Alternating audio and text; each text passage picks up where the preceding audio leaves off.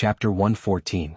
Although he had inherited his parents' inheritance to Fang Yuan, the amount of time he had accumulated was still too short. He could not produce vitality leaves every day as it consumed a lot of time.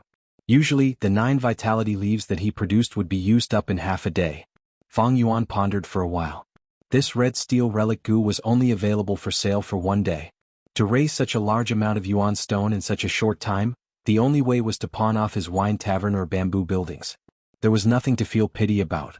A year later it would be the wolf tide. In his memories, under the siege of the wolf pack, Guyue village was on the verge of collapse several times. The most dangerous time, even the main door was broken. The clan leader and the elders restrained the Thunder Crown wolf, while Guyue Qingshu used his life to block the door, stabilizing the situation. The wolf tide would cause severe losses to the 3 clans of Qingmao Mountain. Although it would not be 9 out of 10 empty houses, at least 50% of the population would be gone. At that time, there would be many houses but few people. What would be the point of renting out the bamboo buildings? The wine tavern was also close to the eastern gate. Who would dare to drink at the front lines?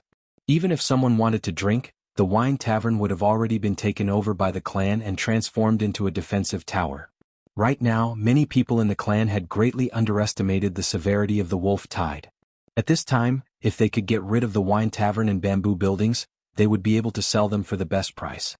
Wealth is just an external object. Only one's own cultivation is the foundation. However, selling it to the clan is still a bit cheaper. If I sell it to an individual, the price will be higher. But who has such a large sum of money to buy my bamboo buildings and wine tavern? Such a huge transaction. It is not something that can be negotiated on the first meeting.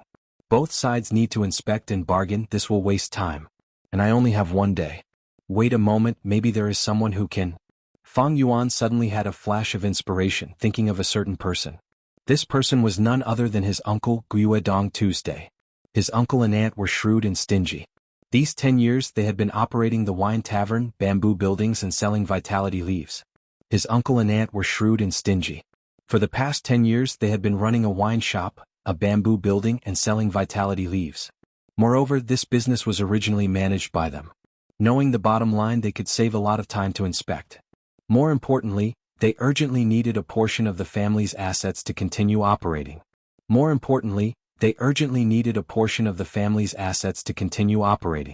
No matter how much money they had, it was like water without a source. Seeing their yuan stone dwindling, anyone would be worried. It could be said his uncle and aunt were the most suitable trading partners. Thinking so, Fang Yuan no hesitated. After leaving the treehouse, he walked towards Guyue Dong Tu's residence. The one who opened the door for him was Xin Shui. It's you. She was shocked. Soon she realized that she had made a slip of the tongue, and her face paled in fear. Fang Yuan was now a rank 2 Gu master, but she was just a mortal. The difference between the two was like heaven and earth. More importantly, Fang Yuan even dared to kill the Mo family's servants. Then, after dismembering the corpse, he would send it back to the Mo family. This servant greets young Master Fang Yuan and welcomes young Master Fang Yuan home. Xin Shui was so frightened that her whole body trembled. Her knees softened and she knelt on the ground. Home? Fang Yuan strode into the courtyard. He looked at everything that was familiar to him, and a hint of mockery appeared on his face. There was no nostalgia. After a year he came here again. Compared to his impression, this place was much more deserted. Just like what Fang Jing said, some of the servants had been sold or fired. Fang Yuan's sudden arrival naturally alarmed uncle and aunt. As the housekeeper, Mother Xin rushed over immediately. She bowed and groveled as she welcomed Fang Yuan into the living room and personally served him tea. Fang Yuan sat on a chair and looked around the reception hall. Much of the furniture had disappeared, and the layout was much simpler and shabbier. However, this didn't mean that his uncle and aunt didn't have any savings. Guyue Dong too is quite shrewd. This is his way of protecting himself. He has already retired and his battle power has declined sharply. Most importantly, he lost the 9-leaf vitality grass, which means that he has lost his trump card to maintain his social network. He can no longer exert his influence.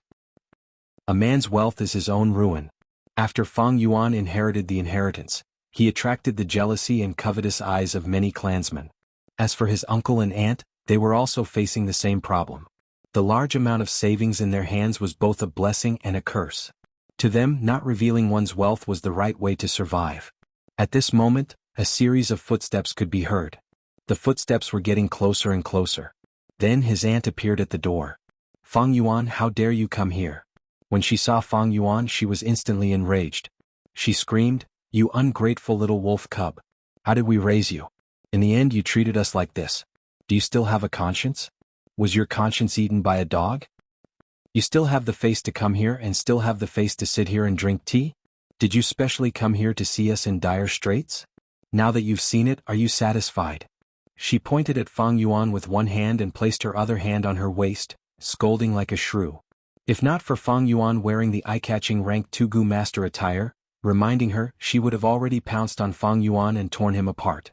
Fang Yuan was pointed at by his aunt and scolded, but his expression didn't change, as if he didn't hear anything. After a year, although his aunt's yellow face was filled with anger and malevolence, it couldn't hide her haggard appearance. Her clothes had already been changed into simple hemp clothes, and the accessories on her head had lessened. She didn't wear any makeup, making her look like a monkey.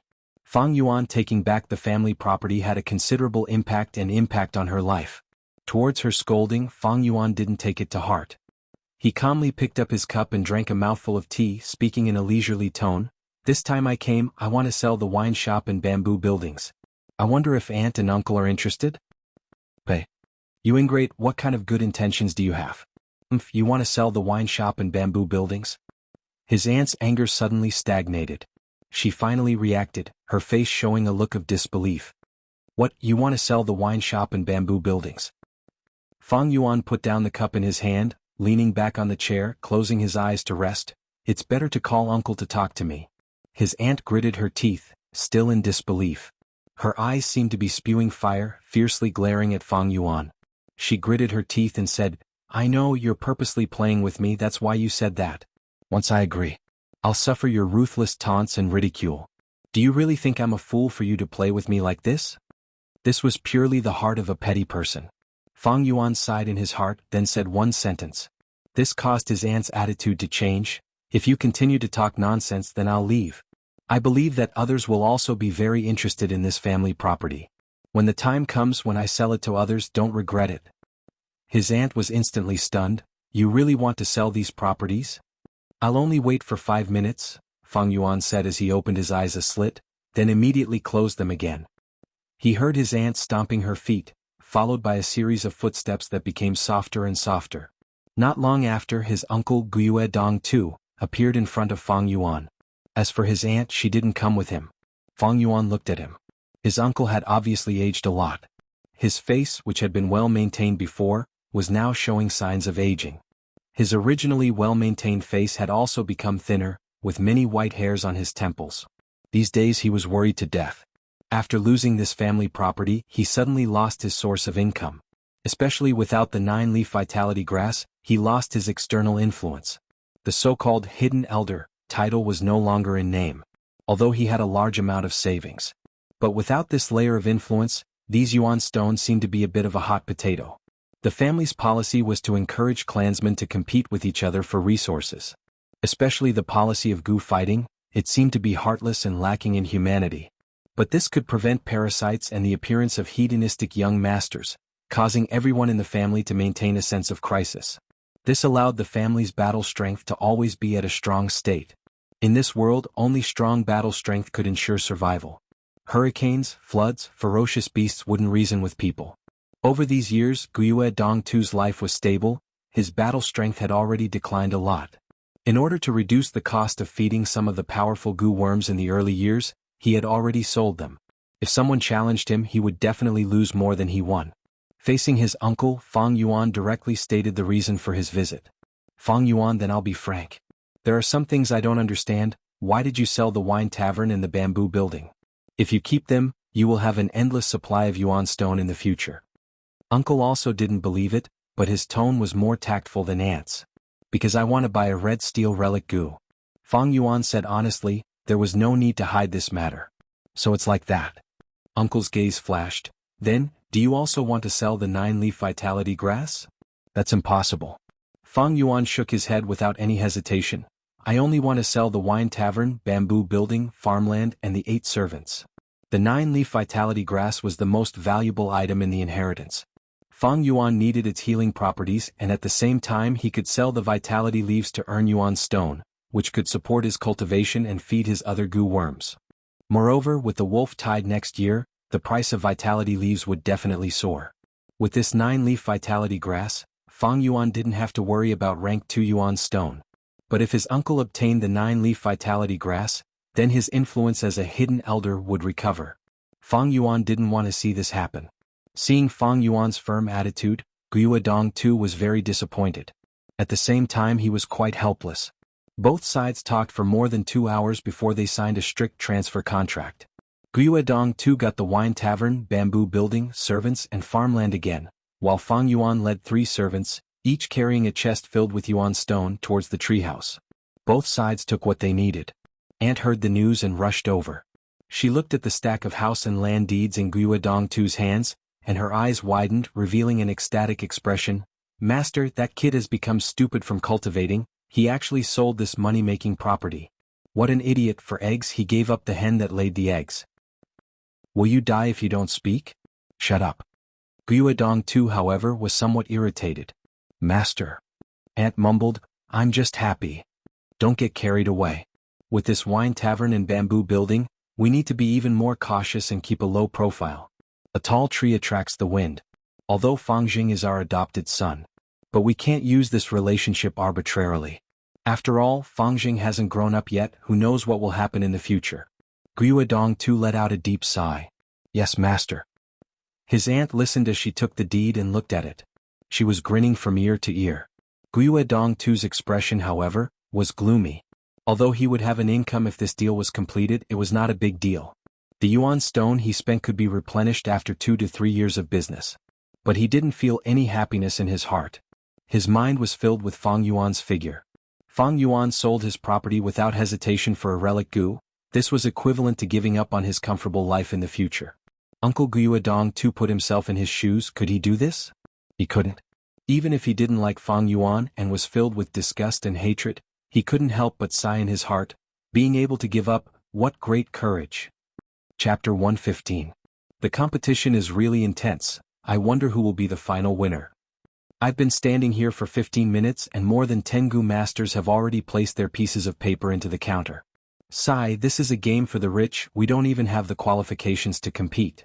On the second floor of the treehouse, the goo masters gathered around the central counter, discussing and sighing. As evening approached, the competition for the red steel relic goo reached its peak. Many rank 2 goo masters who had been observing in the dark started to bid during this last period of time. Some goo masters even bid several times in a row. The final winner of this competition should be either Mo Yen or Qi Shan. Someone guessed. Very likely. Mo Yen and Qi Shan are both ranked 2 upper stage. After using this relic goo, they can advance to peak stage and be on par with Qingshu. In recent years, Guiyue and Qingshu have been pressuring them. I don't believe they have no thoughts. This matter is hard to say. Not only us rank 2 goo masters. Some rank 3 clan elders also bid. In the morning, someone saw Lady Yao Ji place her piece of paper. That's right, I heard about it too.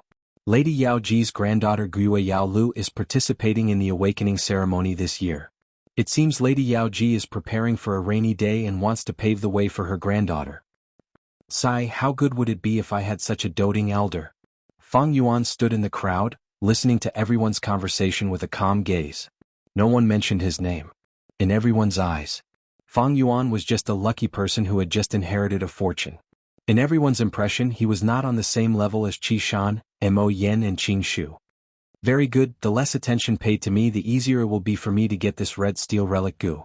But my continuous purchases of goo worms should have attracted his attention. Fang Yuan was confident that he could get this relic goo, reaching 99%. He started to think about another problem. If the following events really developed according to his expectations, then his hard work these few days would have a perfect result. Time was up. The leaves on the counter suddenly grew. The relic goo was tightly wrapped. The green leaves obstructed everyone's vision, and when these branches and leaves unfurled, the red steel relic goo was no longer there, replaced by a revert goo. Revert goo's appearance was like a flat oval rock, palm-sized. There was a slight bulge on the surface of the stone. It was smooth and round, forming the pattern of an eye. The bottom of the stone was flat and rough to the touch. The stone was black. The eye pattern was made of white lines. Approximately every 2 seconds, the eyes on the surface of the stone would blink once, and the eyeballs depicted by the white lines would also move once. It gave people the feeling that this rock was rolling its eyes. Revert Gu's effect was very special. It targets goo worms and can decompose rank 2 goo worms into rank 1 goo worms. For example, Fang Yuan's white jade goo, if it was broken down by Revert Gu, it would turn back into white boar goo and jade skin goo. This process, it was called reverse refinement. Fang Yuan glanced at it and lost interest. He did not need Revert Gu. The surrounding goo masters also started to clamor. Revert Gu could not replace the red steel relic goo and become everyone's focus. Everyone was curious about the final owner of the red steel relic goo. Some people went to the caravan goo masters on this floor. Some even went to the main counter to wait. The crowd gradually dispersed, but Fang Yuan stood on the spot, not moving. "Young Master Fang Yuan, please come to the 3rd floor, our caravan's Lord Jiafu would like to have a chat with you." A voice suddenly entered Fang Yuan's ears. Fang Yuan was not surprised, there were many kinds of goo worms in this world that could secretly transmit voices. Following the voice's instructions, he came to the 3rd floor of the treehouse and walked to a wall. The wooden wall was covered in green leaves, stacked together, looking lush and green. Swish, swish, swish, the leaves automatically parted, revealing a secret door hidden inside.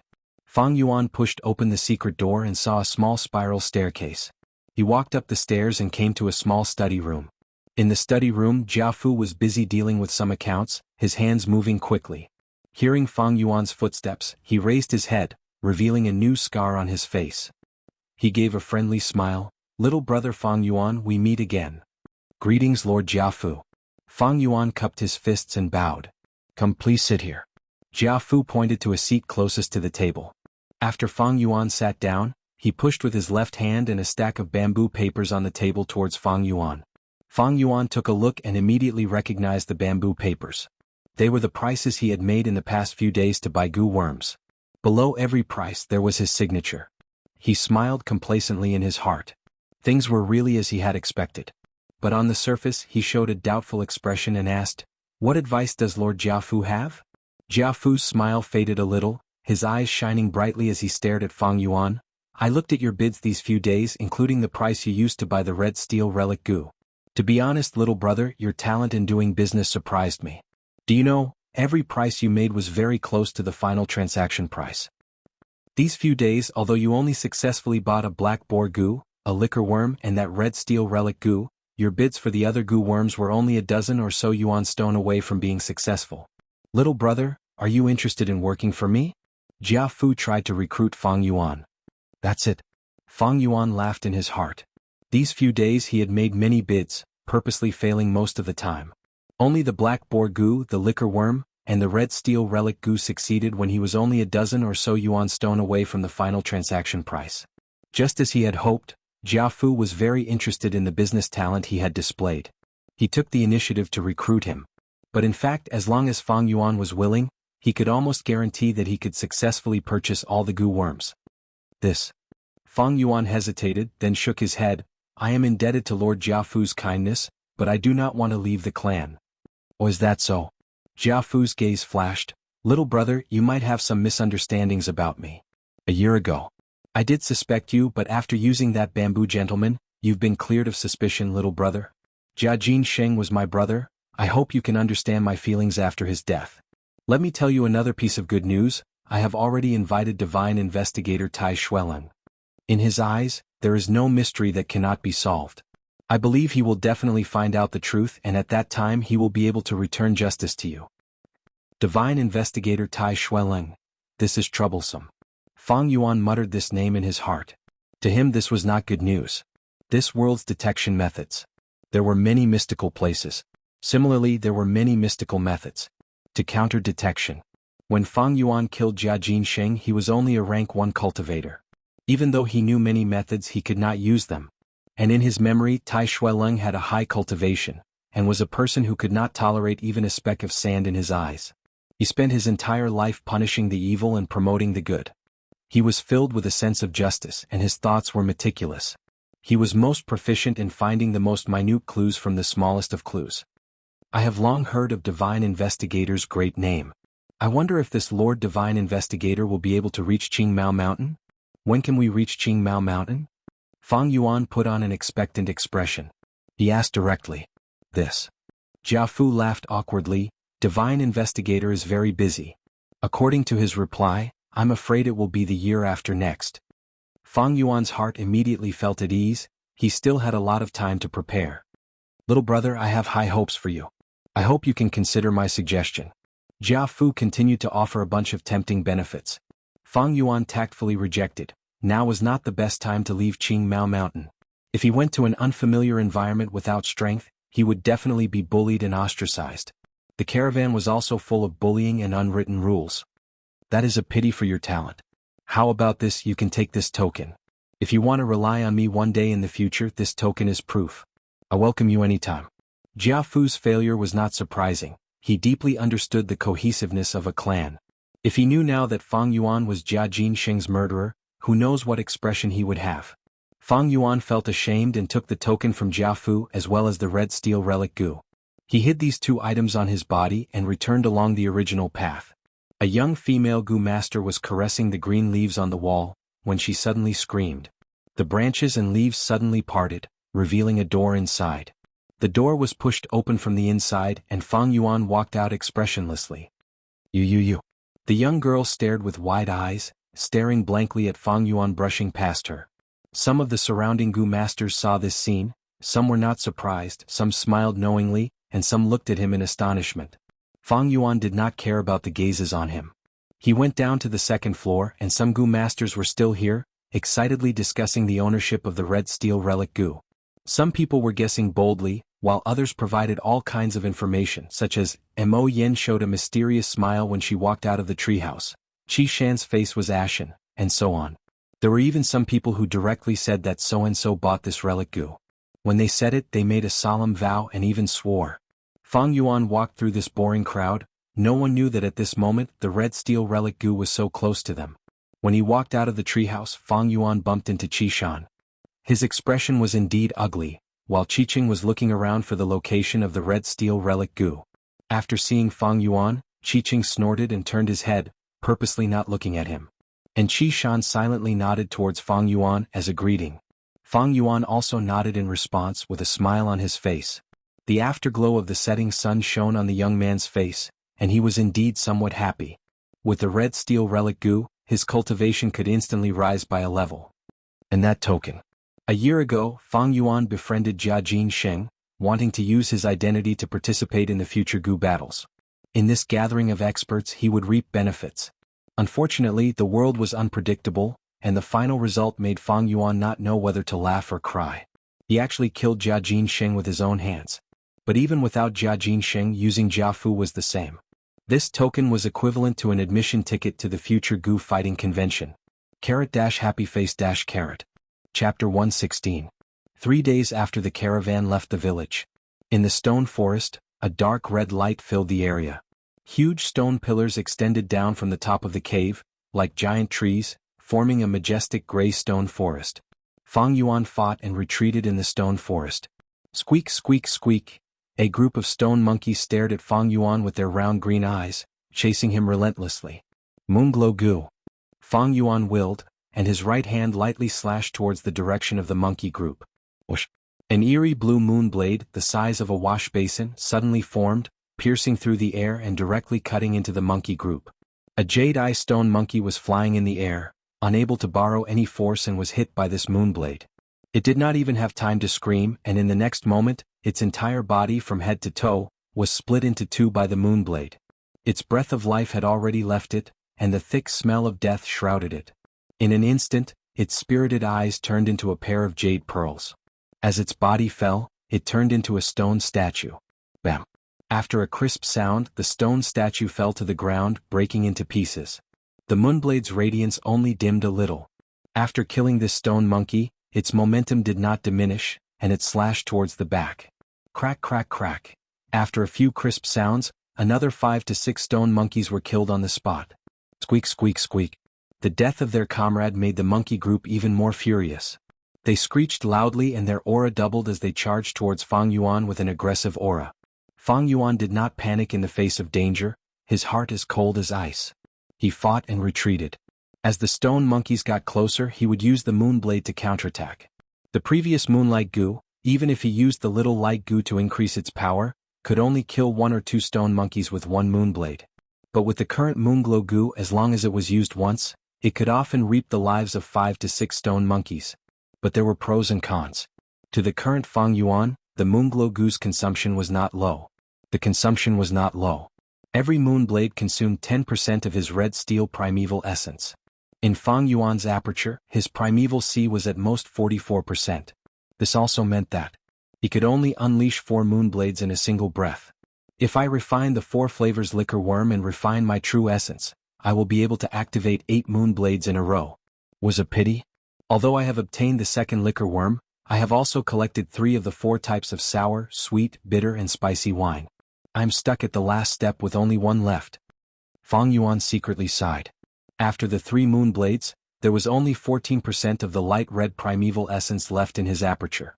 To be safe, he no longer activated the moonblade but the white jade goo. The group of stone monkeys surrounded them, and the one at the very front jumped to the side of Fang Yuan's feet, then suddenly jumped up.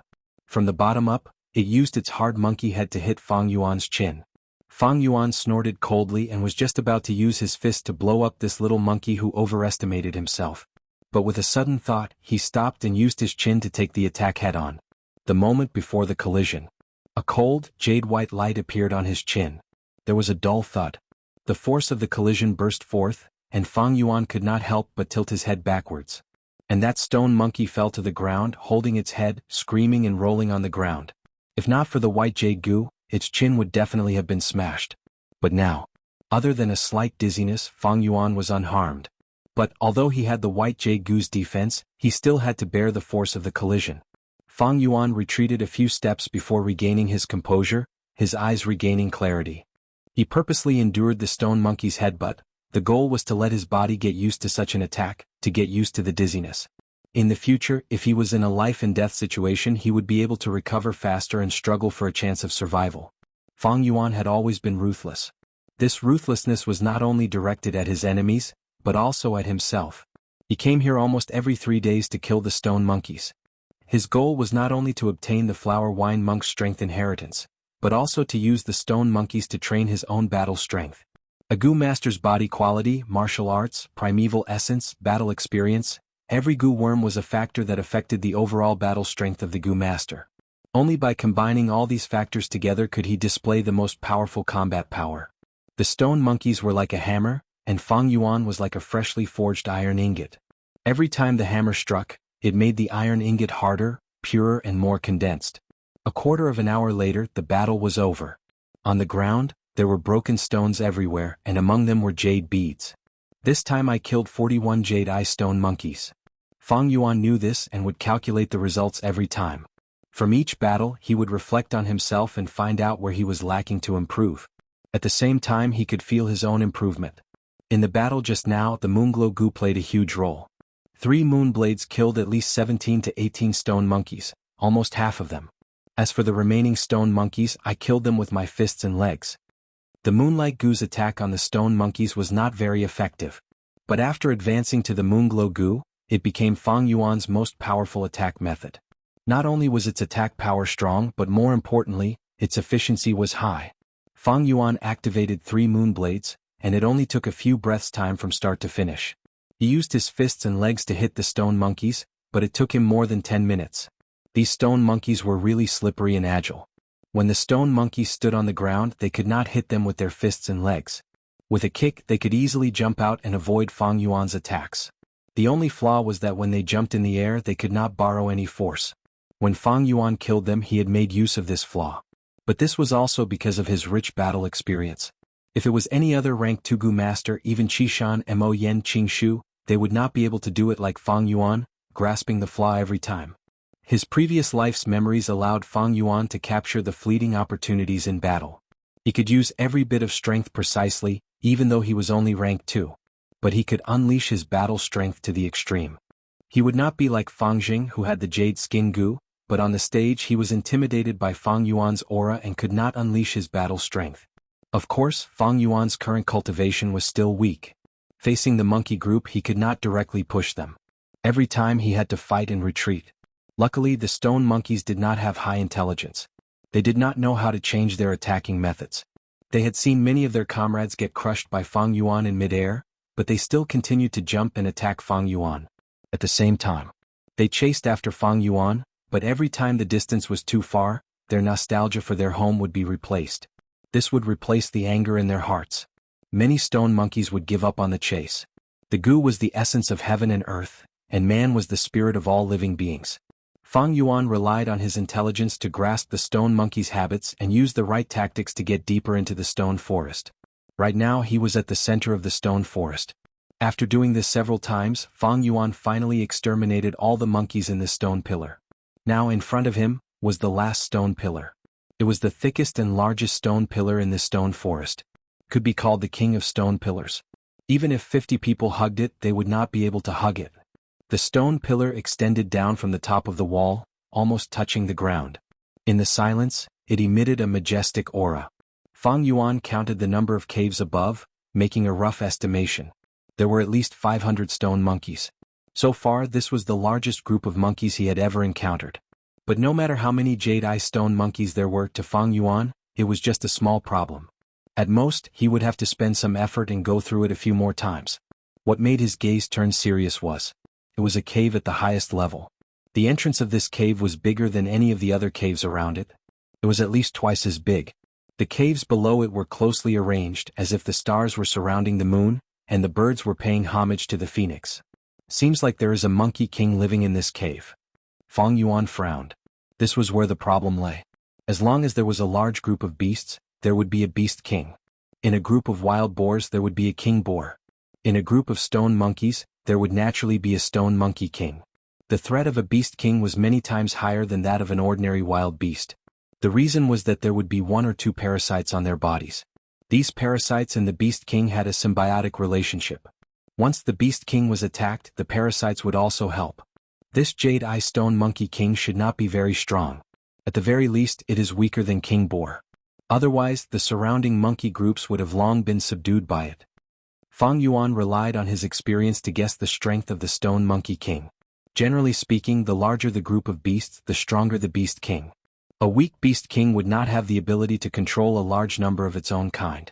If the beast king's strength was roughly divided according to the size of the group, then from low to high, it could be divided into 100 beast king, 1000 beast king, and myriad beast king. The king boar that the sickly snake group was trying to kill was 1000 beast king. It controlled more than 1000 wild boars. The stone monkey king in front of Fang Yuan was 100 beast king, and it had hundreds of stone monkeys under its command. The main culprit of the wolf tide, the Thunder Crown Wolf, was a myriad beast king. Each Thunder Crown Wolf could control at least 10,000 lightning wolves. The difference in strength between these third-grade beast kings was huge. 1000 beast king usually required 3 groups to work together in order to hunt it down. The reason why the sickly snake group wanted to deal with King Boar was because King Boar was already heavily injured. The myriad beast king required the cooperation of the clan elders and clan leader to face it head-on. As for the 100 beast king, an ordinary 5-man group could take care of it. But Fang Yuan could not rely on external help to deal with this stone monkey king, he could only rely on his own strength. Rank 2 initial stage primeval essence is too weak. It seems it is time to use that red steel relic goo. Fang Yuan took a deep look at the stone cave before returning to the second secret room and closing the stone door. If the one blocking him was 1000 beast king like King Boar, Fang Yuan would choose to retreat without a second thought.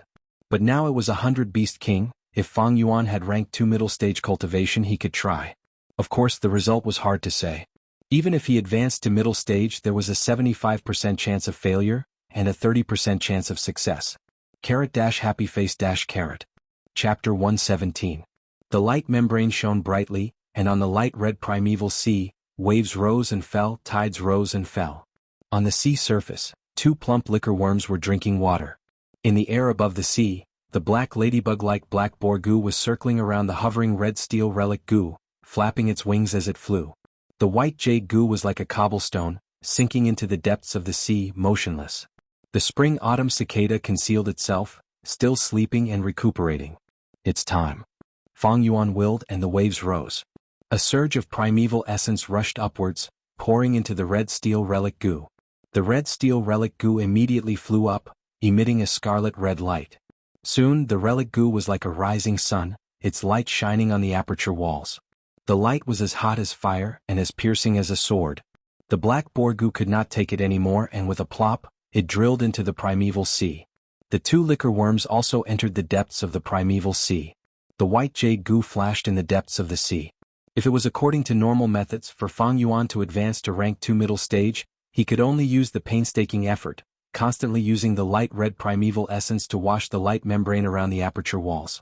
But now, the red steel relic goo emitted a majestic and threatening red light, replacing the light red primeval essence and pouring it into the aperture walls. The effect was astonishing. Under Fang Yuan's gaze, he could see the entire light membrane thickening at a speed visible to the naked eye.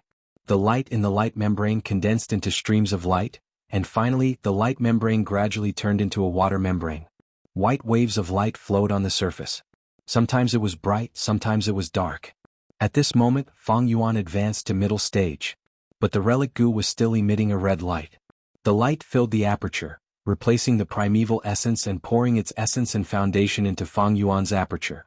The water membrane completely accepted it, and the light rippled like water, flowing more and more smoothly. This process continued for another 15 minutes or so. The red steel relic goo used up all its foundation, and its body became transparent. Then, it completely disappeared in the red light. Once it disappeared, the threatening red light also dissipated. The aperture returned to its usual calm state. It was just that the water membrane became even thicker.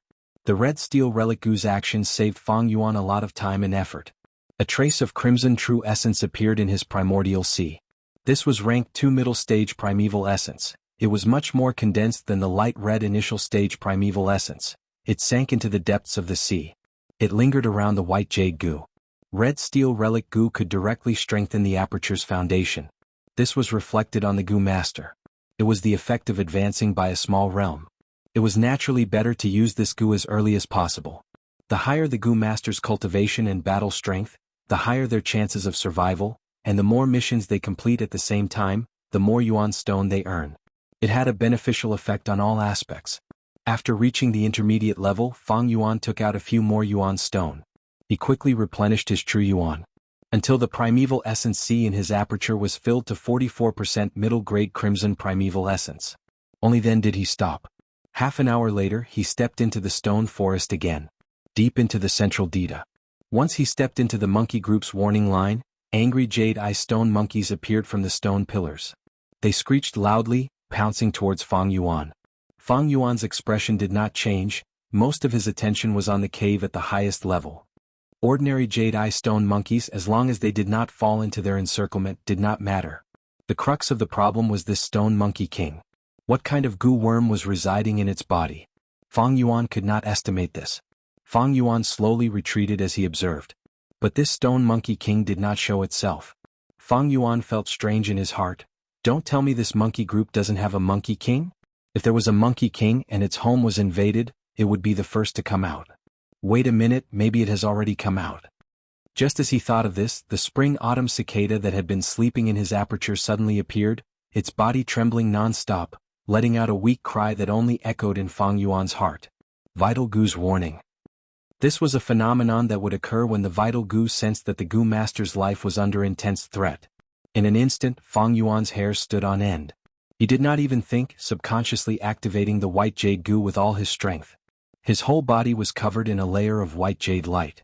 At the next moment, a stone monkey king that was 3 times the size of a normal stone monkey suddenly appeared on Fang Yuan's left side, its sharp claws grabbing onto Fang Yuan's left shoulder. With a bang, the stone monkey king's attack was blocked by the white jade goo's defense, returning without any results.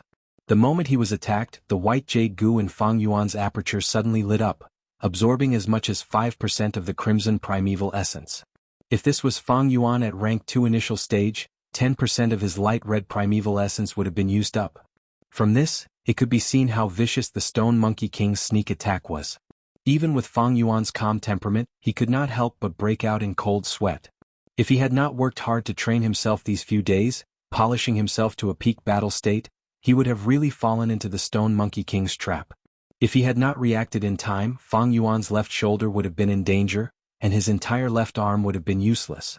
Fang Yuan's ending would have been as miserable as Yue and Manshur not long ago.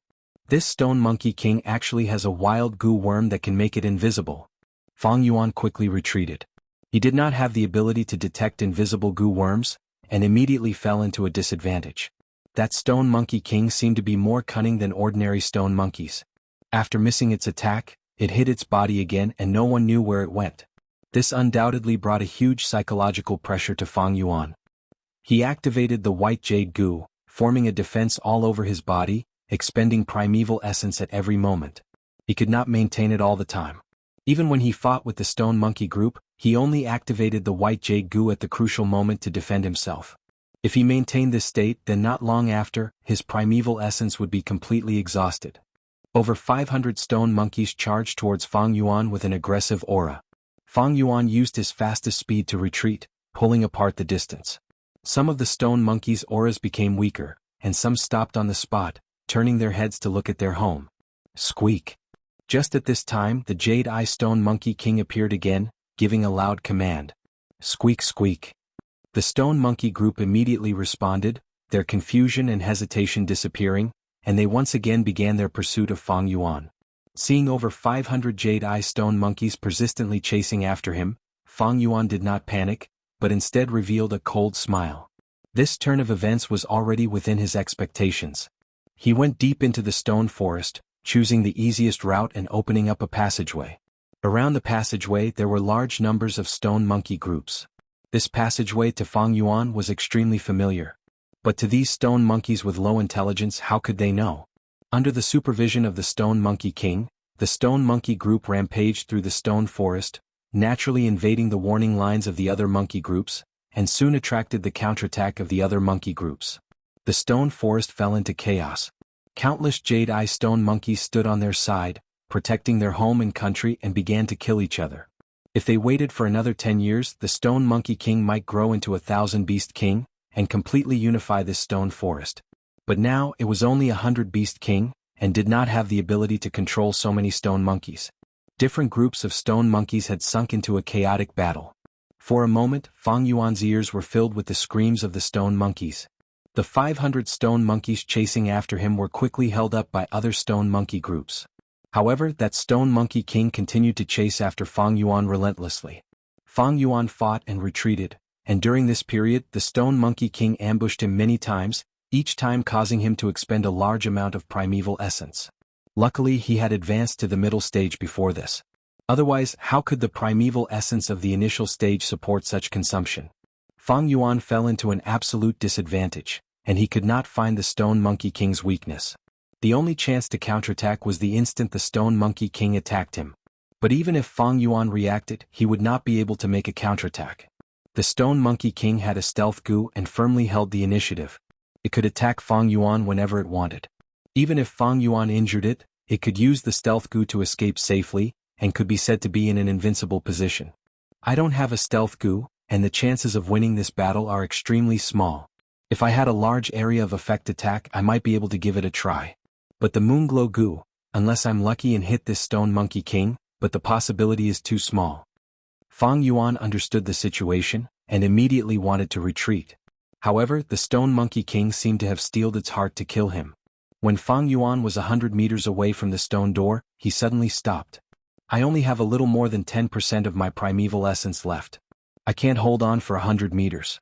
Even if I enter the second secret room and close the door, this stone monkey king can still break in. Fang Yuan had thought that after chasing him for such a long time, this stone monkey king would have given up.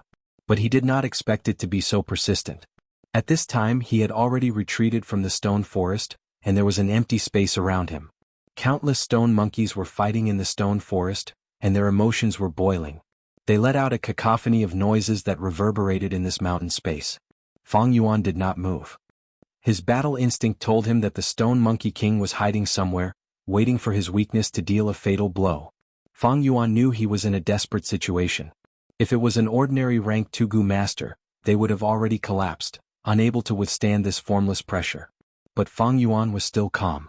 This situation was also within his expectations, but the possibility of it happening was very small.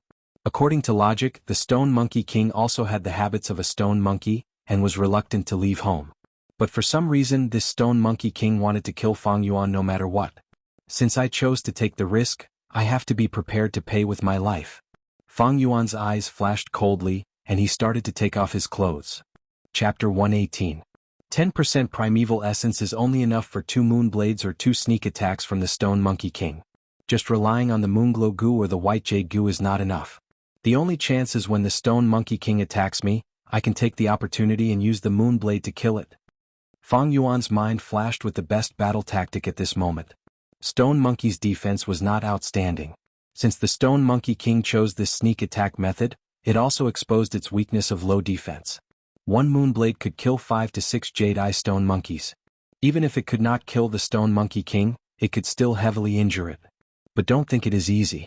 It was very difficult to do this. Even if a group of Goo Masters came without a Goo Worm that could detect invisibility, they would still die on the spot. This monkey is crafty, not attacking at all. Is it waiting for my primeval essence to run out? Never mind, I will trust the Spring-Autumn Cicada this time and gamble on this. Fang Yuan instantly made a decision, his eyes flashing with a cold light. He stood on the spot, his hands hanging down, holding the collar of his shirt. At the same time he slowly closed his eyes, leaving only a slit. More shockingly, he removed the White Jade Goo's defense. The primeval essence consumption in his aperture immediately stopped. But at the same time, his body no longer had the protection of the White Jade light. Stone Monkey's angry cries and miserable howls could be heard from the stone forest, but Fang Yuan felt these sounds were getting further and further away from him. A kind of silence shrouded his mind. He was calmly waiting for the Stone Monkey King's attack. When it attacked, it would be the moment when the battle would be decided. Waiting. Suddenly the Spring-Autumn Cicada in his aperture vibrated again. Crick. The next moment, an explosion sounded beside Fang Yuan's ear, and the Stone Monkey King suddenly appeared on his left. White Jade Goo. Fang Yuan's eyes shone with a bright light, the white jade light enveloping his whole body. Bam! The Stone Monkey King hit Fang Yuan's body with ferocious strength, almost causing Fang Yuan to stagger. The primeval essence in his aperture suddenly decreased by half, leaving only the other half. The crafty Stone Monkey King missed its attack. Escape immediately. Fang Yuan had no time to retaliate, but this was enough time for him to raise the shirt in his hand. Immediately he felt something in his pocket. A force dragged his shirt and ran outside. The jacket was not made of barbed wire. In order to prevent the jacket from breaking, Fang Yuan released his hands in time. Then he saw something wrapped in his jacket. They were scurrying around at an astonishing speed. Now is the time. A cold light flashed in Fang Yuan's eyes. The success or failure of this battle would depend on the crescent blade in his hand. His heart was as calm as ice. The Stone Monkey King was a wild beast after all. With its face covered, it instantly sank into a state of panic. It let out a squeak, calling for the help of the stone monkeys under its command. At the same time, it kept changing directions with its top on its head, making sudden turns and scurrying in all directions. A blue moon blade flew diagonally towards him. It hit the Stone Monkey King. The Stone Monkey King let out a miserable shriek as it revealed itself. Its outer appearance was no different from an ordinary jade-eye stone monkey. However, it was 3 times bigger than them, and its eyes were glowing with a blood-red light. A long and deep wound extended from its chest all the way to its left thigh. Fresh blood continuously flowed out of its body. Although it did not die, it was already heavily injured, and the aura of death had already enveloped its entire body. It covered its wound in fear and hid itself again. Fang Yuan's jacket was cut by the crescent blade and fell to the ground with a long cut. However, the bloodstain still exposed the stone monkey's movements. It retreated in panic and did not continue to chase after Fang Yuan. If it did not deal with such a heavy injury, its life might not be guaranteed. Taking advantage of this time, Fang Yuan also retreated to the stone door. After using the crescent blade, only a little bit of true essence remained in his aperture, and his battle prowess dropped sharply. This battle seemed to be a draw, but in reality Fang Yuan had won. The Stone Monkey King's injuries would not recover in a short time. The more blood it lost, the weaker it would become. On the other hand, Fang Yuan could quickly replenish his true essence and recover his battle prowess by relying on the Yuan stone. Even if he did not have a goo worm that could detect invisibility, and also did not have a large area of effect attack, with his rich battle experience and his iron will, Fang Yuan was able to win against the strong despite being weaker. Monkey, fox, bay. These wild beasts have intelligence that surpasses ordinary beasts, thus they are crafty. But because of this, they lack a kind of brute courage and will escape when they are heavily injured. If it was a wild bull or a wild boar, the more injured they are, the more berserk they become. This Monkey King seems to only have one goo worm. Although this goo worm can conceal itself, it can't even hide the bloodstains. If I am not wrong, it should be a rank 1 stealth rock goo. Fang Yuan pondered in his heart. Relying on the memories in his mind, the Stone Monkey King could no longer hide any secrets from him. The battle has been decided. Fang Yuan returned to the stone room and closed the door, using the Yuan stone to replenish his true essence. A moment later, his true essence was replenished to its peak state. Pushing open the stone door, he arrived at the stone forest again. The stone forest was still in chaos, but it was much better than before. After this chaos, I'm afraid the entire stone forest's monkey forces will be reshuffled. The stone monkeys will migrate and regroup, and the wandering stone monkeys will form a new monkey group. The passage that I painstakingly opened up is likely to disappear because of this.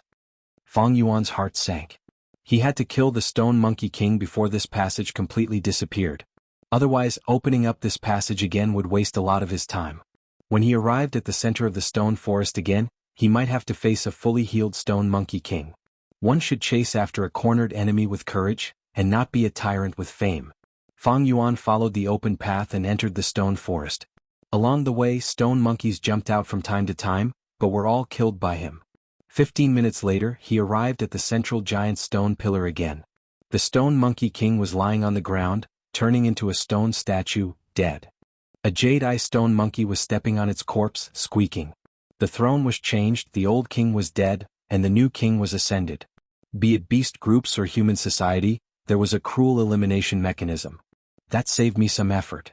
Fang Yuan slowly walked closer. Right at this time, a goo worm slowly floated up from the Stone Monkey King's corpse, flying towards the new king. Moonglow goo. Fang Yuan sent out a moonblade in time, chasing away the new Stone Monkey King, then walked forward and grabbed this goo worm.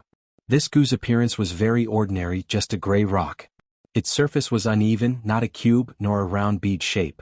If this goo was thrown on the side of the road, no one would notice it just by looking at its appearance. But in fact, it was the essence of the rock, a natural goo worm nurtured by nature. It looked like a dead stone object, but in fact, it was a genuine life form with its own consciousness. As Fang Yuan expected, it was the stealth rock goo. It was caught by Fang Yuan, struggling continuously, trying to escape from Fang Yuan's demonic grasp. Spring-Autumn Cicada. Fang Yuan willed, and Spring-Autumn Cicada appeared in his aperture, leaking a trace of its aura. The stealth rock goo immediately died, not daring to struggle anymore like a mouse seeing a cat. Fang Yuan activated his crimson primeval essence, refining it in an instant. Another goo. The stealth rock goo was stored in Fang Yuan's aperture, sinking to the bottom of the primeval sea, next to the white jade goo. The new Stone Monkey King watched from the side as Fang Yuan kept the stealthy rock goo into his body. It was so anxious that it jumped around and screeched. It had just ascended to the throne not long ago, so not many stone monkeys responded to it. Fang Yuan sent out another moonblade, immediately taking the lives of 4 or 5 monkeys. The group of monkeys that had gathered around it suddenly collapsed and scattered in all directions. The new Stone Monkey King bared its fangs at Fang Yuan. Scram. Fang Yuan stared at it, saying one word, his eyes cold as ice. The Stone Monkey King shuddered, truly feeling the terrifying killing intent emitted by Fang Yuan. It looked at Fang Yuan in a daze, then whimpered, turning around and escaping. It showed that it had intelligence that surpassed other wild beasts. Fang Yuan chased away this group of stone monkeys, ignoring them. Instead, he quickly walked to the bottom of the stone pillar. As he got closer, he found a cave entrance under the stone pillar. The cave entrance was not big. A row of stone stairs extended from the cave entrance, all the way into the darkness. Fang Yuan did not have an investigative goo, so he naturally did not know what was under the cave. Since the situation was unclear, Fang Yuan did not enter the cave, walking down the stone stairs. He had barged in just now, so his condition was not very good. More importantly, the chaos in the stone forest was disappearing, and was already stabilizing. He spent a lot of time and effort to open up the path, and there were already many stone monkeys living in the stone pillars along the path. Haste makes waste. I have already reached my goal after finding the inheritance clues. It is time to return. Fang Yuan resisted the urge to investigate, and returned along the original path. Along the way the pressure of advancing increased. But in the end, Fang Yuan withstood the pressure, and was chased by hundreds of stone monkeys, rushing out of the stone forest in a sorry state. Time passed quickly as spring and summer changed. Unknowingly, it was the scorching summer again. Fang Yuan cultivated diligently, making use of every moment to cultivate. The use of the red steel relic goo allowed him to catch up to Fangjing's cultivation progress. He did not have any special goo worms, so his middle stage aura could not be concealed. A day after killing the Stone Monkey King and obtaining the stealth rock goo, his cultivation level was discovered by others. Only then did the tribesmen know that the person who obtained the red steel relic goo was actually Fang Yuan. At the same time, Fang Yuan purposely exposed the black boar goo. Fang Yuan sold such a large amount of inheritance to buy the black boar goo and red steel relic goo. Many people could not understand his thoughts and at once, big fool, idiot, lunatic, and short-sighted became synonymous with Fang Yuan. With the increase in attention, Fang Yuan had no choice but to reduce the number of times he explored the flower wine monk's inheritance. On one hand, he continued to nurture his aperture, taking steady steps towards rank 2 upper stage, while on the other hand he collected the materials needed to advance the liquor worm and stealth rock goo. At the same time he produced the vitality leaf and earned Yuan stone to maintain his cultivation. July early autumn.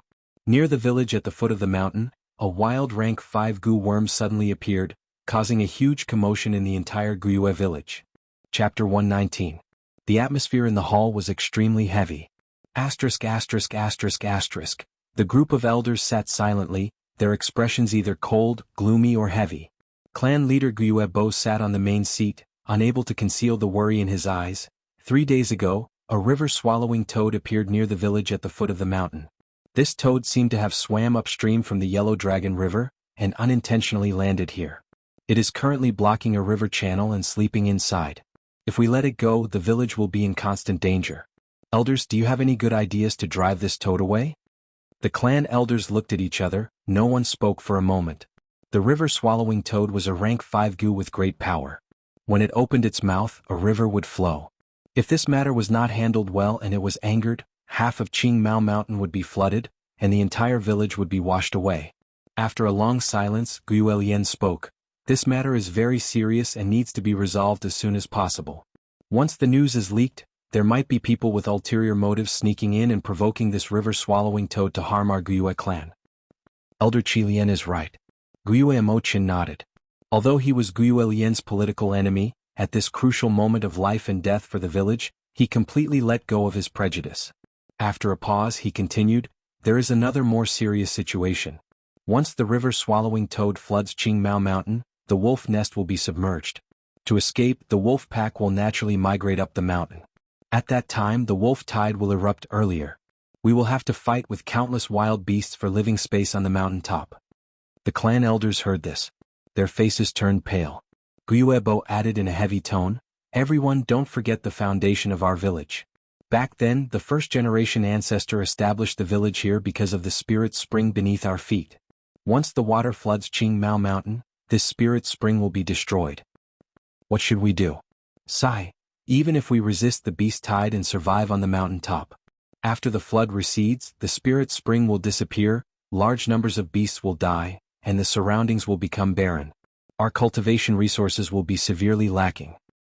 If we're going to die together, why don't we ask for help from the Xiong clan village and the Bai clan village? We're all 3 grasshoppers tied to the same string. I don't believe that they won't do anything. The elders whispered to each other in panic. Some people were already thinking of asking for reinforcements. It's too early to ask for help now. Guiyue Bo shook his head and rejected the idea immediately.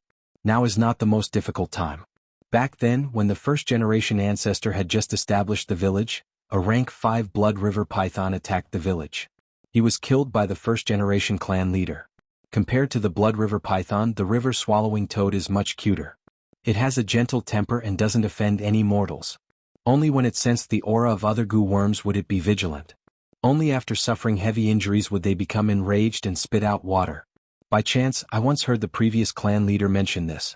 There are rumors about the river-swallowing toad. In the hall, Guiyue Bo spoke with fervor and assurance. The voice was slow. All the elders listened attentively with nervous and flustered expressions on their faces. He couldn't help but relax. As expected of the clan leader. Guiyue Yaoji sensed the change in the atmosphere and looked deeply at Guiyue Bo, praising in her heart. According to what Lord Clan Leader said just now, driving this river-swallowing toad away is not a difficult matter. An elder said.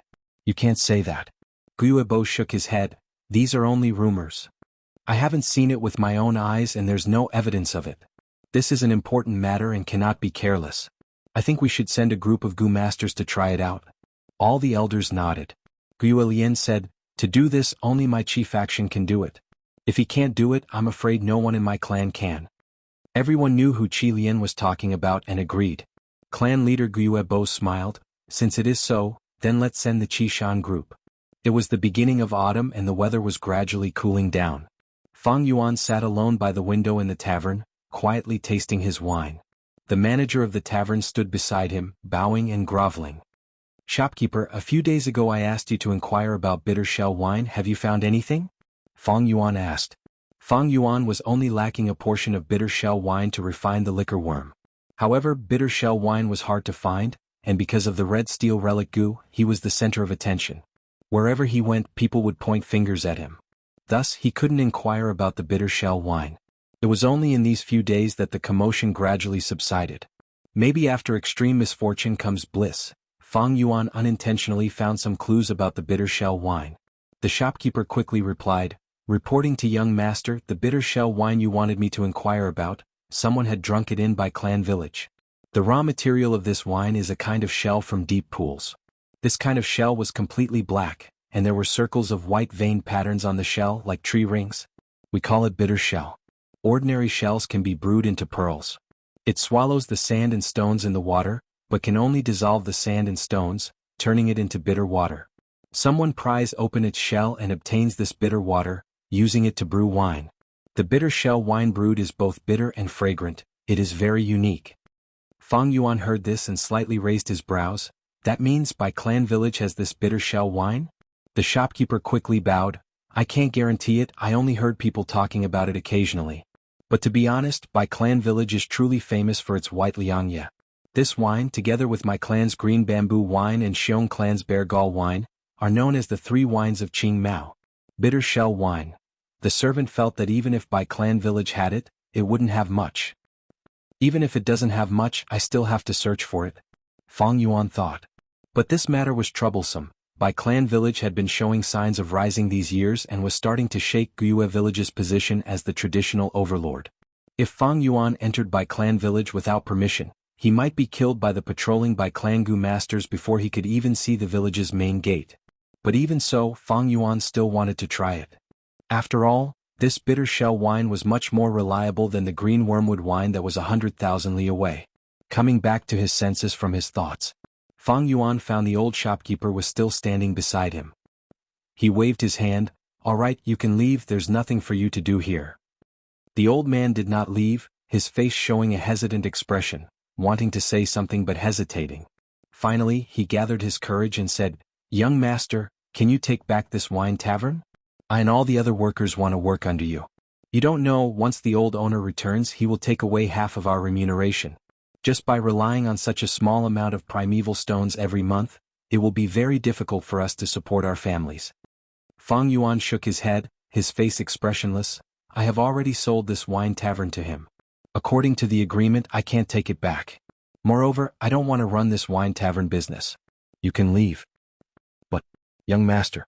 The old man stopped in his tracks. Fang Yuan frowned unhappily. Remember, I am no longer your young master. He had raised the salaries of these people. He only wanted to stir up their passion for work, to use them for himself. But these people thought he was easy to talk to, so they pushed their luck. Right now, he could only rely on selling vitality leaves to be self-sufficient. And he had always been troubled by the bitter wine. Why should he take back the wine tavern for these people? But young master, we really can't live on anymore. Please be merciful and have pity on us. The shopkeeper plopped down, kneeling on the ground. He begged bitterly. This noise immediately attracted the attention of the surrounding customers. Fang Yuan laughed coldly. He casually picked up the wine jar on the table and smashed it on the shopkeeper's head. There was a cracking sound. Immediately, the jar broke, wine splashed everywhere, and the old man's head was bleeding. You really think I don't dare to kill you? You blind thing, scram. Fang Yuan's eyes were cold. The shopkeeper was agitated by this killing intent, and his body trembled. He suddenly woke up and hurriedly retreated. No matter which world it was, there would always be a group of weak people, begging for the charity of the strong shamelessly and inappropriately. It was as if helping them was the demeanor of the strong, and not helping them was the wrong thing to do. Weak people should act like weak people, either accept their fate and be lowly like slaves or work hard and keep a low profile. The help that the strong gave to the weak was just charity when they were in a good mood. The weak didn't work hard, shamelessly begged the strong and still wanted a result, entangled. Then they deserved to be rejected. People who were willing to be weak and didn't work hard and only wanted to beg the strong were not worthy of sympathy. Shopkeeper, hurry and bandage the shopkeeper's wound. The waiters surrounded the old man with dirty blood all over his face and were in a mess. The old shopkeeper was just a mortal. Even if he was killed on the spot, it wouldn't matter. With this ending, the surrounding customers felt bored and retracted their gazes, continuing their conversations. Did you know? Something big happened recently. You mean that river-swallowing toad? Who doesn't know about this now? This is a rank 5 goo worm. If we don't handle it properly, we might face the danger of the village being exterminated. I heard that this river-swallowing toad feeds on water. When it is hungry, it opens its mouth and directly swallows a river. If it gets angry, it can flood Qingmao Mountain, and its power is extremely terrifying. We might all die. Then what do we do? Sigh, let's see how the higher-ups of the clan handle this. We can't escape anyway. Where can we escape to? In the wine shop, there was a panicked and confused atmosphere. River-swallowing toad, ha. Fang Yuan listened, smiling in his heart.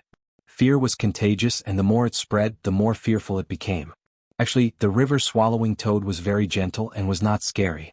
It loved to sleep, and people often saw the river-swallowing toad drifting in the river. They would often lay on the water surface with their white bellies facing upwards, sleeping soundly. Sometimes when they woke up, they would swallow the river water to fill their stomachs. After they were full, they would continue sleeping. They had no interest in fighting and killing, and if they met an enemy, their first reaction would be to escape. Only when they were in a desperate situation and could not avoid it, would they brazenly retaliate. They had great battle strength, and when they opened their mouths, they could spit out a long river. The river water engulfed the land, and in an instant, it could create a swamp country. This river-swallowing toad should be asleep. Following the Yellow Dragon River, it unintentionally entered a tributary, and was brought to the foot of Qingmao Mountain by the waves. Fang Yuan guessed the truth. Chapter 120. It is said that every river-swallowing toad has a river in its stomach.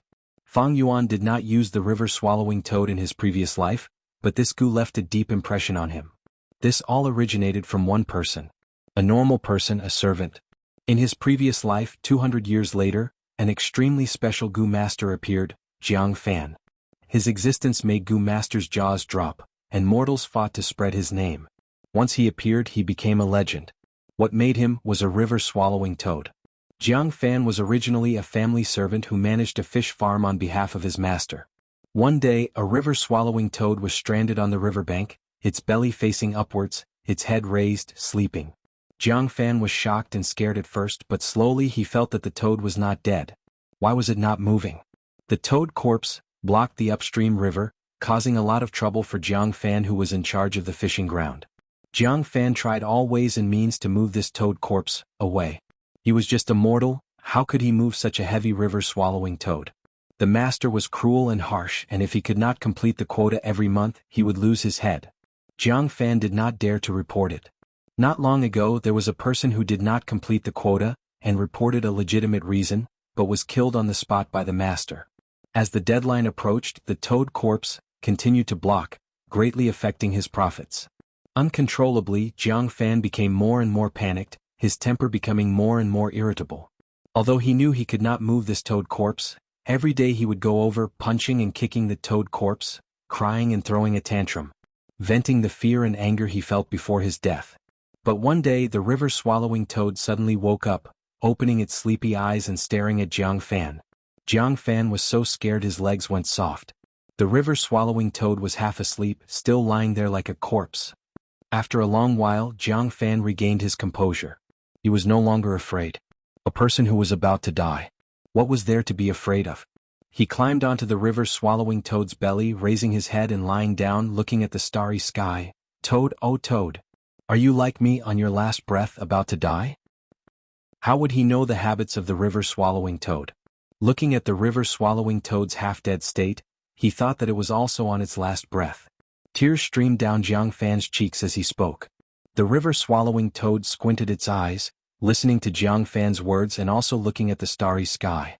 For the next few days, he laid on the soft white belly of the river-swallowing toad, crying and talking at the same time, pouring out the pain and depression of a mortal.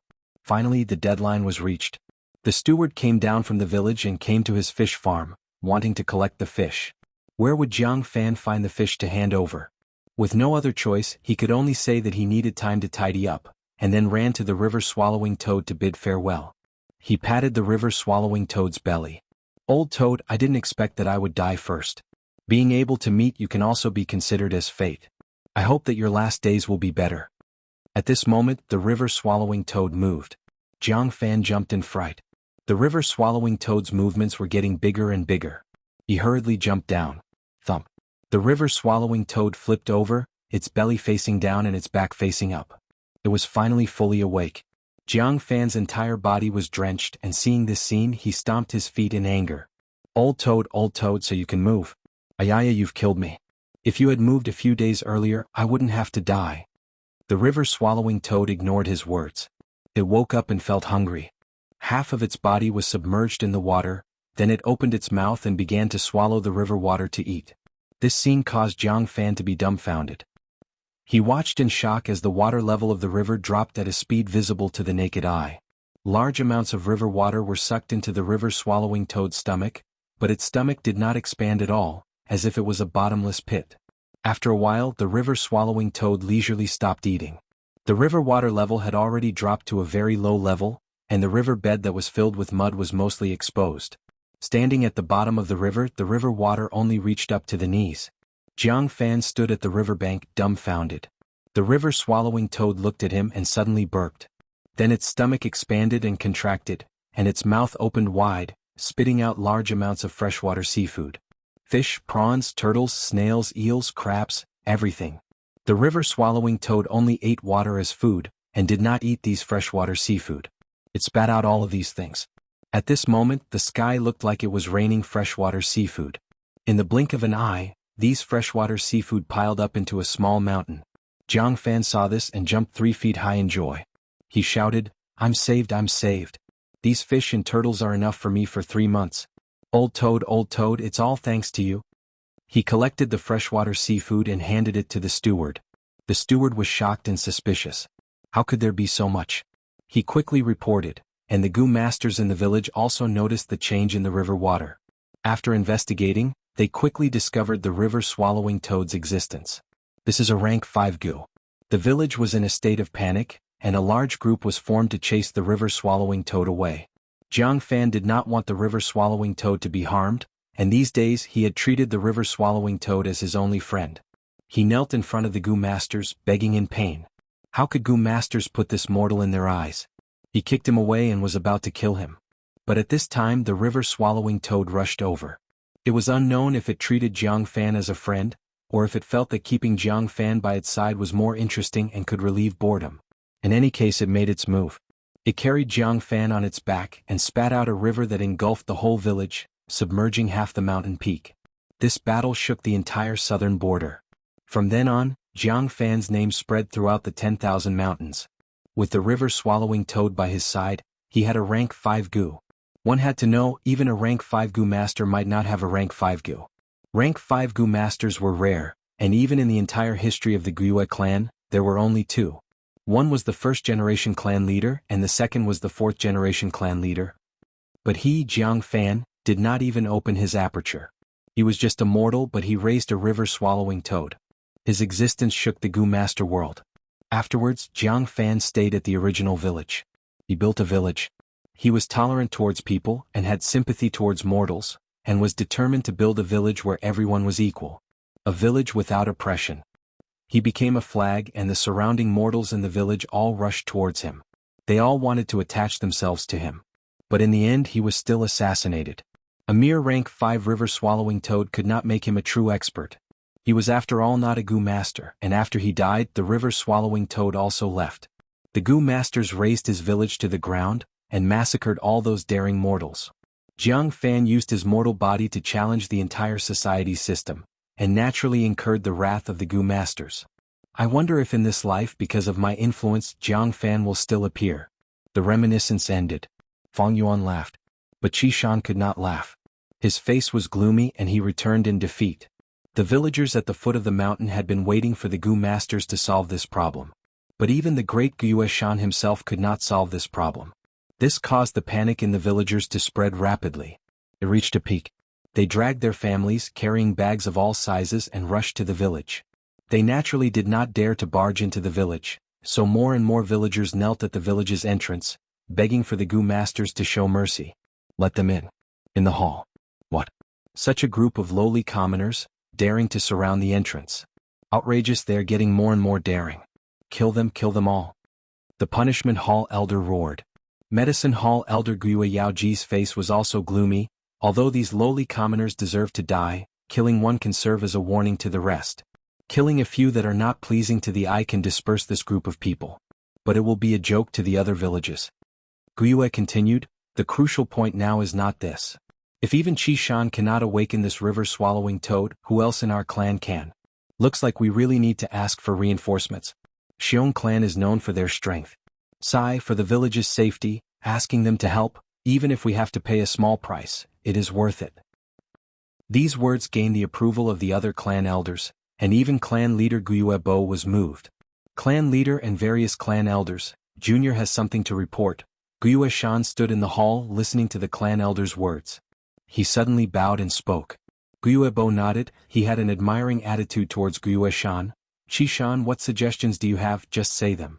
Qi Shan did not reply but asked instead, Lords, to awaken this river-swallowing toad, must we rely on one person's strength? Guiyue Bo said, according to what the previous clan leader mentioned, the river-swallowing toad has a gentle temperament and loves to sleep. Even if its body is awakened by someone, it will not get angry. Thus, we ordered you, who has the greatest strength in the village, to awaken it. But the result was a failure. Qi Shan then said, then clan leader, please bestow me a brute force longhorn beetle Gu. With the strength of this beetle, along with Junior's innate strength, I can definitely awaken this river-swallowing toad. You absolutely cannot use the strength of a Gu worm. Qi Shan had just finished speaking when an elder immediately rejected his request. The aura of a Gu worm will attract the vigilance of the river-swallowing toad. If this toad feels threatened and goes berserk, who will be responsible for the result? That's right. Guiyue Bo nodded. If you use a Gu worm, even if you awaken the river-swallowing toad, you will not be able to obtain its recognition. You must be alone and rely on your own strength to awaken it, only then can you obtain its recognition. Gu are the essence of heaven and earth, but their habits are similar to wild beasts. Wild beasts have their own territories, and when wandering beasts encounter the beast king of this territory, they will often engage in a battle. The winner takes the territory while the loser roams. The formation of the beast tide is also based on this habit of wild beasts. Strong beast groups will invade the surrounding territories. The weaker beast groups will be dragged out, forming the early stage of the beast tide. To drive the river-swallowing toad away, one must start from this habit. The river-swallowing toad is docile and does not like to fight. As long as it acknowledges the ability of the beast king of this territory, it will retreat. Thus, using Gu worms is not possible. The aura of the Gu worm will be sensed by the river-swallowing toad, and the consequences are unpredictable. Gathering everyone's strength is also not possible. Once there are too many people, even if the river-swallowing toad is pushed, it will not leave. Because this is the strength of everyone, it will not accept an unfair victory. Thus, the clan leader let Qi Shan make a trip. This is because his physical strength is the strongest in Guiyue village. So that's it, I understand now. Qi Shan finally understood the whole story, cupping his fists. Since it is like this, then Junior will recommend a person to the elders. This person's strength is even greater than mine. Oh, who is it? There is actually such a person, why do we not know? Qi Shan, don't keep us in suspense, quickly say it. This person is Guiyue Fang Yuan. Qi Shan said a name.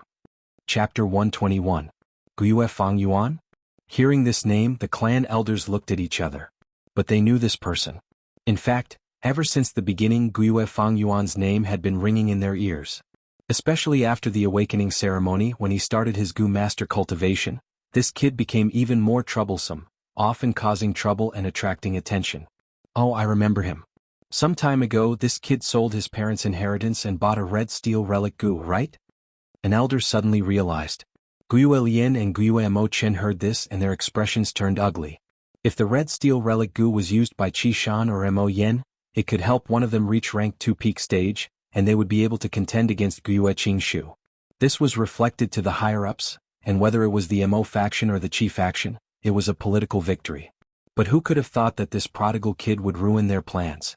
But speaking of which, this kid does have some strength. Back then on the stage, he broke the Jade Skin Goo's defense with 2 punches and beat Fang Jing to the ground, becoming the top scorer. An elder recalled. This time, it was clan leader Guiyue Bo's turn to show a trace of embarrassment. Guiyue Fangjing was specially nurtured by him. Fangjing's failure, in a sense, was his clan leader's failure. As long as one entered the system, anyone would be labeled as a faction. There were neutral factions in politics, but there was no such thing as a faction-free person. But in terms of strength, I'm afraid his strength cannot compare to Qi Shan's, right? Qi Lian asked suspiciously. Qi Shan replied respectfully, clan elders might not know, but Fang Yuan not only bought the red steel relic goo, he also bought a black boar goo. These few months he has been buying wild boar meat to feed the black boar goo and increase his strength. Once I saw him moving a huge rock on a hill, measuring his strength. Once I saw him moving a boulder on a hillside to measure his strength. But from what I saw, I don't know how much strength he has at his maximum. But from what I saw, I know his strength will not lose to mine. I see. I didn't expect Fang Yuan to have grown to such an extent. Guiyue Bo nodded. Then let's order Fang Yuan's group to try again. Hearing this, the Internal Affairs Hall elder stood up from his seat with an awkward expression. He stood up and said, Lord Clan Leader, please allow me to report. This Fang Yuan is currently alone and has yet to join the team. What does that mean?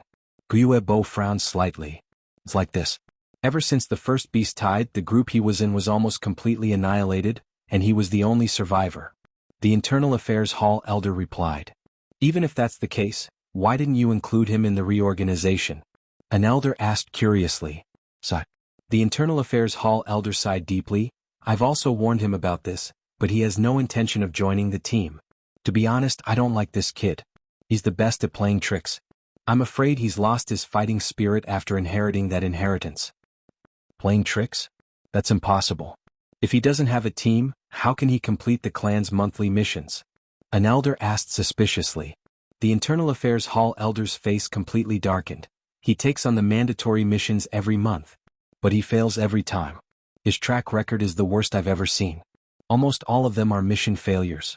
I've talked to him a few times, but he's still doing things his own way without any remorse. But he didn't violate the clan's rules, so I have no qualms in punishing this kind of stubborn and crafty kid.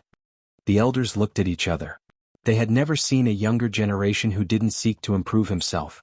The more missions he failed, it meant that his future in the clan was smaller. This kid is muddle-headed, simply stubborn and crafty. He's destroying his own future. If I have such a mischievous younger generation, I'll directly slap him to death. All right. Guiyue Bo raised his hand, stopping the elder's whispers, his expression unreadable. Guiyue Bo's gaze looked around, finally stopping at the Internal Affairs Hall elder. Enforce the order, Guiyue Fang Yuan, go to the river swallowing toad and let him help. This kid is stubborn and unruly, and he's used to being free and undisciplined. He needs to be polished. If he fails, we can use this to punish him. Yes, Lord Clan Leader. The Internal Affairs Hall elder quickly replied. The wine tavern was bustling with noise. Do you know, just now the clan sent the Qi Shan group to the foot of the mountain, but they returned in failure. The villagers at the foot of the mountain are blocking the entrance of the village, kneeling on the ground. These lowly commoners have no knowledge at all. What is the river swallowing toad? It's a rank 5 goo. Do they really think they'll be safe hiding in the village? Although they said so, the atmosphere of panic was getting thicker and thicker. These goo masters were forcing themselves to calm down. Fang Yuan listened for a while longer, but there was no new information. Just as he was about to leave, a person walked into the wine tavern. His body was tall and sturdy, and his upper body was scarlet red with bulging muscles. It was Guiyue Shan. The discussions in the wine tavern immediately stopped, and countless gazes landed on Qi Shan. Qi Shan did not care about these gazes, only sweeping his gaze around and seeing Fang Yuan. So you're here. Under everyone's gaze, he walked to Fang Yuan. Let's go, the clan has already given the order, we'll talk about the details on the way. First, follow me to the foot of the mountain. Fang Yuan's gaze flashed, he could not refuse such an order. Moreover, even if he faced the river-swallowing toad, the danger was not high, so he nodded and agreed. Only after Fang Yuan and Qi Shan left the wine tavern, did the wine tavern become noisy again. Shopkeeper, the heavens have eyes. Look, this karma came so quickly. That is a rank 5 goo worm, even the other goo masters are helpless against it. He is so young, wouldn't he just be throwing his life away? I had thought that young Master Fang Yuan would be different from the other goo masters, being able to empathize with us servants' pain and suffering. To think you are the same. Die, there is no pity in dying. Shopkeeper, your injuries are not for nothing. You didn't suffer this injury for nothing, losing a goo master's life is definitely worth it. The old shopkeeper's head was already wrapped in white bandages, and right now he was groaning non-stop, weakly leaning against the wall. A few waiters surrounded him, trying to console him. A trace of resentment flashed in the old man's eyes as he listened to these words. Hearing these words, his mood became slightly better. But after listening for a while, he pretended to berate in a low voice, "All of you shut up, are these words something we can say? Aren't we afraid of losing our heads if other goo masters hear us?" The waiters laughed. "Shopkeeper, you are too careful. The tavern is so noisy, who would hear us talking so softly?" Just as they finished speaking, a goo master sitting closest to them interrupted. "I heard you." The expressions of the shopkeeper and the waiters changed drastically. They were terrified to the extreme. "Lord?"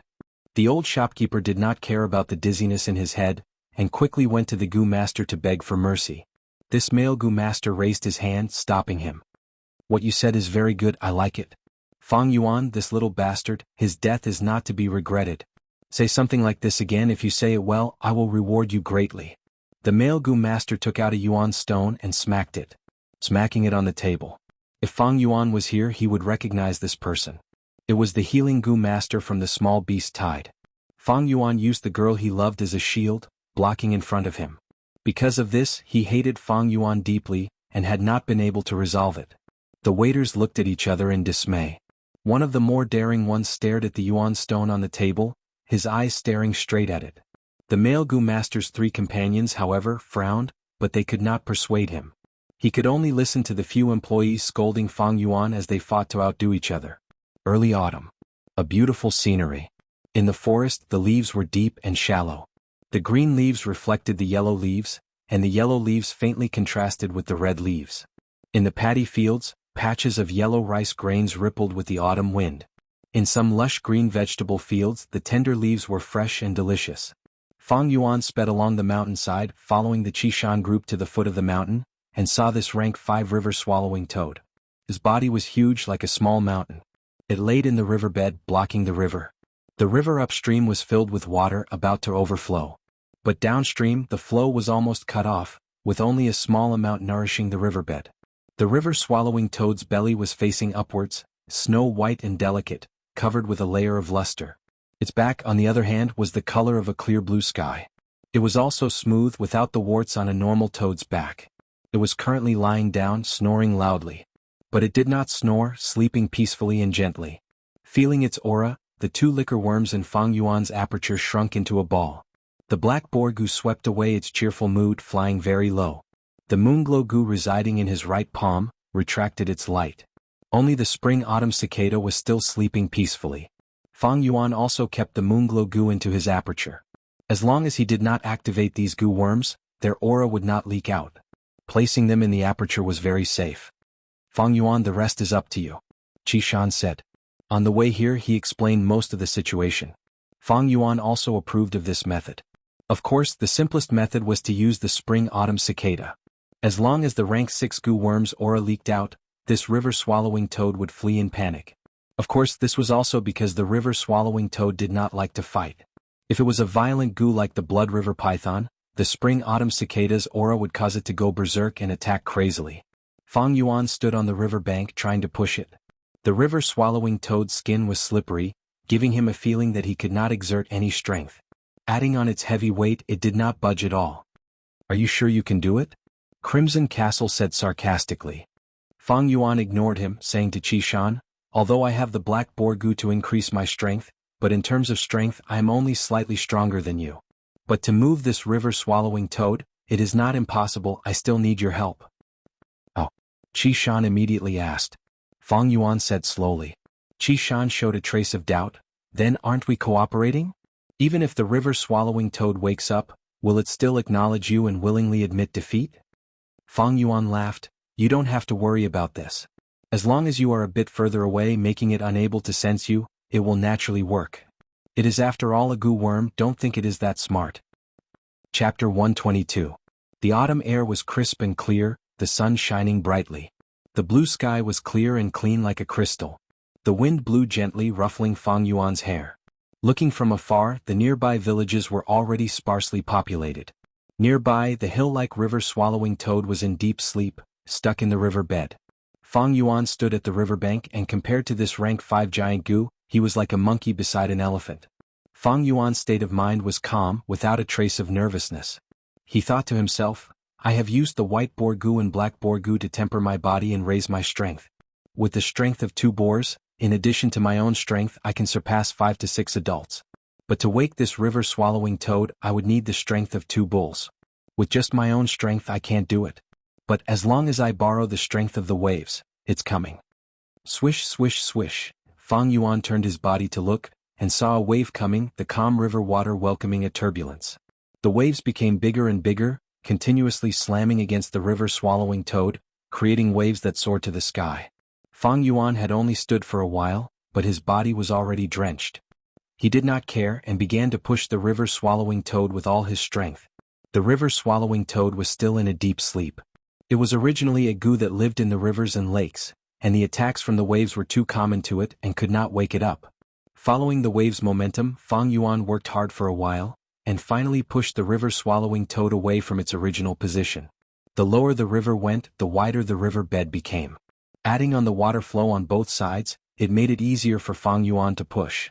After pushing for about 300 meters, the river-swallowing toad opened its sleepy eyes. A pair of dark green pupils. From a dazed state, it gradually became focused, and stared at Fang Yuan who was beside it. Fang Yuan had no fear and stared back at it. From its deep and serene pupils, Fang Yuan could clearly see his own reflection. Jiangong. The river-swallowing toad raised its head and suddenly opened its mouth, letting out a weird croak. The croak spread. It reverberated in Qingmao Mountain.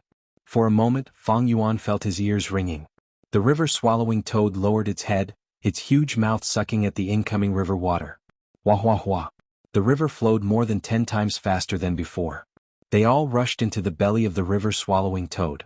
The level of the river dropped at a speed visible to the naked eye. Fang Yuan stood beside the river-swallowing toad, and could clearly see the countless fishes, prawns, eels and turtles. They were also sucked into the river-swallowing toad's stomach along with the river. Sensing the change in the river, Qi Shan's team rushed over. Seeing the river-swallowing toad eating, they were all moved. What a spectacular sight! Qiqing couldn't hide his astonishment. Did you succeed? Qi Shan looked at Fang Yuan. It should be. Fang Yuan nodded indifferently. The river water dropped lower and lower until it stopped flowing. The river-swallowing toad raised its head high again, its stomach expanding and contracting, spitting out countless fishes, prawns, turtles and turtles. Pa pa pa. For a moment, a large number of freshwater fish fell to the ground. Crackling sounds could be heard. A fish was jumping on the ground, a turtle was thrown into confusion, a crab was moving horizontally, and then it was smashed by the falling freshwater fish. Fang Yuan didn't pay much attention at first, only looking casually. Suddenly he smelled a trace of wine. Strange, why is there the smell of wine? Qiqing sniffed, his face full of surprise. It should be the 100-year bitter shell. The female goo master in the group pointed at a broken black shell the size of a millstone. This shell was as black as ink and there were circles of white patterns on it, like the growth rings of a tree. Not bad. The bitter shell can turn sand and stones into bitter water. The bitter water in the 100-year bitter shell, through the accumulation of time, changes and becomes wine. The current clan leader of the Bai clan likes to drink this bitter shell wine. Qi Shan added. Without needing his explanation, Fang Yuan had already picked up this shell and started to collect the bitter shell wine. Not long ago, he was still troubled about how to obtain this bitter shell wine, but to think it would appear in front of him in this form.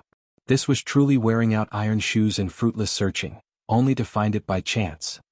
The river-swallowing toad had almost swallowed all the water in this river. In the depths of the river, the 100-year bitter shell that was buried in the sand was exposed. Fang Yuan quickly collected 600-year bitter shells. 2 of the shells were already damaged but the other 4 were intact. I finally collected the bitter wine. With this, I can start to refine the 4 flavors liquor worm. At this moment, Fang Yuan's joy was not enough to tell others. Jiangong. After the river-swallowing toad finished spitting out the freshwater fish, it called out again. Then it looked deeply at Fang Yuan, and slowly turned its huge body following the river and swimming downstream. It really succeeded. Qishan mumbled, his heart finally calming down. He watched as the river-swallowing toad left, until its figure disappeared from his sight. What, to chase it away so easily? If I knew this, we could have done it ourselves. But now we let Fang Yuan become a hero so easily. Qiqing's mouth twitched, his tone filled with jealousy and unwillingness. Fang Yuan, no matter what, you have done a great service this time. You are the hero of our Wuxia tribe. Qishan looked at Fang Yuan with a complicated expression. Oh. Fang Yuan absent-mindedly replied, full of a perfunctory feeling. At the same time, his eyes shone brightly as he continued to search for the 100-year bitter shell among the freshwater fish. What hero? It was just a compliment. And compliments and slander were just the views and opinions of others.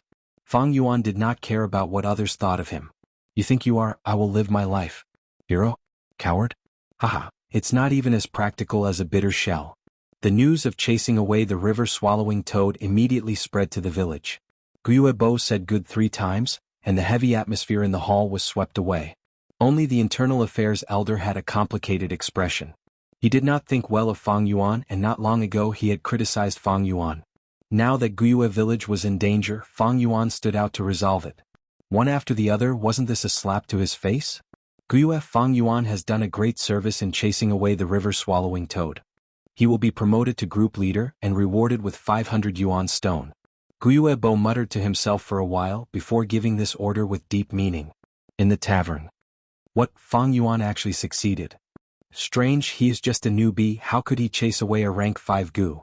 Even Qishan had to return in defeat, but he did it. The news spread. Everyone was shocked. Fang Yuan became our clan's hero? The male gu master who had enmity with Fang Yuan was at a loss when he heard the news. His group leader suddenly shouted, pointing at the tavern shopkeeper and the waiters, "You mere mortals! Slandering our clan's hero, you deserve death." Before he finished, he sent out a moonblade. The old shopkeeper did not expect his death to come so suddenly. The moonblade hit his neck and his head separated from his body. "Lord, spare us." The waiters saw this and were stunned before kneeling on the ground, crying and begging for mercy. "Group leader, what are you doing?" The male gu master stood up. "What am I doing?" His group leader's eyebrows twitched, sighing heavily. "Times are different now, ahai. Fang Yuan has become a hero, and will definitely be noticed by the higher-ups. Tell me, if the matter of us slandering him is spread out by someone with ulterior motives, what will happen? There are many investigative gu masters here. If there are people who don't like us and speak ill of us to the clan elders, our future will be ruined." The male gu master broke out in cold sweat. The male gu master broke out in cold sweat. It was indeed so, the clan's kinship was paramount. Fang Yuan was dealing with rank 5 gu worms outside, risking his life to protect the clan. But at the same time they slandered him in public, cursing him, insulting him. What kind of mentality was this? This was the heart of a wolf and lungs of a dog, heartless and indifferent. It was like a period of history on Earth. Yu Fei was fighting outside, protecting his country, while Qin Hui was a traitor in the imperial court. Although these gu masters had not reached the stage of framing him, if this matter was spread out, would the clan's higher-ups be at ease with people like them? If it was Mo Yen or Qiqing with a strong background, then so be it. Unfortunately, the few of them didn't have any superiors to rely on. Climbing up in the system, it was nothing more than people squeezing and stepping on each other. If this matter was used by others, it would have a terrible impact on their future. It's not too late to save them. As long as we show our attitude, outsiders won't say anything. These mortals have cheap lives, their deaths are not worth pitying. No, they can sacrifice themselves for us. It is their honor. You guys take action immediately, each of you kill one. After you kill, praise Fang Yuan, show your attitude. The clan leader shouted. Damn it. The male gu master cursed fiercely between hatred and his future. He chose the latter without hesitation. A moonblade slashed down and a shop assistant died tragically. "Sir, please let me go." At once, the other shop assistants collapsed on the ground, scared to the point of peeing their pants. The male gu master did not care about them. Under the watchful eyes of the crowd, he righteously pointed at these pitiful shop assistants, scolding, "You bunch of people deserve to die. What kind of hero is Guiyue Fang Yuan, relying on his own strength to protect the clan? What kind of courage did you eat? How dare you slander him?" The male Gu master said, his brows tightly furrowing. This expression was not fake. Fang Yuan was someone he hated deeply, but he had to praise Fang Yuan in front of everyone. He felt sick and disgusted by his own words. "Sir, this is not what you asked us to." Ugh. A shop assistant felt extremely wronged, shouting loudly. But he had just shouted halfway when his voice stopped abruptly. A moonblade flew over, cutting him to death. "A bunch of lowly commoners, it's fine if you slander us, but you still want to put the blame on us, implicating us." The one who attacked was a female Gu master, her face cold as she shouted. The other Gu masters looked over as if they were watching a farce. Some sneered, some were indifferent, some continued to talk, but no one came up to stop them. So what if some mortals died? At most, they would just compensate some servants. Everyone was a clan member, they were all relatives. They would not interfere or pursue the matter for these outsiders, creating a rift for no reason. Happy face carrot. Chapter 123. The Guiyue Tribe. Xiongli stood at the top of the hill, looking at the Guiyue stronghold in the distance, a complicated expression on his face. The autumn wind was cool and refreshing, blowing gently. At this moment, autumn had dyed the entire mountain range. The leaves were a mix of red and yellow, and wild fruits were everywhere. Only the green spear bamboo, as green as jade, still stood upright. Once upon a time, the Guiyue clan was like the green spear bamboo on this mountain, evergreen all year round, the #1 overlord. But now he seems to be in dire straits. Xiong lips curled into a mocking smile. But very quickly he thought of his own clan's stronghold. The smile on his face flattened, and his heart became heavy.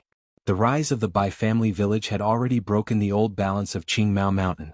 The traditional hegemon, the Guiyue clan, was weak, and the Xiong clan village was not doing well. This had caused the power structure of Qingmao Mountain to be in a state of turmoil. Xiongli knew that the only reason this problem had not completely erupted was because Wolf Chao was suppressing him from above. The three mountain strongholds had to work together in order to survive this wolf attack.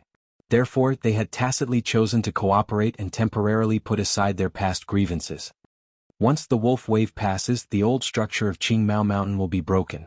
By Ning Bing, it has only been a few years, but he has already reached rank 3, truly terrifying. The figure of a white-clothed youngster appeared in Xiong mind. His heart felt like it was being pressed by a huge rock. It was extremely heavy. Xiong was the #1 ranked Tugu master in Xiong village. He had fought dozens of battles in his life and won more than he lost, establishing his reputation. Possessing the Grand Bear Gu, when unleashed he would have the strength of a bear, and was known as the strongest man in Qingmao Mountain. He had been in the martial world for a long time and had personally witnessed Bai Ning Bing's meteoric rise. He understood how terrifying this person was. "Team leader, that's the Guiyue knockoff. It's still so far away, so why are we stopping here?" Xiong Lin clasped his hands together. He held the back of his head. He asked curiously. In this group of 5, Xiong Lin was the youngest, a newcomer who had just debuted. He was the same age as Fang Yuan and was the #1 genius of the Xiong clan. He was short and had a shaved head. It looked white and shiny in the sunlight. Xiong Li's gaze swept over the rising star of the family, and his heavy heart eased a little. He replied in a deep voice, "We are on a diplomatic mission, not a reconnaissance mission. This is already the border of the Guiyue clan. If we enter rashly, I'm afraid we'll be treated as enemies." "Oh, I see." Xiong Lin suddenly understood. "We've come here for 2 reasons. One was to hand over the Lord Patriarch's personal letter to Patriarch Guiyue. The other was to investigate the river-swallowing toad incident. Guiyue village. After all, it's not our place. When we get there, all of you better control your bad temper. However, we absolutely cannot let down the prestige of our Xiong clan. Do you understand?" Xiongli glanced at the 4 people around him. He shouted softly. The other Gu masters' expressions turned cold as they nodded silently. "Leader, someone is coming." The investigative Gu master in the group suddenly spoke. "We've been exposed for so long, it's about time for them to come. I just don't know who it is, eh? So it's Qishan." Not long after, Xiongli also discovered the Qishan group, and his gaze shone. "Wow, that person is so tall, he's Qishan? He's even taller than leader Xiongli. This body of muscles, piece by piece. Leader, he's that person with great natural strength, the one who always wanted to snatch the title of Qingmao Mountain's strongest man?" Xiong Lin stared blankly. Just based on him. Xiong Jiang, who was observing, curled his lips in disdain. Xiong Li.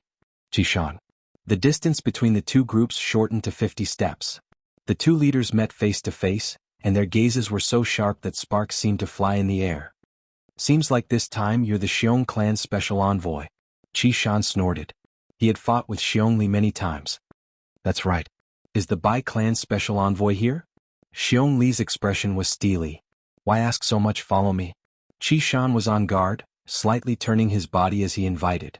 At the same time, in the second secret room, 4 jars of wine were placed in front of Fang Yuan. Sour, sweet, bitter and spicy, 4 types of wine. The sweet was the golden honey wine, the spicy was the white grain liquor, the sour was the bayberry wine, and the bitter was the bitter shell wine. Fang Yuan sat cross-legged on the ground. With a thought, the 2 liquor worms flew out from his aperture. The process of fusing the 4 flavors liquor worm was slightly different from normal fusing. Under Fang Yuan's will, the 2 liquor worms burrowed into the bayberry wine jar. In the bayberry wine they began to fuse. A white ball of light was produced in the wine jar. The bright light rushed out from the mouth of the jar and shone on the top of the wall. Fang Yuan threw Yuan stone into the wine jar. 1 stone, 10 stones, 50 stones. When it reached the 100th stone, the ball of light shrunk to the size of a fist, and floated in the middle of the wine jar. At this time the bayberry wine had been used up. Fang Yuan picked up the second jar of wine, and poured the golden honey wine that was as thick as oil into it. Under the immersion of the honey wine, the white ball of light suddenly expanded to its original size. Beads of sweat appeared on Fang Yuan's forehead. He had to maintain the fusion of the 2 liquor worms' consciousness, so multitasking was very taxing. He continued to throw Yuan stone into the wine jar. With each Yuan stone, the white ball of light would shrink a little, until it was once again the size of a fist, reaching its limit. Fang Yuan repeated the same process, pouring in the bitter shell wine and white grain liquor. When the 4 jars of wine were completely consumed, the white light in the wine jar suddenly flourished and then disappeared. Success. Fang Yuan did not need to look at the wine jar to know that he had succeeded. He willed, and a goo worm flew out of the wine jar in a swaying manner. It was the 4 flavors liquor worm. Compared to the liquor worm, its appearance did not change much. It was only slightly larger than the liquor worm. It also resembled a silkworm with a pair of bright black eyes. The only difference was that the liquor worm's entire body was white and flawless, but this 4 liquor worm's body had 4 colors that were constantly changing. Red representing spiciness, blue representing bitterness, green representing sourness, and yellow representing sweetness. It made Fang Yuan involuntarily think of the neon lights on Earth. Phew! Fang Yuan let out a long breath. His luck was good this time. He did not fail and succeeded on his first try. He was afraid that if he failed, the liquor worm would be seriously damaged and one would die. Or the bitter shell wine would be used up. That would be troublesome. Fortunately, that did not happen. Goo masters use goo, raise goo, and refine goo. None of those were easy. In terms of refining goo, many goo masters had to go through a lot of trouble to find the recipe and gather the materials. The recipes were all different. There might not be a suitable one. Some goo masters would even spend more than 10 years to gather the materials. Even if they found the recipe and gathered all the materials. But if the refinement failed, the materials would be wasted, and all the effort and preparation would be wasted. Goo master cultivation is so difficult. Fang Yuan sighed deeply in his heart. Refining goo was considered easy in the early stages of cultivation. At rank 4 and rank 5, one might not even succeed once in 10 tries. The success rate of rank 6 was even lower than 1%. Every failure in the refinement of a high-level goo meant a huge loss of resources. But once it succeeded, the gains would be considerable. Take Fang Yuan's newly refined 4 flavors liquor worm for example. It could refine rank 2 primeval essence and advance by a small realm. Fang Yuan used a red steel relic goo. Advanced to middle stage. Now he used the 4 flavors liquor worm. That was upper stage primeval essence. This meant his battle strength would increase by 2 times. At the same time, it would nourish his aperture. Cultivation would be twice the result with half the effort.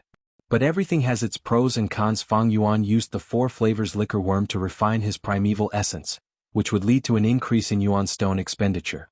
Just the income from selling vitality leaves was not enough to balance his cultivation expenditure. Next, I need to refine stealth stone goo into stealth scales goo. This is another expenditure.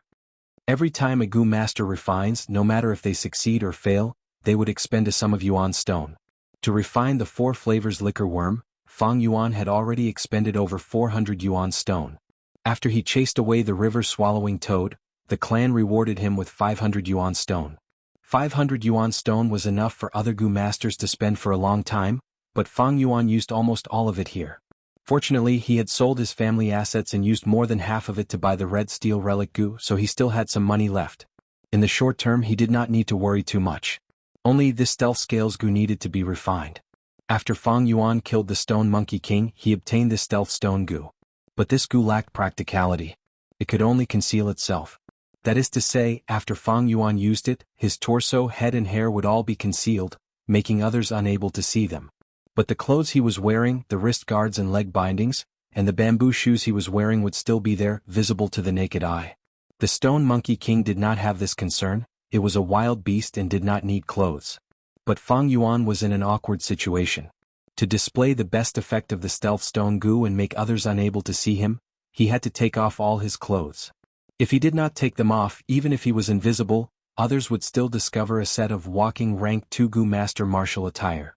The stealth stone gu was only a rank 1 gu, but when it advanced to the rank 2 stealth scales gu, this problem would be solved. The stealth scales gu could make a gu master's clothes invisible. If the Stone Monkey King used the stealth scales gu, then even if Fang Yuan's clothes covered its body, they would still disappear. If the Stone Monkey King used the stealth scales gu, then whether or not Fang Yuan could defeat the Stone Monkey King was still a matter of suspense. To refine the stealth scales gu, other than the stealth stone gu, there were also other materials. But these materials were rather common, so Fang Yuan had already asked Jiang Ye to help him gather them. If I successfully refine the stealth scales gu, not only would it be much easier to enter and exit the secret cave, I would also be able to move freely in the wolf pack. With this life-saving method, I can attack and defend at will. Fang Yuan pondered. It was getting late, so he kept the 4-flavor liquor worm and returned it to his aperture, leaving the cave entrance and heading towards the village. He had successfully chased away the river-swallowing toad, and immediately became the focus of everyone's attention. It was not convenient to move around these days, so he had some reservations. If he stayed in this secret cave for too long, it would arouse the suspicions of others. At the entrance of the village, a contest of strength had already ended. Xiong Li's group stood proudly, while Qi Shan's group and the gu masters guarding the entrance all had solemn expressions. Xiong Li's body was not as tall as Qi Shan, but right now his gaze carried a sense of superiority. He slowly said, "Qi Shan, you are indeed born with great strength and have talent. But I have the brown bear innate strength gu, and have already nurtured the strength of a bear. You saw the result of the battle just now, you are still not my match. You want the title of Qing Mao Mountain's strongest man, dream on?" At the side, Xiong Jiang snorted coldly. Qi Shan's face was ashen. He knew that the other party had purposely challenged him, and his actions were filled with political intentions. Right now, he had lost, and it was no longer a personal matter, but a humiliation to the Guiyue clan's name. What's there to be proud of beating me? You guys don't know, but I am no longer the strongest person in the clan. If you have the ability, then beat Fang Yuan first. Qi Shan had no choice but to bring up Fang Yuan. Oh, Fang Yuan? I heard that the Guiyue clan has produced an A-grade genius called Fang Zheng. Who is Fang Yuan? Xiong Li asked curiously.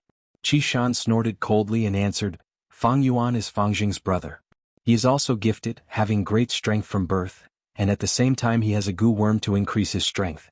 Earlier, the rank 5 river-swallowing toad was pushed 100 steps away by his strength alone. If you don't believe me, you can go to the village and ask around. Xiong Li's group's expression changed. Rank 5 river-swallowing toad. Fang Yuan. This name was immediately engraved in their hearts. Chapter 124. Swoosh swoosh swoosh. 3 consecutive moon blades the size of wash basins drew a deep blue arc in the air. Swoosh swoosh swoosh. In an instant, 16 to 17 jade-eye stone monkeys died on the spot. The stone monkey group chasing Fang Yuan was immediately halved. Fang Yuan stood on the spot, not retreating but raised his right palm again, striking the air 3 times. Another 3 moon blades crashed straight into the group of stone monkeys.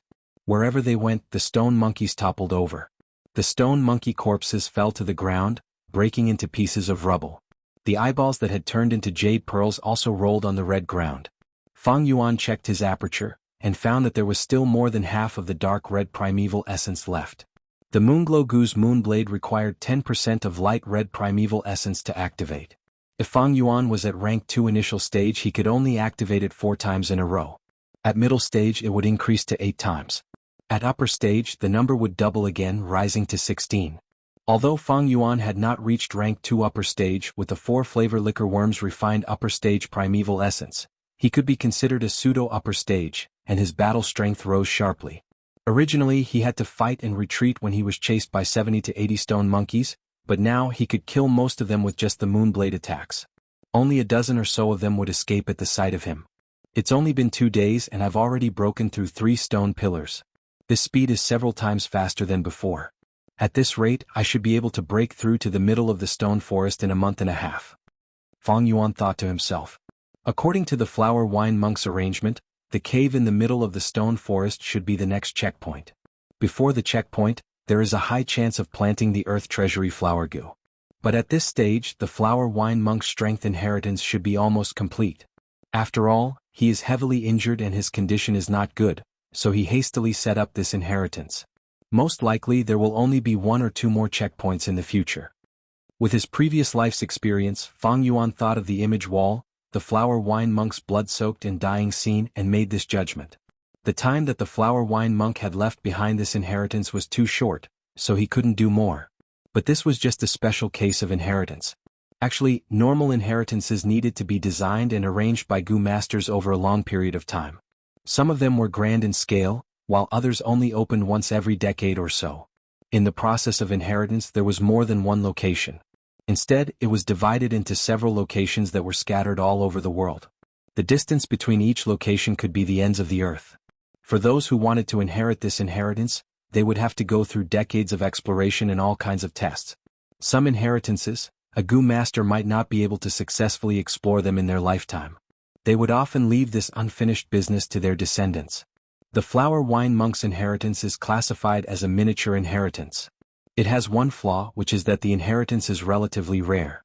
However, there was also an advantage to this, which was that the levels set up by the characters were usually based on the local conditions, so they were relatively simple. From this inheritance, I obtained the white boar goo, jade skin goo and liquor worm. Stealth rock goo could barely be counted as one. All that was left was probably 1 or 2 more Xidigarba flowers.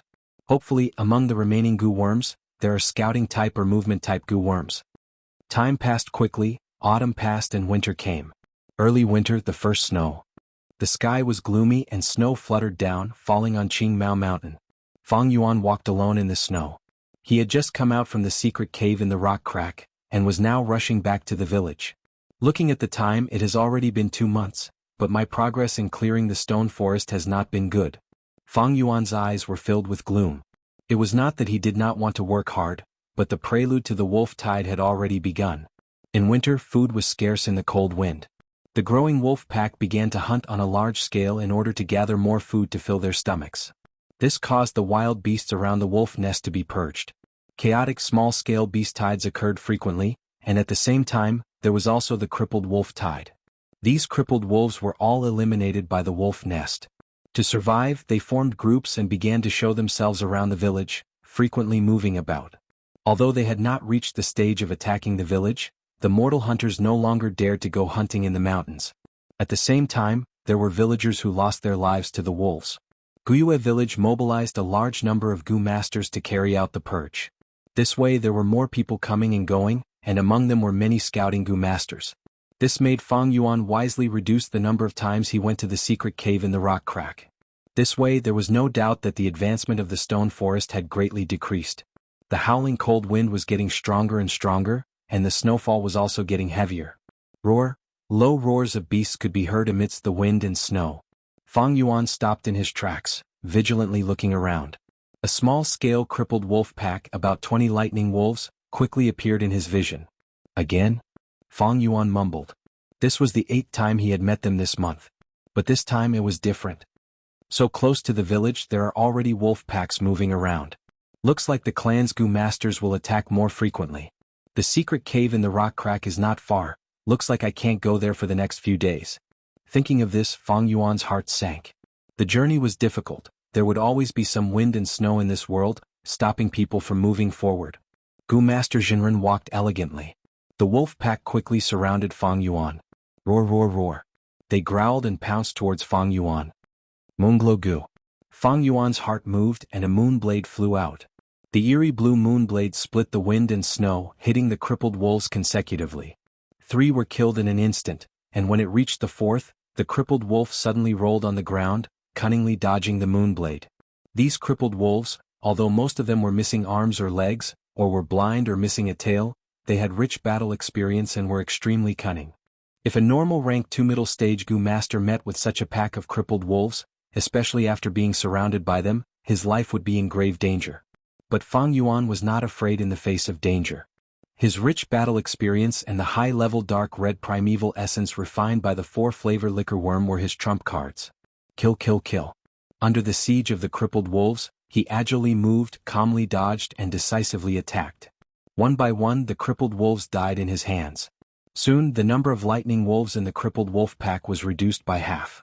Howl. An alpha wolf let out a mournful howl, and the wolf pack immediately stopped attacking and started to retreat. This was the craftiness of the crippled wolves. Once they realized that Fang Yuan was a tough nut to crack, they decisively retreated, giving up on the idea of hunting Fang Yuan. These old wolves, sick wolves, injured wolves, although they did not have perfect bodies, but to be able to survive until today they had a set of survival wisdom. Fang Yuan stood on the spot, quietly watching the crippled wolf pack disappear into the wind and snow. His strength, if he could not expose it, he would not expose it. After confirming that the wolf pack had completely escaped, Fang Yuan squatted down and hurriedly collected the items on the wolf corpses.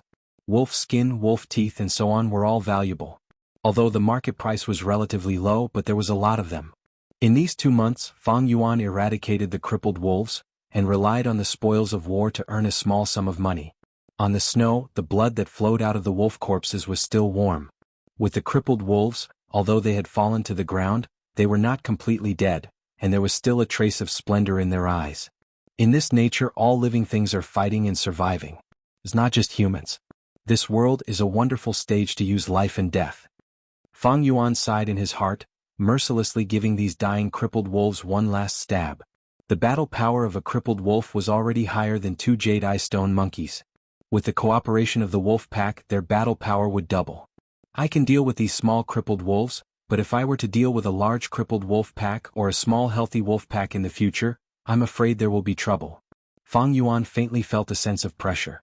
Next, when the wolf tide breaks out, the whole clan will be mobilized and I will naturally not be alone. From now on, if I want to hunt lightning wolves alone in the wild, I will need a scouting goo worm or a movement goo worm. Otherwise he might have perished in this wolf tide. The more experience Fang Yuan had, the more he could recognize his own shortcomings. With the 4 flavors liquor worm, his battle power had increased by a lot. With the moonglow goo and white jade goo, he could attack and defend, and with his previous life's accumulation Fang Yuan was not at the same level as Qing Shu, Qi Shan or Mo Yen. It could be said that he could barely stand in the top ranks of the rank 2 goo masters in the clan. The reason why it was barely was because he was not a true upper stage goo master, and his aptitude was only C grade, very limited. His battle power was already the best he could do, but to survive in the wolf tide battle power was only one aspect. Scouting methods are indispensable. If I had a scouting goo worm I could sense the approaching wolf pack in advance and quickly leave, changing my route. Or I could use the goo worm to run faster, escaping the wolves' encirclement and shaking them off, Fang Yuan thought. As long as he had one of these 2 goo worms, his chances of survival would increase greatly. With 2 he could basically do it with ease. I hope the Flower Wine Monk's inheritance has such a goo worm. If not, it's not a problem. According to my memory, every wolf tide, the 3 clans would work together to set up a battle merit board, and sell off the goo worms in their storage.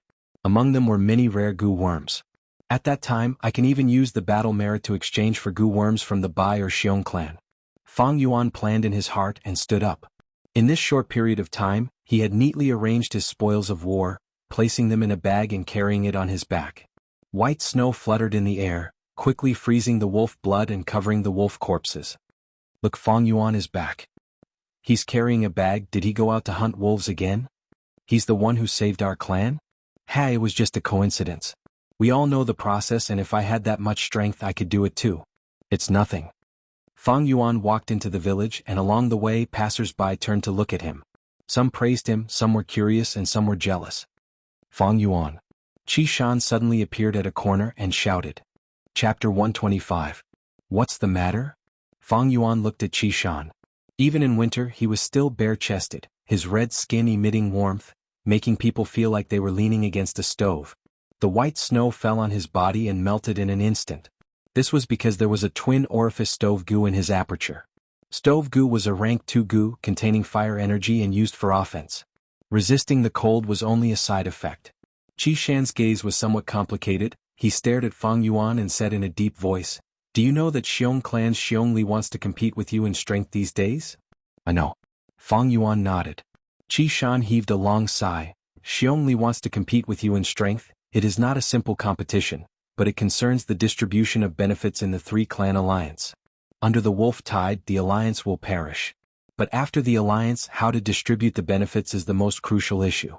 Thus, these days the 3 clans have been in a deadlock over this matter." Fang Yuan glanced at Qi Shan and immediately understood why he took the initiative to look for him. Negotiation was the most difficult thing. For the sake of benefits, the 3 clans would not take the initiative to give in, they would fight for every inch of land. The negotiation table was already filled with smoke, the flames of war raging like wildfire. The values of this world, one was strength and the other was familial love. Qingmao Mountain's 3 clans were all clans, they had been in conflict for a long time, their hatred was deep, they naturally could not use familial love to smooth things over. Thus to break the deadlock they had to rely on strength. On Earth there were military exercises to display strength. This world had the same result, there were also gu fights and sparring to show off one's strength and fight for greater benefits. This was the reason why Xiongli wanted to spar with Fang Yuan and compete in strength. As expected, Qi Shan said, "I have fought with Xiongli before, he has brown bear innate strength gu. He has already nurtured the strength of 1 bear. He also has grand bear gu. He can increase the strength of 1 bear again. Adding them together, it is the strength of 2 bears. I am far from his match even if I don't want to admit it. But the title of Qingmao Mountain's #1 Herculean is well deserved." He paused and continued, "Let's discuss the matter as it stands. You and I don't have much of a difference in strength, so you won't be his opponent.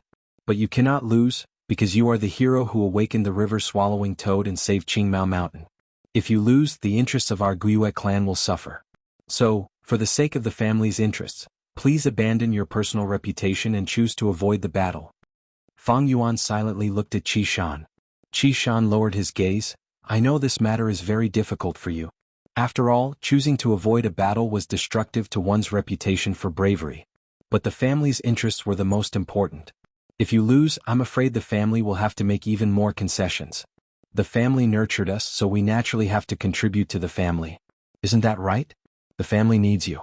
You sacrificing your own reputation for the sake of the family, this is also a matter of course. But this started because of me. In my own name I'll compensate you with something. Consider it my sincerity." With that, Qi Shan handed a large bag of money to Fang Yuan. Fang Yuan took it and weighed it and could not help but laugh. "So my reputation is only worth 200 yuan stone?" Qi Shan could hear the mockery in his words. His eyes flashed and he said solemnly, "Fang Yuan, don't be angry. Previously I was trying to persuade you, but in reality I came here with a mission. I want you to avoid the battle. This is a secret order from the higher-ups of the family. Whether you want to listen or not, you have to listen. Please take care of yourself."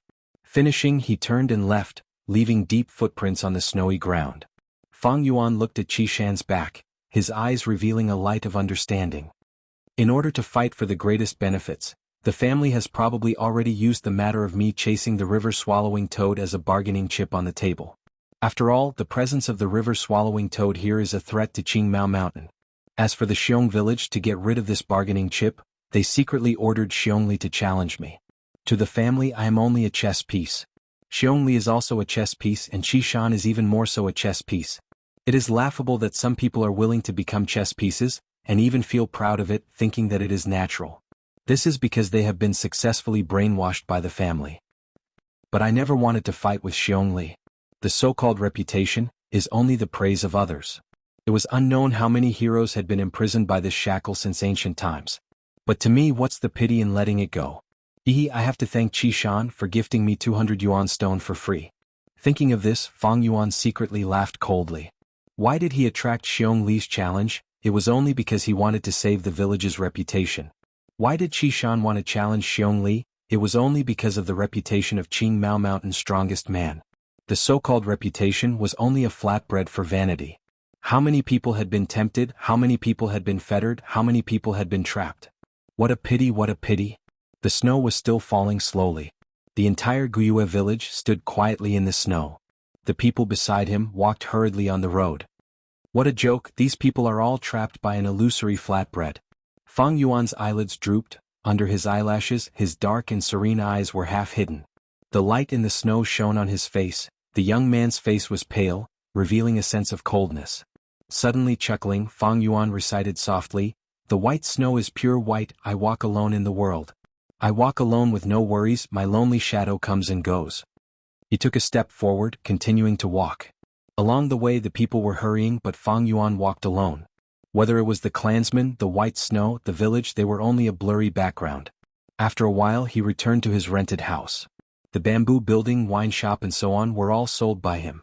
He still lived in the rented house. Although the environment was very simple, Fang Yuan was not demanding as long as he had a place to stay. Sitting cross-legged on the bed, Fang Yuan began to cultivate. In Gu master cultivation, breaking through a large realm required aptitude and talent. But breaking through a small realm was purely a matter of painstaking effort. As long as there was enough time, the aperture walls would be constantly nurtured, and could continue to improve. According to the agreement, at dusk, Jiangya arrived at Fang Yuan's residence. "Lord Fang Yuan, these are the primeval stones for this trip, please check." He entered the room and respectfully handed over 5 money bags, which were naturally filled to the brim with primeval stones. Yuan stone far exceeded 400 pieces. The wolf tide was approaching, and the Gu master's demand for the vitality leaves had also increased. This caused the price of the vitality leaves that Fang Yuan was selling to increase. Fang Yuan gave Jiangya 9 vitality leaves. At the same time he asked, "The things I wanted you to buy earlier, have you done it?"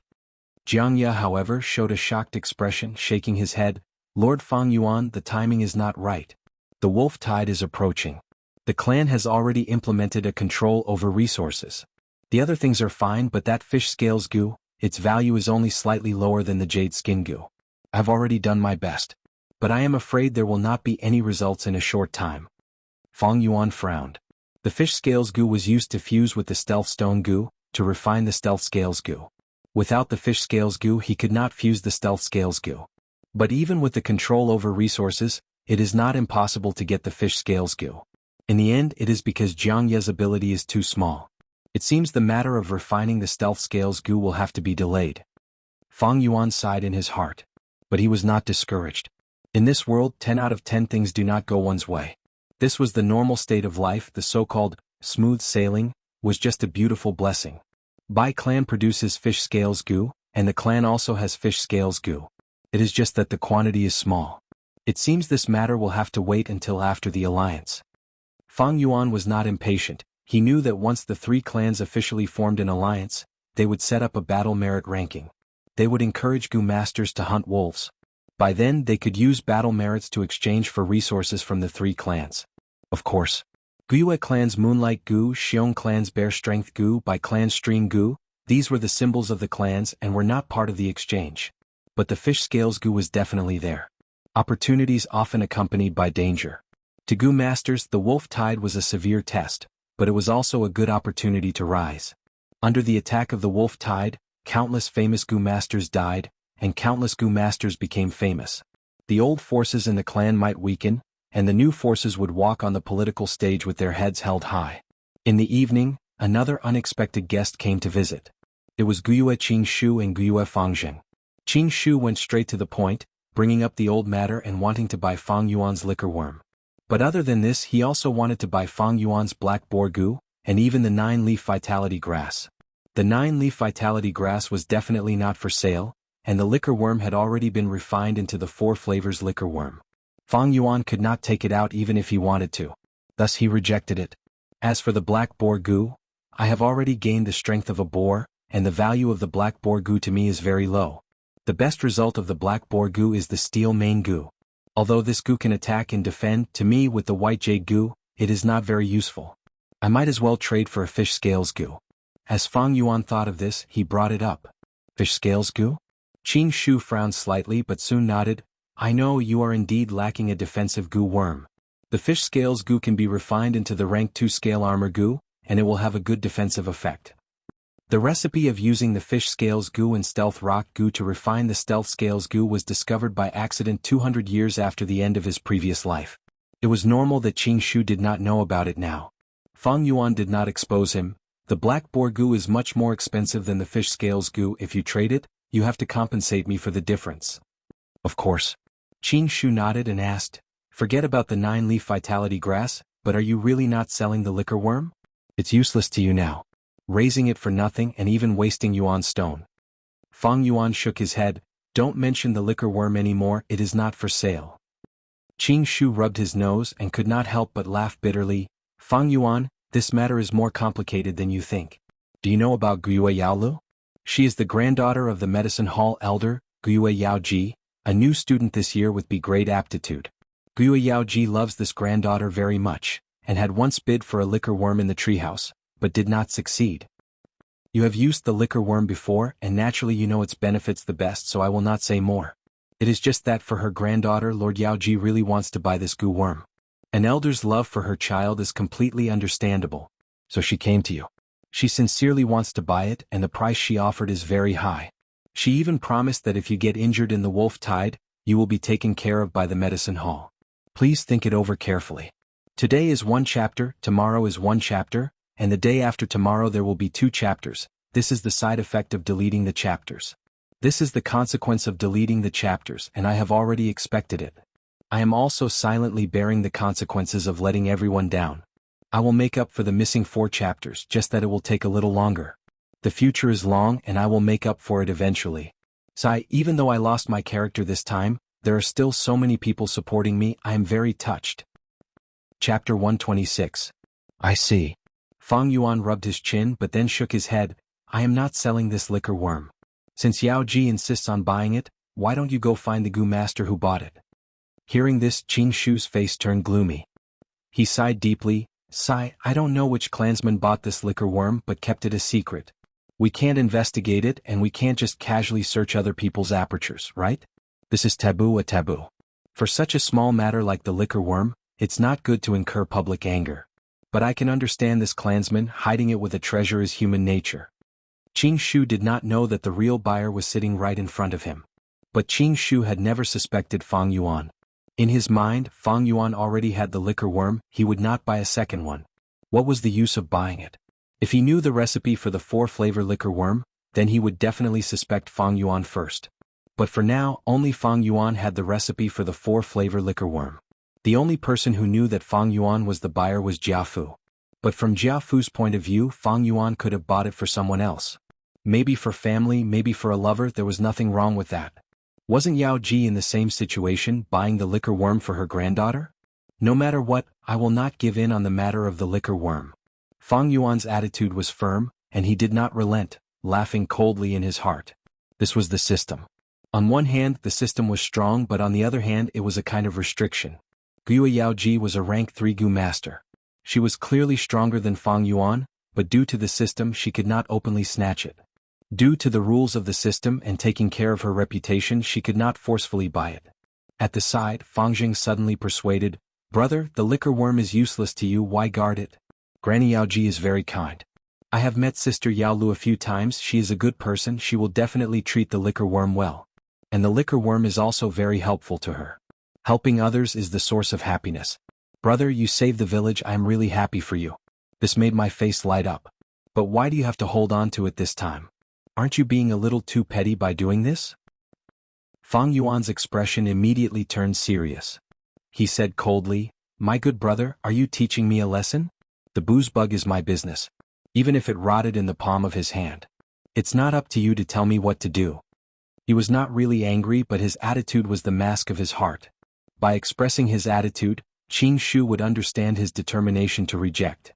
Looks like Fang Yuan is determined to refuse. He had deliberately brought Fang Jing here, but he had made a mistake. The relationship between these two brothers has never been harmonious, and now they've outsmarted themselves. Guiyue Qingshu's eyes flashed. Fang Jing, why don't you go out for a walk first? Fang Jing still wanted to say something. But Qing Shu stretched out his hand to stop him. Fang Jing clenched his teeth and finally obeyed Qing Shu's order. Anyway, I can't understand this. Brother, he said, opening the door. I do things. I don't need your understanding, Fang Zheng. Fang Yuan was expressionless. Fang Zheng's action of opening the door paused, then he quickly walked out of the room without looking back and slammed the door. This action made the atmosphere in the room even more awkward. If there's nothing else, please go back, brother Qingshu. Fang Yuan directly asked him to leave. He. Qingshu laughed dryly, trying to ease the atmosphere. But Fang Yuan's face was as cold as ice and there was no change. But he was gentle by nature and did not get angry. Touching his nose, Qingshu smiled awkwardly. There is indeed one more thing. It's about the 9-leaf vitality grass. The 9-leaf vitality grass is not for sale. Fang Yuan rolled his eyes. I know. Qingshu nodded repeatedly. It's about the vitality leaves. This is a personal matter of my group. I hope you can supply the vitality leaves you produce to us. Of course we will give you some compensation. Fang Yuan did not reject business. Alright, each vitality leaf is 65 yuan stone. Qingshu was speechless at the price. According to the market price, the clan's original selling price was 55 yuan stone. Although the vitality leaf was a rank 1 consumable goo and could be used up after one use, no one would complain about having more of this life-saving item.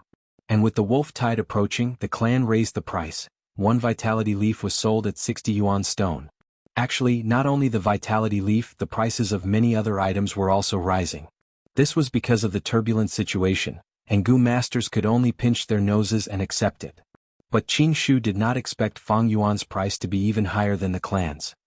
You think my price is too high? You can choose not to buy it. But as far as I know, after the wolf tide, the clan will control the resources, and the vitality leaves will be in short supply. At that time, the price will continue to rise and you might not even have the stock. What do you think?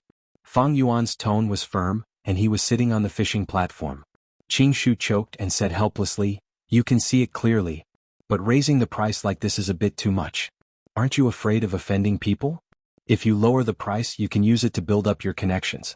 But if you raise the price like this, the clansmen will resent you for getting rich like this. Fang Yuan raised his head and laughed. The wolf tide is approaching, a small character like me might die any day. Why would I care about these minor details? You are no longer a small character. Interpersonal relationships are not minor details. Qingshu looked deeply at Fang Yuan and then lightly shook his head. But, everyone has their own thoughts and choices, I will not force them. But you need to be careful, Lord Yaoji will not let this go so easily, goodbye. Qingshu did not mention the matter of buying the vitality leaf again. Fang Yuan's price had scared him. He was a smart person and smart people do not buy things on impulse but reason. Smart people would have a price in their heart, and if it exceeded this price they would calmly stop.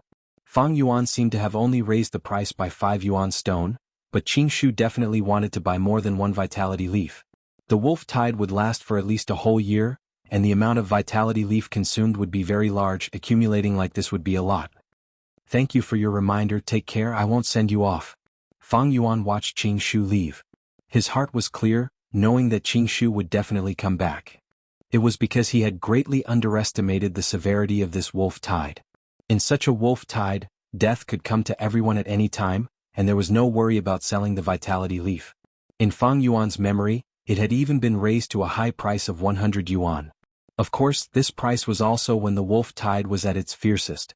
What Fang Yuan needed to do now was to adapt to the situation, slowly raising the price. As time passed, the winter wind became colder. This year's winter was colder than in previous years for the 3 mountain strongholds of Qingmao Mountain. Take Guyua's mountain stronghold for example. More and more crippled wolves appeared around the mountain stronghold.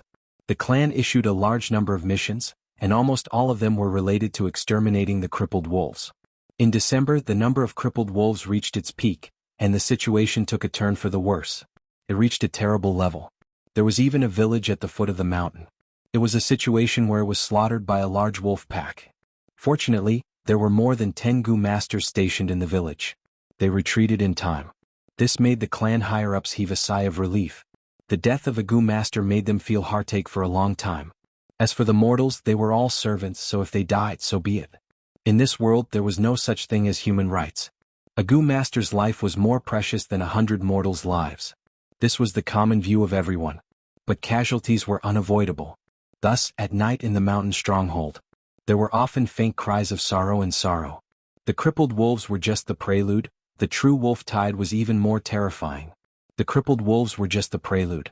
The real wolf tide would be even more terrifying. This year's wolf tide might not be the same as the past. Under such pressure, the deadlocked negotiations made rapid progress, and the alliance of the three strongholds was formed. Under this kind of pressure, the deadlocked negotiations progressed quickly, and the alliance between the three brigades was formed. Alliance Slope, 3 strongholds meeting. Alliance Slope, 3 village alliance meeting.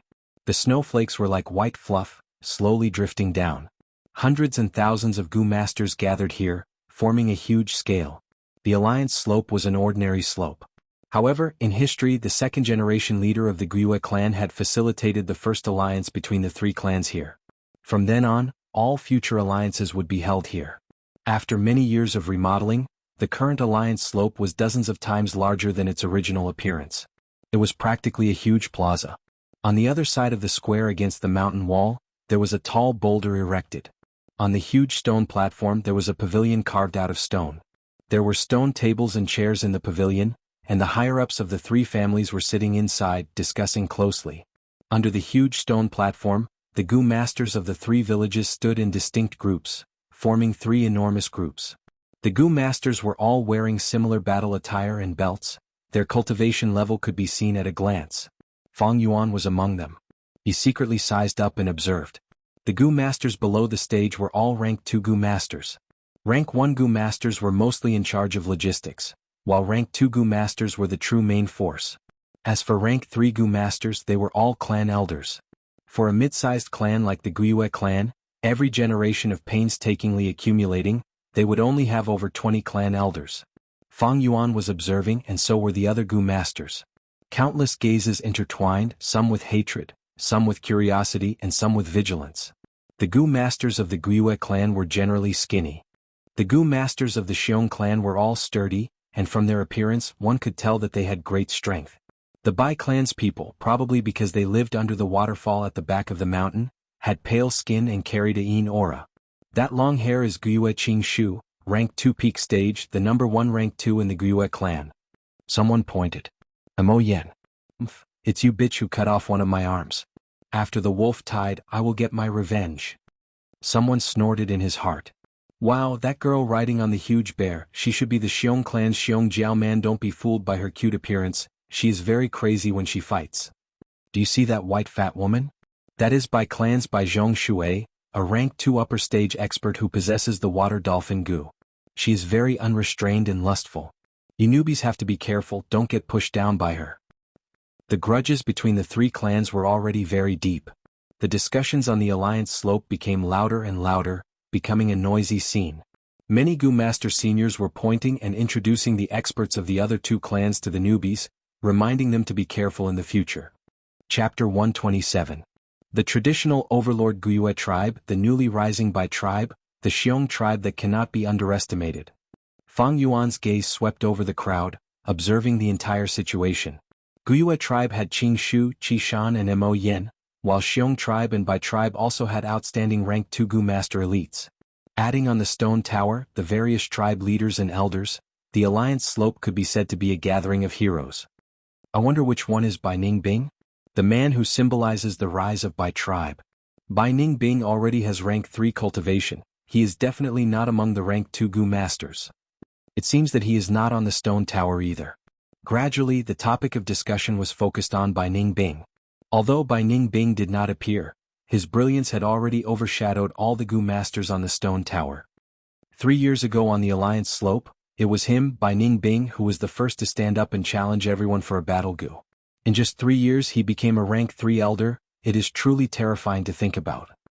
He soared to the sky in one go. When he was rank 2, he defeated an elder of Xiong tribe. This child's future is limitless. Most importantly, he has already grown up. At this rate he can become a rank 4 expert or even rank 5. As for rank 6, rank 5 to mortal, rank 6 to immortal, rank 5 is already very impressive. Rank 6? Don't overestimate him.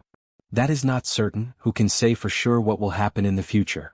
Amidst such discussions, the 3 tribe leaders on the stone tower stood up, looking down at the 1,000 Gu masters below.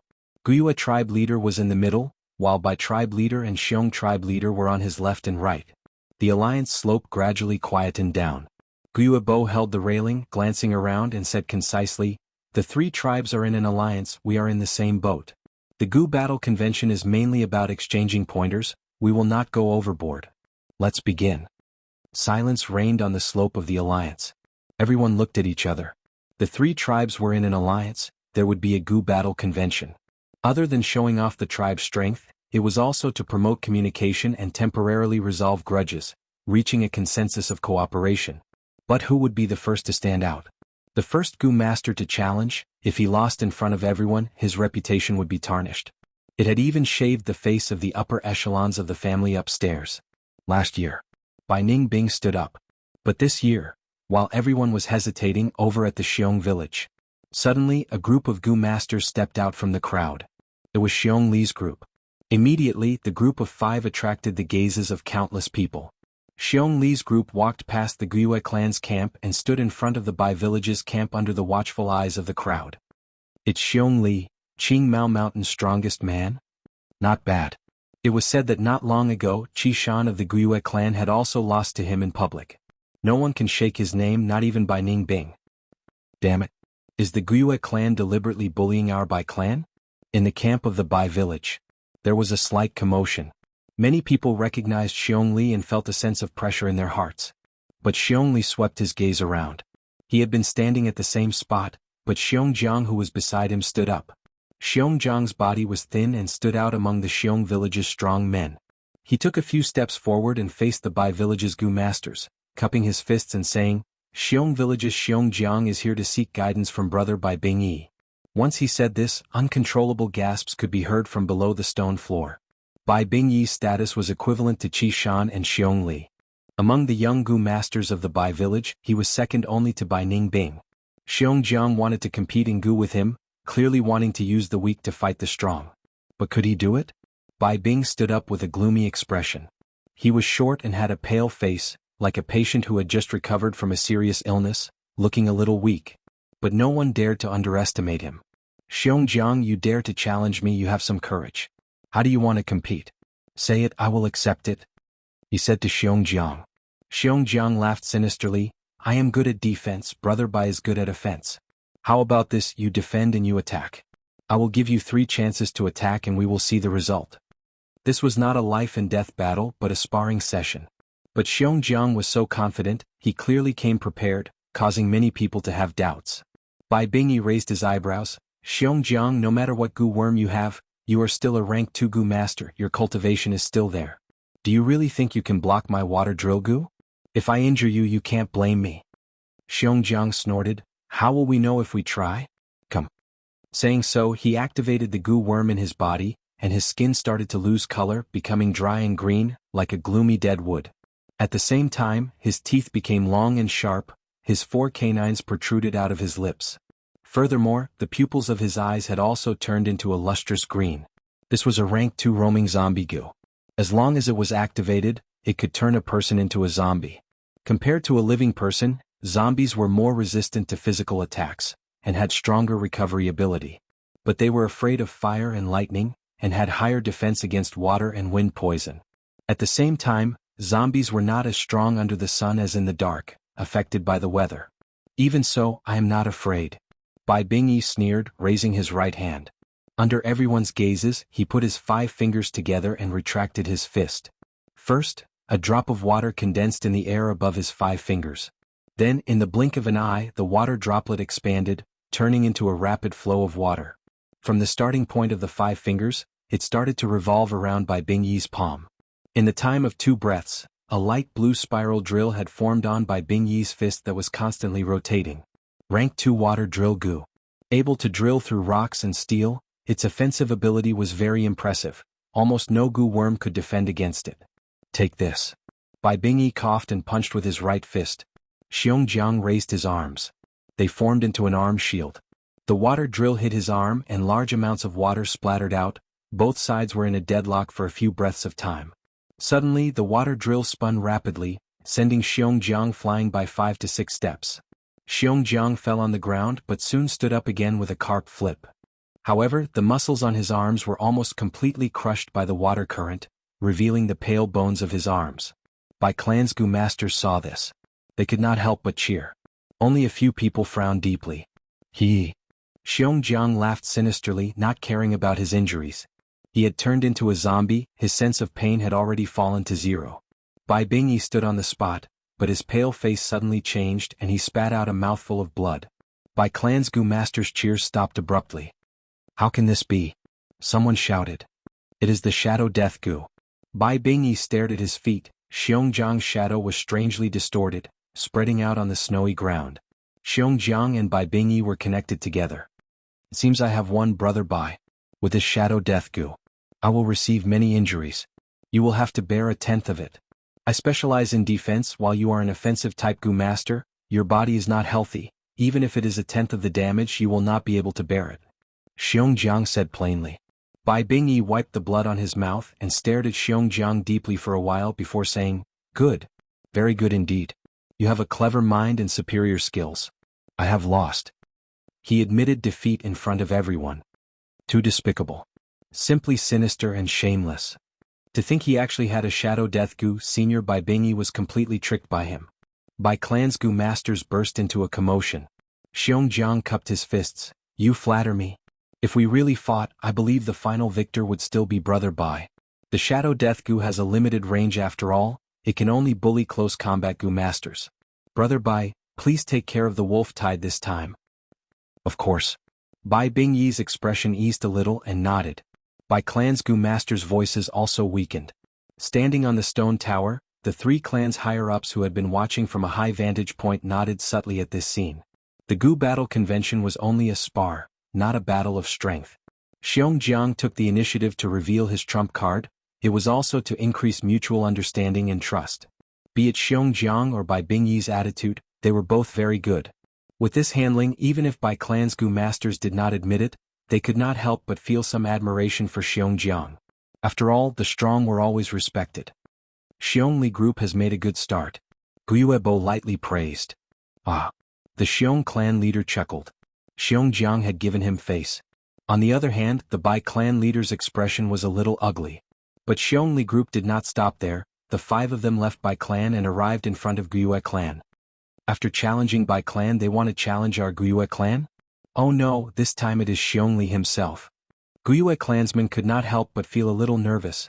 Many people's gazes gathered on Qi Shan, Mo Yen and Qing Shu. But who knew that Xiongli shouted, Who is Fang Yuan? Please come forward.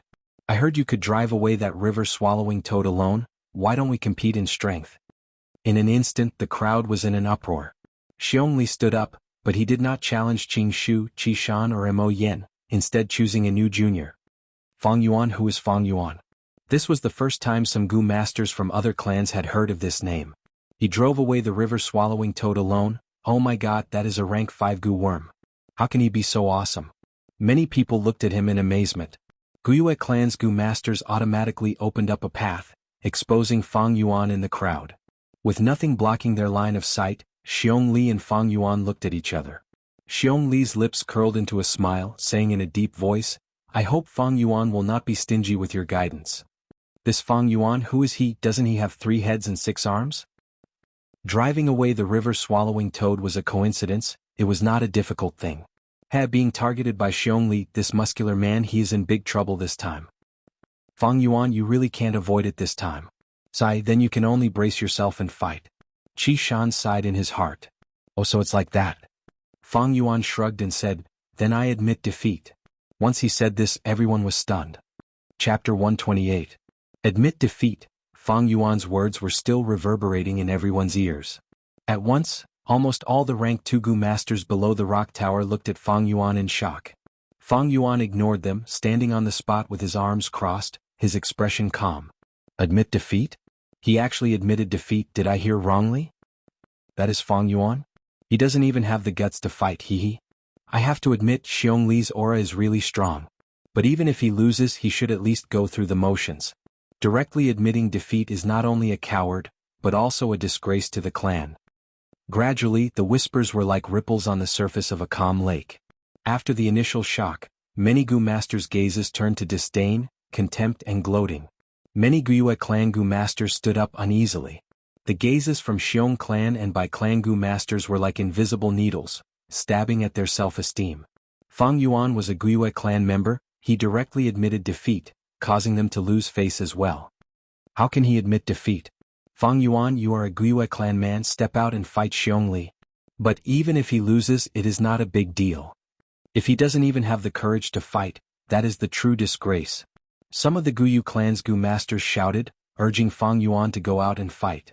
Fang Yuan's expression did not change. Listening to these words was like listening to a group of dogs barking. The so-called reputation, face, glory, it was just a painting. A shackle placed on the members' necks by those in power. These Gu masters were just dogs with a rope tied around their necks. Xiongli stared at Fang Yuan, suddenly laughing. What a disappointment. To think that Guiyue clan's bravery is like this? These words made the Guiyue clan Gu masters' expressions turn ugly. Bursts of laughter came from the Xiong clan village. Even the Bai clan's Gu masters looked at Guiyue's tribe with mocking gazes. The people around Fang Yuan also moved. They all distanced themselves from him, looking ashamed to be associated with him. Soon there was no one within 5 steps of Fang Yuan. Fang Yuan stood there alone. He did things his own way, out of place, but his expression was calm. Others valued the reputation of bravery, but Fang Yuan scoffed at it. This involuntarily caused everyone to hate Fang Yuan. Because Fang Yuan's contempt for reputation was a denial of the public's values.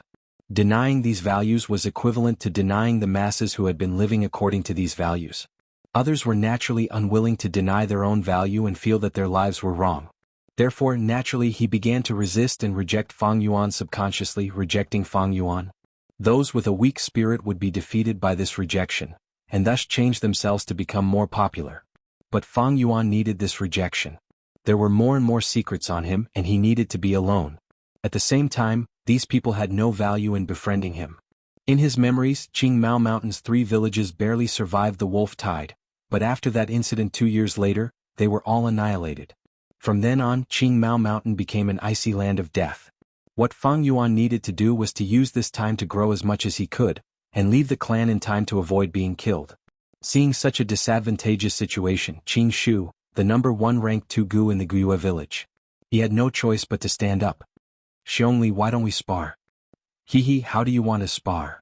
Although Xiongli was smiling, his expression revealed a serious expression. Guiyue Qing Shu did not look at Xiongli, but slightly raised his palm, secretly activating his primeval essence. His gaze was lowered as he looked at the green vines that were slowly growing out of his palm. He said slowly, let's test your strength. If you can break free from the binding of my green vines, then I'll consider it my loss. How about that?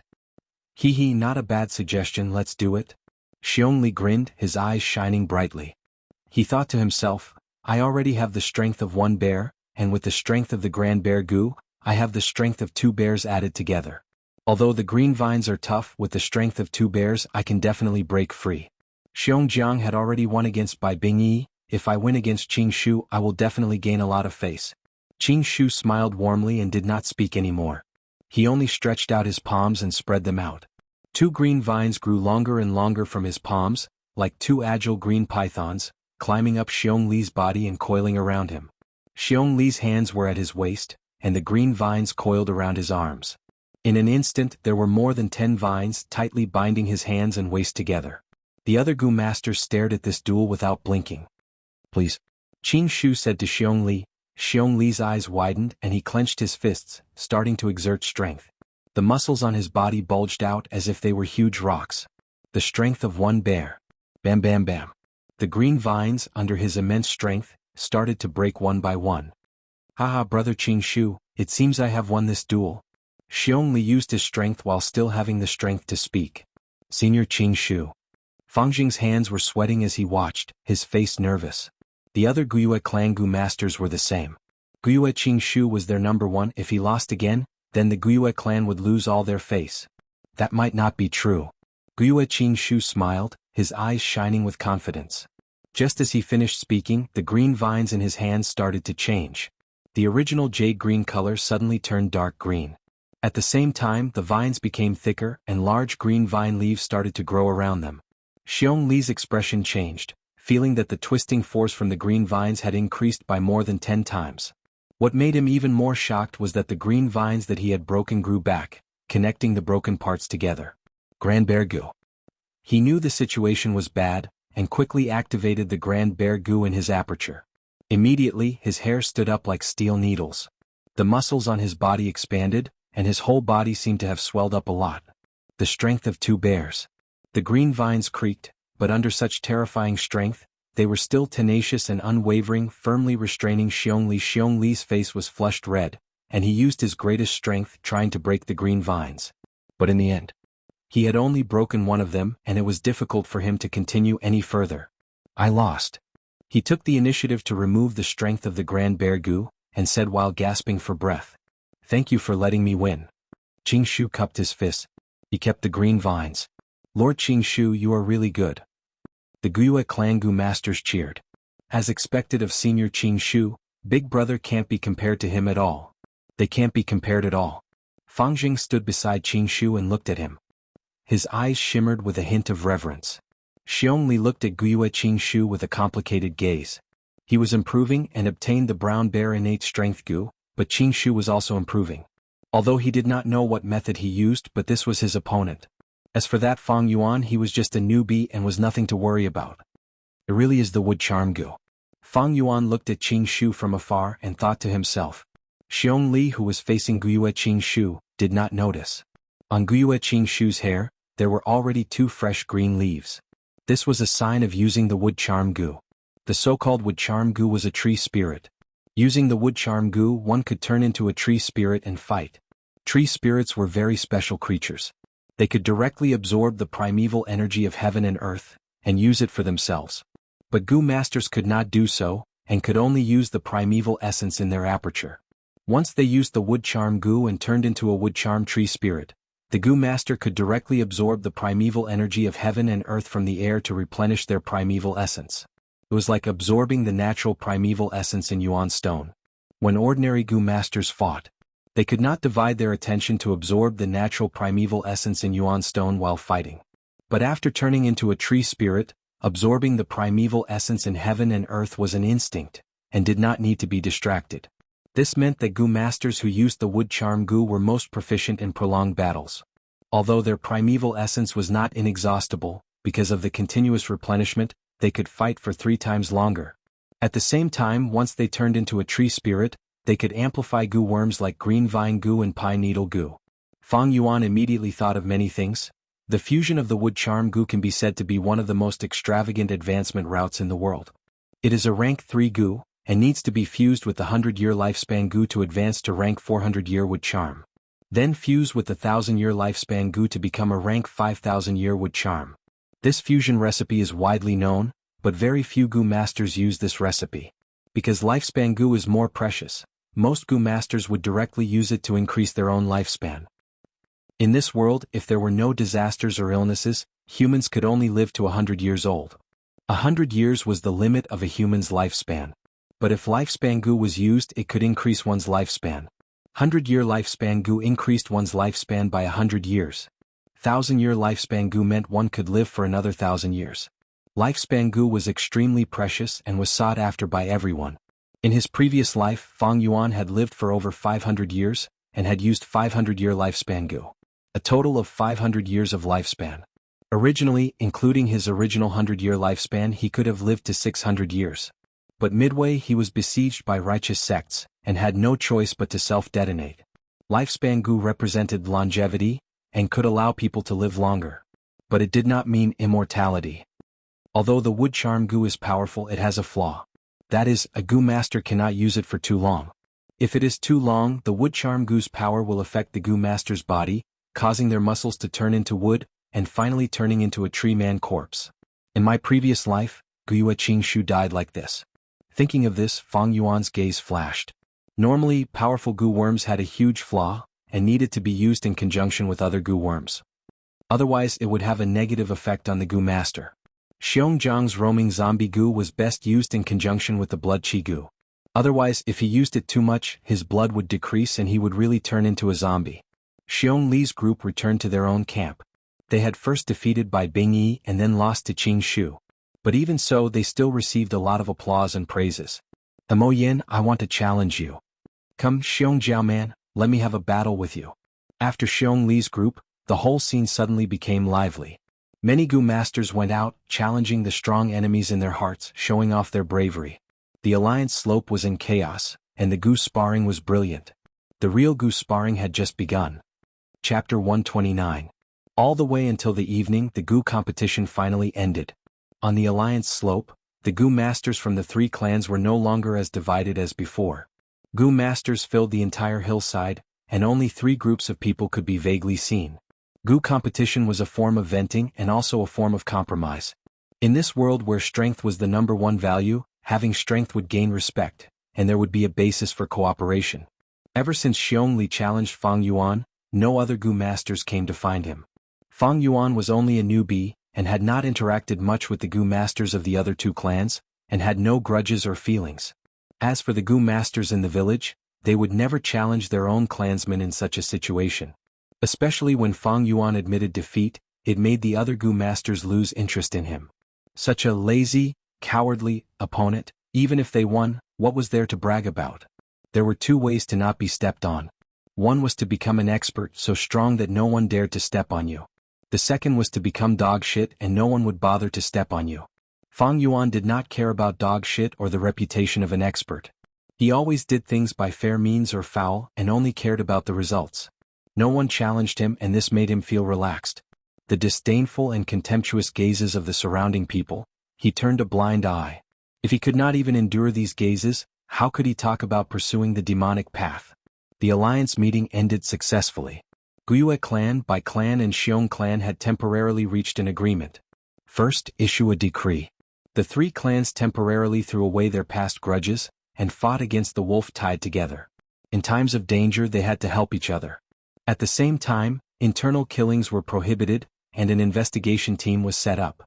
Once discovered, the killer would be banished from the clan, and the three clans would work together to punish the killer, and the killer would have to pay with his life. If the killer escaped, his family would pay with their lives. Even if the Gu master died. The Gu worms retrieved from the corpses had to be handed over, and those who used them privately would be charged with murder. After the Gu worms were handed over, they could be exchanged for merit points. Second, set up a battle merit board. With each group as a unit, it would display the battle merits of the three clans. One lightning wolf eyeball could be exchanged for 10 merit points. Merit points could be exchanged for Gu worms, Yuan stone and other resources. The appearance of the battle merit board naturally aroused the Gu master's unparalleled passion. The result of a Gu battle spar could not represent the result of a real battle. Take Xiongjiang and Bai Bingyi for example. Other than the water drill Gu, Bai Bingyi naturally had other offensive methods. But Xiongjiang's Shadow Bond Gu's effective range was only 10 meters. Moreover, there were many factors that could affect the outcome of any battle. Gu battle sparring lacked a certain degree of persuasiveness, but the merit board provided a fairer stage for competition. The Gu masters of the three clans did their best to hunt lightning wolves, striving for a better ranking on the battle merit board. This wasn't just about his own glory.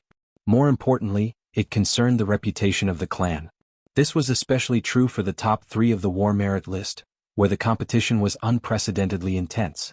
Almost every other day there would be some changes in the rankings of the top three. Soon more than a month had passed. Winter passed and spring came. All living things sprouted. After a battle, Fang Yuan stepped on the snow on the ground.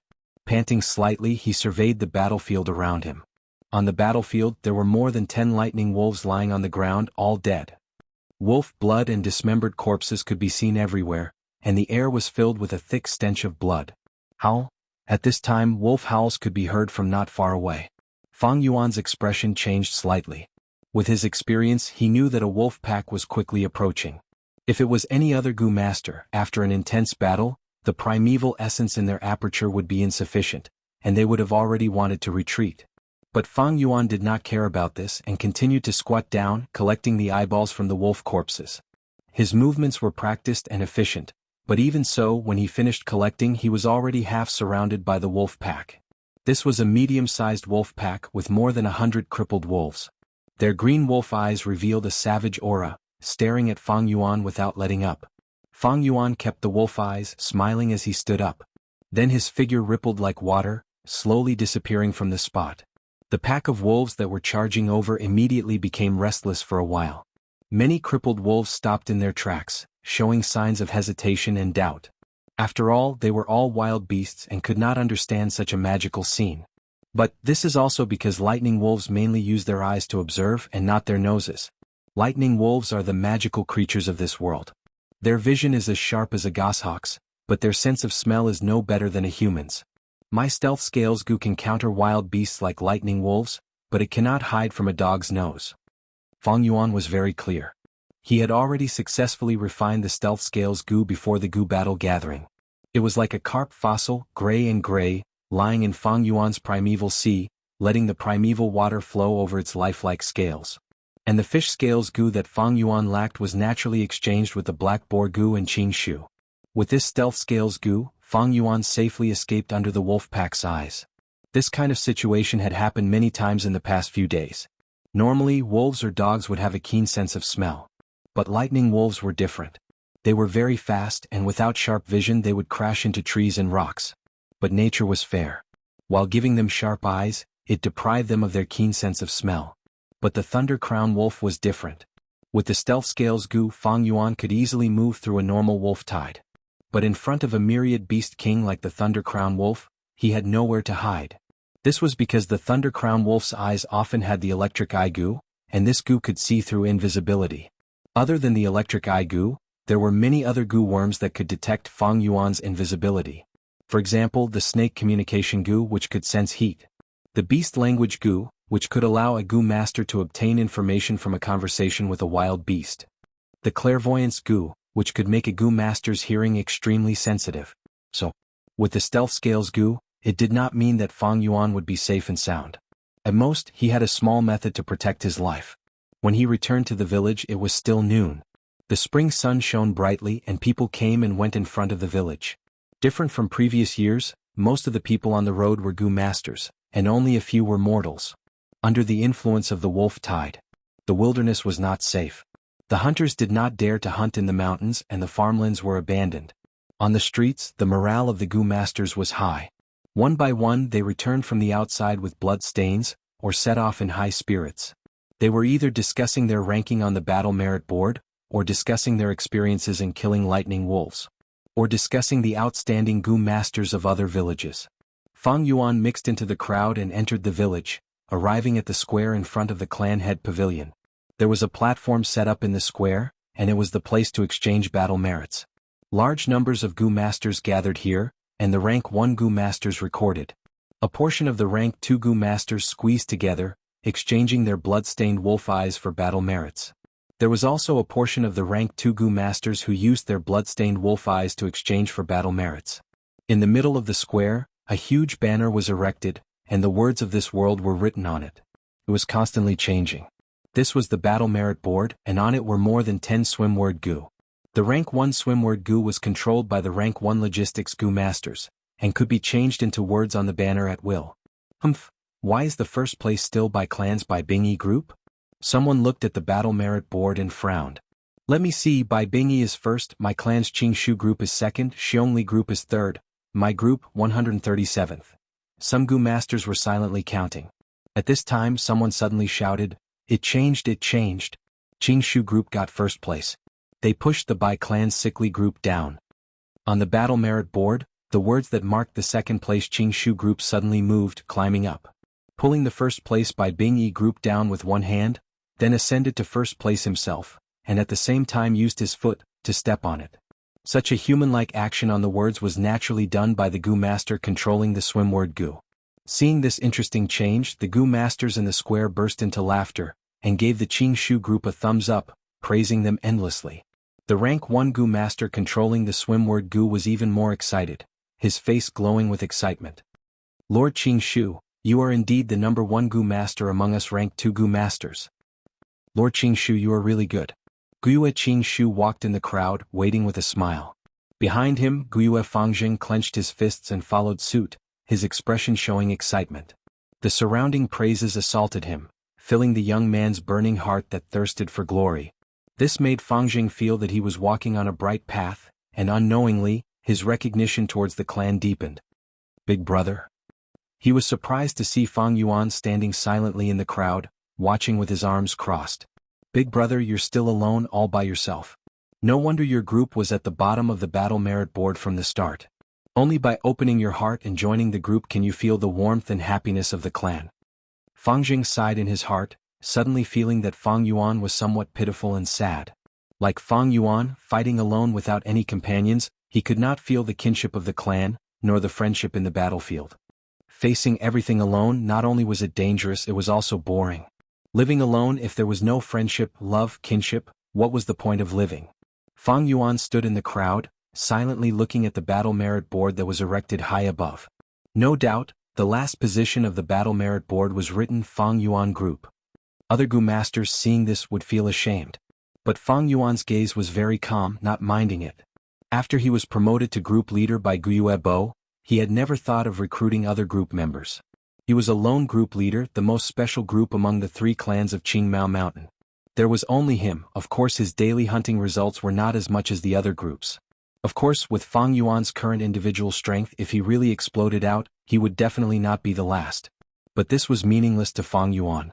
He did not need battle merits, he had stockpiled living necessities and food for Gu worms. He had planned to use battle merits to exchange for a fish scale Gu, but now he did not need it. He hunted lightning wolves every day, one was to keep up with the weather, and the other was to accumulate some battle merits to exchange for moon orchid petals. After all, his Moonglow Gu still needed this kind of food. Half a month passed in a flash, and the atmosphere of spring was getting stronger. Trees were growing green and wildflowers were blooming by the roadside. The warm spring wind was intoxicating, and the Gu masters were singing triumphantly in battle, the situation getting better. Fang Yuan walked on the streets, seeing everyone's smiling faces, and hearing praises and praises of bravery. Of course, there were some Gu masters who were deeply worried, frowning. These Gu masters were mostly elderly with rich life experiences, and knew that the true wolf tide would only come in summer and autumn. Fang Yuan's mind was clear. The reason for this situation is because of the alliance of the 3 clans, lowering their guard against each other. Thus, more Gu masters are involved in resisting the wolf tide. The second reason is that the lightning wolves that are being exterminated are only crippled wolves.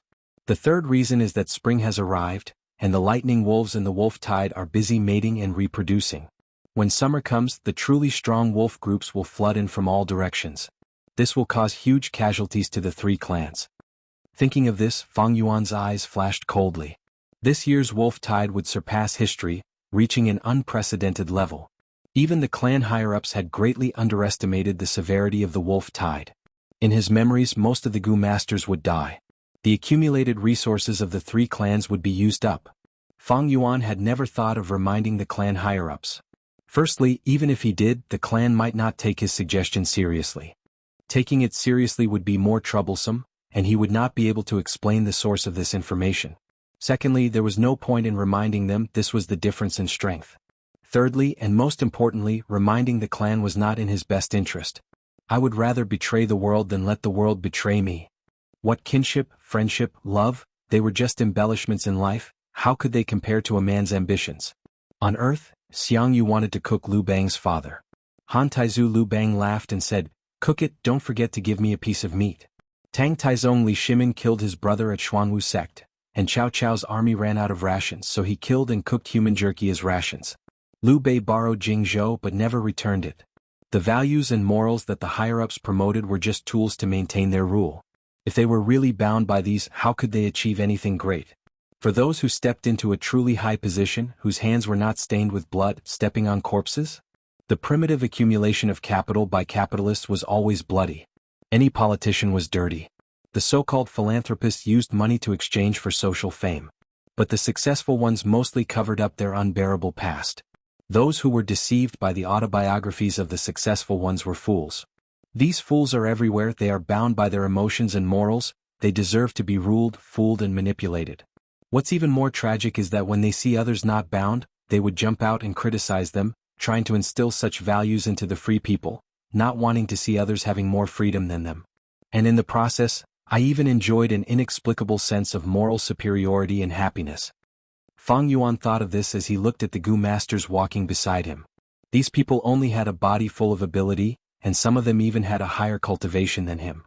But what use was that? They were just pawns, slave dogs that were bound. Actually, what truly restricted a person's achievements was not their talent, but their thoughts. In any organization from birth, a person would be instilled with values and brainwashed. If you want to achieve something extraordinary, you have to break out of the collar of your mind.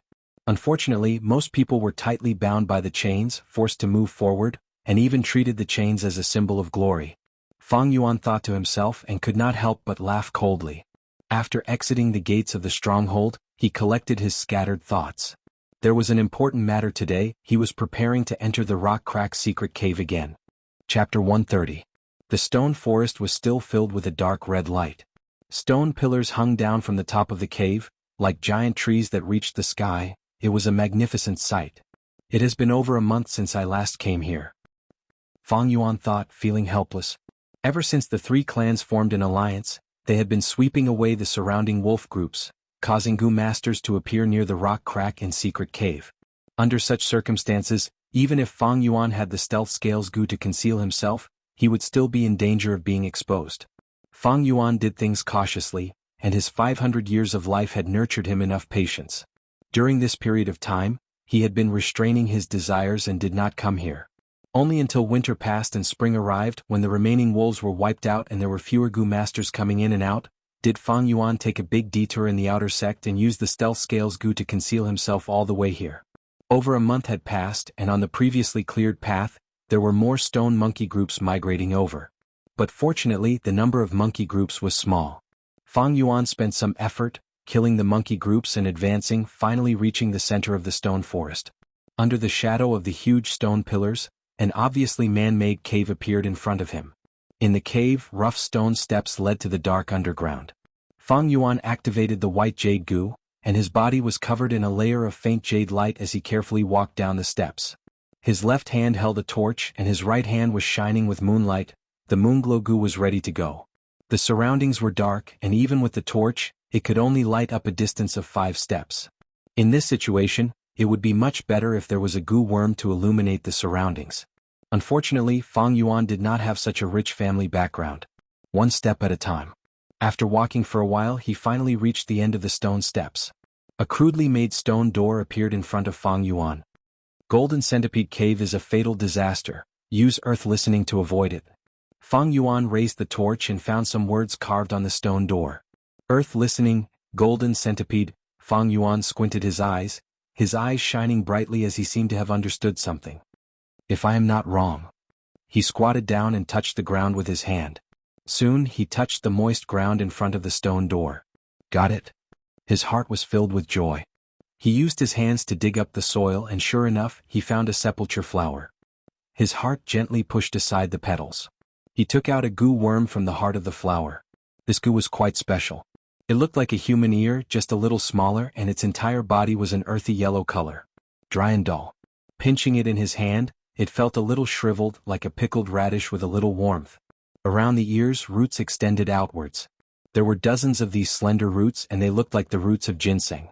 This was a rank 2 grass Gu. People called it Earth Communication Ear Grass. Looking at the Earth Communication Ear Grass in his hand, Fang Yuan's eyes flashed a few times. This Earth Communication Ear Grass came in time and could be used for scouting. It was perfect for him.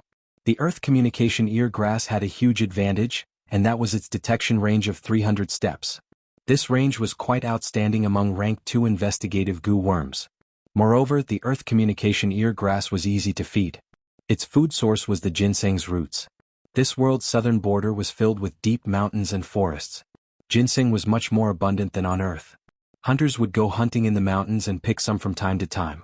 Especially ginseng, it was easy to store. As long as it was dry and sealed, it could be stored for a long time at room temperature. Moon orchid's petals would wither in a few days, but ginseng roots could be stored for a long time. Gu worms are raised, used, and refined. These 3 aspects are broad and profound, with extraordinary profundities. Although the Earth Communication Ear Grass is easy to raise, it is quite troublesome to use. Fang Yuan thought to himself. He pinched the Earth Communication Ear Grass in his hand and secretly activated his true essence. In an instant he had refined it. The Earth Communication Ear Grass was very outstanding, and its detection range was comparable to many rank 3 Gu worms. But the heavens were fair. To use the Earth Communication Ear Grass, refining it was not enough, there was a price to be paid. Like the zombie Gu and wood charm Gu, they had to be used together with other Gu worms. Otherwise, if they were used for a long time, the goo master's body would be corroded and turn into a real zombie or tree man. Many goo worms cannot be used just by refining them, as they require some special conditions. This earth communication ear grass is one of them. If I had this goo, I would be able to scout out the situation and be able to move freely in the wolf tide. I could even make use of this wolf tide to achieve some goals. Fang Yuan pondered for a while, and decided to use this earth communication ear grass. The gains were greater than the losses, so even if he had to pay the price, it was nothing for the future. No matter which world, without effort, how can there be gains? Fang Yuan laughed coldly in his heart, and kept the earth communication ear grass in his aperture. He looked deeply at the stone door and turned to leave. If he was not wrong, there was a danger on the other side of the stone door. He needed to use the earth communication ear grass to avoid it. Fang Yuan left the secret cave, but did not return to the village. Instead, he walked a few rounds outside, and after killing a few lone wolves and obtaining a few pairs of wolf eyeballs, he returned. He was still last on the battle merit board. Walking on the street, some goo masters who recognized him looked at him with mocking and disdainful gazes. Fang Yuan did not care and continued to do as he pleased. In the following days, he used his meager battle merit points to exchange for ginseng roots, and fed the earth communication ear grass, allowing it to recover to a state of full vitality. Most of the clan's attention was drawn by the wolf tide, and no one paid attention to Fang Yuan. If it was before, perhaps his uncle and aunt would still pester him, but ever since Fang Yuan sold the family assets, there was no more movement from them. It was hard to do things openly but easy to do things secretly. Soon, Fang Yuan quietly and smoothly completed some preparations. This night, the moon was bright and the stars were sparse. The moon was like a jade plate hanging high in the sky, and the gentle night curtain was like a veil, covering Qing Mao Mountain. From time to time, a wolf's howl could be heard from afar. Fang Yuan shut the doors and windows tightly, and stood naked on the floor of the rented house. On the small table in front of him, there was a basin filled with warm water, and next to the basin was a white cloth, and on the white cloth was a sharp dagger. Even the floor he was standing on was covered with a thick layer of cloth. Strands of moonlight passed through the cracks of the window, shining on the table. Fang Yuan's expression was indifferent, and he grabbed the dagger. On the shiny blade, it emitted a cold light and could be used as a mirror. Under the dim light, the young man's eyebrows were reflected on the dagger. It emitted a kind of coldness. At this moment, Fang Yuan could not help but think of a martial arts manual on Earth, Sunflower Treasured Manual. The first sentence on the first page of Sunflower Treasured Manual was, "To train in this technique, castrate yourself. To obtain strength quickly, there must be sacrifice and sacrifice. So what if you castrate yourself? Without this kind of cruel decisiveness and sacrifice, how can you achieve your ambitions and realize your ambitions? Wanting to get something without sacrifice, that is a fairy tale to deceive children." In Fang Yuan's current situation, to be able to use this earth communication ear grass, what's the price to pay? Thinking of this, Fang Yuan laughed coldly. He used the pad of his finger to gently stroke the cold blade. Softly chanting, "The moon was like frost in the night, the blade was especially cold. Without killing in the harsh winter, how can spring be seen?" As soon as he finished speaking, he struck like lightning. His hand rose and the blade fell, blood splattered. A piece of meat fell on the table. Fang Yuan's entire right ear was cut off. Blood spurted out. At that moment he first felt his ear go cold, and then an intense pain assaulted him. He gritted his teeth and took a deep breath. Resisting the pain, he summoned the earth communication ear grass from his aperture. This earth communication ear grass had been raised by him to be full of life. It was already different from when he just took it out. When he first took it out from the earth treasury flower, it was dull and shriveled, but now it was warm and meaty, fat and big as an adult's palm. Touching it in his hand, it was full of elasticity, like the ear of a Buddha statue on earth. Fang Yuan pressed the earth communication ear grass to the wound on the side of his head, and a wave of red steel primeval essence poured into it. The roots of the earth communication ear grass immediately received a burst of energy, and started to grow at a visible speed, taking root at Fang Yuan's wound. This was another wave of pain. Fang Yuan felt as if there were tens of earthworms drilling into his brain from the wound. This feeling was not only painful but also disgusting. Normally, during this process, goo masters would use other goo worms to numb their nerves. But Fang Yuan did not have such conditions, and could only rely on his steel-like willpower to forcibly endure it. After all, it was a young man's body, and Fang Yuan's body could not help but sway as he endured such intense pain. More and more roots extended into the wound. Slowly the earth communication ear grass and the bloody wound fused together, becoming Fang Yuan's new right ear. In the end, the wound no longer bled and there was not even a scar. But Fang Yuan's face was pale, and the pain only decreased slightly, but it still tormented him. Veins popped out on his forehead and his heart beat rapidly. At this point he was already halfway to success, but Fang Yuan's body still needed time to adapt to the earth communication ear grass. He first took out a mirror and looked at himself in the faint moonlight. In the mirror, his face was pale and his brows were slightly furrowed. The left ear was small, while the right ear was more than twice the size, and was somewhat deformed. Fang Yuan was not surprised, and after looking at it for a while, he felt satisfied that there were no problems.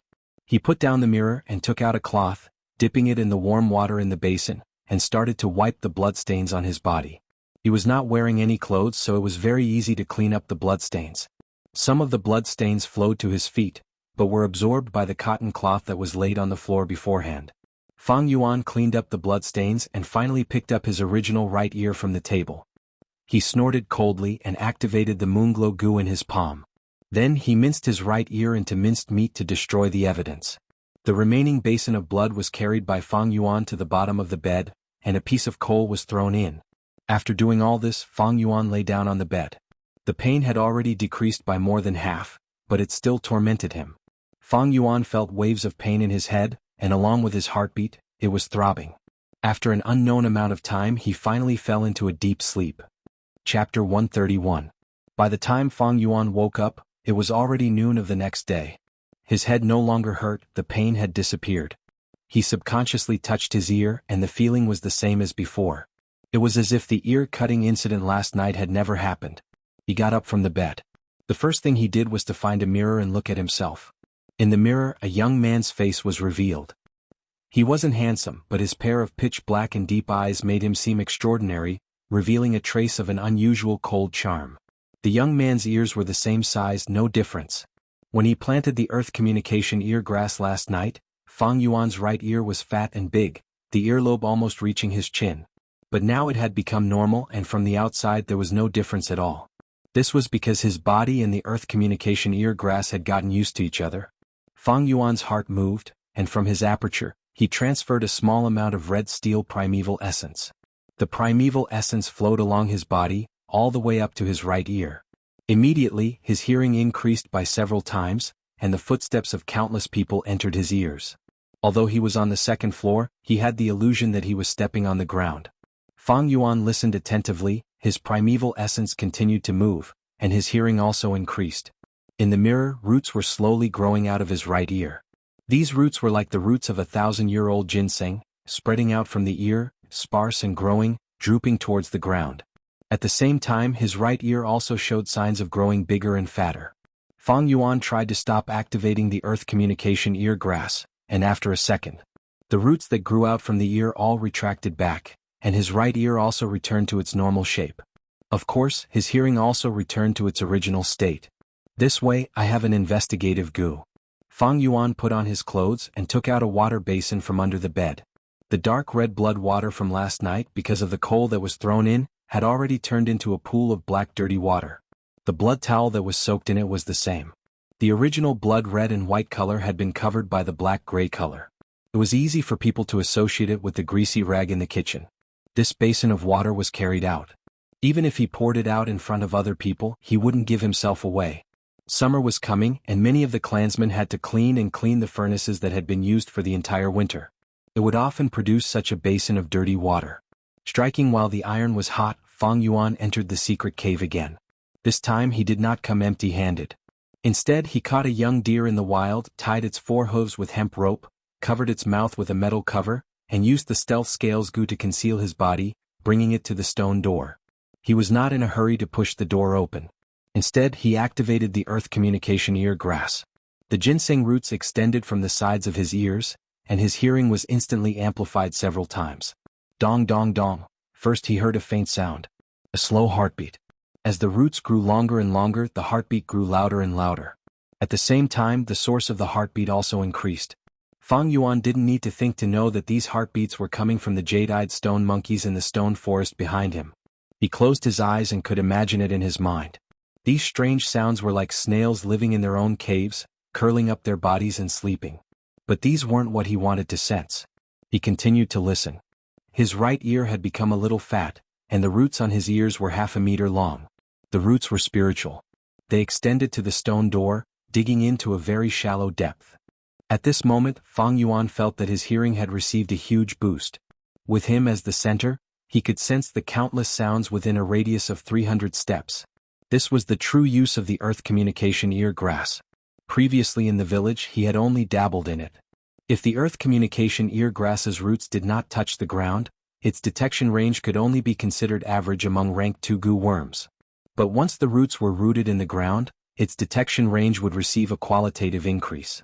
This was easy to understand. Using the theory on Earth, the speed of sound transmission was related to the medium. The speed of sound transmission on the ground and in water was much faster than in the air. In ancient China, some soldiers would sleep with a wooden quiver as their pillow.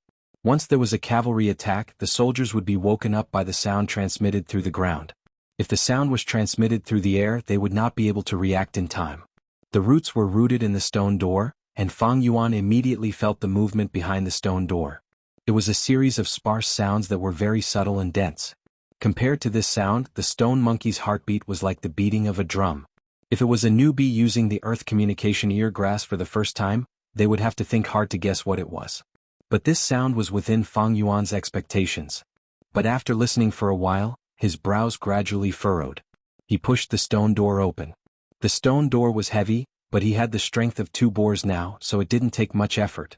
The stone door opened, and in front of him was a dark and serene tunnel.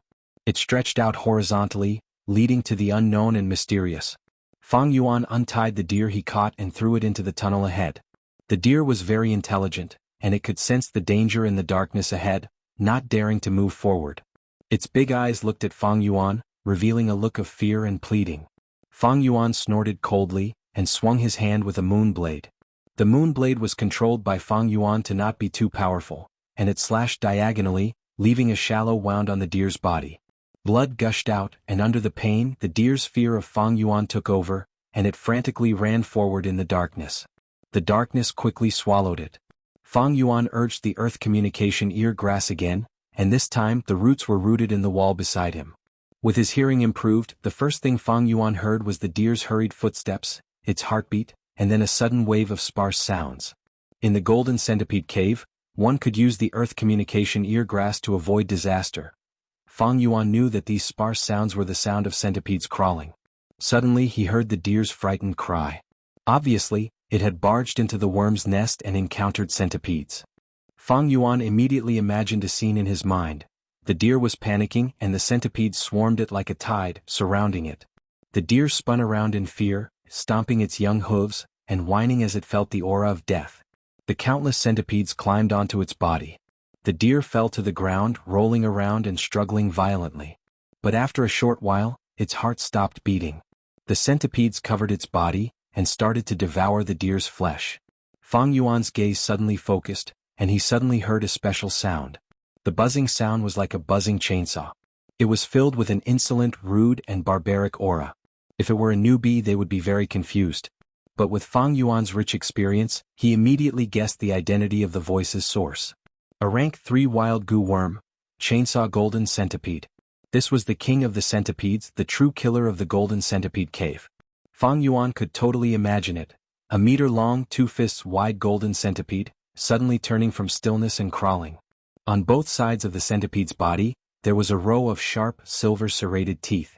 As it crawled, these serrated teeth also moved rapidly like a chainsaw. The chainsaw golden centipede's arrival immediately caused the centipede group to go silent. It came in a fierce manner, and everywhere it went, the centipede group would scatter, revealing the deer's body that still had more than half left. It climbed onto the deer's body and opened its mouth, absorbing the deer's blood and devouring the deer's meat. When it encountered the deer's skeleton, it rolled up its body, and used the serrated teeth to lightly twist, easily grinding the bones into powder. Even the white jade goo's defense cannot withstand the chainsaw golden centipede's sawing. It seems that the flower wine monk wants me to use this earth communication ear grass to avoid this chainsaw golden centipede.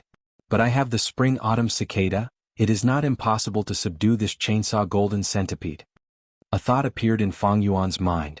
He was excited at the sight of the prey. The chainsaw golden centipede was an excellent goo worm, and if he could use it, it would definitely be a powerful method. But to subdue this chainsaw golden centipede underground, even a rank 4 goo master would have to spend a lot of effort. Capturing and killing were two completely different things. The former's difficulty was much higher than the latter. Wild goo worms were mostly cunning, and if the chainsaw golden centipede saw something amiss, it would burrow into the ground and escape. If a goo master did not have the ability to burrow into the ground, how could he pursue it? But Fang Yuan had the spring-autumn cicada. As long as he caught this chainsaw golden centipede and leaked a trace of its aura, it would definitely make this worm cower, not daring to move. The spring-autumn cicada was rank 6, and its aura had a strong deterrent effect on rank 1 to rank 4 goo worms. But against rank 5 goo worms the effect was not great. As for other rank 6 goo of the same rank, there was no deterrent effect at all. This phenomenon was very interesting. Actually, thinking about it, human society was the same. Facing outstanding people, people would often admire and worship them. But towards people who were only slightly better than themselves, they would dare to offend them, thus it was usually competition and jealousy. But I am only at rank 2 middle stage. It is not impossible to subdue a rank 3 chainsaw golden centipede now, but the timing is a bit too early. Fang Yuan muttered. A rank 2 goo master was of course most suitable and handy to use rank 2 goo worms. Of course, rank 2 goo masters could also have rank 3 or even rank 4 goo worms. But this was not a common phenomenon. Firstly, the higher the rank of the goo worm, the higher the cost of feeding it. Secondly, the higher the rank, the more inconvenient it was to use the goo worm, and a certain price had to be paid.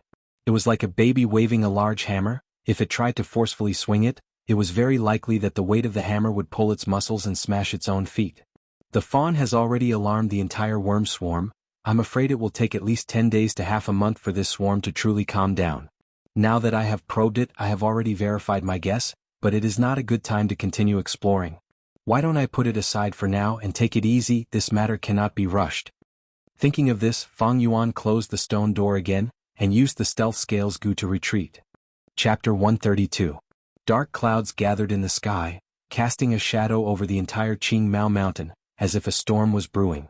On a remote hillside, a dozen strong lightning wolves bared their teeth and growled, surrounding Fang Yuan. These wolves had all 4 limbs, no longer the crippled wolves from before. If it was any other rank 2 goo master being surrounded like this alone, they would be in despair. But right now the situation was the exact opposite.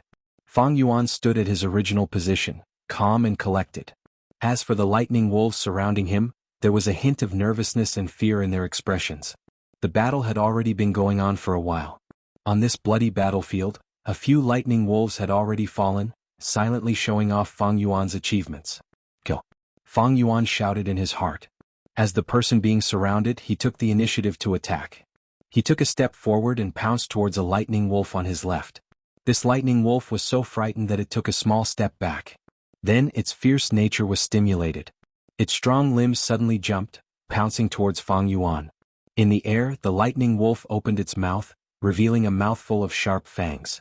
Fang Yuan laughed loudly. He did not dodge but swung his right hand. Whoosh! An eerie blue moon blade flew out horizontally, piercing through the air and hitting the lightning wolf's open mouth. With a chi sound, this unfortunate lightning wolf was instantly cut into 2 from mouth to tail by this moonblade. Boiling wolf blood spurted out with a splash, falling like a rain of blood.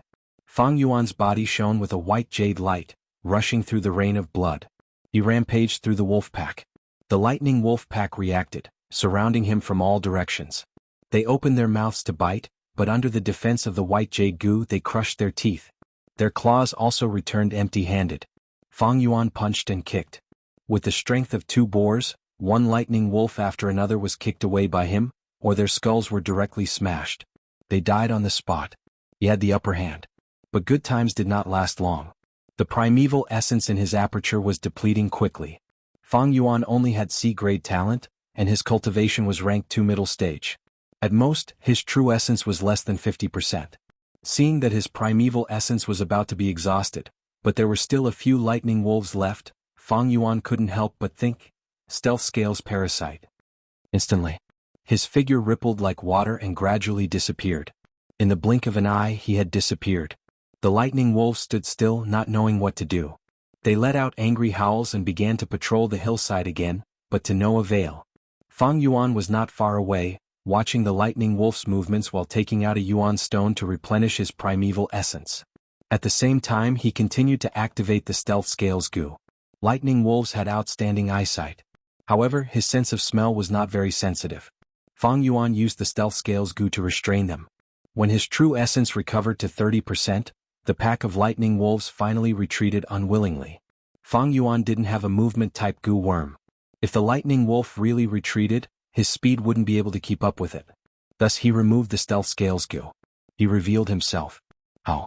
When these lightning wolves saw Fang Yuan, it was as if they saw their father's murderer, and they all rushed towards him. Fang Yuan snorted coldly. When the lightning wolves were in front of him, he fiercely punched with his right fist.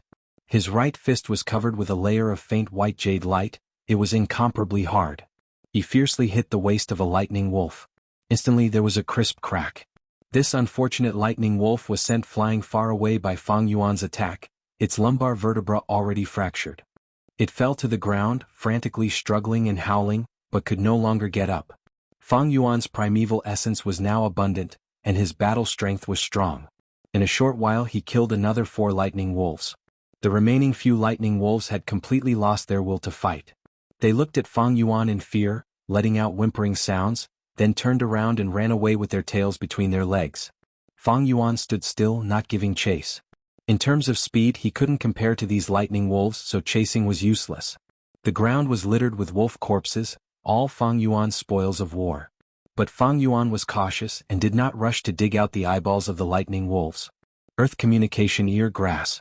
He half squatted down, using his palm to support himself, his right ear facing the ground. The ginseng roots on his ear grew out, stabbing into the soil one by one. Immediately, his hearing ability increased by several times, and everything within a radius of 300 steps was within his detection range. Countless sounds entered his ears. But there were no wolf packs attacking, or the footsteps of other goo masters. It's safe for now. Fang Yuan heaved a sigh of relief, took out his dagger and started to dig out the eyeballs of the lightning wolves. These eyeballs he only handed over a small portion and kept the rest. If he handed them all over, such a battle result would definitely attract suspicion, and even secret investigations. Of course, Fang Yuan would try his best to avoid such trouble. After digging out the eyeballs of these lightning wolves, Fang Yuan immediately left this place. After killing another 2 wolf packs, the dark clouds in the sky had become extremely thick. The wind started to howl, blowing the green pine trees in the forest, and the leaves rustled. Howl? The howls of a large number of lightning wolves could be heard in the wind. Fang Yuan's expression changed slightly. According to his memories, today was the day the wolf tide would truly erupt. Using the earth communication ear grass again, Fang Yuan did not hear the sound of a large number of lightning wolves rushing over. He was not surprised and instead calmed down. This meant that the distance between him and the lightning wolves was at least 300 steps. This distance, along with his own speed and his familiarity with the terrain, was enough for him to safely return to the village. These lightning wolves are cunning, attacking in this kind of weather. The howling of the wind, the rustling of the pines to a large extent cover them up. Fang Yuan sighed in his heart, running at his fastest speed towards the village. After running for a few hundred meters, he bumped into a group of 5 goo masters. It's Guiyue Fang Yuan. A young goo master in the group noticed Fang Yuan and immediately raised his eyebrows, greeting him in a strange tone. He was Guiyue Peng, Fang Yuan's classmate. During his days in the academy he was naturally bullied and extorted by Fang Yuan. Fang Yuan glanced at him indifferently, his speed not changing as he brushed past him, not giving him a chance to speak again. This guy. Guiyue Peng was momentarily stunned, and immediately a stifling feeling welled up in his heart, slowing down his pace. He still had not found a chance to ridicule Fang Yuan. Little Peng. Quickly catch up. If we want to maintain our position on the battle merit board today, we need to kill at least 50 lightning wolves. The group leader opened his mouth. Guiyue Peng's angry expression immediately disappeared, and he hurriedly caught up with the group leader's footsteps. My current group.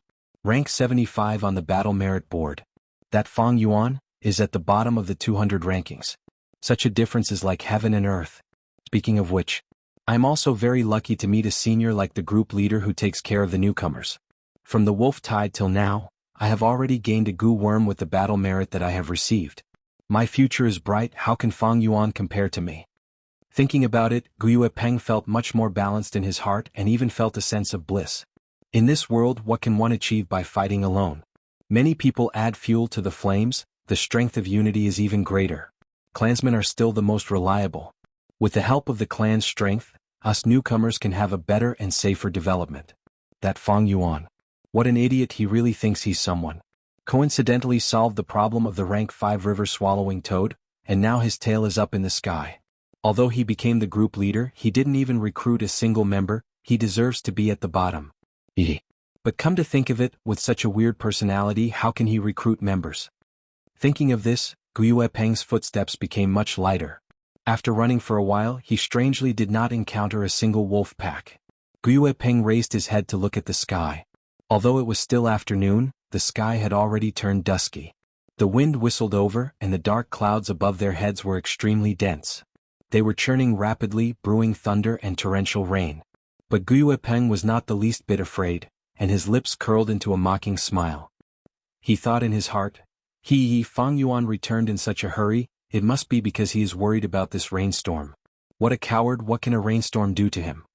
Right at this time, the group leader's expression suddenly changed, and he gasped with his mouth wide open. Group leader, what happened? The other four's gazes were naturally attracted to him. In this Gu Master group, this group leader was in charge of scouting. Although he was also a rank 2 Gu Master, his scouting Gu worm naturally did not have a large range like Fang Yuan's earth communication ear grass. At this moment, his face was pale, and he did not have the desire to explain further. Run! He screamed in fear, and under the shocked gazes of the other four, he turned and ran. Quickly follow group leader.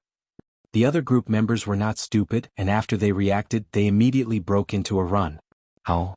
Continuous wolf howls came from behind, and from the sound one could tell that there were more than 1,000 lightning wolves. The 5 people in the group were all pale, breathing heavily as they ran with all their might. Wait for me. Guyue Peng ran with all his might, but he was still at the back. He screamed for help in panic. He could already feel the breathing of the lightning wolves behind him. But what made him despair was that the group leader who usually took care of him did not even turn his head around. The companions who usually patted their chests and talked about brotherhood and family, did not seem to hear his screams. Howl. Behind Guyue Peng's ears, a wolf's howl suddenly came. The next moment he felt a huge pressure from behind him, and in an instant he fell to the ground. He fell on the ground, feeling dizzy from the fall. He subconsciously used all his strength and turned his head to resist. Gotcha. In the sky, a lightning snake suddenly flashed. In the darkness, a bold lightning wolf's figure was immediately illuminated. Its body was twice the size of a normal lightning wolf, the fur on its body stood up, and in the corner of its mouth silver-sharp teeth could be seen. Guyue Peng's pupils shrunk to the size of a needle, and a thought reverberated in his mind, 100 Beast King.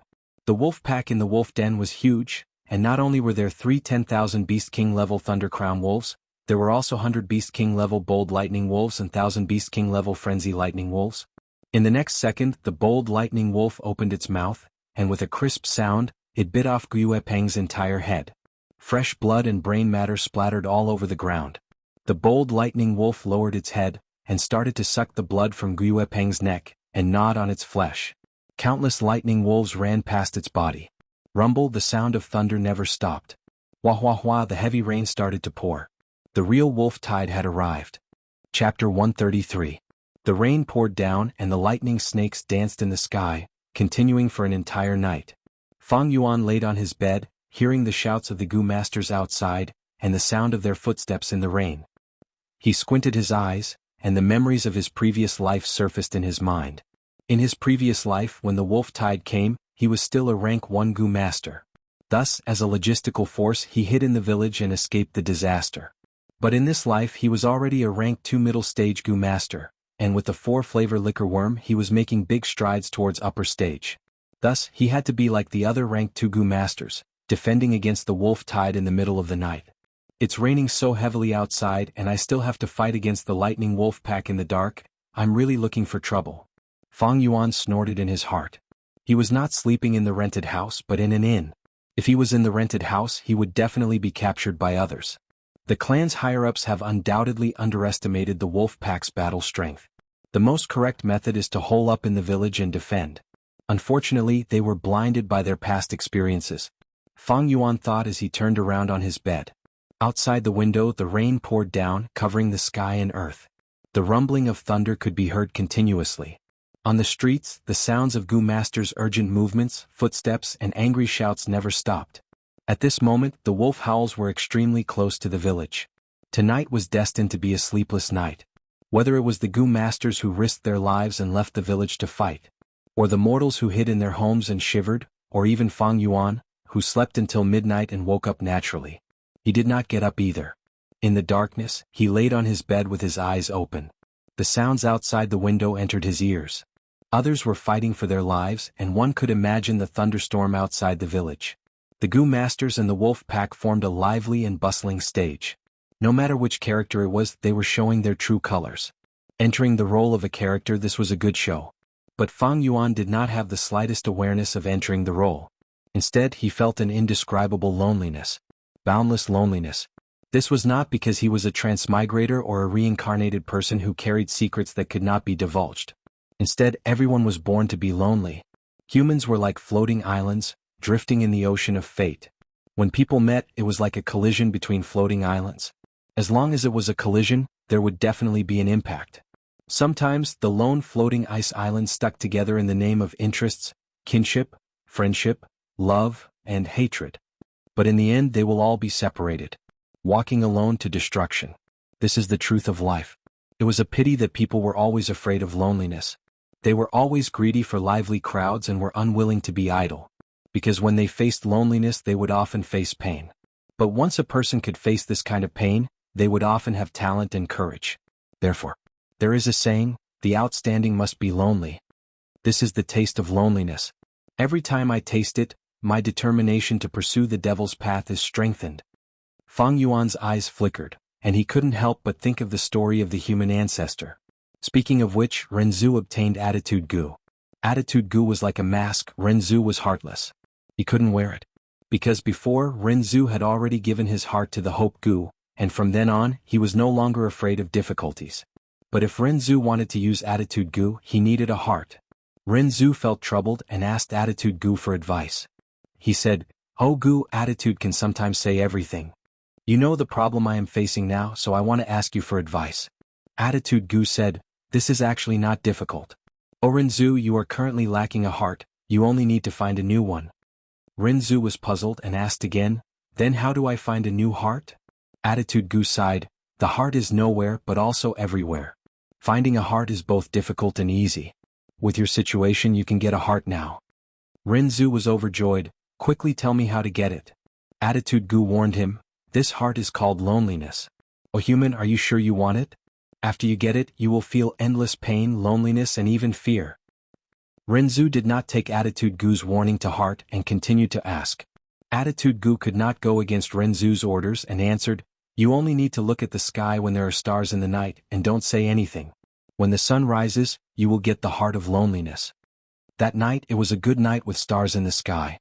Renzu followed Attitude Gu's words and sat alone on a mountain, looking at the night sky.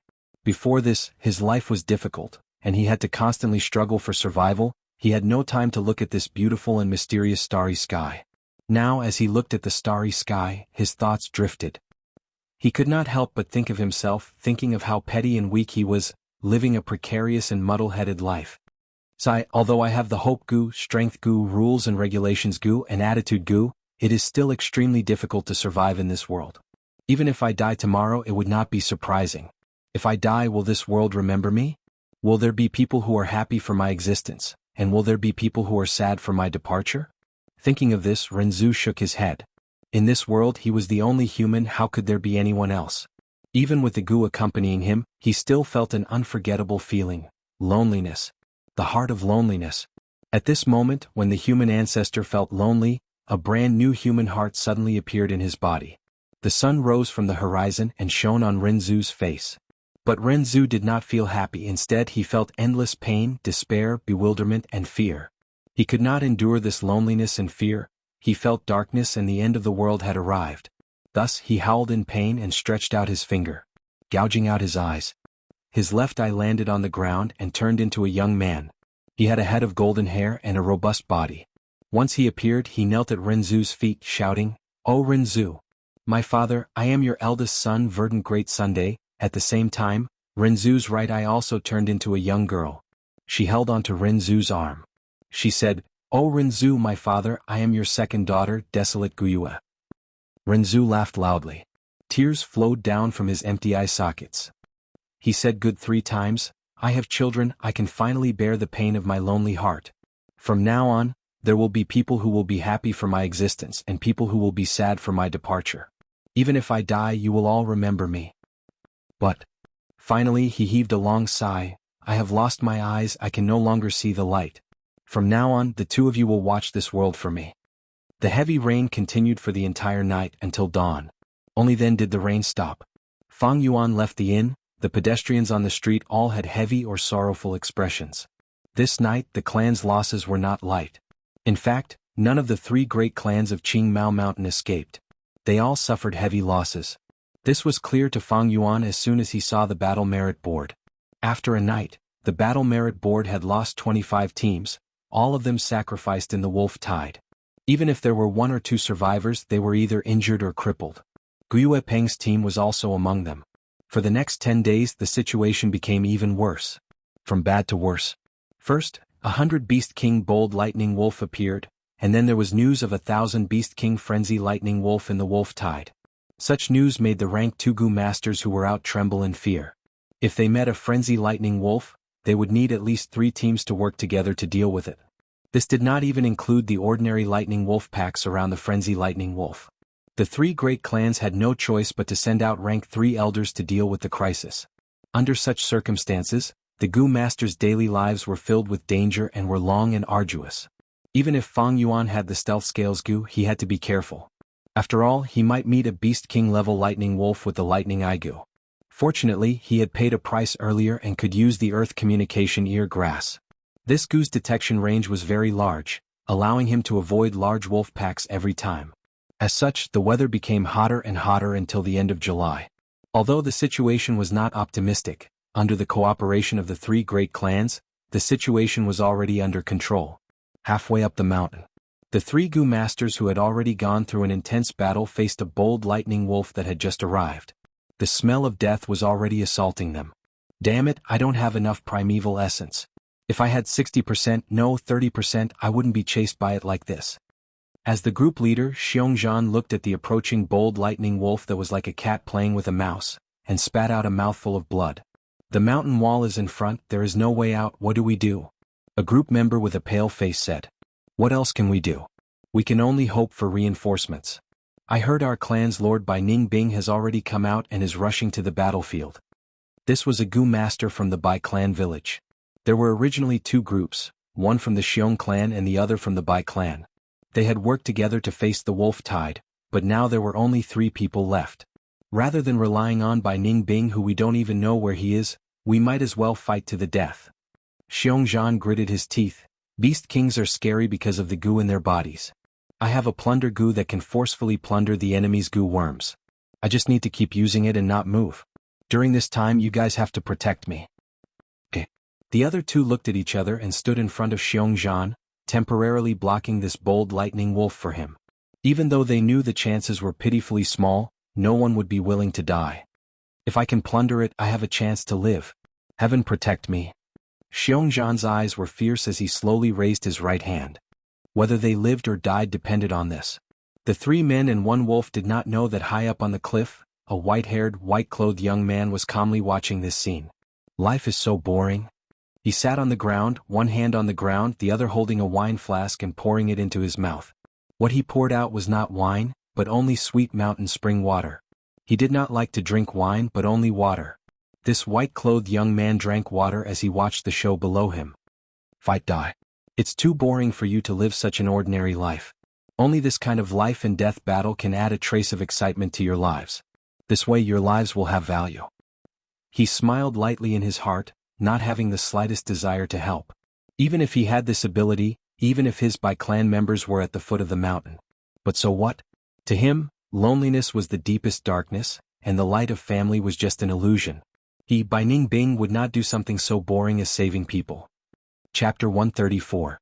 Gu Jinren 132 Gu Jinren's full text free reading section 132. 3 steps of fragrant grass on the cliff, by Ning Bing watched with interest. Under the cliff he was sitting on, an intense battle of life and death was unfolding. The bold lightning wolf walked slowly getting closer. 2 Gu masters blocked in front of it with a serious expression. Behind them, Xiongzhan was half squatting on the ground, his left hand grabbing his right wrist, his right hand in a claw shape, aiming at the bold lightning wolf. Plunder Gu. Suddenly he shouted, the primeval essence in his body surging towards the plunder Gu. A formless suction force burst out. Xiongzhan's right hand grabbed at empty air. He had the illusion that he was grabbing a Gu worm. But this Gu worm continued to struggle and wrestle with him. This force was huge, his center of gravity was already very low, but it still made him feel like he was being dragged forward. The success rate of the plunder Gu is very low, but I have to succeed this time, otherwise it bodes ill. He gritted his teeth so hard that they emitted cracking sounds. The veins on his forehead bulged, and his face was filled with malevolence as he fought with all his might. Xiongzhan had no way out. If he did not succeed he would die. Under the stimulation of death, he desperately poured primeval essence into the plunder Gu. With the injection of primeval essence, the plunder Gu residing in his right palm burst out with an even stronger suction force. The bold lightning wolf felt something was wrong and howled, suddenly launching a frenzied attack. The 2 Gu masters resisted with difficulty. Just as Xiongzhan was about to succeed, his expression suddenly changed. Damn it! I don't have enough primeval essence. He suddenly spat out a mouthful of blood, his expression extremely withered. Once the plunder failed there would be a backlash. This was a flaw of the plunder Gu. Ow! Without the plunder Gu's restraint, the bold lightning wolf opened its mouth, howling loudly. The symbiotic Gu worm released its strength, causing lightning to flash between its teeth. Blue electric currents gathered together and shot out fiercely. The lightning passed between the 2 Gu masters, directly hitting the half-squatting Xiongzhan. Xiongzhan did not even have time to howl. He was turned into a piece of charred meat by the lightning, dying instantly. Run! The remaining 2 Gu masters no longer had any will to fight, fleeing in 2 different directions. The bold lightning wolf caught up to a person and pounced on him, crushing his throat. Finally, only the Bai Clan Gu master was left. He was blocked by the bold lightning wolf and could only retreat step by step to the edge of the cliff. I'm going to die. With his back against the cliff, he raised his head and howled in despair. He vented the fear in his heart. But his voice suddenly stopped. He saw Bai Ning Bing on the mountain wall above his head. Lord Bai Ning Bing. Lord Bai Ning Bing. Is it really you? After being stunned for a moment, he suddenly shouted and cried tears of joy. Oh, I've been discovered. Bai Ning Bing chuckled and slowly raised her right hand. He pointed his right index finger downwards, and an icicle appeared and shot downwards. The icicle shot towards the Gu master who was crying for help. Through his skull, from the top of his head to his jaw. Oh! His face was still filled with the ecstasy of surviving a disaster. Then he fell to the ground with a plop. This gave the bold lightning wolf a fright. It looked at Bai Ning Bing above, the corner of its mouth splitting open, revealing its teeth that were covered in lightning. Ignorant beast. Bai Ning Bing looked at it indifferently. With a light leap he jumped down from the 5-meter-tall mountain wall. In the air, he clasped his palms together, and frost energy spread in all directions. Then his palms separated to the left and right, and an ice blade formed. This ice blade was 7 meters long like a Japanese katana from earth, its whole body covered in transparent ice. The hilt was held by Bai Ning Bing's pale hand. The bold lightning wolf's lightning shot up from below. Bai Ning Bing sneered, and 2 puffs of pure white water vapor came out of his nose. With a whoosh, the water vapor circled around his body and formed a water ball shield. The water ball continued to revolve on its own, and the bold lightning wolf's lightning struck this water ball barrier, causing it to dissipate. The water ball broke, revealing the white-clothed young man. Die. The young man's black eyes suddenly turned pure blue, like 2 blue crystals, showing ruthlessness and indifference. Blade light flashed. Bai Ning Bing lightly landed on the ground, a drop of blood dripping from the translucent white ice blade in his hand. The bold lightning wolf was like a statue standing still. After a breath's time, blood spurted out of its neck, and its huge wolf head fell to the ground, rolling a few times. As for its body, it fell down. The electric current Gu that was residing in its body shot out like lightning, towards Bai Ning Bing. Bai Ning Bing lightly flicked his wrist, and a blade light flashed in the air. Under his blade, the lightning current goo exploded into a field of eerie blue electric currents and perished. Bai Ningbing slowly walked towards Xiongzhan's corpse. The other goo worms are all ordinary goods. But this plunder goo is interesting. He found the plunder goo from Xiongzhan's corpse and kept it in his pocket. Although the three clans' agreement stipulated that after a goo master dies, even if the successor obtains the goo worm of the deceased goo master, they must hand it over. But Bai Ningbing did not care about this rule. Even if it was exposed, so what? He was the symbol of Bai clan's rise, and would definitely receive the clan's protection. Bai Ningbing was very sure of this. It's just that, this wolf tide is really boring. He caressed the ice blade with his hand, feeling the bone-chilling coldness of the ice blade. Thinking about it, fighting with people is more interesting. He yawned and suddenly smiled. I wonder how Qing Shu, Xiong Li and the others have grown? After being in closed-door cultivation for so long, maybe they can give me some surprises, who knows? Days later. In the crowded plaza, Fang Yuan looked up at a huge banner. On the banner there were words written using the U-word goo. The content was all the resources provided by the three clans. These resources included a wide range of resources such as food to feed goo worms, rice for humans, salt, oil and other daily necessities, as well as goo worms and Yuan stone.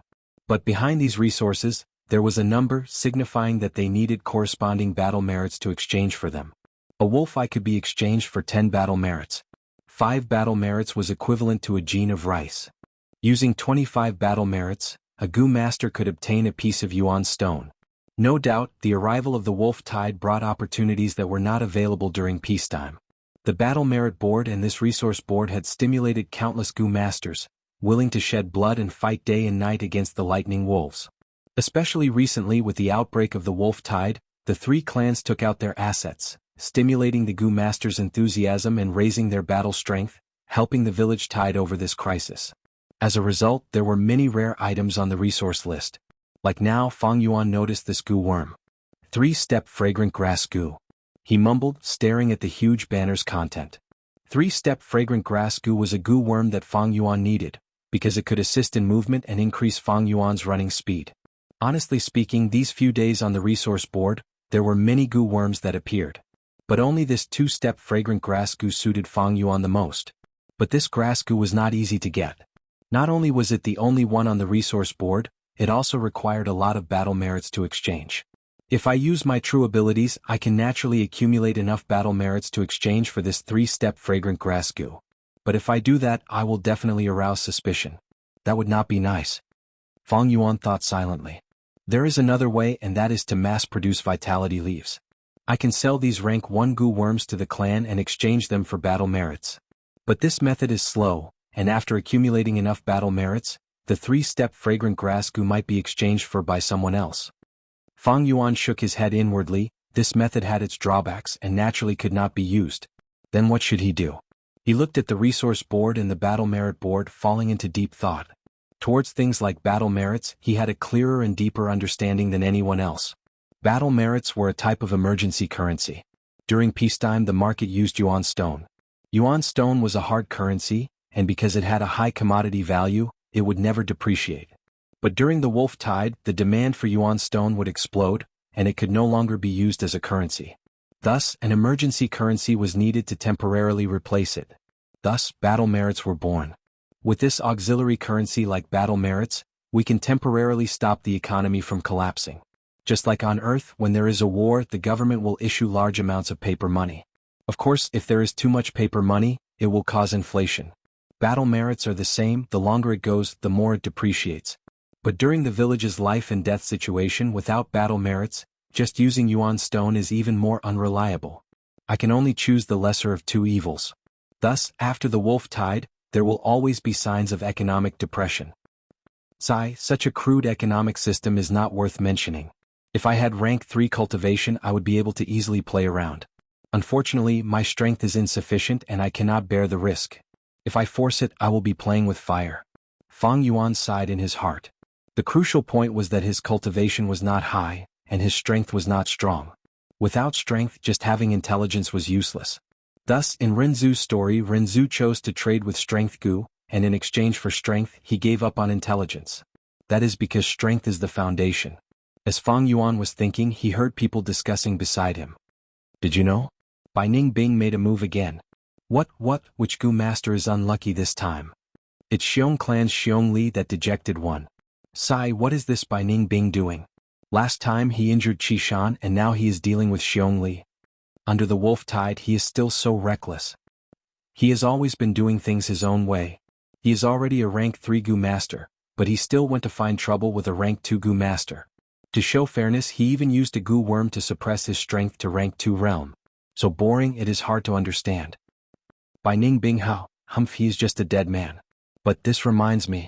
Fang Yuan heard this and his heart moved. He thought of a way to quickly obtain large amounts of battle merits. Gu Venerable 132_Gu Venerable's full text free reading section 132. 3 steps of fragrant grass updated. Chapter 135. Quickly running. The trees in front of him seemed to be crashing towards Fang Yuan. Fang Yuan dodged agilely, running as fast as he could.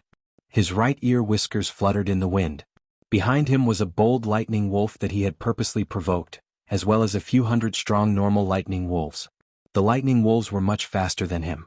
Especially the bold lightning wolf, its strong body moved like lightning in the complicated terrain, its speed extremely fast. Seeing that it was about to catch up to Fang Yuan, suddenly Fang Yuan's body shimmered, and he disappeared.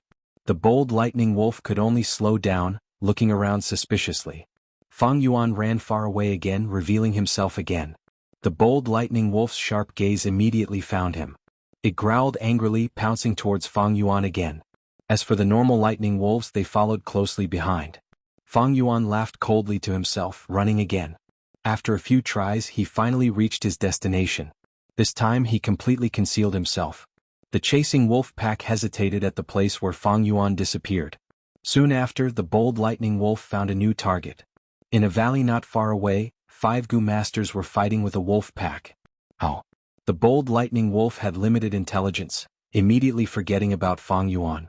It raised its head and howled, and the lightning wolves behind it joined the battle in the valley like a tide. How can this be? The Gu masters who were fighting saw this scene, their faces turning ashen. I'm not talking about every wolf pack. Do they all have their own areas of activity?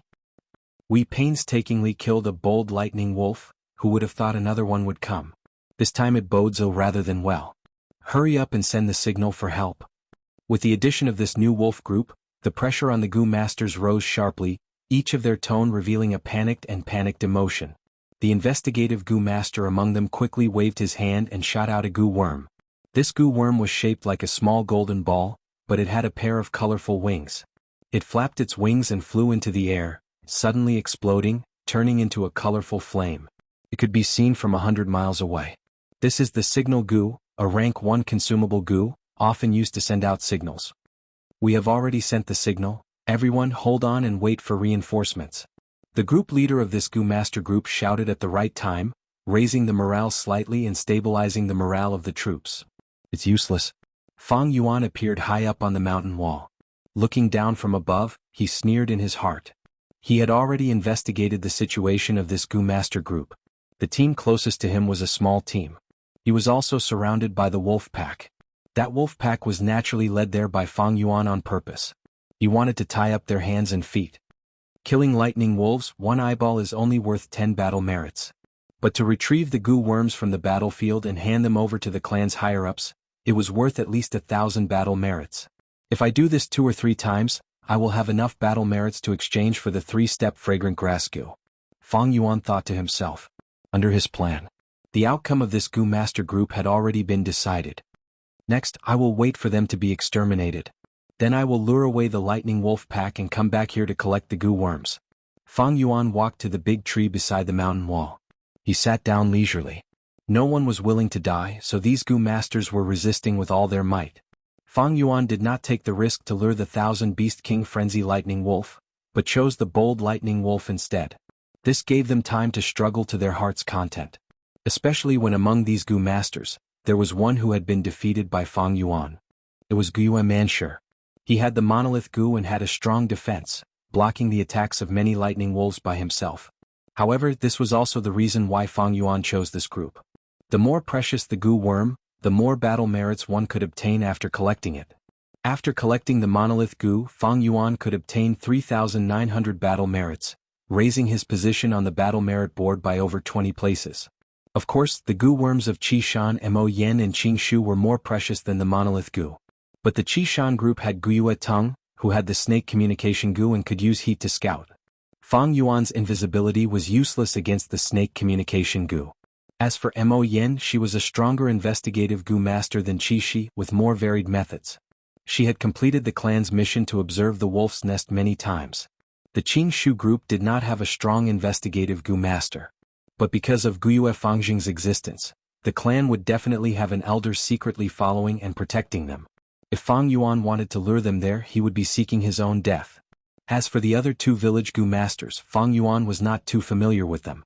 Framing someone was not an easy job. After choosing left and right, he finally chose a few groups. After following them for a long time, he finally found this suitable opportunity. Bai Ningbing was sleeping when the sounds of battle entered his ears. He opened his eyes slightly, and a cold light shone from his eyes. It's this boring scene again. He was sleeping at the edge of the cliff, and slightly turned his body to look at the scene in the valley. Just as he was about to close his eyes and sleep again, he suddenly saw a figure. His eyes flashed with a surprised light. He saw Fang Yuan. Fang Yuan was leaning against a tree, eating a wild fruit that he had picked. He was coldly looking at the battle below, indifferent. Bai Ningbing's interest was immediately piqued. He had never met a person like Fang Yuan. Since young, the people around him were all loyal to the clan and intoxicated with emotions. But from Fang Yuan he felt a familiar sense of loneliness and coldness. Who is he? Bai Ningbing's heart was filled with suspicion and curiosity. The wild fruit was obtained by Fang Yuan himself. With his experience he could naturally tell if it was poisonous or not. The wild fruit was juicy, sour and sweet. Fang Yuan was eating when his right ear twitched. He heard movement and it was right beside him. Bai Ningbing was sleeping on a higher level of the cliff, and there was no movement because the flesh-hearing ear grass could not sense him. Now he moved his feet. He was immediately discovered by Fang Yuan. Fang Yuan's eyes flashed with electricity, and he turned his body to look. He saw a white-haired, white-clothed young man using an ice blade to stab into the cliff, sliding down and landing not far from him. Bai Ningbing. Fang Yuan's eyelids drooped, and he immediately recognized this person. Qing Mao Mountain's #1 genius, the symbol of Bai Village's rise. During rank 2 he killed a rank 3 clan elder, and now he has rank 3 cultivation at such a young age. He is the key person who changed Qing Mao Mountain's situation by himself. If it was any other goo master facing Bai Ningbing alone, their expression would definitely change, either nervous or fearful. But Fang Yuan's gaze only glanced at him for a moment before looking back at the valley. His expression was still calm, as if he was indifferent. It was all because Fang Yuan knew Bai Ningbing's background and secrets. He knew it clearly. Oh. Bai Ningbing walked over. He stared at Fang Yuan in a daze, his mouth slightly opened and his voice dragged. He stared at Fang Yuan curiously, as if he was looking at something he had never seen before. He walked closer, and the more he looked at Fang Yuan, the brighter his eyes became and the more interested he felt. This person's body. Why is there a familiar smell? Feels like I've seen him before. Feels like a long time ago. This is the feeling of a friend. Bai Ningbing's heart was stirred. Friend, he had always disdained and despised this word. Even despised it. He had never thought he would have friends. Those mortals around him could only look up to him. How could they have the qualifications to be his friend? Bai Ningbing had always thought he would never have a friend in his life. But now he suddenly had this feeling. This feeling was extremely mysterious, but he was sure it was this feeling. Because when he looked at Fang Yuan, it felt like he was looking at himself. Bai Ningbing's distance was a little too close. Fang Yuan turned his eerie black eyes and stared at him indifferently. Out of nowhere, Bai Ningbing understood the meaning of Fang Yuan's gaze. This was a gaze that warned him. He quickly stopped his footsteps and stared blankly at Fang Yuan rudely, saying at the same time, "Hey, you really are an interesting person." If a Bai Clan Gu master who was familiar with him was here, they would definitely go crazy after hearing this. Since young, Bai Ningbing had never said such words of praise to someone. Fang Yuan ignored him, munching on a wild fruit as he watched the intense battle in the valley. Bai Ningbing walked around Fang Yuan, carefully observing him. It was like he was looking at the world's most novel food. He looked at Fang Yuan from all angles and suddenly squatted down, looking at Fang Yuan from below. He was untainted by even a speck of dust, his crystal-like white hair hanging on the ground. He did not care. His white robe dragged on the ground, but he did not care either. At this moment he was like an innocent child looking at his playmate, curiously looking at Fang Yuan's expression. He wanted to speak a few times but could not. Bai Ningbing felt that he had many things to say to Fang Yuan, but when the words came to his mouth, he felt that there was no need to say them, because he felt that Fang Yuan would understand. After a moment of silence, he opened his mouth doubtfully. The battle in the valley is not interesting at all, what is there to see? But halfway through his words, his eyebrows rose up, showing an expression of understanding. I understand. You were the one who lured these wolves here and you want to kill these Gu masters. But why didn't you do it yourself? Oh, you are afraid of leaving behind evidence. You are too cautious. From your aura I can tell that you are already a rank 2. If I were you, I would kill them if I wanted to and would have done it long ago. Suddenly he laughed like a child who had found the most fun toy in the world. His eyebrows danced in joy. You are really an interesting person and the things you do are also interesting. Yee, I'm starting to like you. Fang Yuan retracted his gaze, turning his gaze towards Bai Ningbing again. He understood this person. Because this person was also a natural-born demon. What is a demon? Abandoning the secular world, ignoring all living beings. Surrounded by loneliness, disdaining emotions. This person was like a reflection of Fang Yuan, but Fang Yuan was more profound while he, Bai Ningbing, was purer. Simply put, they were the same kind of person. In his previous life's memories after the 3 clans survived the wolf tide, it was this man who exterminated the 3 clans, causing the lively Qing Mao Mountain to turn into an icy hell. Bai Ningbing, Bai Ningbing. Fang Yuan sighed in his heart, slowly saying, you must be very lonely. Bai Ningbing's eye sockets bulged, squatting on the ground, nodding his head and sighing in agreement. Yes, these days are super boring. Some time ago, I killed a Xiong Clan Gu master. It was quite interesting, so I took this Gu worm. Take a look. He was like a cute child, taking out the plunder Gu as if showing his new toy to his companion. Fang Yuan glanced at the plunder Gu in his hand, laughing. So, you want to kill me? Bai Ningbing's eyes turned from black pupils to blue crystals. He jumped up and stood up straight. Ha ha ha. He raised his head and laughed, then said to Fang Yuan with an excited expression, you know. That's right, I want to kill you, come and kill me. A battle of life and death is the most interesting thing, and to meet such an interesting person like you, I swear I have never done such an interesting thing. The more he spoke, the more excited he became, suddenly opening his arms and sighing, ah. I feel that my life has never been so exciting. Thank you, although I don't know your name, thank you for letting me kill you. Chapter 136. Don't worry, you are only rank 2, I won't take advantage of you. I will also suppress my cultivation to rank 2. Come, let's have a fair fight. Bai Ningbing laughed maniacally as he shouted. Facing the crazed Bai Ningbing, Fang Yuan's expression was calm. He stared at Bai Ningbing, his tone indifferent. If you want to kill me, then come. Saying so, Fang Yuan took a small step forward, his body like a willow leaf falling from a high place. Bai Ningbing's laughter stopped abruptly, his embarrassment turning into anger. Don't you run. He immediately ran, chasing after Fang Yuan. Fang Yuan laughed coldly without making a sound, running straight towards the valley. The two charged into the valley, one in front and one behind. The wolf pack raged, attacking Fang Yuan and Bai Ningbing one after another. Of the Gu masters who were forced into the valley, one had already died. The remaining 4 saw the wolf pack's movements, and their faces immediately showed joy.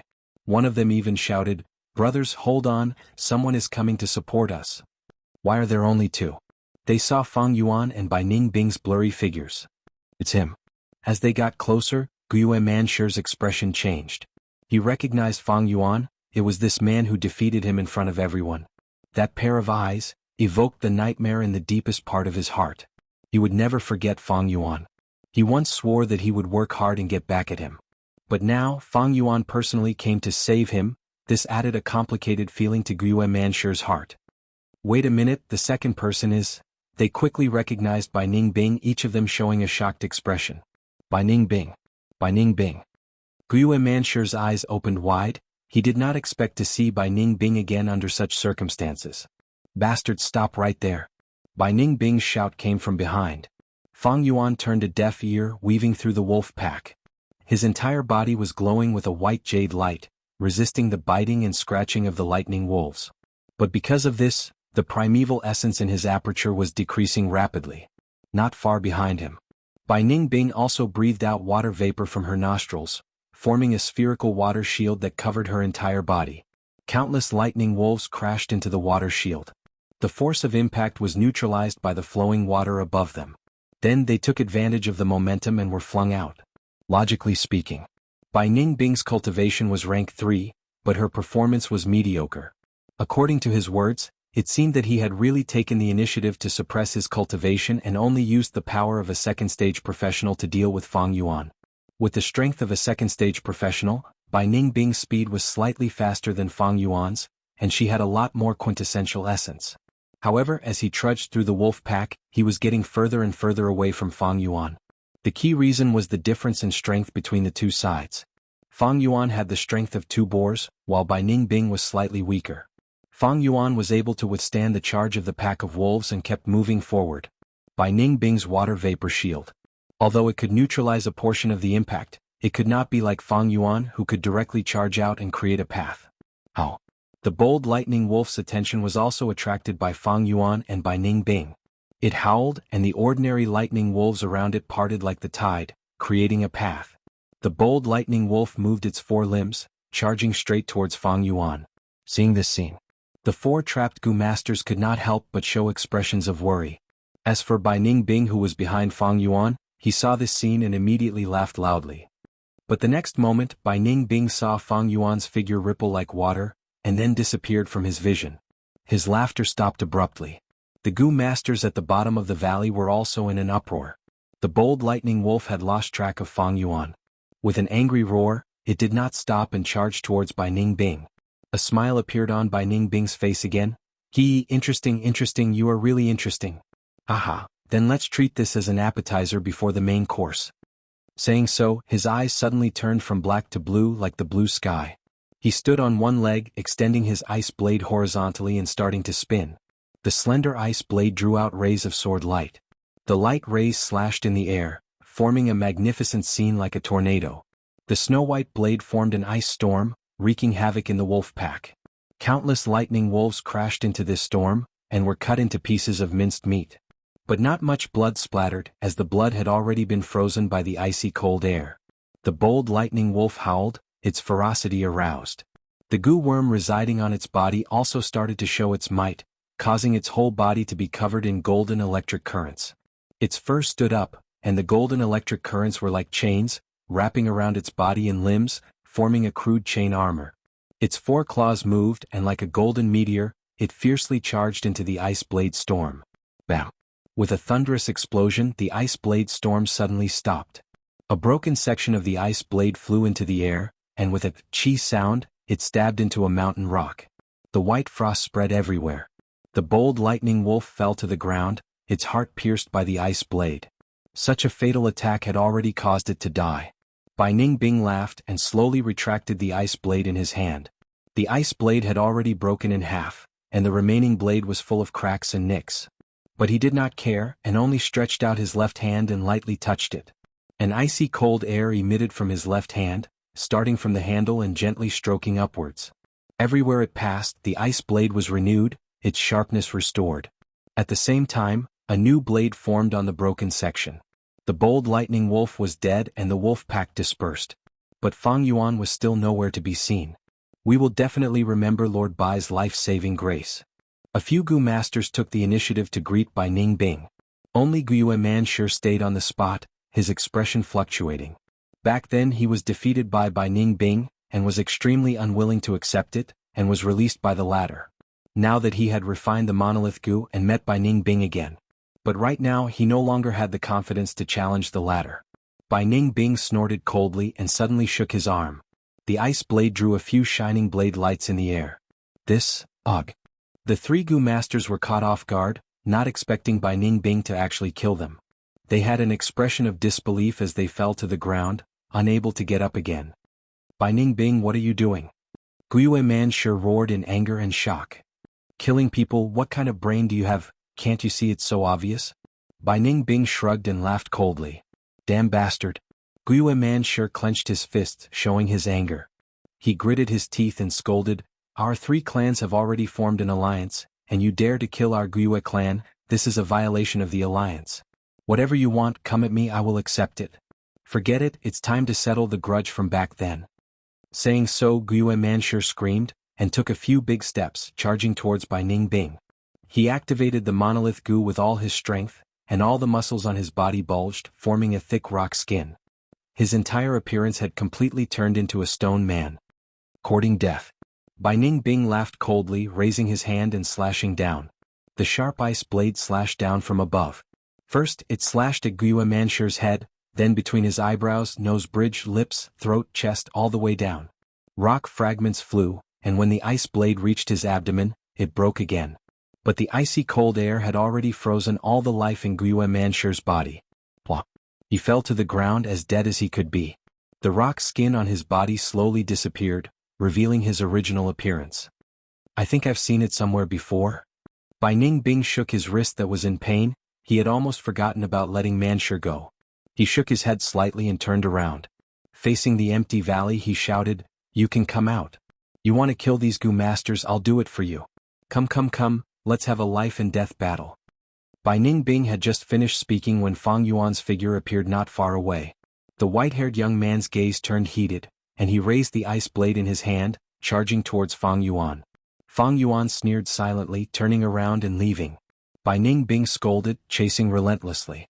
During the chase, Fang Yuan led Bai Ningbing to the nearest battlefield.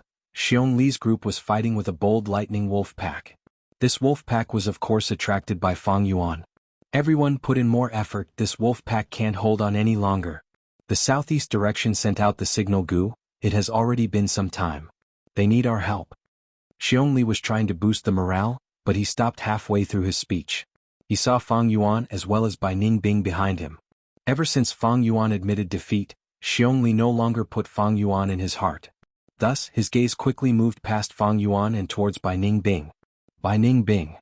Xiong Li's eyes were filled with rage. Once he saw the white-haired young man in white clothes, his heart was filled with rage. Not long ago, Bai Ningbing suddenly appeared in front of him, and without saying a word, he attacked. Especially when he purposely suppressed his cultivation to rank 2. Xiong Li was caught off guard and lost the battle. His personal bravery and the clan's glory were all trampled by Bai Ningbing. To him, this was a huge humiliation. How could he not be angry? Wait, Bai Ningbing seems to be chasing after Fang Yuan, Xiong Lin suddenly said. He was short, with a round bald head that seemed to shine. Xiong Lin was the same age as Fang Yuan, he had great aptitude, and was the Xiong clan's #1 genius newcomer. He was also a rank 2 now, and after many experiences he had already grown. Xiong Li suppressed his urge to attack. Fang Yuan was only a member of Guiyue clan, and not their Xiong clan. Although there was a 3-clan alliance, there was still a difference in intimacy. Since it was a fight between outsiders, it would be best if they did not implicate themselves. Xiong Li's group was prepared to watch from the side, but how could Fang Yuan not expect this? His one sentence completely changed their stance. Fang Yuan quickly approached Xiong Li's group, shouting in a panicked tone, "I saw the plunder goo on him, protect me. Bai Ningbing wants to silence me." Chapter 137. What?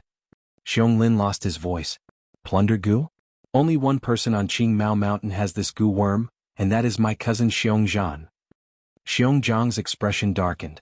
Xiong Li squeezed his eyes tightly, his eyes flashing fiercely. Others were afraid of Bai Ningbing, so was he. But fear did not mean weakness or fear. In his heart, he had already prepared to sacrifice himself for the clan and fight to the death with Bai Ningbing. Bai Ningbing, is the plunder goo in your hands or not? He took a big step forward, allowing Fang Yuan to pass by him and face Bai Ningbing directly. Bai Ningbing laughed coldly, "So what if it is?" Xiong Zhang's expression was gloomy as he questioned, "Speak. How on earth did my cousin die? Why is his goo worm in your hands?" Xiong Lin also said, "Bai Ningbing, I respect you as a senior. But you secretly took our Xiong clan's goo worm and did not hand it over. You are openly violating the alliance agreement." Saying so, he waved his hand and a signal goo appeared. With a bang, colorful fireworks burst out in the air. The colorful light from the fireworks shone on Bai Ningbing's face as he laughed loudly. "What bullshit alliance agreement? I have never cared about it. I only saw someone using the plunder goo and found the process interesting, so I collected it." Xiong Jiang heard this and could no longer hold back the anger in his heart. Roaring in a low voice, he charged towards Bai Ningbing.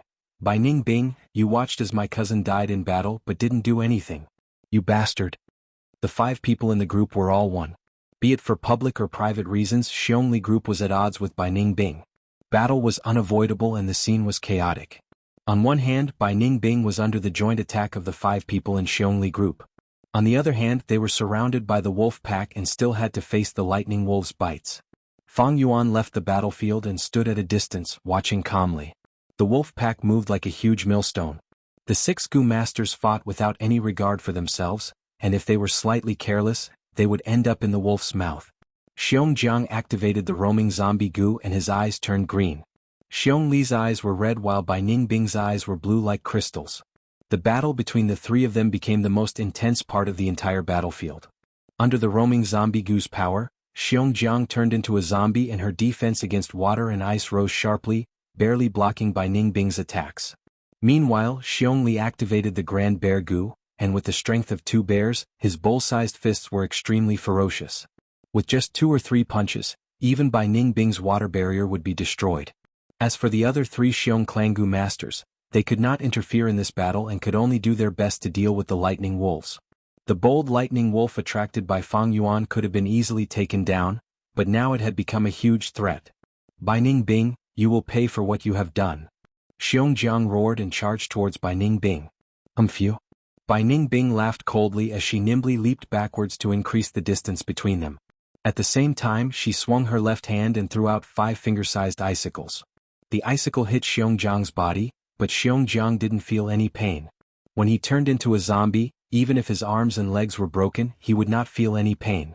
The icicle's cold air could freeze a normal person and slow their movements, but he felt a wave of cold comfort. Zombies were in physiques and couldn't resist fire, lightning or the sun, but they had enough resistance to this cold air. Bai Ningbing, you still want to toy with us in such a situation? Show me your true strength. Xiong Li shouted angrily. Since the start of the battle, Bai Ningbing had been suppressing his cultivation and only showed the strength of a rank 2 Gu master. At the same time, the Gu worms she used were mostly rank 2. This made Xiong Li feel like he was being looked down upon, and the resulting humiliation made his anger burn even more fiercely. You small fries, how can you have the qualifications to make me use my full strength? Bai Ningbing laughed coldly and her attacks became fiercer, but she still suppressed her strength and didn't use a single rank 3 Gu worm. Fang Yuan, who was watching from afar with his arms crossed, had a clear understanding in his heart. It's not that he doesn't want to use it, but he can't. Bai Ningbing, he has the Northern Dark Eye Soul physique. According to this world's oldest legends, all humans were the descendants of Renzu. But as the saying goes, the dragon has 9 sons and each one is different. No 2 people are the same and even twins have differences. In this world, the difference that people pay attention to the most is aptitude. A person with cultivation aptitude, when they become a Gu master, can rise above others. Those without cultivation aptitude are mortals, living at the lowest level of society, trampled and toyed with. Cultivation aptitude is divided into 4 grades: A grade, B grade, C grade and D grade. This was already known to the world. But in fact, above a grade there are even more outstanding aptitudes. As for this news, it was a secret. Clans would never publicize it, and only those with a certain status in society would know of it. Xiong Li and the rest naturally wouldn't know, and even the clan elders and clan leaders might not know. But Fang Yuan was a rank 6 Gu immortal in his previous life, and had already broken away from his mortal body, so he naturally knew of this. There are 10 types of aptitudes above a grade, and they are called the 10 extreme physiques. Before the human ancestor completely died, he had 10 children. His eldest son is Verdant Great Sun, and his second daughter is Guyue Desolate Een. Among them, there is one called Northern Dark Eye Soul. Renzu's legend is both true and false, and it reveals many secrets of a Gu master's cultivation. Renzu's 10 children represent 10 different types of aptitudes. Fang Yuan recalled. Any one of the 10 extreme physiques surpasses a grade aptitudes. The most outstanding A-grade aptitudes can store 99% primeval essence in their aperture. But any one of the 10 extreme physiques can store 100% primeval essence in their aperture. But all things are in balance, and the 10 extreme physiques with 100% primeval essence are too perfect, and heaven and earth do not allow their existence. In Renzu's story, none of his 10 children had a long life. In reality, Gu masters with the 10 extreme aptitudes all die young, and it is very difficult for them to grow. Of course, if they truly grow to rank 6, they will be able to dominate those of the same rank, and even achieve the miracle of surpassing ranks when they are rank 6. Bai Ningbing with the Northern Dark Eye Soul physique is like this. 100% primeval essence causes his aperture to be unable to bear the burden, and is in danger of collapsing at any time. To reduce this danger, Bai Ningbing has to cultivate and use primeval essence to nourish his aperture walls, so that it can bear 100% primeval essence. Thus, his cultivation speed is outstanding and extremely shocking. However, the higher the cultivation, the higher the quality of the primeval essence, and the greater the pressure on the aperture, which in turn causes the danger to increase. Bai Ningbing is like a lone boat floating on the sea. He has no fresh water and can only drink seawater to relieve his thirst. But seawater is salty, and will absorb the original moisture in his body, causing him to become more and more thirsty. The more Bai Ningbing cultivates, the closer he is to self-destruction. But he can't not cultivate. The clan's expectations and the assassination attempts from Xiong village and Guiyue village force him to become stronger and stronger. As someone with the northern dark eye soul physique, he should understand his situation. Knowing that he does not have much time left, and that his death is certain, he developed such a character. Thinking of this, Fang Yuan sighed in his heart. This is no doubt a type of irony. Overly outstanding aptitude does not allow Gu masters to rise to the top, but instead becomes the main culprit for their demise. Going too far is as bad as not going far enough. Everyone needs to drink and eat, but if you eat and drink too much, you will die from overeating. Looking at it from another perspective, no matter what world, there is no true perfection. There is no true perfect love and there is no true perfect work. If it is too perfect, it will lead to destruction. In Fang Yuan's previous life, 3 years after the wolf tide, Bai Ningbing's cultivation unavoidably reached rank 4 realm. Finally, his aperture was unable to bear the burden of primeval essence and self-detonated. The 10 extreme physiques cannot be tolerated by heaven and earth, and the self-detonation of a heaven-defying object was like a swan song, with extraordinary power. It directly killed everyone in the 3 villages, and turned the whole Qing Mao Mountain into an absolute death ice domain. Fortunately, at that time, Fang Yuan, who had average cultivation, was bullied by Fang Jing, and could only join the caravan and escape by luck. To delay the arrival of death, Bai Ningbing used Gu worms to dilute his rank 3 white-silver primeval essence into rank 2 red steel primeval essence. At the same time, he rarely used rank 3 Gu worms. Because activating a rank 3 Gu worm once expended a large amount of red steel primeval essence, resulting in a lack of stamina. Instead, it was better to use multiple rank 2 Gu worms consecutively, which would be of greater help to Bai Ningbing in battle. This was the real reason why Bai Ningbing suppressed his cultivation. Otherwise, if he had the strength but still restrained himself and put himself in danger, that would be something only a retard would do. Bai Ningbing was intelligent and quick-witted, and was nurtured with great effort, receiving a good education. How could he do such a foolish thing? It was just that he was so young, and his character was indeed different from normal people. But for a person who was about to die, what was there to worry about when he did things? It was because of this unrestrained and unbridled nature that he was not assimilated by the organization system, and developed a demonic heart. Otherwise, with this kind of living environment where everyone looked forward to him, nurtured him with great effort, surrounded by glory, surrounded by strong enemies and with a bright future, he would have long been assimilated by the organization, and developed the temperament of a leader. Bai Ningbing was actually a very pitiful child, and Fang Yuan had never thought of dealing with him. But since he wanted to kill Fang Yuan, then Fang Yuan would not mind making use of him first, and get rid of this troublemaker in advance. The battle in the field was still going on. In just a short while, the situation had already changed. The bold lightning wolf was exterminated by Bai Ningbing, and the wolf pack scattered and fled. The healing Gu master and Xiong Li's group also fell under Bai Ningbing's blade, and he paid a heavy price for this. His right arm was punched by Xiong Li, and it seemed to be fractured, hanging down powerlessly in the following battle.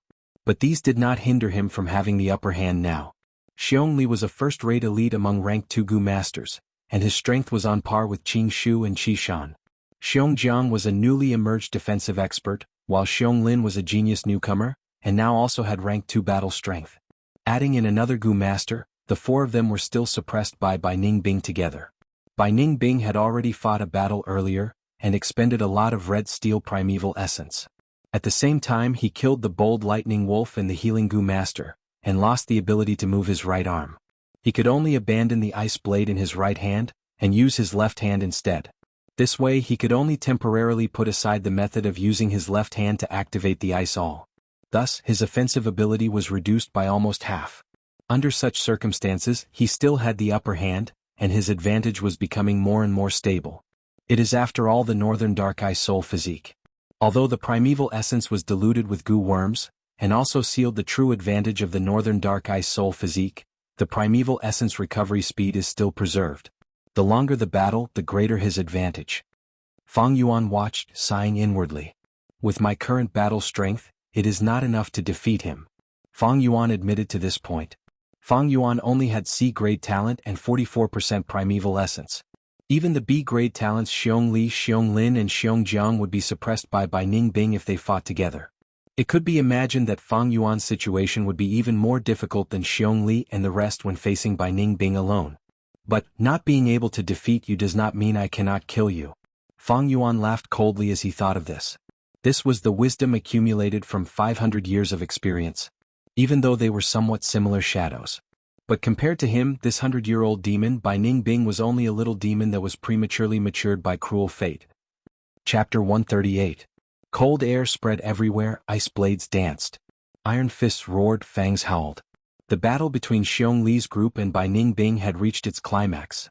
The battle did not last long.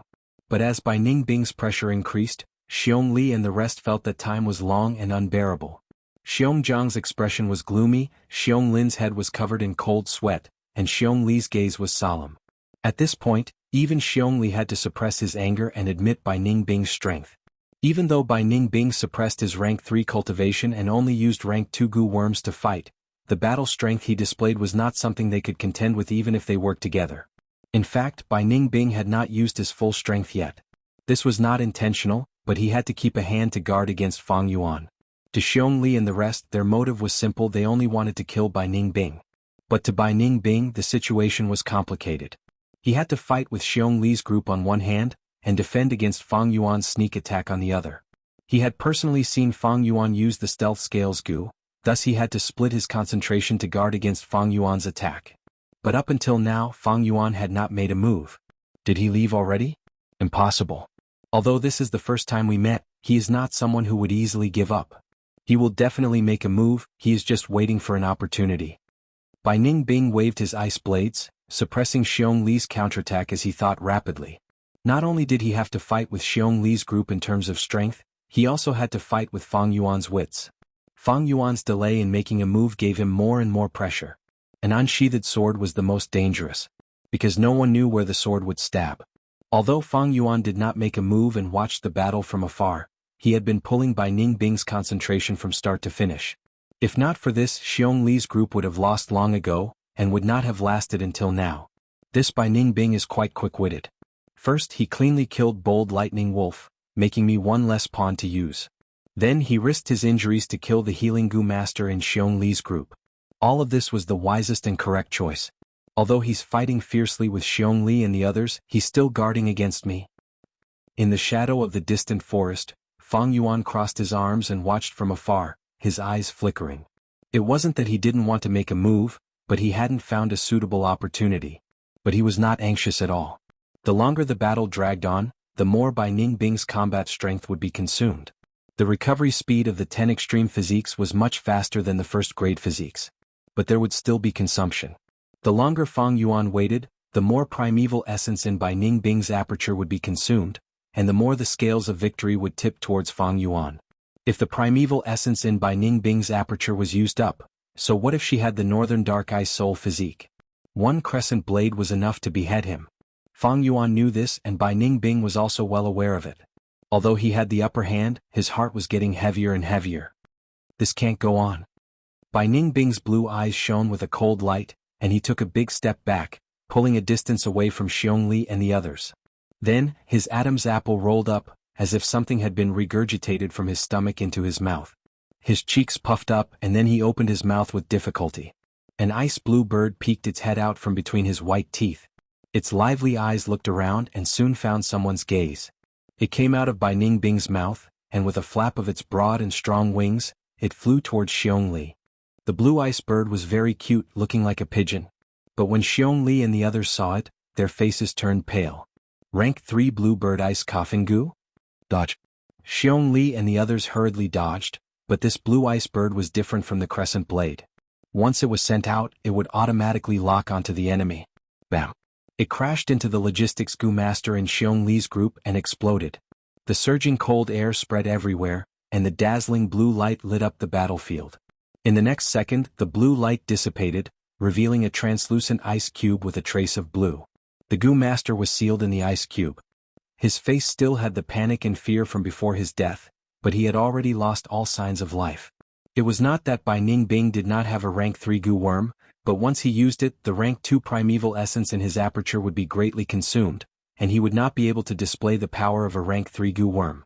This made it easier for the enemy to launch a large-scale attack in the following period of time.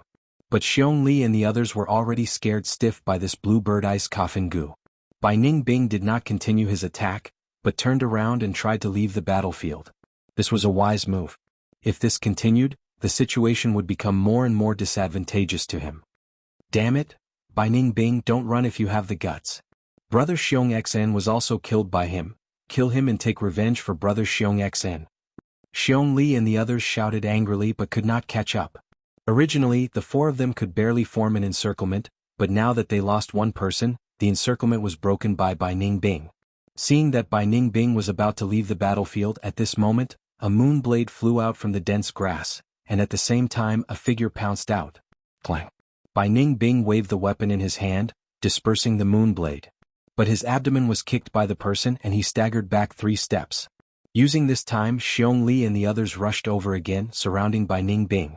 Bai Ningbing did not even look at Xiong Li and the others, but stared at the person, laughing coldly. You finally appeared. It's Fang Yuan. Xiong Lin's eyes brightened, feeling a glimmer of hope. Fang Yuan, you did well. Xiong Jiang was overjoyed, shouting loudly. Xiong Li was silent. He looked crude, but his thoughts were much more meticulous than normal people. Fang Yuan did not make a move earlier, but now he suddenly appeared. Was he watching the battle? This thought made him feel slightly uneasy. Fang Yuan had a smile on his face as if victory was in his grasp, but his heart was slightly heavy. Bai Ningbing's action of retreating was to force him to appear. Fang Yuan was well aware of his plan, seeing through it at a glance, but so what? He had to appear. Fang Yuan naturally saw Xiong Li's expression, and he had expected it. Don't worry, everyone. He opened his mouth. I've already informed the clan. As long as we hold on for a while, reinforcements will arrive. Xiong Li immediately felt relieved. Xiong Lin and Xiong Jiang's fighting spirit increased greatly, while Bai Ningbing suddenly threw his head back and laughed loudly. Haha, so his name is Fang Yuan, what an interesting guy. I want to kill you more and more. I'm afraid you can't do it. Fang Yuan's eyes flashed coldly, and he took a step forward.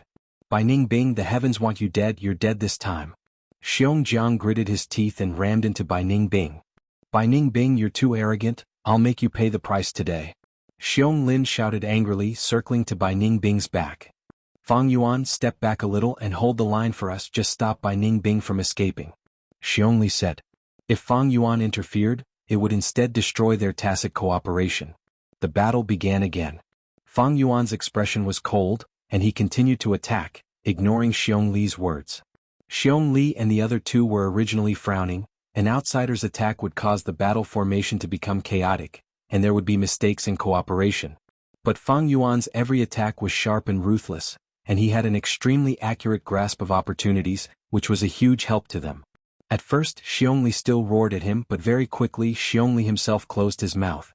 His originally tightly frowned brows raised slightly, showing his surprise towards Fang Yuan. Fang Yuan did not attack much, but he always hit the vital points of the battle. Once a master-level method was displayed, he immediately gained control of the battle situation. Xiong Li's group of 5 was at a disadvantage against Bai Ningbing, and even killed 2 of his members. But once Fang Yuan joined in, he cooperated with Xiong Li and the other 2, firmly suppressing Bai Ningbing. Bai Ningbing, go and die. Xiong Li let out a loud roar, leaped high into the air and landed heavily. His 10 fingers intertwined, forming a fist, and fiercely smashed towards Bai Ningbing. Bai Ningbing wanted to dodge, but Fang Yuan appeared in time, and at the same time shot out a moonblade, blocking the direction in which he attempted to jump. Bai Ningbing had no choice but to take Xiong Li's heavy attack head-on. Water shield goo. He breathed out 2 streams of water vapor from his nostrils, immediately forming a water ball barrier around his body. With a boom, Xiong Li's heavy fist hit the barrier and immediately broke it. But because of this, his fist lost all momentum, allowing Bai Ningbing to survive this crisis. Even so, Xiongli still glanced at Fang Yuan, his eyes showing deep admiration. If not for Fang Yuan's ingenious coordination, his attack would have been dodged by Ning Bing. He would not have forced Ning Bing to fight so recklessly, indirectly causing his primeval essence to be depleted. Water Shield Gu again. Fang Yuan did not care about Xiong gaze, focusing on Ning Bing, his brows slightly furrowed. It was this Water Shield Gu that repeatedly allowed Ning Bing to escape from danger. The defensive ability of the Water Shield Gu was even better than the White Jade Gu. But it also had a huge flaw, and that was that it had to be in a spherical shape, and rely on the flowing water to continuously reduce the force and spread the damage. Only then would it be able to display its greatest defensive ability. If Ning Bing's back was against the mountain wall, he would not be able to form a spherical barrier, and his defensive ability would be greatly reduced. There were many forests on Qingmao Mountain, but Ning Bing had always been careful, and had never been forced into a corner. As long as I break this Water Shield Gu, Ning Bing will be in a predicament. But what should I do? Just as Fang Yuan was thinking, Ning Bing suddenly opened his mouth, and another blue ice bird flew out from his mouth. Xiongli and the rest were afraid of this attack, but Fang Yuan had no fear. He snorted coldly and shot out a moonblade. With a bang, the moonblade hit the ice bird, causing it to explode. Ning Bing gave a low growl. He was too close, and after the ice bird exploded, the shockwave hit him instead. The shockwave sent him flying and he fell to the ground. At the same time, half of his left arm was frozen, and he lost his ability to fight. Perfect opportunity. Xiongli saw this and his eyes shone with a bright light. He shouted, "Go die." His hands formed a fist and punched towards Ning Bing. This attack was extremely powerful, and Ning Bing fell to the ground, unable to display even half of the Water Shield Gu's defensive ability. If he was hit in the head by this fist, Ning Bing would die instantly and there would be no second outcome. Chapter 139. Seeing that Xiong Li's fist was about to hit Ning Bing, Xiong Lin and Xiong Jiang revealed joyful expressions. Only Fang Yuan stood far away, a deep light flashing in his eyes. With his understanding of Ning Bing, how could he make such a low-level mistake? Sure enough, at the next moment, Ning Bing suddenly burst out. The flesh on his right hand and forearm suddenly turned into a transparent light blue ice, and from the outside, his bones could be seen clearly. His fingers formed a palm blade and like lightning he directly pierced through Xiong Li's heart. Ah! Xiong Li's pouncing body was immediately stopped. His eyes widened and he slowly lowered his head, looking at his chest in disbelief. How could this be? Lord Xiongli. The sudden turn of events made Xiong Jiang and Xiong Lin unable to accept it. Do you really think that my right arm was really fractured by your punch? How naive. I have already used the rank 3 ice muscles Gu to cultivate this ice muscle, and its defense is outstanding. The reason why I kept pretending was only to give someone a surprise. Ning Bing slowly stood up, his eyes revealing a disdainful smile. At the end of his words he glanced at Fang Yuan. Fang Yuan's expression was calm, and he also stared at him. Puff. What? Ning Bing. Xiong Li opened his mouth and spat out his last words with difficulty. Ning Bing's ice hand emitted cold air, and directly froze his heart, cutting off his life force. Despicable and treacherous fellow, I'll fight you to the death. Xiong Lin personally witnessed Xiong Li's death, and under the immense pain and agony he erupted like a volcano, charging towards Ning Bing without a care. Xiong Lin calmed down. Xiong Jiang acted in time, stopping Xiong Lin. Leader is already dead, we are no longer his match. Quickly leave, I'll hold up the rear. Xiong Jiang forcefully endured the pain and shouted. Brother Xiong Jiang. Xiong Lin stood blankly on the spot, his eyes red. Xiong Jiang waved his hand, throwing him behind him and then took a step forward, blocking Ning Bing. Shadow Death Gu. The shadow under his feet suddenly came to life, and strangely distorted, connecting to Ning Bing's shadow. I have Shadow Bond Gu. Once I am injured, Ning Bing will also be injured. You won't be able to kill me so easily. Xiong Lin, you're still young and your talent is even better than Team Leader and I. Hurry up and leave. Xiong Jiang's eyes locked onto Ning Bing as he shouted. Big brother Xiong Jiang. Xiong Lin's eyes brimmed with tears, how could he not know the drawbacks of the Shadow Bond Gu? In the previous battle, Xiong Jiang had also used this Gu worm, but as long as Ning Bing had enough distance, the shadow would break. Xiong Jiang's words were just to comfort him. Moreover, right now, Xiong Jiang didn't have enough Zhen Yuan and had already consumed a lot of it. Even the roaming zombie Gu stopped activating. Xiong Lin's feet seemed to be rooted to the ground, unable to move an inch. He turned around and glared at Fang Yuan. Fang Yuan, why haven't the reinforcements you mentioned arrived yet? Fang Yuan didn't answer. He just stared at Bai Ningbing. Bai Ningbing moved his right hand. After a while his right hand returned to normal. He sneered in a mocking tone, reinforcements? If they were here they would have arrived long ago. These words are a lie. Tsk, you two are more naive than the other. Do you really think a small trick like the Shadow Bangu can restrain me? He disdainfully looked at the shadow under his feet, not caring at all. Fang Yuan, is this true? Xiong Lin clenched his fists, his eyes spewing fire as he roared. Fang Yuan ignored him and looked at Bai Ningbing, his lips curling into a knowing smile. That move just now must have consumed a lot of your primeval essence, right? After fighting for so long, how much primeval essence is left in your aperture? The goo worm that Xiong Li used for defense was only slightly weaker than Fang Yuan's white jade goo, but it was directly penetrated by Bai Ningbing. Such an attack was clearly not something a rank 2 goo worm could possess. According to the scene just now, Fang Yuan guessed that Bai Ningbing should have used the rank 3 frost demon goo. This goo was very powerful and was famous among the rank 3 goo worms. But if it was used excessively, it would harm the user. Joint problems were only a minor symptom, but in serious cases the body's muscles would be frozen, thus it needed to be used together with other goo worms. Bai Ningbing had said earlier that his skin had already become ice muscles, and could resist frost and cold. Using this frost demon goo could be said to complement each other.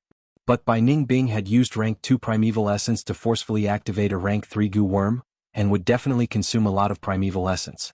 But he had to use such a strong method to break the stalemate. Bai Ningbing's expression changed slightly. That move just now had indeed consumed a lot of his primeval essence, allowing Fang Yuan to see through him.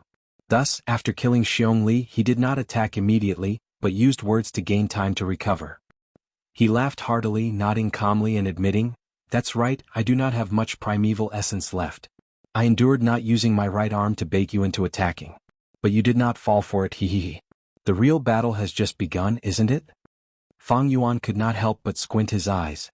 If Bai Ningbing denied this, he could attack boldly. But now Bai Ningbing directly admitted it with a fearless expression.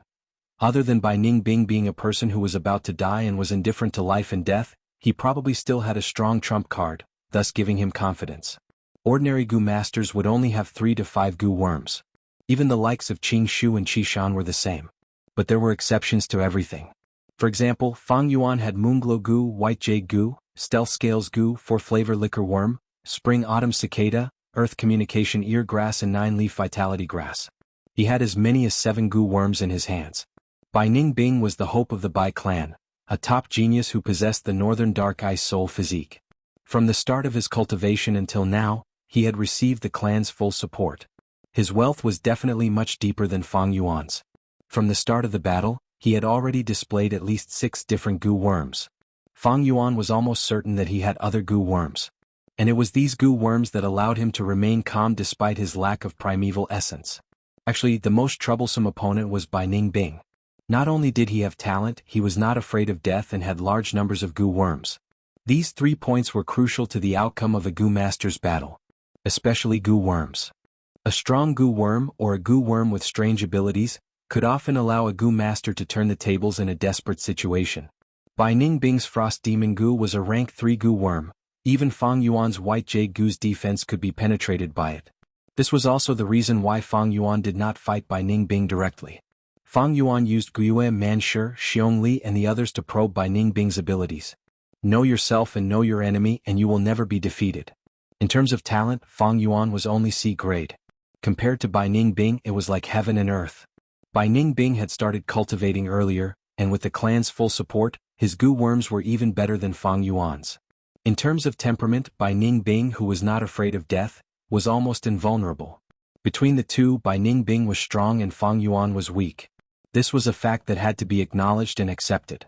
But the reason why battles were exciting was because the strong might not necessarily win, and the weak might not necessarily fall. It was not impossible for Fang Yuan to win as the weak, but he had to use all his methods and strength. Guiyue and Manshi are just the beginning, and Xiong Li's group is not the end. Thinking in his heart, Fang Yuan suddenly attacked. A moon blade flew out and a head flew off, blood splattering everywhere. At this moment, Bai Ningbing's pupils shrunk to the size of a needle, and his face changed color. Fang Yuan's moonblade did not attack him, but beheaded Xiongjiang. Xiongjiang did not expect Fang Yuan to suddenly change sides. Bai Ningbing gave him too much pressure, and all his attention was focused on the latter. He did not have much primeval essence in his body, and to conserve it he did not maintain the roaming zombie goo, which led to Fang Yuan's one-hit kill. Bai Ningbing's face turned pale and he spat out a mouthful of blood. At the same time, blood flowed out of his ears, nose and even the corners of his eyes. Since the start of the battle, this was the most serious injury he had suffered. Shadow Bond Goo. With the effect of damage linkage, no matter how much damage the Goo Master with the Shadow Bond Goo suffered, the linked person would suffer 1/10 of the damage. Now that Xiongjiang was dead, his injuries would naturally be transmitted to Bai Ningbing through the Shadow Link. This kind of injury had a direct effect, and even if Bai Ningbing used the Water Shield Goo, he would not be able to block it effectively. Fang Yuan, what are you doing? A second later, Xiong Lin recovered from his daze, and he let out a shrill and angry roar. Fang Yuan ignored him, and his body shone with a white jade light as he charged towards Bai Ningbing. Bai Ningbing had suffered such a serious injury, and his body was on the verge of collapse. His head was dizzy and his battle strength fell sharply. He saw Fang Yuan charging towards him and quickly retreated. Bai Ningbing, didn't you want to have a life-and-death battle with me? Fang Yuan chased closely behind him. Bai Ningbing gritted his teeth and continued to run. He staggered but forced himself to stay focused, ignoring Fang Yuan's provocation. Although he knew he was going to die and was not afraid of death, he was not stupid. Danger was everywhere, but his heart became calmer. Xiong Lin stood on the spot, and did not choose to help Fang Yuan chase after Bai Ningbing. His heart was filled with sorrow and anger. He hated Bai Ningbing and also hated Fang Yuan. Bai and Fang Yuan chased each other, traversing through the mountains and ridges. As time passed, Bai Ningbing's injuries gradually healed, and his nose and eyes no longer bled. At the same time, his staggered footsteps became lighter and lighter. He was not blindly running, but in the process he secretly used goo worms to heal his injuries. Fang Yuan chased and was secretly shocked. Earlier, Bai Ningbing had almost used up all his primeval essence, but the time he gained along the way, the primeval essence he recovered was enough for him to heal his injuries. Northern Dark Eye Soul Physique, 10 Extreme Aptitude, what kind of primeval essence recovery speed is this? The more he understood, the more determined Fang Yuan became to kill Bai Ningbing. Moonglow Goo. Fang Yuan threw out a moonblade, and a basin-sized eerie blue moonblade flew out, piercing through the air and emitting a whistling sound. Bai Ningbing heard this sound and tried to dodge, but his arm was still cut. A wound appeared and blood gushed out, but a thin layer of frost quickly appeared on the wound, stopping the bleeding. Bai Ningbing had already cultivated ice muscles, and once the skin was formed, it was like the black and white boar goose strength, no longer needing primeval essence to support it. But Bai Ningbing's heart continued to sink. His old injuries could not be healed, but new ones appeared. Evidently, Fang Yuan wanted to torture him to death. Chapter 140. No one has ever forced me into such a desperate situation. Fang Yuan, you are really interesting. Once I catch my breath, I will definitely kill you. Bai Ningbing screamed in his heart as he ran. The killing intent coming from Fang Yuan made him feel like he could not breathe. To him, this was an unprecedented experience. The thick aura of death made his body shudder, giving rise to a morbid excitement. Behind him, Fang Yuan was getting closer. Take this. He suddenly waved his hand, throwing out a black goo worm. Fang Yuan's footsteps slowed as if he was facing a great enemy. But when he got closer, he found that this goo worm was Xiongjiang's plunder goo. With a soft sound, Fang Yuan caught the goo worm in his hand. The plunder goo was a black beetle of normal size, with a pair of pincers at the front of its head. There were small white spots on its back. Spring-autumn cicada's aura leaked, and with a spurt of primeval essence, the plunder goo was refined and kept in his aperture. He continued to chase. Bai Ningbing even used such a method, it meant that his injuries were severe and he was at the end of his rope. But because of this pause, the distance that Fang Yuan had closed with great difficulty was pulled further apart. It is a pity that I lack a movement support goo worm. If I had such a goo worm, I would have caught up to Bai Ningbing long ago. Fang Yuan sighed in his heart. This Fang Yuan, he actually refined the plunder goo in an instant? Bai Ningbing was shocked. He had refined this plunder goo for many days, and although he had some progress, the process was difficult and he did not succeed. This was because Xiongjiang's death was indirectly related to him. This plunder goo's will originated from Xiongzhan, thus it hated Bai Ningbing even more, and increased the difficulty of refining it. But Fang Yuan refined the plunder goo in an instant. Bai Ningbing saw this from the corner of his eye, and his heart turned cold and shocked. Some special goo worms could achieve such an effect. But Bai Ningbing had never had one, but Fang Yuan had one? He couldn't help but fear Fang Yuan even more. The image of Fang Yuan in his heart became even more dangerous and mysterious. However, as time passed, Fang Yuan's heart sank. As time passed, Bai Ningbing recovered more true essence, and her injuries became smaller and smaller. Fang Yuan's advantage over him would become smaller and smaller. I'm afraid I won't be able to kill him this time. Fang Yuan sighed inwardly.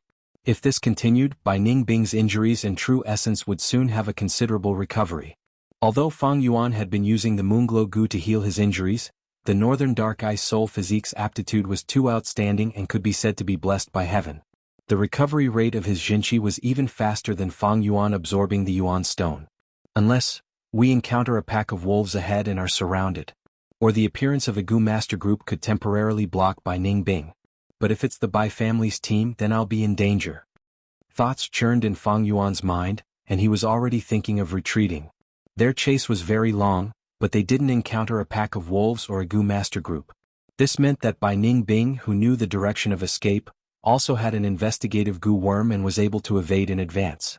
Qingmao Mountain was huge and they could escape in all directions.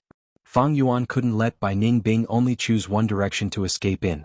The most important thing when facing the wolf tide is to stay together and not get separated by the wolf pack. Once we get separated, it'll be dangerous, Guiyue Qingshu said to Fang Jing as they hurried.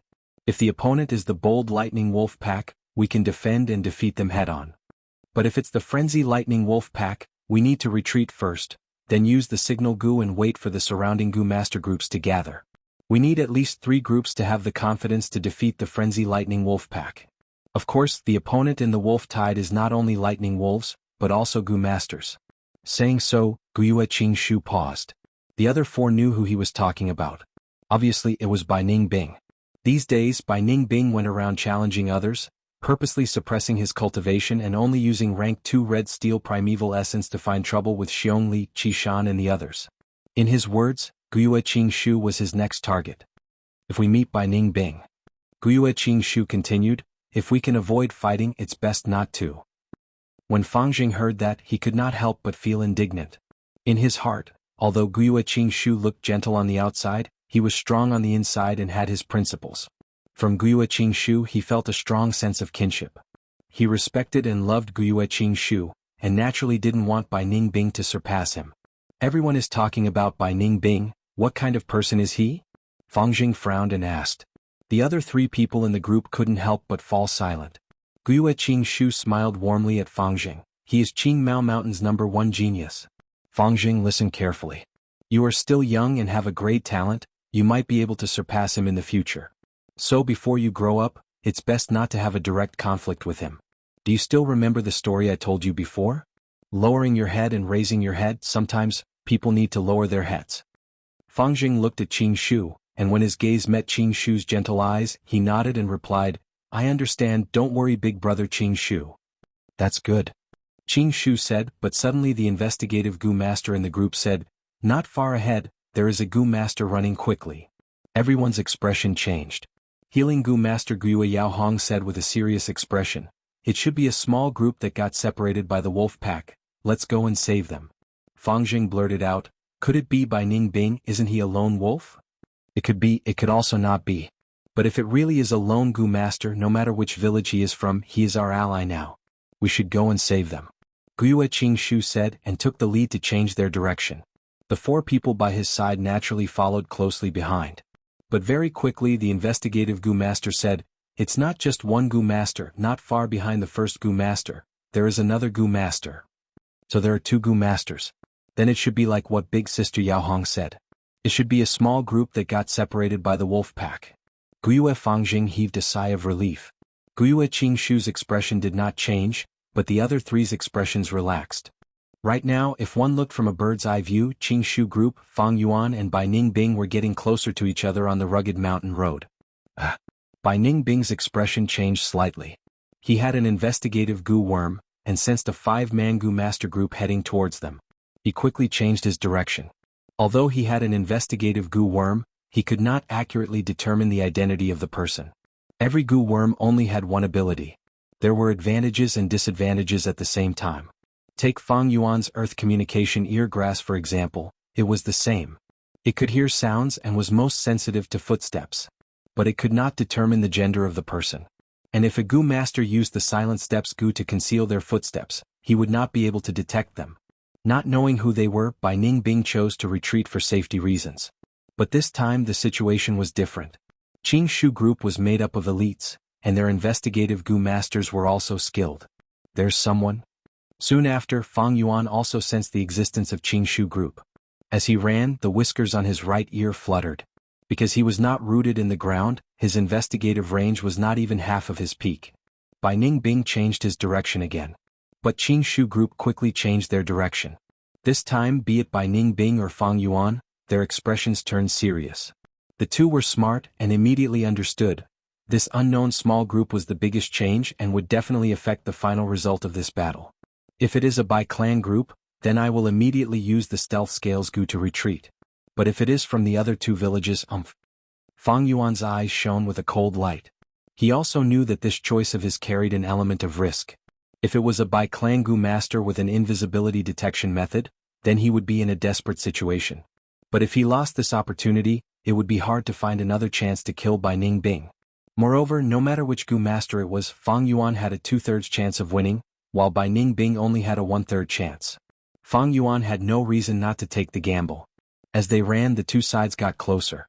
We're almost there, just behind that corner. The investigative Gu master pointed at the corner on the mountain path. Everyone couldn't help but slow down their footsteps, waiting for the upcoming rendezvous.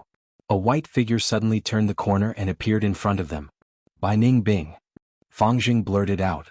Of course he had seen Bai Ningbing's portrait. The faces of the other four, even Qing Shu couldn't help but darken. Bai Ningbing is in such a sorry state, looks like he encountered a frenzy lightning wolf pack. Serves him right.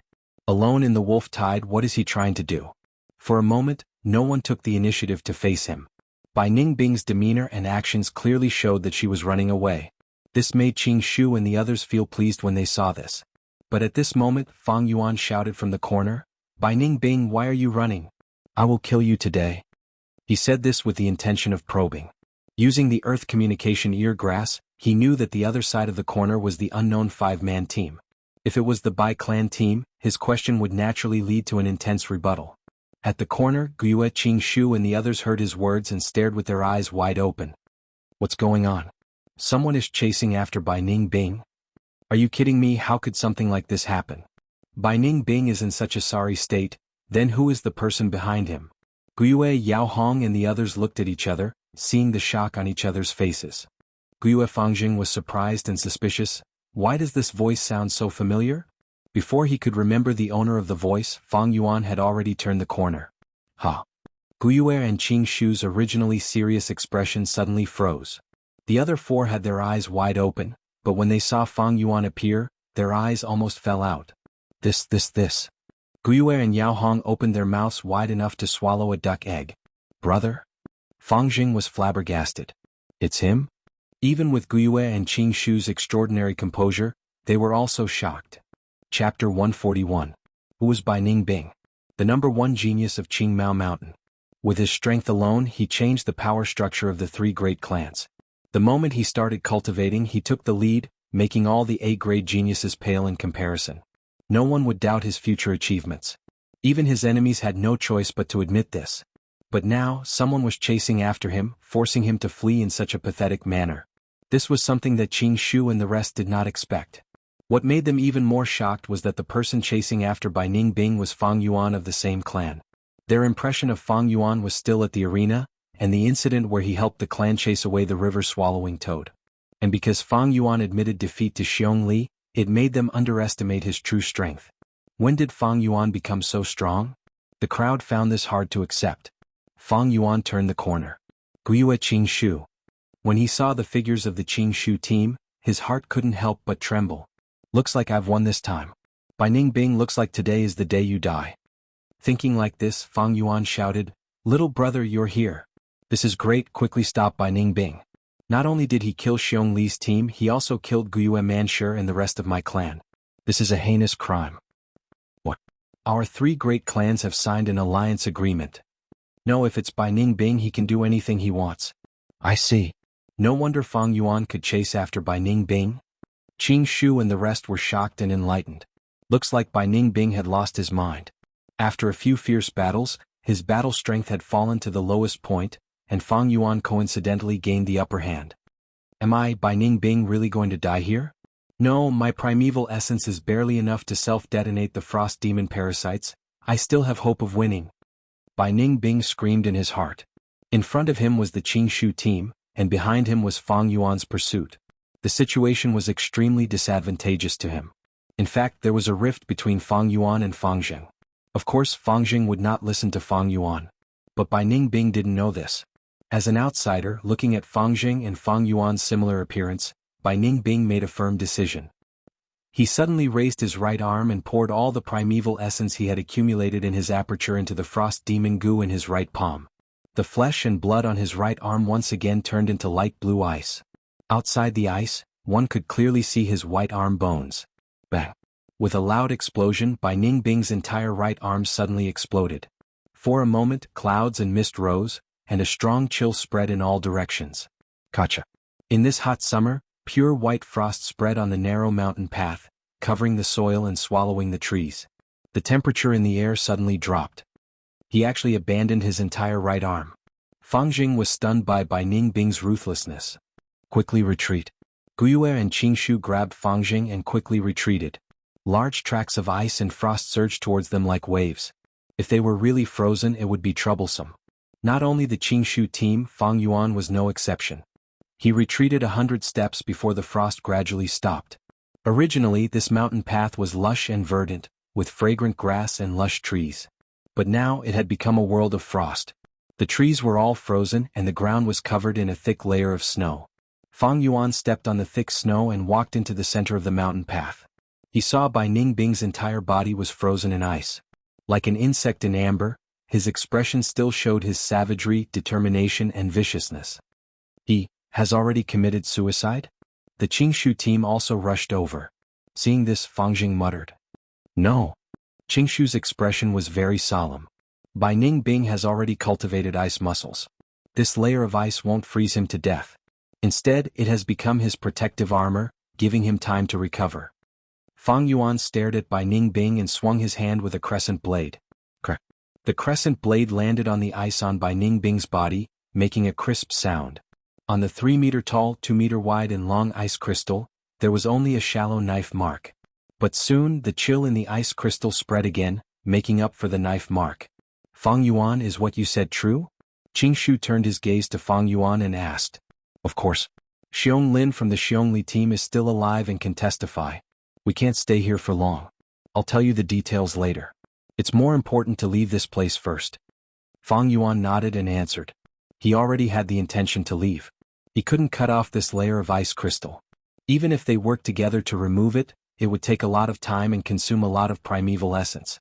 Once Bai Ning Bing broke out of the ice, their battle strength would drop, while his primeval essence would be fully recovered. Once the battle started, the situation would not be optimistic. Leave? Why do we have to leave? Fang Jing couldn't help but ask loudly. Bai Ning Bing has already lost his right arm. After the intense battle, his body and mind are exhausted. We can break this layer of ice crystal and at the same time launch the clan signal goo. With the clan's strength, we can eliminate him. This is a once-in-a-lifetime opportunity. Everyone's heart moved at these words. Since Fang Yuan can chase after Bai Ning Bing, why can't we do it? The Gu masters looked at each other, thinking of this in their hearts. If we kill Bai Ning Bing, we will be the heroes of the Guiyue clan. But if we kill him, aren't we afraid of the Bai clan starting a war? Now is the wolf tide. No, because of the wolf tide, even if we kill Bai Ning Bing, the Bai clan will have to swallow this bitter fruit. That's right, the dead geniuses are not geniuses. The group members started discussing, their eyes filled with the yearning for fame and glory. So stupid, how can you imagine the power of the northern dark eye soul physique? Fang Yuan squinted his eyes, laughing coldly in his heart. These people were courting death, he wasn't going to accompany them. Guiyue Qing Shu also started to hesitate. He had a deeper understanding of Bai Ningbing compared to the others. He didn't know the secret of the 10 extreme physiques, and didn't really yearn for the fame of killing Bai Ningbing. He didn't care about fame and wealth, and was once the next clan leader Guiyuebo was nurturing. For Fangjing he gave up this position. What he truly cared about was the clan's benefits, and his heart belonged to the clan. The rise of the Bai clan is all because of Bai Ningbing. If I kill Bai Ningbing, then my Guiyue clan will still be the #1 clan in Qingmao Mountain. Although Bai Ningbing has rank 3 cultivation, I have the wood charm Gu, and have the ability to fight against a rank 3 Gu master. Moreover, he just lost his right arm and won't be able to get used to it in a short period of time. This will be the biggest flaw in a life and death battle. Thinking of this, Guiyue Qingshu's eyes focused. Fang Yuan had been observing Qingshu's expression, and looking at him now, he understood his choice. Guiyue Qingshu, if he disregards the consequences and uses the wood charm Gu, he will be much stronger than ordinary rank 3 Gu masters, and have the ability to fight above his rank. But against Bai Ningbing, who has the Northern Dark Ice Soul physique, it won't be easy. Since Bai Ningbing can dilute his primeval essence and suppress his cultivation, he can naturally return to rank 3 realm. Now that he has enough time in the ice crystal, he can remove this layer of suppression. When he breaks out of the ice, he will most likely be a rank 3 Gu master. Bai Ningbing had strong innate talent, and when he was at rank 2, Fang Yuan had to borrow external strength to contend against him. Once he becomes rank 3, his battle strength would increase by several times. At the same time, Fang Yuan was the culprit who caused him to lose his right arm. Once they fought, with his reckless nature, he would definitely make Fang Yuan his primary target. Moreover, in front of Guiyue Qingshu, Fang Yuan had some misgivings, and did not want to show his true battle strength. Immediately, Fang Yuan expressed his intention to leave, and regardless of other people's persuasion, he resolutely left the battlefield. He really left? What a coward. If it's good that he left. If he interferes, it will instead destroy our tacit cooperation. When I saw him chasing after Bai Ningbing earlier, I was really shocked. Now it seems that Fang Yuan is still Fang Yuan, a coward who actually admitted defeat in the Gu battle convention. Speak less, everyone has their own ambitions. At least before he left, he told us a lot of the latest information about Bai Ningbing. Moreover, if he returns to the village to report, we will not lack reinforcements. Qingshu looked at Fang Yuan's departing figure, his brows slightly furrowed. Leader, your temper is too good. Why do you need to absolve a coward like Fang Yuan? That's right, although Fang Yuan is Fangjing's younger brother, in my opinion, the two brothers are like heaven and earth. I actually rarely talk to Fang Yuan anymore. Fangjing's face turned red, feeling ashamed for Fang Yuan's desertion. Fangjing, you leave too. Guiyue Qingshu suddenly said. What? Fangjing's eyes instantly widened. You are the only A-grade genius in our clan, we cannot lose you. Although Bai Ningbing lost an arm, the following battle will definitely be extremely dangerous. For the clan we can all die, but you, Fangjing, cannot die. Guiyue Qingshu's words caused the other four to be moved. Well said. With a bright laugh, an elderly Gu master appeared. Lord Clan Elder. Fangjing quickly greeted. He recognized this person. It was a very senior clan elder in the clan. The clan elder walked closer, looking at Guiyue Qingshu with an admiring gaze. Guiyuebo has adopted a good godson, able to fight to the death for the clan. With this kind of resolve, why would we worry about our Guiyue clan not growing stronger? Fangjing had not grown up yet. Ever since Wang Er's assassination, the clan had sent an elder to follow Fangjing at all times, playing the role of protection. But Fangjing, you don't need to participate in the battle, but you also don't need to go back. Isn't it just Bai Ningbing? I've always heard people say how amazing he is, saying that he already has the clan elder's strength. Now it seems he is just a brat. How much battle experience can he have? Harming himself at the drop of a hat, too inexperienced. The elderly Gu master snorted in disdain. Guiyue Qingshu wanted to stick to his point, but it was not good to refute the elder's idea. As a junior, he had to respect the old and cherish the young. How could he refute and question the elders at the drop of a hat? Chapter 142. The time that Bai Ningbing broke out of the ice was earlier than anyone had expected. The ice crystal first cracked, the cracks spreading and expanding before completely breaking apart. The clan elder, Guiyue Qingshu, Guiyue Yaohong and the rest had already surrounded him. Guiyue Fangjing was standing on a hill far away, watching the battle from a high vantage point while remaining vigilant. Once a Bai Clan Gu master group appeared, he would immediately warn them. Bai Ningbing, you dared to kill my clan's Gu master, openly violating the three-clan alliance. A life for a life, it is only right and proper. What else do you have to say? The clan elder snorted coldly. Bai Ningbing ignored him, instead looking down at his right arm. He stretched out his left hand in vain, but on the right side of his body he only felt empty air. His brows gradually furrowed, his expression as gloomy as water, lightning flashing between his brows. He actually forced me to cut off my right arm. That guy is called Fang Yuan, right? From how Xiong Li, Qing Shu and the rest called him, Bai Ningbing already knew Fang Yuan's name. As he said this, Bai Ningbing's blue crystal eyes were filled with an extremely cold, killing intent. His whole body emitted the aura of a rank 3 Gu master. Just as Fang Yuan expected, he could suppress his cultivation, so naturally he could also remove this seal. But in the previous battles he did not have enough time to remove this seal. Now with his rank 3 white-silver primeval essence, his aperture was filled to the brim. The heavy primeval essence brought a huge pressure to the aperture walls. Bai Ningbing knew, right now he was moving towards destruction. A Gu master's aperture produces primeval essence, and in turn the primeval essence would nourish the aperture. In fact, as long as the primeval essence exists in the aperture, it would have a nourishing effect on the aperture walls. But this effect was not obvious, far from the effect of a Gu master actively expending primeval essence. Just like the calm sea water, it would still have a corrosive effect on the surrounding reefs. It was just that this effect was not as obvious as the waves hitting the reefs. But for the Northern Dark Eye Soul physique, after reaching rank 3, even if one did not consume primeval essence, as long as the primeval essence was stored in the aperture, the effect of nourishing the aperture walls would be the same as a normal Gu master consuming primeval essence. This was the Northern Dark Eye Soul physique. It could allow a Gu master's cultivation to rise rapidly. Moreover, this nourishing effect would become stronger and stronger as one's quintessential essence increased. At rank 4, as long as there is primeval essence in the aperture can be nurtured, and the effect is several times better than normal Gu masters actively expending primeval essence. For ordinary Gu masters, the higher their realm, the slower their cultivation speed. However, the 10 extreme physiques were the exact opposite. The higher the physique, the stronger the physique and the faster the cultivation speed. Until the Gu master self-detonated. To make an analogy, it was like a person free-falling from a high altitude. The lower he went, the faster he went. When he fell to the ground, the worse he fell. The cultivation of the 10 extreme physiques was to fall from the highest point. The speed of cultivation was getting faster and faster, but it only brought about a short period of glory in the process of falling, and the fear of impending death. Like a meteor falling to the ground or a moth flying into a flame, when he reached his most glorious moment, that would be the time of his death. Earlier, Bai Ningbing took the initiative to dilute his white-silver primeval essence into red-steel primeval essence. That was the reason. Now that his aperture was once again filled with white-silver primeval essence, Bai Ningbing could feel that his cultivation was slowly accumulating and improving every minute and second. He actually forced me to use my white-silver primeval essence, and even sacrificed the frost demon Gu.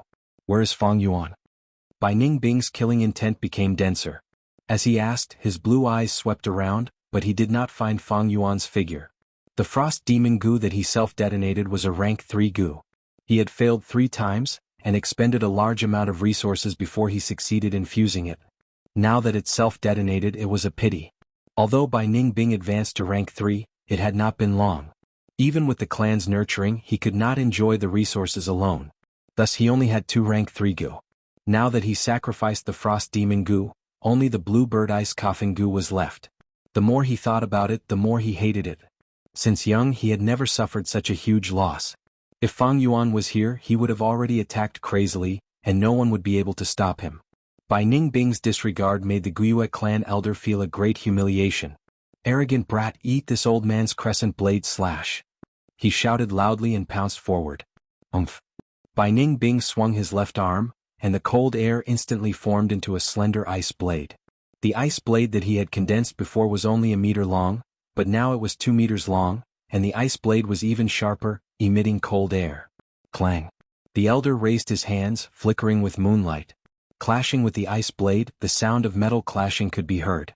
The elder's face was filled with shock, and he took a step back, clasping his palms together and slashing diagonally. Golden moon slash. A crescent moon blade that was 1 meter long and completely golden gave off a trace of a domineering aura as it shot out. The golden moonlight shone on Bai Ningbing's pale face, and he laughed coldly, raising the ice blade in his left hand and slashing. Clang. The moon blade and ice blade collided, and the golden moon disappeared, while the ice blade also shattered into small ice shards. This is a battle between rank 3 Gu masters? So strong. Be it the ice blade or the golden moon blade, I can't block them. From afar, Fang was dazzled, not fully understanding the situation. How can this be? It is clearly a rank 2 ice blade Gu, but it blocked my rank 3 moon blade and golden moon. The elder stared with wide eyes, his tone filled with disbelief. Northern Dark Ice Soul Physique had an amplifying effect on ice and water-related Gu worms. And this amplification, the higher the Gu master's cultivation, the greater the extent. When Bai Ningbing was rank 3, he could use rank 2 Gu worms with rank 3 power.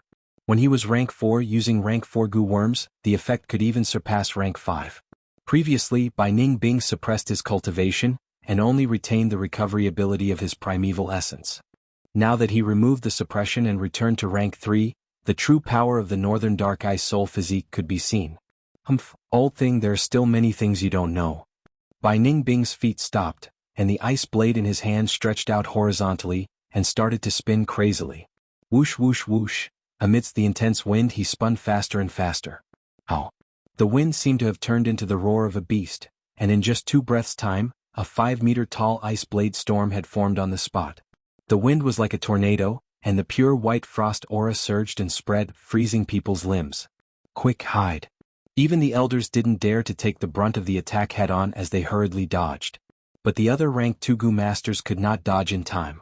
The ice blade storm swept over at a speed that was more than 3 times faster than before. 2 male Gu masters were unfortunately swept into the storm, and their screams stopped. In an instant, they were chopped into countless pieces by the ice blades, losing their lives on the spot. Save me. Guiyue Yaohong screamed in panic as she was about to be swept into the storm and die. Green vine Gu. Guiyue Qingshu's palm emitted green vines, and the vines coiled around Guiyue Yaohong's waist like snakes. Just as he was about to pull her back, the ice blade storm had already swept over, swallowing Guiyue Yaohong in one gulp. Crack crack crack. The ice blade cut through the female Gu master in an instant, cutting her into 5 to 6 parts. Before the blood could flow out, it was frozen by the cold air. Following that, these 5 to 6 parts continued to be cut apart, turning into palm-sized frozen corpse fragments. Yaohong. Qingshu's eyes widened as he saw this. Sister Yaohong. On the slope, Fang could not accept such a tragic scene, and knelt on the ground in a daze, tears flowing down his face. Damn it. Steel Cloak Gu. The clan elder took a deep breath, and his body emitted a black light, as if he was wearing a layer of steel armor. He used his arms to protect his face, and his legs flew, charging straight towards the ice blade storm. Clang clang clang. He courageously charged into the storm.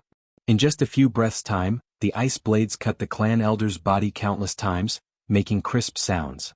After a moment of stalemate, the storm abruptly stopped. Bai Ningbing and the clan elder stood facing each other. Old thing, you are seeking your own death. Bai Ningbing's pair of blue eyes became even purer. His white clothes and white hair fluttered in the cold wind. The ice blade in his left hand had already broken into 2. But this did not stop it from piercing the clan elder's heart.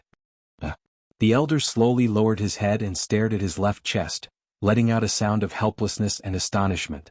Bai Ningbing let go of his left hand, directly abandoning the ice blade, and walked towards Guiyue Qingshu, passing by the clan elder. Behind him, the clan elder's face and body were gradually covered in a layer of blue frost, and he fell to the ground with a plop, never to get up again. From afar, Fang, who saw this, his pupils shrunk to the size of a needle, and an intense fear invaded his entire body. All of this was beyond his imagination. A grand rank 3 clan elder died just like that. How could this Bai Ningbing be so strong? Where is Fang Yuan? Tell me and I can give you a quick death. Bai Ningbing walked towards Guiyue Qingshu. Bai Ningbing. Guiyue Qingshu let out a deep sigh, staring at Bai Ningbing without fear. You and I have fought no less than 10 times, you are getting stronger and stronger, and now I have to admit that you have surpassed me. But your strength cannot make me betray my clansmen. Let's fight. With just you? Hehe. Bai Ningbing sneered in disdain, turning to look at Fang, slightly raising his eyebrows. That is Fang Yuan's brother? Guiyue Qingshu's expression changed and he took a big step forward, blocking Bai Ningbing. Don't even think of finding trouble with him. Bai Ningbing's expression sank, You are an interesting opponent, keeping you alive can add some fun to my life. But my mood is terrible now, don't be ungrateful. Obediently tell me, where did Fang Yuan escape to? Guiyue Qingshu used his actions to give the most direct answer. He slowly closed his eyes and then suddenly opened them. With charm Gu. Chapter 143. Under the power of the rank 3 Gu, Qingshu's eyes turned emerald green. At this moment his aura suddenly changed. From a lively human aura, it turned into a deep and serene forest aura. Bai Ningbing could not help but reveal a slightly surprised expression. He curled his lips unconcernedly. It seems I have not fought with you for a long time, you have some interesting methods now. Icicle Gu. With a thought, 5 sharp icicles condensed out of thin air. Go. Bai Ningbing pointed his finger and the icicles shot out. Crack crack crack. 2 vines stretched out from Qingshu's palms. The vines danced in the air as agile as 2 green snakes, easily deflecting the icicles. The icicles changed direction, brushing past Qingshu's shoulder and shooting into the frozen ground, the hard mountain rocks, and the ice sculpture-like forest. Qingshu used skill to break through force, causing Bai Ningbing to return empty-handed. Bai Ningbing laughed coldly, your whip is getting better and better. But I want to see how many icicles can you block. Saying so, Bai Ningbing's eyes shone with a faint blue light. 10 icicles appeared at the same time, floating in front of him and shooting towards Qingshu. Next, another 10 icicles condensed. This happened 3 to 5 times and in the blink of an eye, it became an icicle rain. Whoosh whoosh whoosh. The icicles pierced through the air, emitting a terrifying sound. Qingshu dodged as he waved the green vines in his hands, forming shadows. His whip technique had gone through countless times of bitter training, and had reached the stage where he could control it as he wished. But there were too many icicles and Qingshu was bound to lose if he defended for too long. In the end, his shoulder was hit by an icicle. The icicle pierced through his right shoulder, and the tip appeared on his back. Pine Needle Gu. Qingshu endured the pain, and with a flick of his long hair, countless jade-colored pine needles shot out. The pine needles flew towards Bai Ningbing, and he activated Water Shield Gu in time. His Water Shield Gu was strengthened, becoming much thicker, reaching a defensive strength no weaker than a rank 3 Gu. The pine needles shot into the water shield and their speed slowed down before being expelled by the flowing water in the water shield. However, this also forced Bai Ningbing to stop her icicle attacks. Guiyue Qingshu took advantage of this opportunity, endured the pain and forcibly pulled out the icicle from his shoulder. Not a single drop of blood flowed out. On one hand it was because of the cold air of the icicles. On the other hand it was because his body was continuously turning into wood. Bai Ningbing removed the water shield Gu, and his gaze was immediately attracted to Guiyue Qingshu's wound. Through the hole in his clothes, he could clearly see Qingshu's wound, revealing the veins of trees, and then healing at a speed visible to the naked eye. On the newly grown skin, a tree ring pattern was formed. At the same time, Guiyue Qingshu's ears began to grow longer. His long hair turned emerald green, and green leaves began to grow from the ends of his hair. His hands also turned from normal flesh and blood to dark and restrained. His skin began to harden and turn brown like tree bark. This was the first time he had disregarded the consequences and used the wood charm Gu. The wood charm Gu caused him to continuously turn into a tree spirit, and at the same time, Guiyue Qingshu could feel the rich natural primeval energy in the air. Ordinary Gu masters could not sense this primeval energy. Only special life forms like tree spirits could sense it and absorb it to use. Guiyue Qingshu felt like he was soaking in a mother liquid, the thick primeval energy wrapped around him, giving him an extremely comfortable feeling. On his body, the Moon Whirl Gu did not change, but the Green Vine Gu, Pine Needle Gu and Vitality Leaf were showing signs of growth. When Qingshu used the identity of a tree spirit to activate these wood element Gu worms, their power would also increase. Guiyue Qingshu breathed in deeply, he had never felt so strong before. The rich natural primeval energy in the surroundings allowed him to have an endless supply of primeval essence to use. This was the power of the wood charm Gu. But at the same time, a sense of fear rose in his heart. He knew that if he was greedy for this powerful and comfortable feeling and used the wood charm Gu without restraint, then he would eventually become a dead tree man. Everything had a price. Guiyue Qingshu quickly suppressed this fear, he looked at Bai Ningbing and said 2 words, "Let's fight." Thus the intense battle began. Green vine and ice blades entangled, icicles and pine needles shot at each other. On one side was the northern dark ice soul physique, his primeval essence recovery speed was extremely fast. On the other side was the wood charm tree spirit body. The natural primeval energy was at his disposal. This battle had already surpassed the level of an ordinary rank 3 Gu master. Fang stood on a hill far away dumbstruck. He had never seen such a hardy and fierce battle. Normally speaking, a Gu master's primeval essence was limited, and had to calmly calculate the usage of every bit of primeval essence. Carefully, like treading on thin ice. But now, be it by Ning Bing or Guiyue Qingshu, they were both using it without restraint. It was as if their primeval essence was limitless. The whole mountain path was destroyed by them, giant trees toppled and destroyed and mountain rocks crumbled and shattered. The intense battle lasted for a long time. Bluebird Ice Coughing Gu. Bai Ning Bing saw an opportunity and suddenly opened his mouth. An ice blue bird flew out from between his teeth. The bird chirped its body like a dove. But under the amplification of the northern dark ice soul physique, it gradually grew to the size of an eagle, and after flying for a while, it pounced towards Guiyue Qingshu. Guiyue Qingshu could not dodge in time, and could only take it head-on. Bam! After an explosion, Guiyue Qingshu was frozen in an ice crystal the size of a house. It's over. Bai Ning Bing sighed, not having had enough. He looked at Guiyue Qingshu, who could not move in the ice crystal, and muttered, "Thank you for providing me with such an interesting experience. This battle was my most exciting battle so far. Qingshu, you died a worthy death. I have already remembered it." Lord Qingshu. On the slope, Fang shouted in shock. "What are you shouting for, ant-like thing? The next one is you." Bai Ning Bing snorted coldly, walking towards Fang. But at this time, the sound of the ice crystal shattering entered his ears. How can this be? He turned around and saw that in the ice crystal, Guiyue Qingshu was undergoing an earth-shattering transformation. His body started to grow bigger, and his rank 2 Gu master martial attire was soon torn apart. His hair turned into green vines, and palm-sized green vine leaves grew one after another, intertwining into a dense green color. His fingers turned into sturdy wood, and his arms and legs turned into thick tree branches, with the general shape of his hands and feet remaining. With a bang, the ice crystal shattered completely. Guiyue Qingshu stood up. His appearance was already beyond recognition. The originally delicate and gentle human face had completely turned into the face of a tree spirit with a sharp nose and large eyes. He was 3 meters tall, and his body was incomparably sturdy. His brown tree bark was as thick as armor, covered with large amounts of green leaves and vines. Bai Ning Bing looked at his transformation in shock. Compared to Guiyue Qingshu, he was like a child under the feet of an adult. This appearance, did you refine the wood charm Gu? This Gu is much harder to refine than my frost demon Gu. Bai Ning Bing finally thought of the answer. Tree spirit wood charm can directly use the primeval energy in the air. No wonder Guiyue Qingshu's primeval essence is so abundant. He came to a realization and was even more puzzled. He asked the question in his heart and said directly, "Qingshu, you used the wood charm Gu like this. Aren't you afraid of turning into a dead tree man? So what if you beat me? You are destined to die." Bai Ning Bing. Guiyue Qingshu's voice became deep and drawn out. "I understand you like I understand myself. You and I are both orphans, both adopted by the clan leader, but we walked on completely different paths.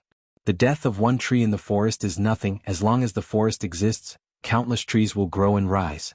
Let's have the final battle, my old enemy." Saying so, hundreds of green ancient vines attacked Bai Ning Bing like giant pythons. For the clan? So foolish. Bai Ning Bing was moved and quickly retreated.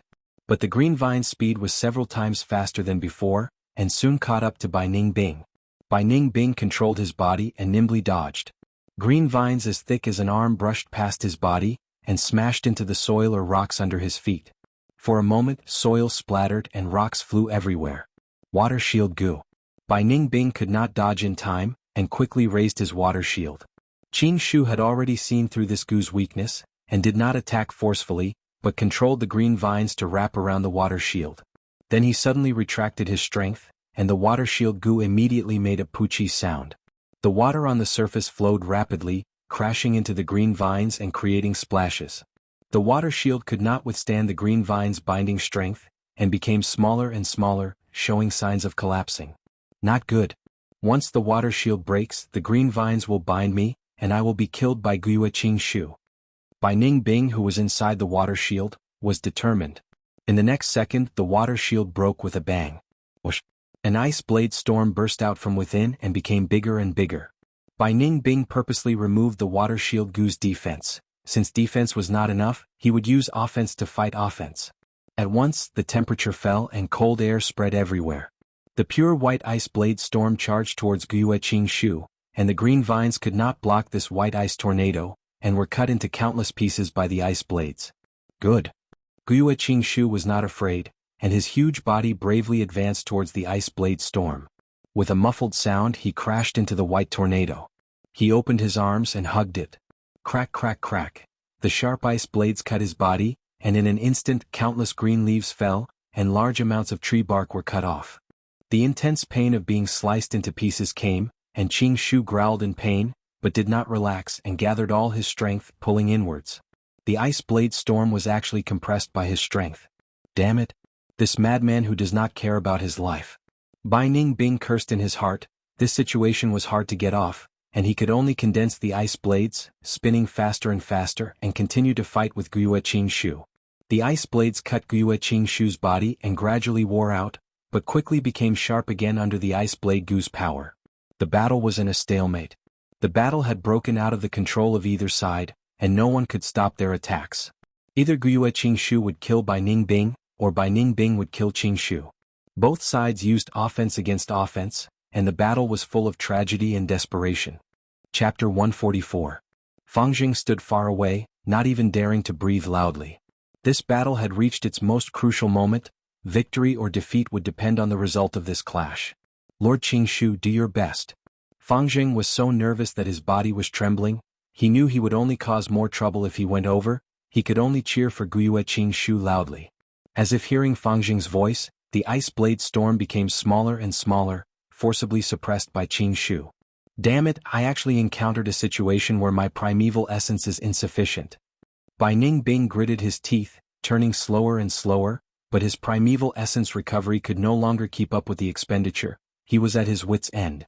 Northern Dark Ice Soul Physique's primeval essence recovery speed was very fast, but the recovery speed of rank 3 cultivation was slightly inferior to the Wood Charm Gu's natural primeval essence. But if Bai Ningbing cultivated to rank 4, his recovery speed would far surpass the Wood Charm Gu. However, in a battle of life and death there were no ifs. Regardless of victory or defeat, the result had to be accepted. Eventually the ice blade storm stopped, but Guiyue also paid a heavy price. His hands were the size of carriages, only 2 fingers were left on his left hand, and 3 on his right hand. Both of his palms were mostly cut off by the ice blades. But when his hands gradually closed in the middle, new tree trunks rapidly grew out from his palms, intertwining with each other. The 2 palms formed a wooden cage trapping Bai Ningbing inside. Damn it!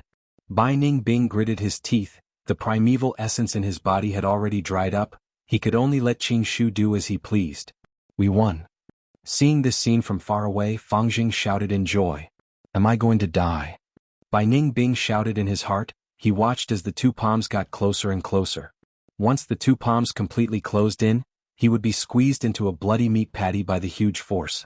But the palm's speed became slower and slower, stopping in the middle. Bai Ningbing was stunned, but soon realized that something was wrong with Guiyue, and was immediately overjoyed. Damn it, just a bit more. At this moment, Guiyue was filled with helplessness. His hands had lost all feeling, and he had completely turned into a tree. At the same time, he gradually lost the feeling of his internal organs and lungs. The Wood Charm Gu's power corroded his body. He was about to die. No, it can't end like this. I can still use the Green Vine Gu. Guiyue forcefully braced himself and activated the Green Vine Gu. Thick green vines shot towards Bai Ningbing through the cracks in the cage. Bai Ningbing dodged repeatedly, but he had been through a few battles, and his stamina consumption was too great. In addition, the space in the cage was limited, making it difficult to move around. In the end, a vine wrapped around his right foot and he tripped on the ground. It's over. Qing Shu heaved a sigh of relief in his heart. He hurriedly urged his vines to follow. At the moment of life and death, the primeval essence in Bai Ningbing's aperture had recovered to its lowest usable level. He unhesitatingly expended his primeval essence and poured it into the ice blade Gu, forming a new ice blade. The sharpness of the ice blade cut through the green vines that were wrapped around his right leg. Bai Ningbing rolled away in a sorry state, barely dodging more than 10 green vines. The green vines shot towards the ground, instantly piercing through the thick ground. Soil flew everywhere and the green vines attacked again. Bai Ningbing breathed roughly, using the ice blade to block with difficulty. The green vines attacked from all directions and life and death were in the balance. Once Bai Ningbing made a mistake, he would be captured and killed by the green vines.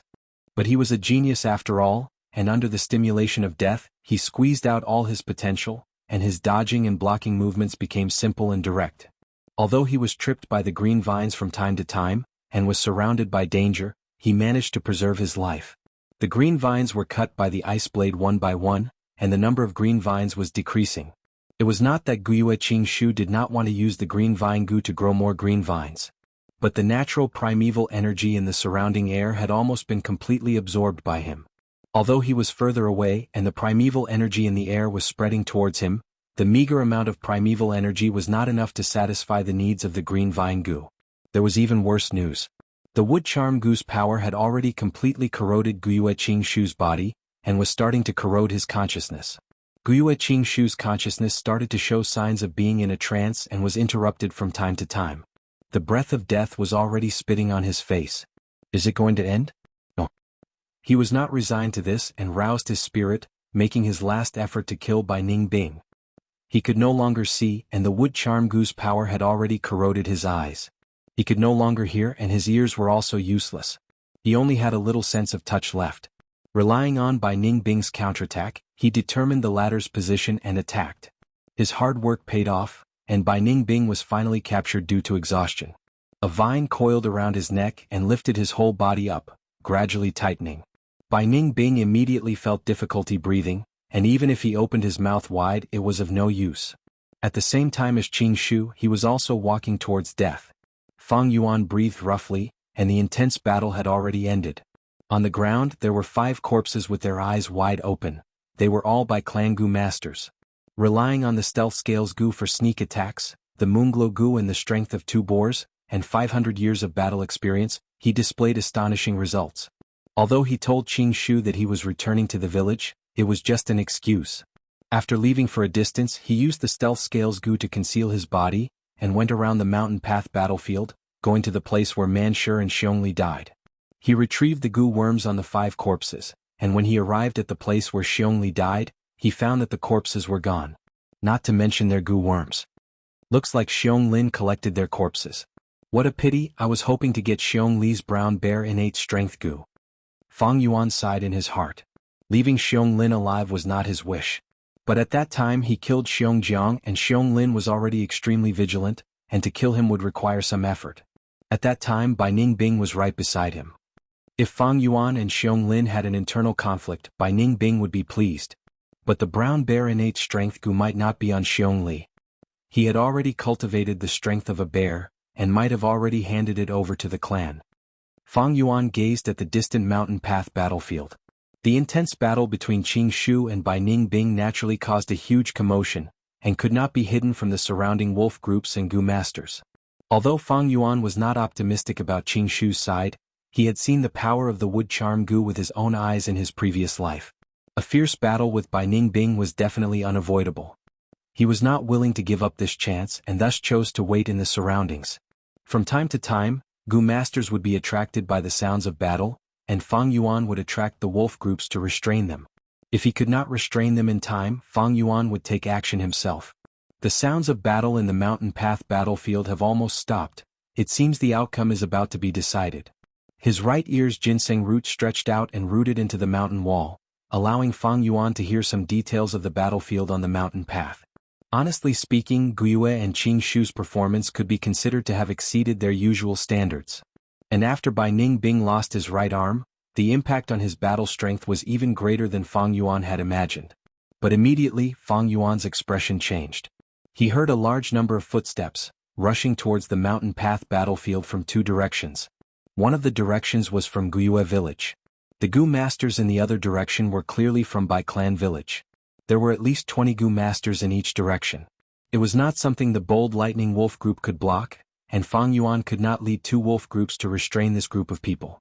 It seems the news of this battle has been found out by someone. These are the reinforcements sent by the 2 clans.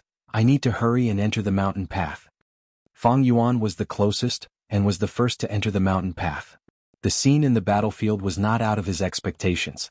From the crack of the cage, he saw Bai Ningbing hanging by vines on the verge of death, but still with a single breath. The defense of the ice muscles is supporting Bai Ningbing's life. "A pity you met me." Fang Yuan's killing intent surged, and he ran towards Bai Ningbing. Swoosh swoosh swoosh. Suddenly, a wave of pine needles rained down on Fang Yuan. It was Guiyue Qingshu's pine needle gu, attacking Fang Yuan. What's going on? Fang Yuan retreated, dodging this pine needle storm.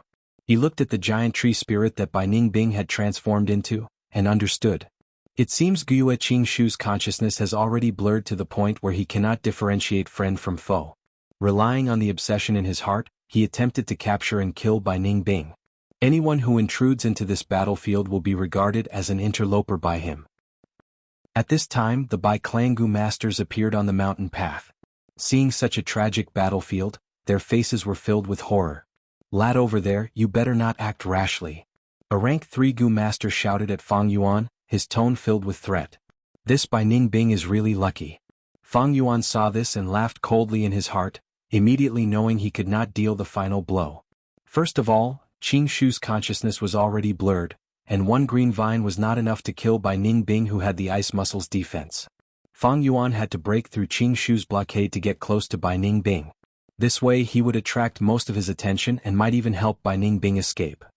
Even if he tried to force his way in, the Bai clan's rank 3 and rank 2 elite Gu masters would definitely stop him. They would not just stand there and do nothing. Moreover, dealing with Bai Ningbing was extremely dangerous.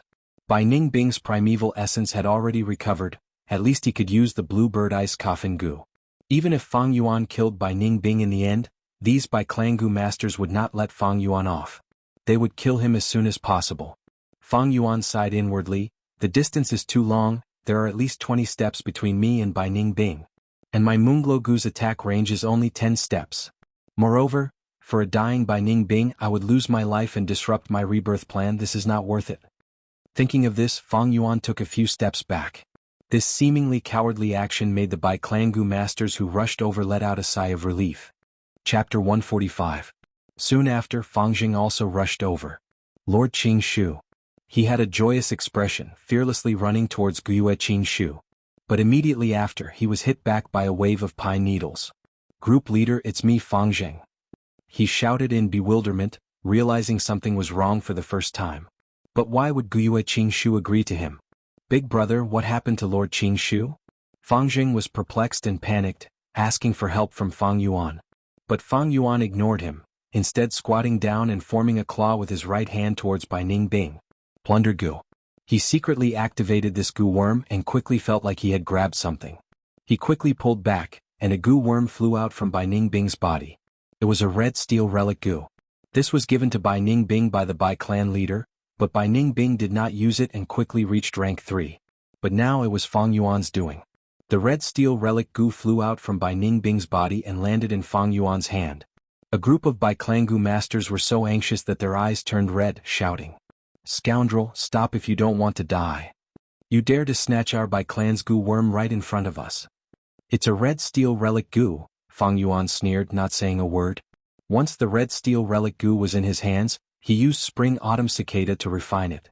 But he did not keep it in his aperture but kept it in his chest, giving the illusion that he did not refine it on the spot. He grabbed again and this time a gray beetle flew out. Stone Aperture Gu. Fang Yuan recognized this Gu worm's origin. His gaze flashed and he refined it again, keeping it in his chest. "Damn it, another Gu worm. Stop him, he is so unrestrained, he simply does not put our Bai clan in his eyes." "Say Bai Ningbing. Kill these guys." Bai clan's Gu masters shouted as they rushed over from the mountain path. Bai Ningbing was heavily nurtured by the clan, and all the Gu worms on her were top quality. Now that it was snatched away by Fang Yuan in front of everyone felt their hearts bleed. This was worse than killing them. Fang Jing was so shocked that he took a step back when he saw this group of people charging at him. Fang Yuan, however, was indifferent.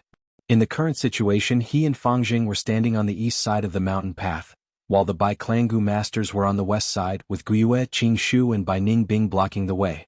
So. The pine needles fell like rain. "Damn it." Bai Clan's Gu masters cursed, but were stopped by Guiyue and Qingshu. "Guiyue Qingshu is not far from death, the remaining time is only enough for me to use the Plunder Gu one more time." What will it be this time? Fang Yuan calmed down and activated Plunder Goo.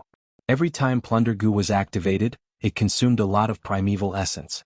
The stronger the target goo worm, the harder the process, the more primeval essence would be consumed.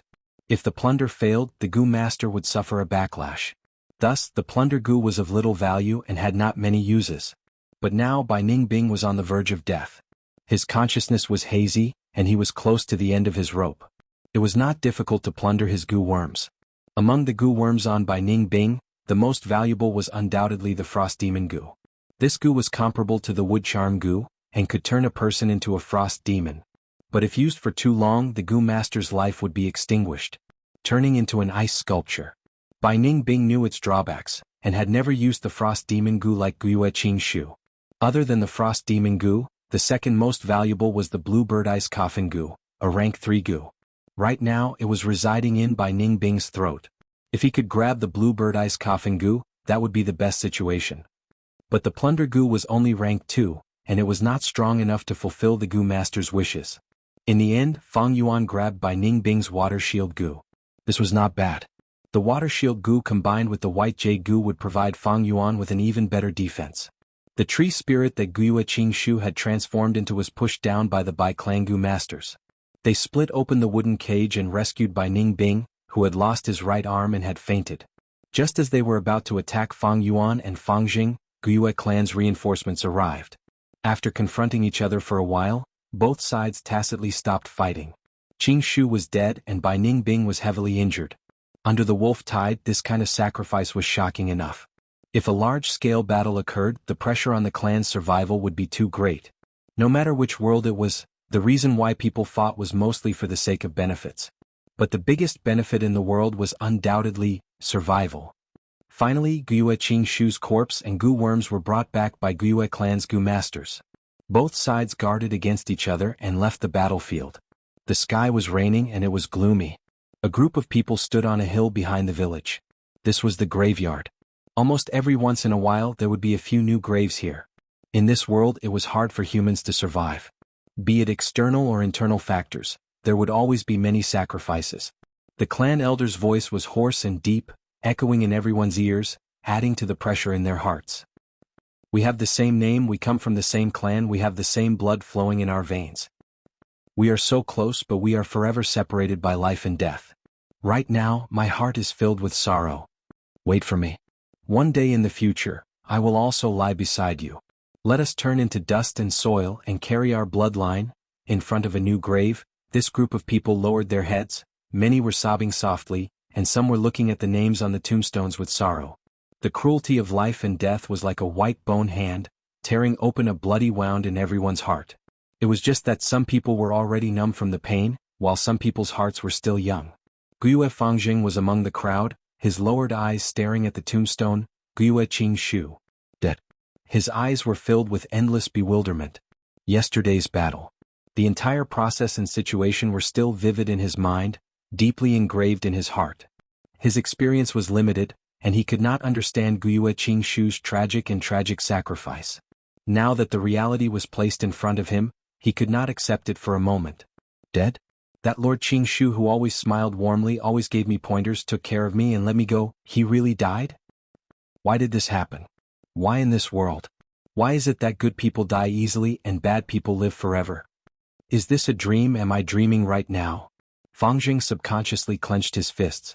The real sensation made him feel even more grief. The discussions of the surrounding goo masters could be heard. Sighed to think this time. Even Lord Qingshu was sacrificed. People will always die. But it is such a pity. I heard that Bai Ningbing still had one breath left and was saved. May he rest peacefully underground and bless us to survive this wolf tide. The crowd gradually dispersed and finally only Fangjing was left. The young man's lonely figure faced the mountain of tombstones and graves. Lord Qingshu. He suddenly knelt on the ground, tears streaming down his face. He was bewildered, he was regretful, he was helpless, he was grieving. Plop. Plop plop plop plop plop. Bean-sized raindrops fell from the dark clouds, hitting the ground and causing the green grass and tree branches to droop. The smell of the soil rushed into Fangjing's nose and he cried in pain.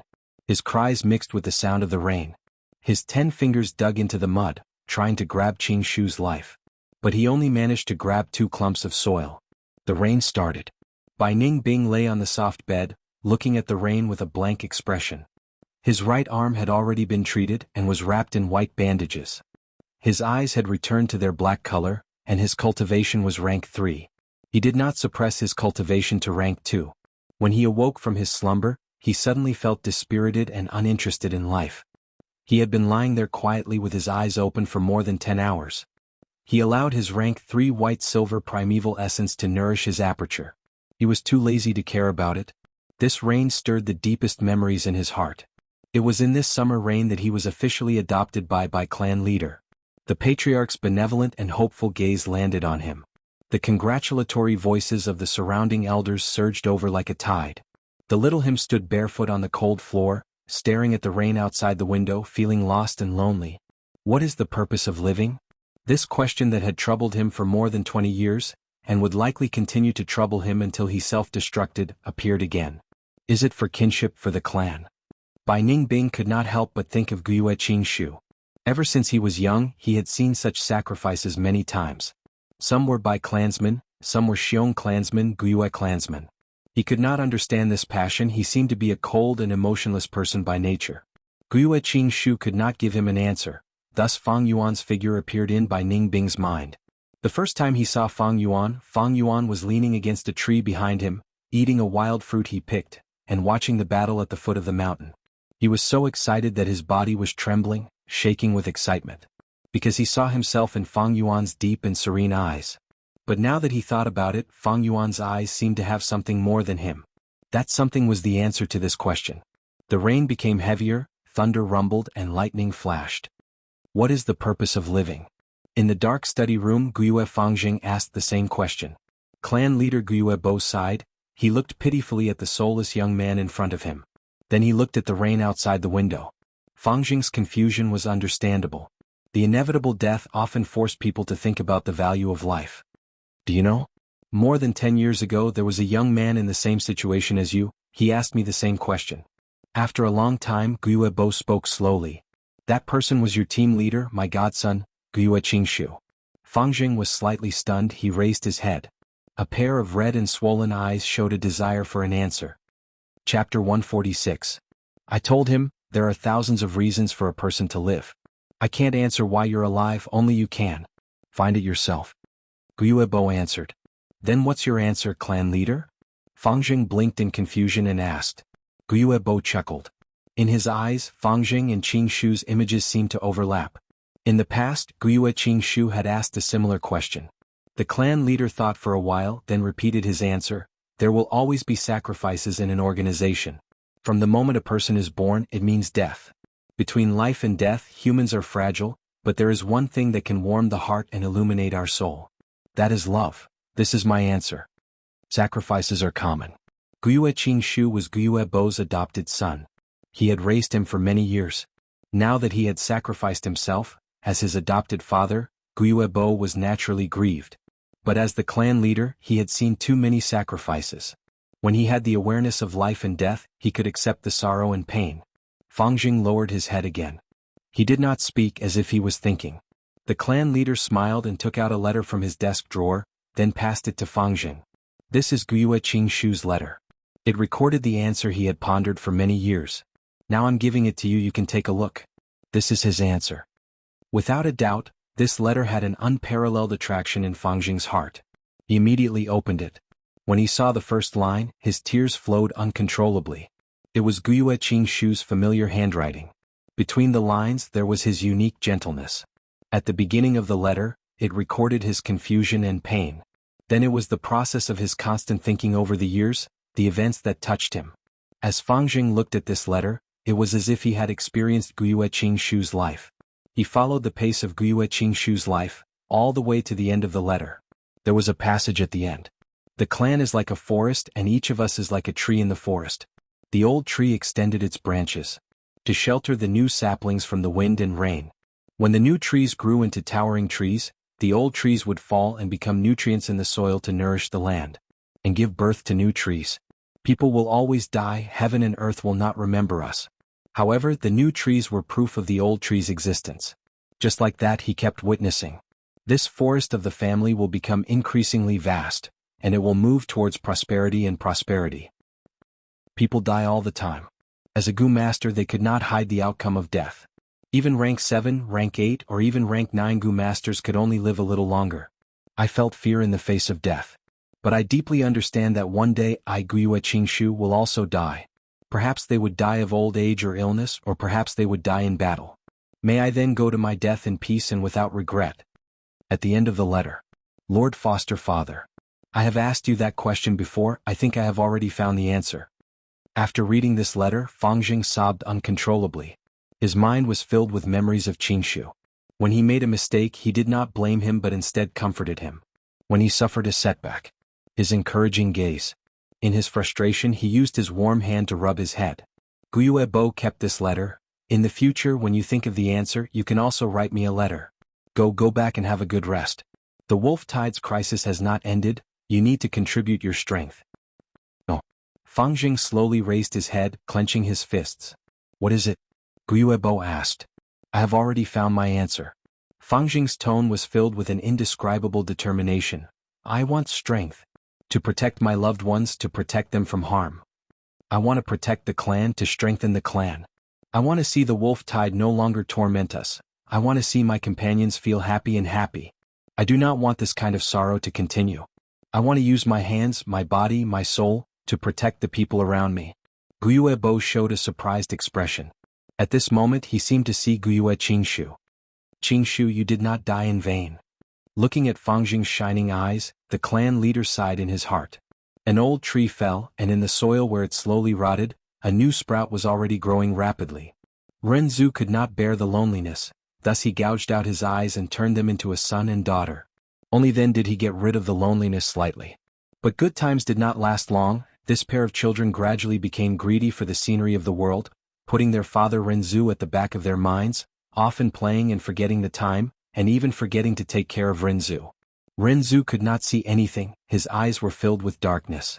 But sometimes he could actually see a bit of light. Regarding this he was extremely puzzled, asking the Attitude Gu for guidance. Attitude Gu told him, "Oh, this is the eternal light emitted by the Belief Gu." Belief? When Bai Ningbing saw this, she sneered and casually threw the book that recorded the ancient legend in her hand. The door opened at this moment, and the person who came in was almost hit in the face by this book. "Ningbing, what are you doing?" The person who came in was the Bai clan leader. He frowned, consoling, "I know you are in a bad mood, but losing your right arm is nothing. In this world there are many Gu worms that can heal your injuries. In the past I asked the clan elder to stay by your side and protect you, but you always rejected even attacking the clan elder.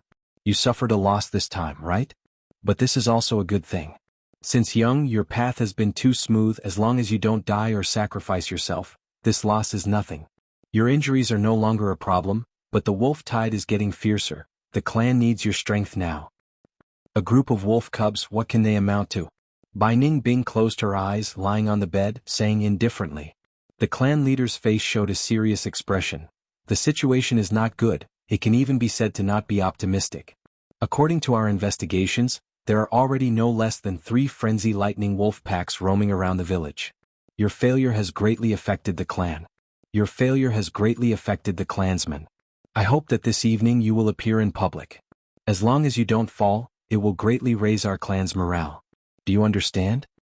I understand, this is just a small matter. Bai Ningbing mumbled, his face full of impatience. If it was anyone else who had such an attitude towards the clan leader, they would have been severely punished. But Bai Ningbing was a different matter. The Bai clan leader sighed helplessly. He closed the door and left. Only Bai Ningbing was left in the room. He slowly opened his eyes. His eyes revealed a lonely and lost expression. He did not tell anyone about the trouble in his body and the premonition of death. From the clan's records, he found out the name of the Northern Dark Eye Soul Physique. In the limited information, the 10 extreme physiques were also known as the Sure Death Aptitude. When the aperture walls reached the limit, the power of the self-explosion would be extremely strong. Bai clan leader had raised Bai Ningbing and was very lenient towards him.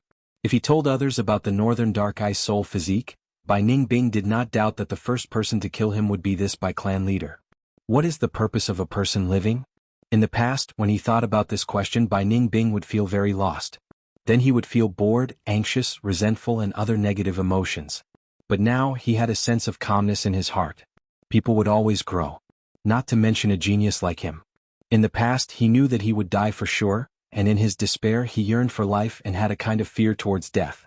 But now, when he really almost died, he accepted it. Letting the rank 3 white-silver primeval essence nourish his aperture, he was no longer anxious. It was because he was no longer afraid of death. Even though he was still lost about the meaning of living, he knew where the answer to this question was. This answer had long been in Fang Yuan's heart.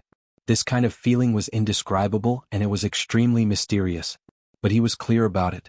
Moreover, the stone aperture goo was in Fang Yuan's hands now.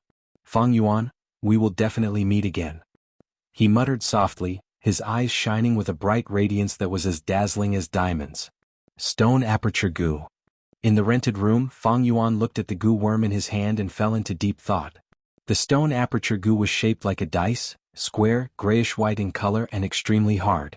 This goo was an expendable goo, disappearing after one use. Its use was to turn the aperture walls of the goo master into a hard stone wall. This move completely squeezed out the foundation and potential of the aperture, allowing the goo master to instantly reach the peak of cultivation. For example, Fang Yuan was now at rank 2 middle stage. After using this goo, he could instantly reach rank 2 peak stage. But the price he had to pay was that Fang Yuan would never be able to advance to rank 3, and would also lose the ability to recover his primeval essence.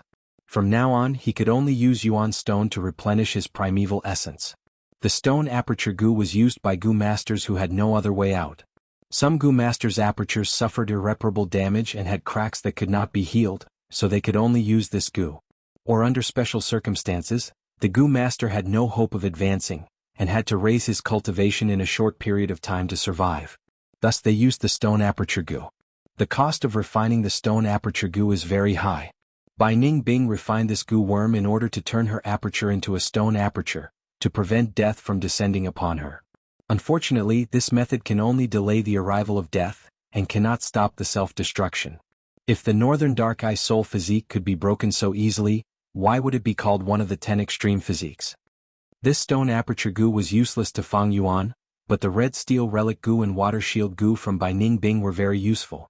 As for the goo worms that Fang Yuan took from Guiyue Manshur and the others, they were not outstanding. After returning to the village, he handed them over to the higher-ups of the clan and exchanged them for large amounts of battle merits. Due to the wolf tide, Qing Shu and Bai Ningbing's fierce battle was suppressed by the 3 mountain strongholds, and they endured it silently. All 3 sides needed each other's strength to get through this crisis. Xiong Lin's report exposed the fact that Fang Yuan possessed the white jade goo. But he used the excuse of buying it from the caravan to temporarily gloss over it. Chapter 147. As the person involved, Fang Yuan was naturally investigated by the clan. But this investigation did not go deep, as the clan's higher-ups were all focused on the increasingly severe wolf tide.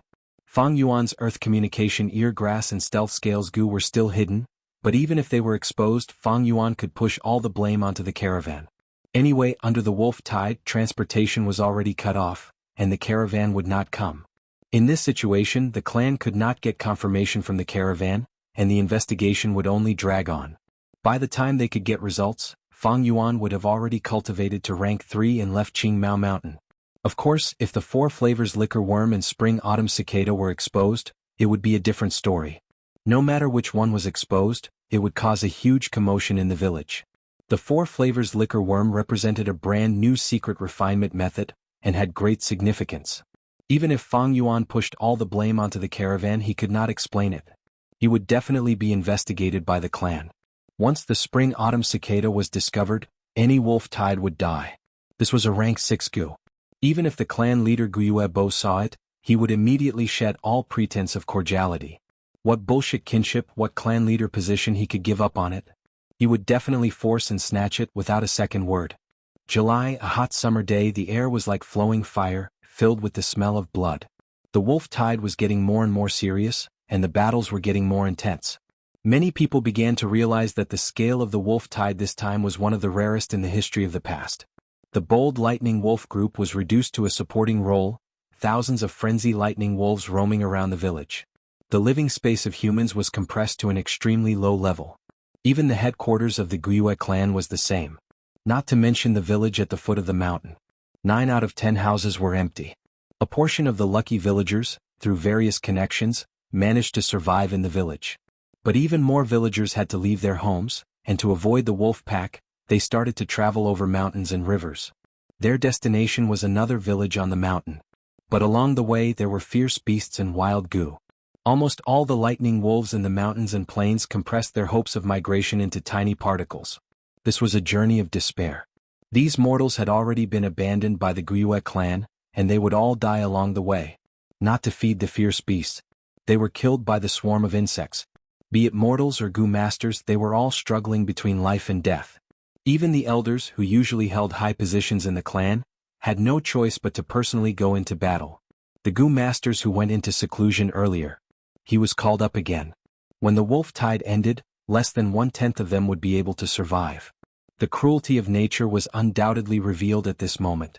The strong preyed on the weak and the survival of the fittest. It was not something that could be avoided with a few warm words. Fang Yuan sat on the bed with his eyes closed, his mind entering his aperture. In the aperture, 44% of the red steel sea was surging, rising and falling. This true essence was so red that it was almost black. It was dark red peak second revolution true essence. Second revolution true essence was called scarlet iron true essence. But in the 4 different small realms of beginner, intermediate, advanced and peak, there was a slight difference in the red iron true essence. Rank 2 initial stage primeval essence was light red in color. Rank 2 middle stage primeval essence was crimson in color. He had reached the advanced level. It was crimson. Peak was crimson. Many days ago, Fang Yuan had advanced from middle stage to upper stage. The original dark red primeval essence, after being refined by the 4 flavors liquor worm and replenished by the Yuan stone, had completely turned into the current dark red primeval essence. Right now, in the aperture, the surrounding aperture walls were no longer glowing water membranes. Instead, they were layers of thick stone membranes made of white light.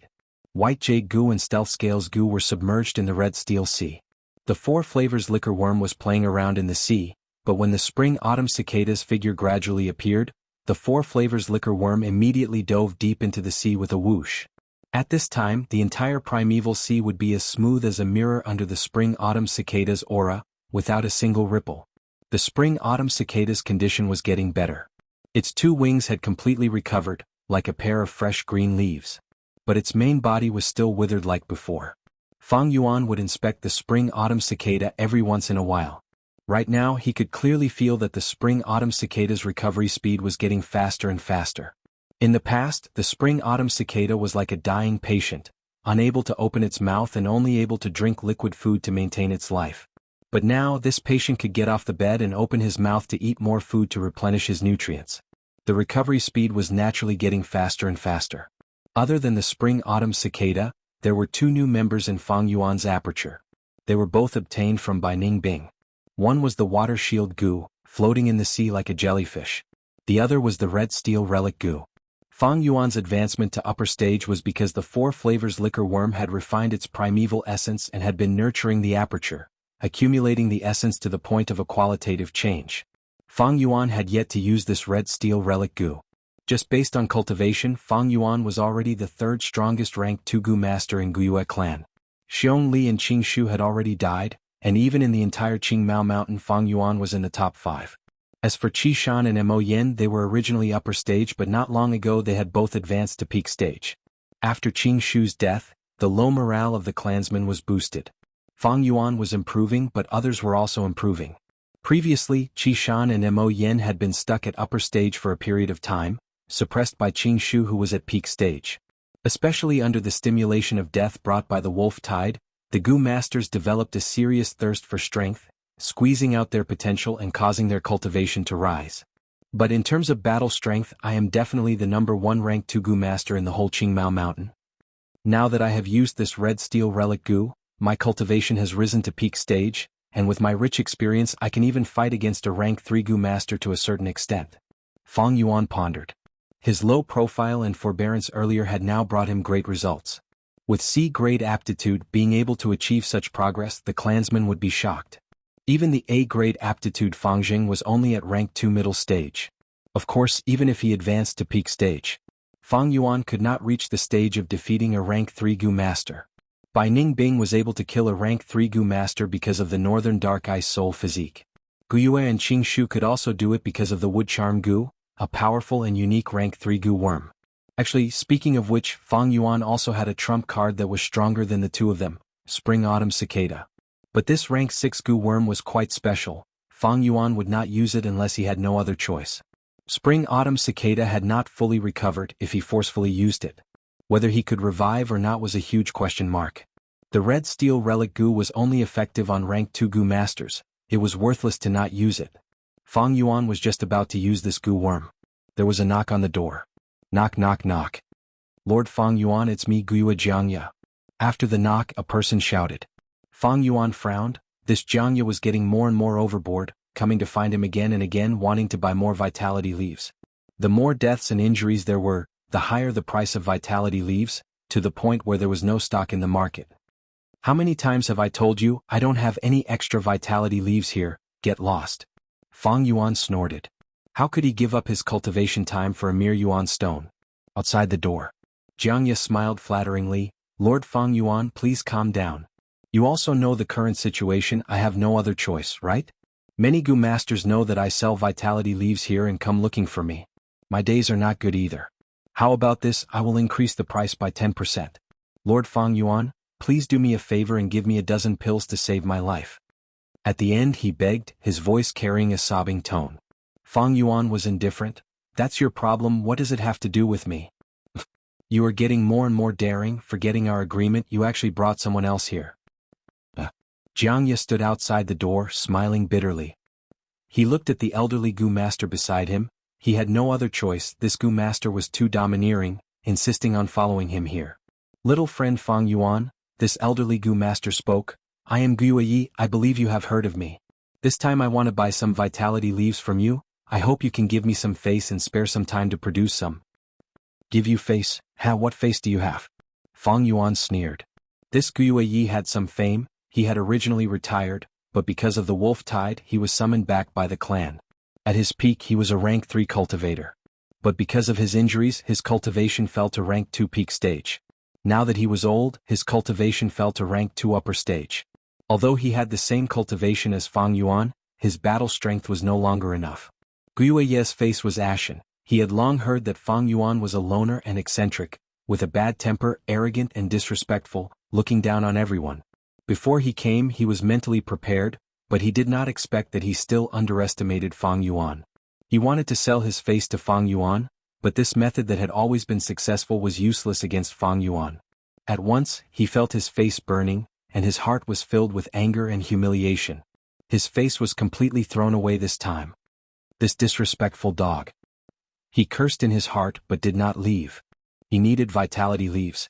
He was an experienced person and knew the importance of vitality leaves. Sometimes a piece of vitality leaves could save his life.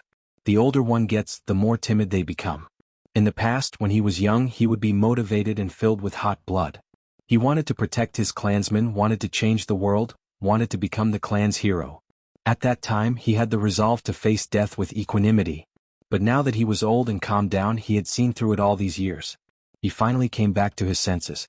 Especially after his children were sacrificed, his heart turned even colder. Any kind of organization would require sacrifices. Because resources were limited. Although resources were being produced at every moment, resources were also being consumed. With this addition and subtraction, the total amount was still limited.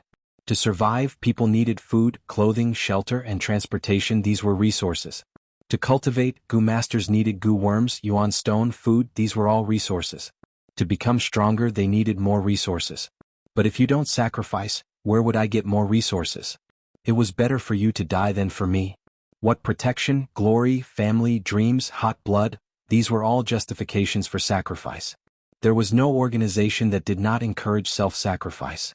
But the higher-ups would never say it out loud. They would promote protection, glory, family, dreams, hot blood, happiness and so on, and give all kinds of benefits. But when the person died, what was the use of having benefits? What could a dead hero enjoy? Look at that Guyue Qingshu. He died, happily, and was buried in the ground, his name carved on the tombstone, and his spirit influenced the heroes that came after him. Chapter 148. Jiangya looked at the ashen-faced Guyue Yi beside him. his heart feeling somewhat pleased. This old man had forced him to bring him here.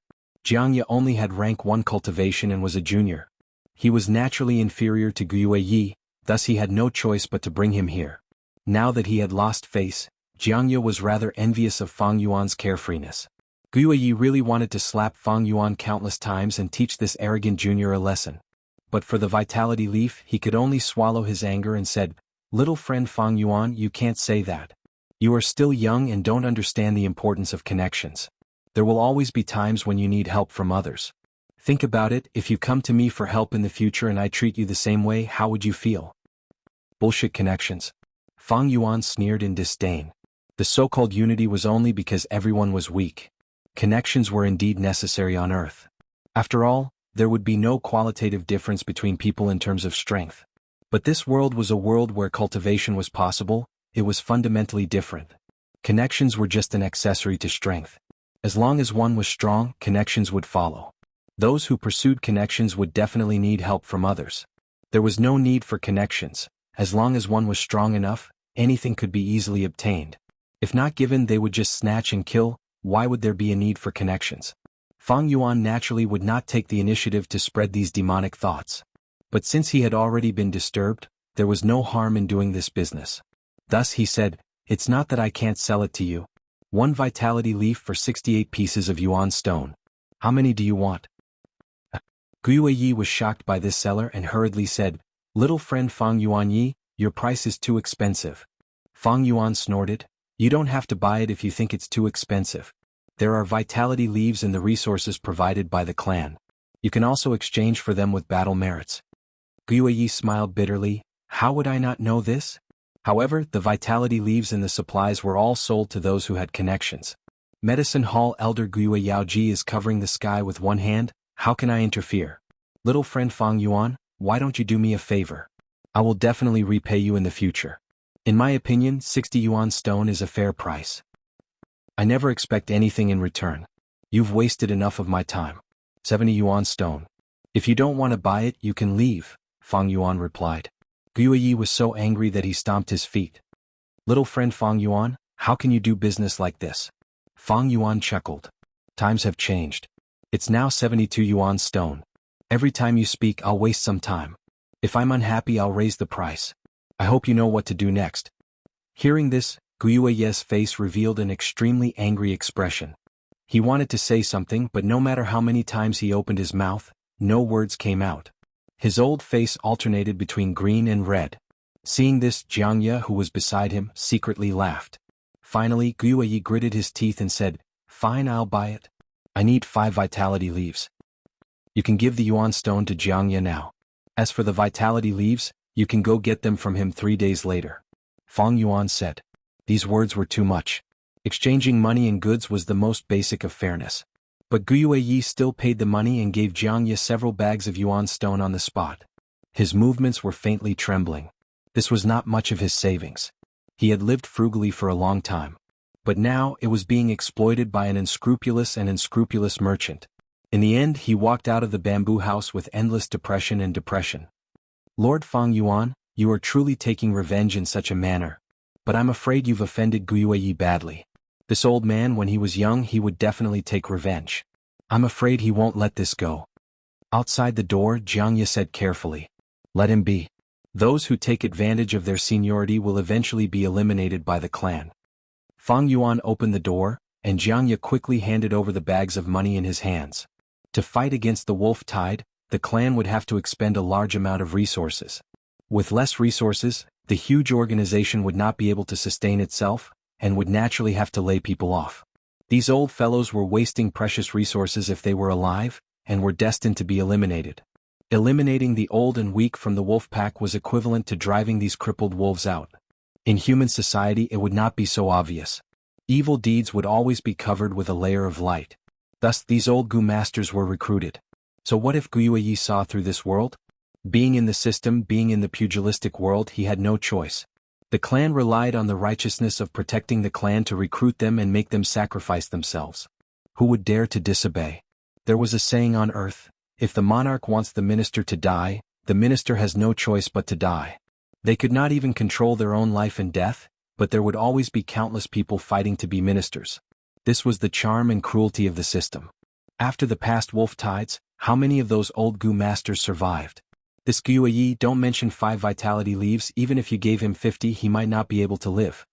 Fang Yuan stood at the door laughing coldly. Jiangye heard this tone, and his heart could not help but feel a chill. He felt that Fang Yuan had a kind of aura, icy cold, like the howling north wind, suppressing him so much that he did not dare to raise his head. Fang Yuan looked at Jiangye, his eyes deep and dark, continuing, "From now on, unless there is a fixed time, you are not to look for me. If you go against this, you will have to bear the consequences. Letting you sell the vitality leaves on my behalf is just giving your brother face. But face is given by others and also thrown away by yourself. You have to take care of yourself." Jiangye listened to Fang Yuan's reprimand, not daring to make a sound.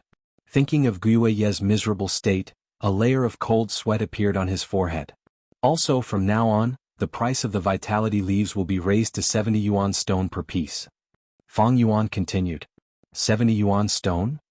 Jiangye swallowed a mouthful of saliva in shock, his eyes shining as if he had seen the rolling yuan stone.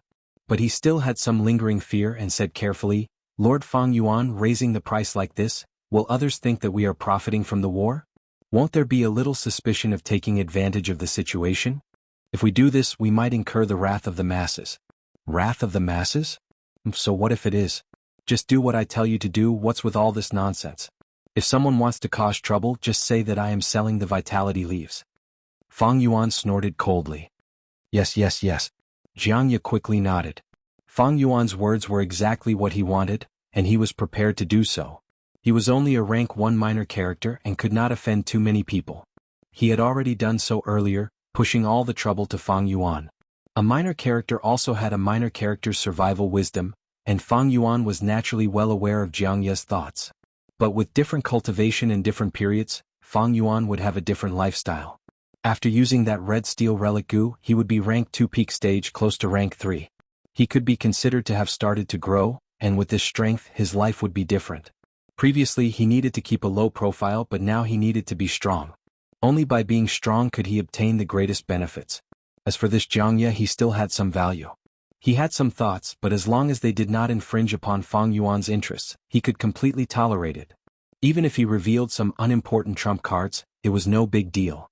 During peaceful times, those higher-ups had nothing to do and there might be some trouble. But with the wolf tide now, who could care about these minor details? After the wolf tide, it was uncertain if the Guiyue village could still exist. Half a month later, the lightning wolves surged like the tide, and the Gu masters retreated step by step. "Xiong Yuanzhen, you have to hold on. The Guiyue village is not far away."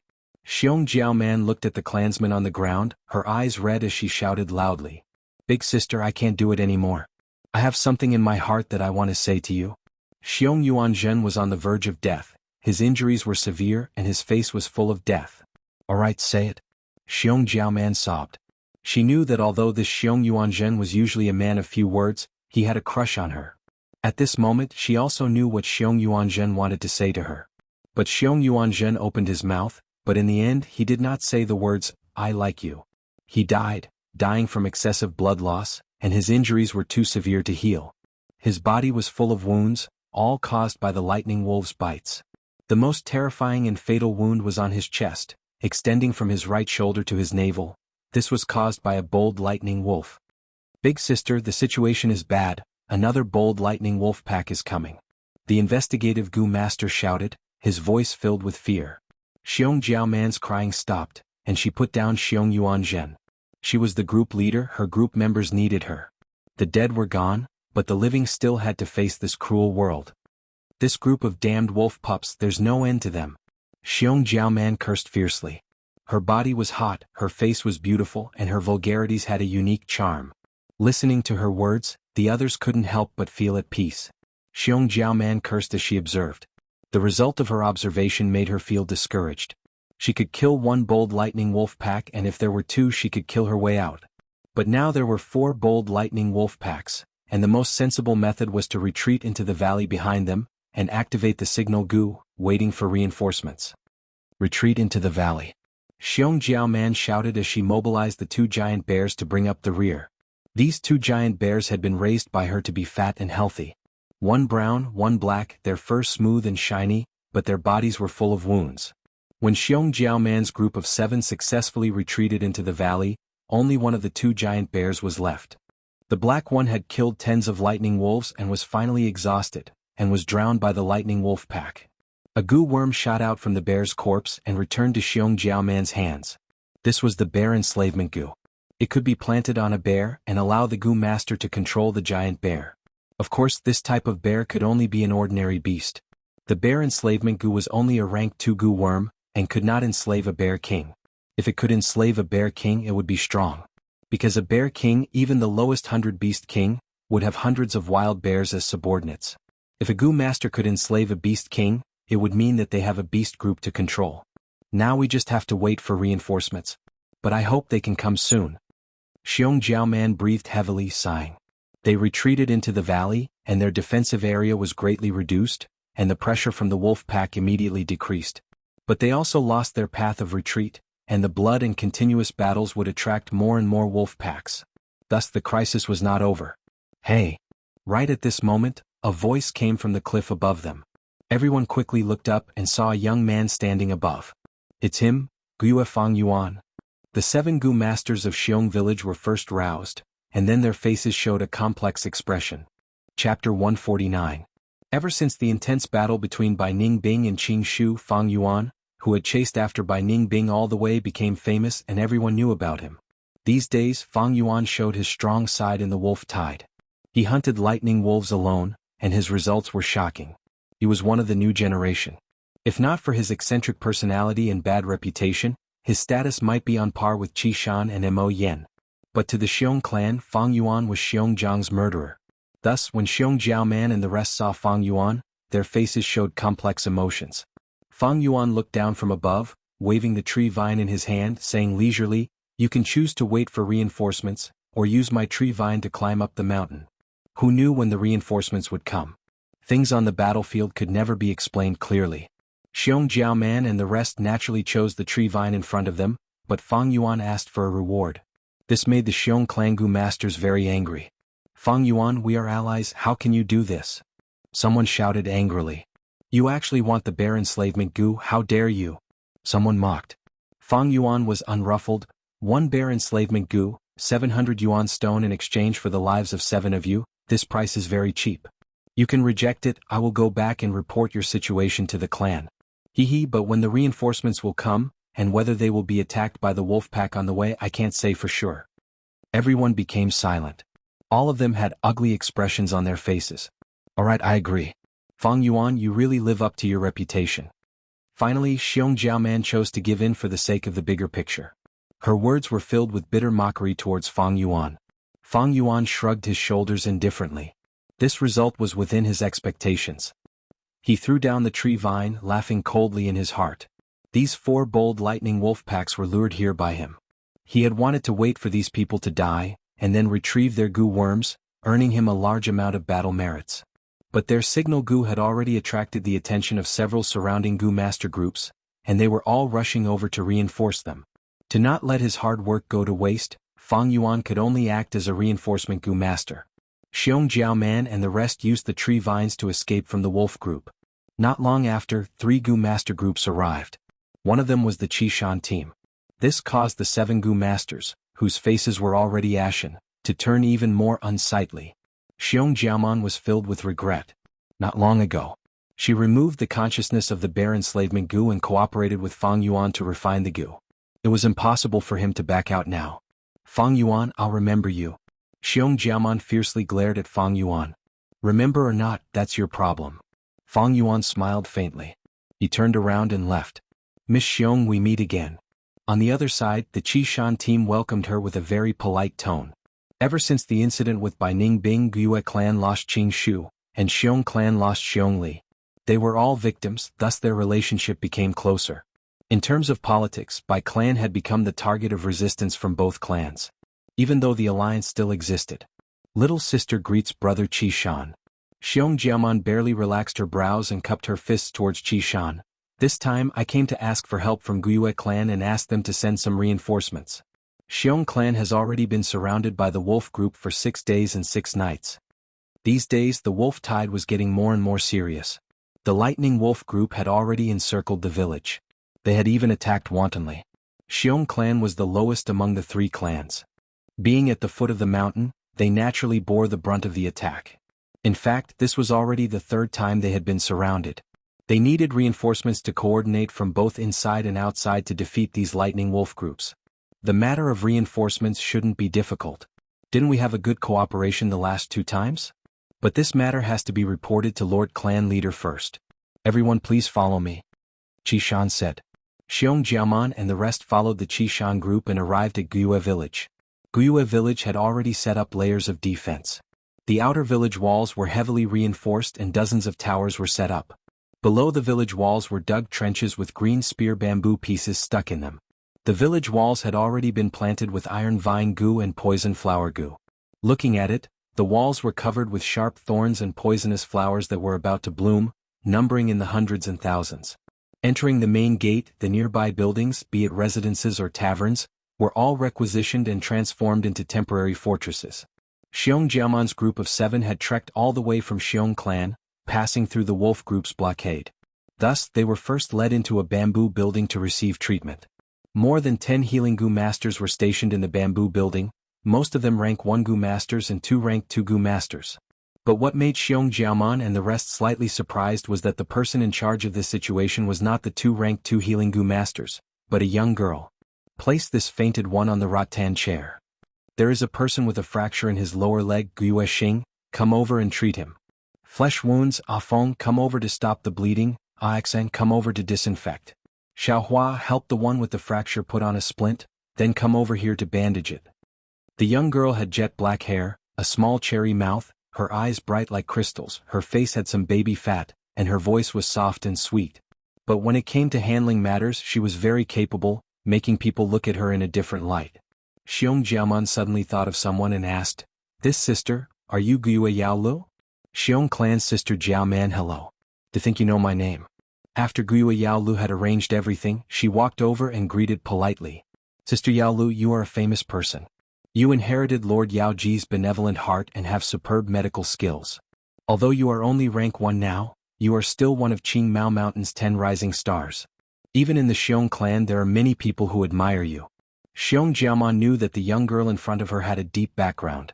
She came here to ask for Guiyue clan's help, so she naturally put in good words. Sister Jiaoman, you are flattering me. Guiyue Yaolu was still young after all, her face flushed from the praise and she shyly lowered her head. At this time, a Xiong clan gu master beside her said unhappily, although they are both the 10 rising stars, that Guiyue Fang Yuan cannot be compared to you. Don't mention Fang Yuan. I get angry from the bottom of my bones when I mention him. There are no heroes in this era, let this lad become famous. This person's character is really too bad. He can actually be named one of the 10 rising stars and at the top. It really makes me want to vomit. These words immediately attracted the agreement of the others. This even included the gu masters of Guiyue clan. Guiyue Fang Yuan? What did he do this time? Someone asked curiously. He took one of my bear enslavement gu. He also gave me 700 yuan stone as compensation for saving us. I have never seen such a shameless scoundrel who forgets his morals at the sight of profit. Xiong Jiaoman snorted, venting the dissatisfaction in her heart. This is nothing, there are even more despicable things. His heart is even blacker than coal, selling 1 vitality leaf for 80 yuan stone. He is simply taking advantage of people's difficulties, greedy and shameless to the extreme. He is too arrogant and arrogant. One of my friends wanted to join his group. But not only was he rejected, he even ridiculed him in public. What is there to be arrogant about? He is only a C-grade talent. He is a living prodigal son, squandering the inheritance his parents left him to buy a red steel relic gu from the caravan. Then he snatched a red steel relic gu from Bai Ningbing. If I have these 2 gu, I can also have his cultivation. Lord Guiyue Qingshu is still the best. He is humble and gentle, but unfortunately he died too early.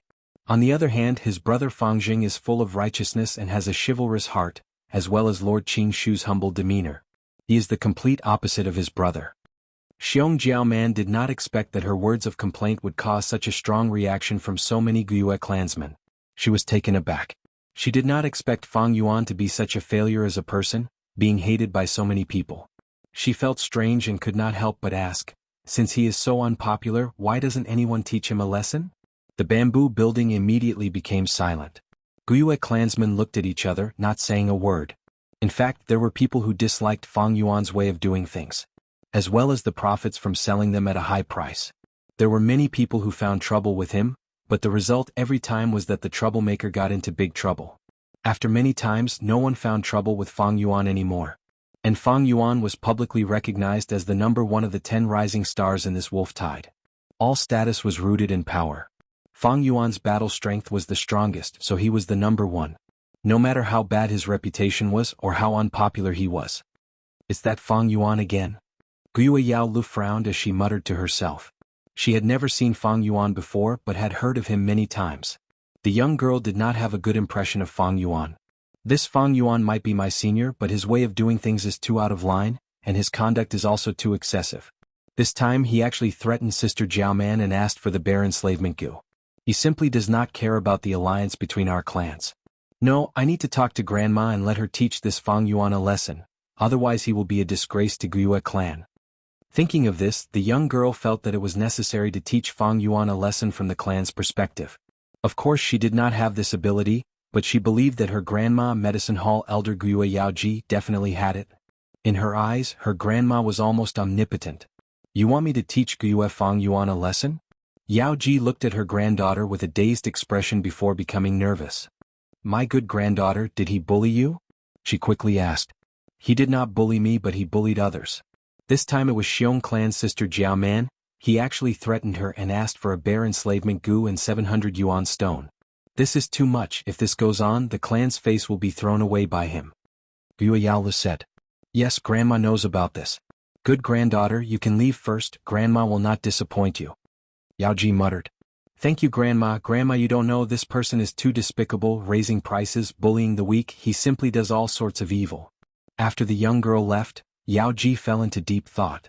She had wanted to teach Fang Yuan a lesson for a long time. The reason was not Yao Li's naive reason, but because Fang Yuan's benefits were worth making a move. First was the liquor worm.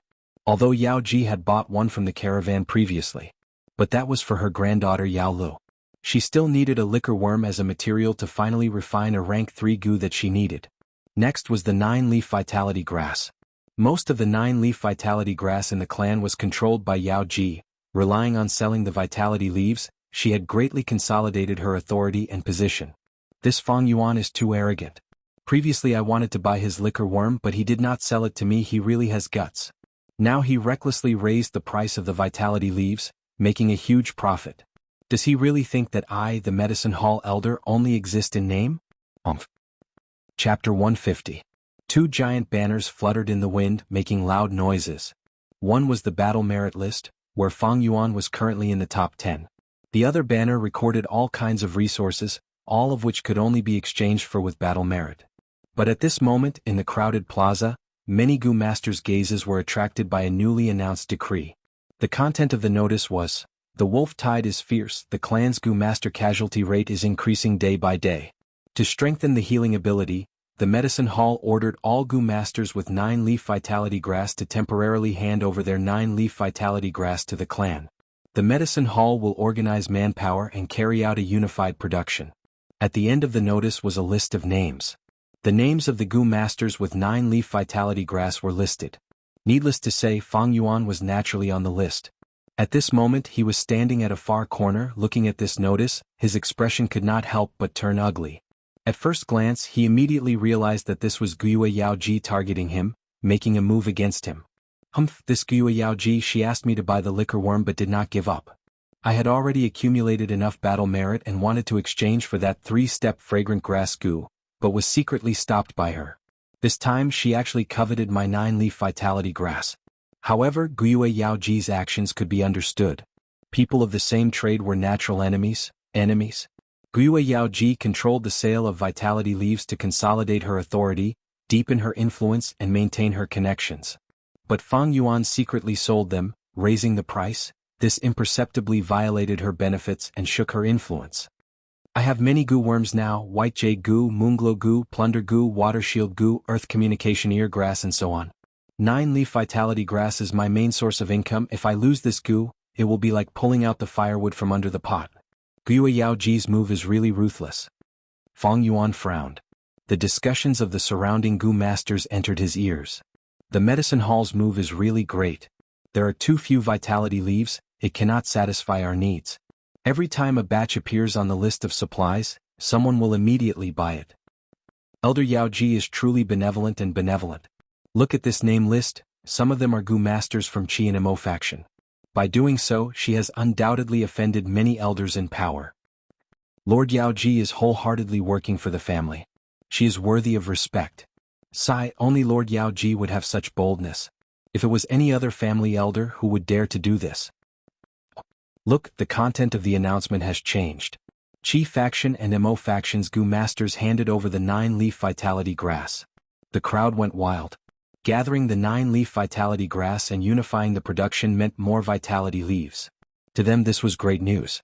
Fang Yuan looked over and indeed saw, behind the names of these Gu masters, there was an addition of the words turned in. And because of this, his name became even more prominent. His heart became even heavier. Guiyue Yaoji was after all a shrewd old fox, she was proficient in scheming, this move was to use the general situation to pressure Fang Yuan. If Fang Yuan stubbornly resisted, he would attract even more trouble and give himself a handle, it was not a wise move. This was the power of the clan system.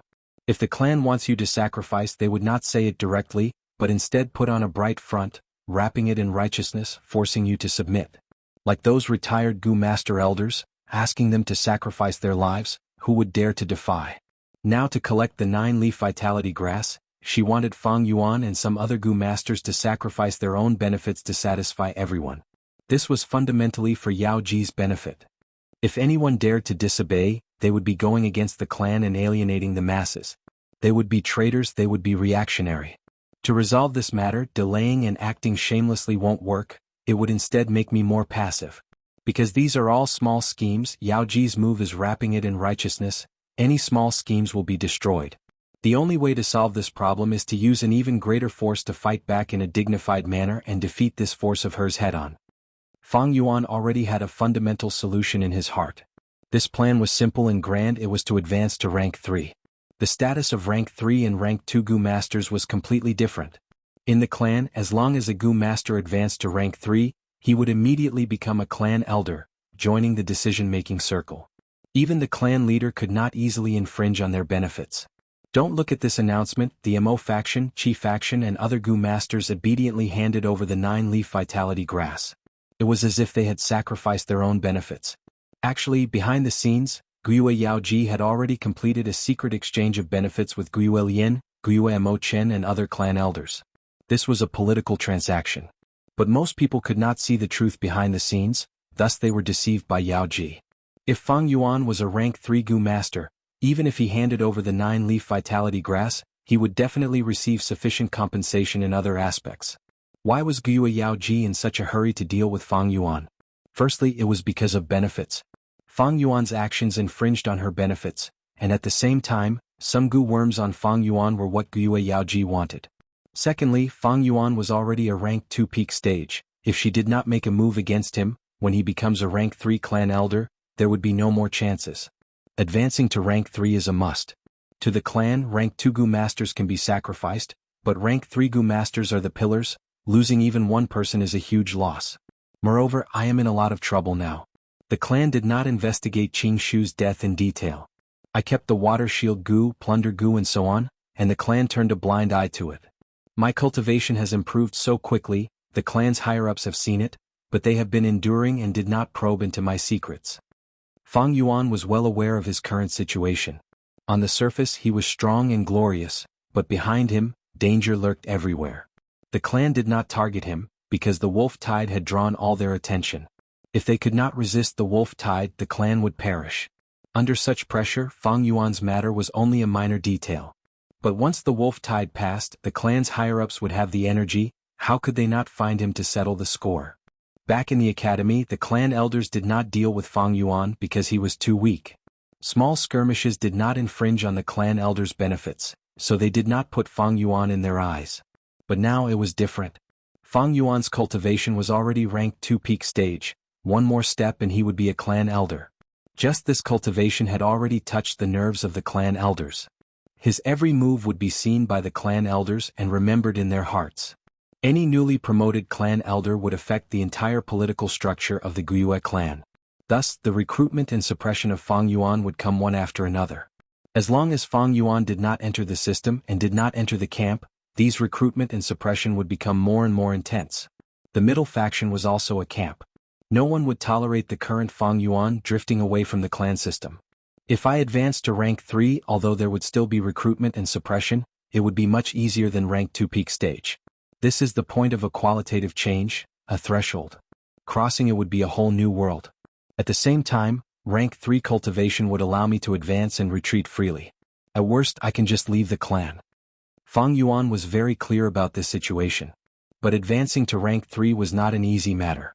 Especially for Fang Yuan's C-grade aptitude, it was an almost insurmountable obstacle.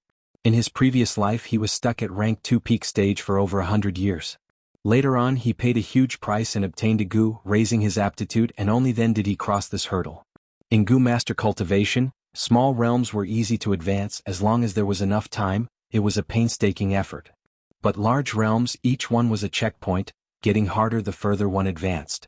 Especially from rank 5 to rank 6, the difficulty was beyond imagination, harder than ascending to heaven. Fang Yuan's advancement from rank 1 to rank 2 was already extremely difficult. Now that he wanted to advance from rank 2 to rank 3, there was simply no possibility of success using normal methods. But fortunately, Fang Yuan had 500 years of life experience, and in his vast memories, there were 2 to 3 folk recipes. To put it nicely, it was a different path, but to put it bluntly, it was a crooked path. The method that Fang Yuan chose now was the most suitable for his current situation. To advance to rank 3, he needed to refine a strange and bloody Gu worm, called Man-Beast Life Burial Gu. This was a recipe that an ancient demonic path sect leader, in order to strengthen the cultivation of his subordinates, racked his brains and created. Man-Beast Life Burial Gu was specially used for rank 2 Gu masters to break through to rank 3. In his previous life, Fang Yuan was searching for secrets and coincidentally obtained this recipe, leaving a deep impression on him, and had always kept it in his heart. Most importantly, the materials needed for the fusion were not rare items. Normally, with Fang Yuan's conditions, he would need 2 to 3 years to collect these, but the wolf tide gave him a lot of opportunities. These days he had already collected enough Yuan stone and Gu worms. There was only one left. He needed the right time. Everyone, come and see, the medicine hall has just sent out a notice. They are actually gathering 9-leaf vitality grass, and unifying the production of vitality leaves. That's great news, Yizichin said. In the bamboo building, a group of Gu masters surrounded the notice on the wall, their eyebrows dancing as they read.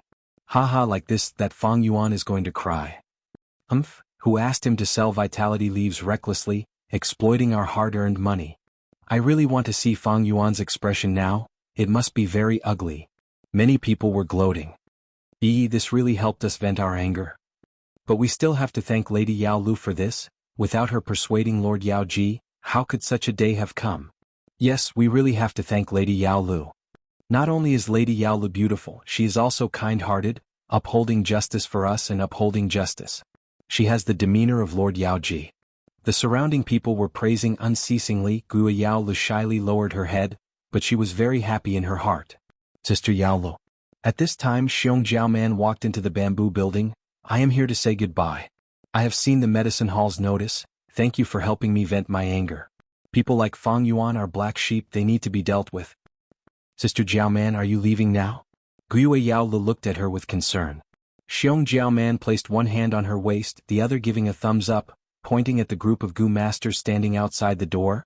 I have already asked for reinforcements, I need to hurry back. I will see you next time. Yao Li's heart immediately surged with sadness. When Xiong Jiaoman left, there were 10 Gu masters, but when she arrived, there were only 7 left. Now, these Gu masters outside were about to enter the cruel battlefield. How many could return safely? Chapter 151. Yao Lu watched as Xiong Jiaoman and the rest walked out of the door, getting further and further away. But this parting was extremely short. Just 15 minutes later, Xiong Jiaoman and the rest returned to the bamboo building. Bad luck, we met with the wolf tide. Xiong Jiaoman smiled bitterly, explaining. The Gu masters in the bamboo building heard this and their expressions tensed. Xiong Jiaoman and the rest had the advantage in numbers, but they were still forced to retreat to the village, showing the scale of the wolf tide.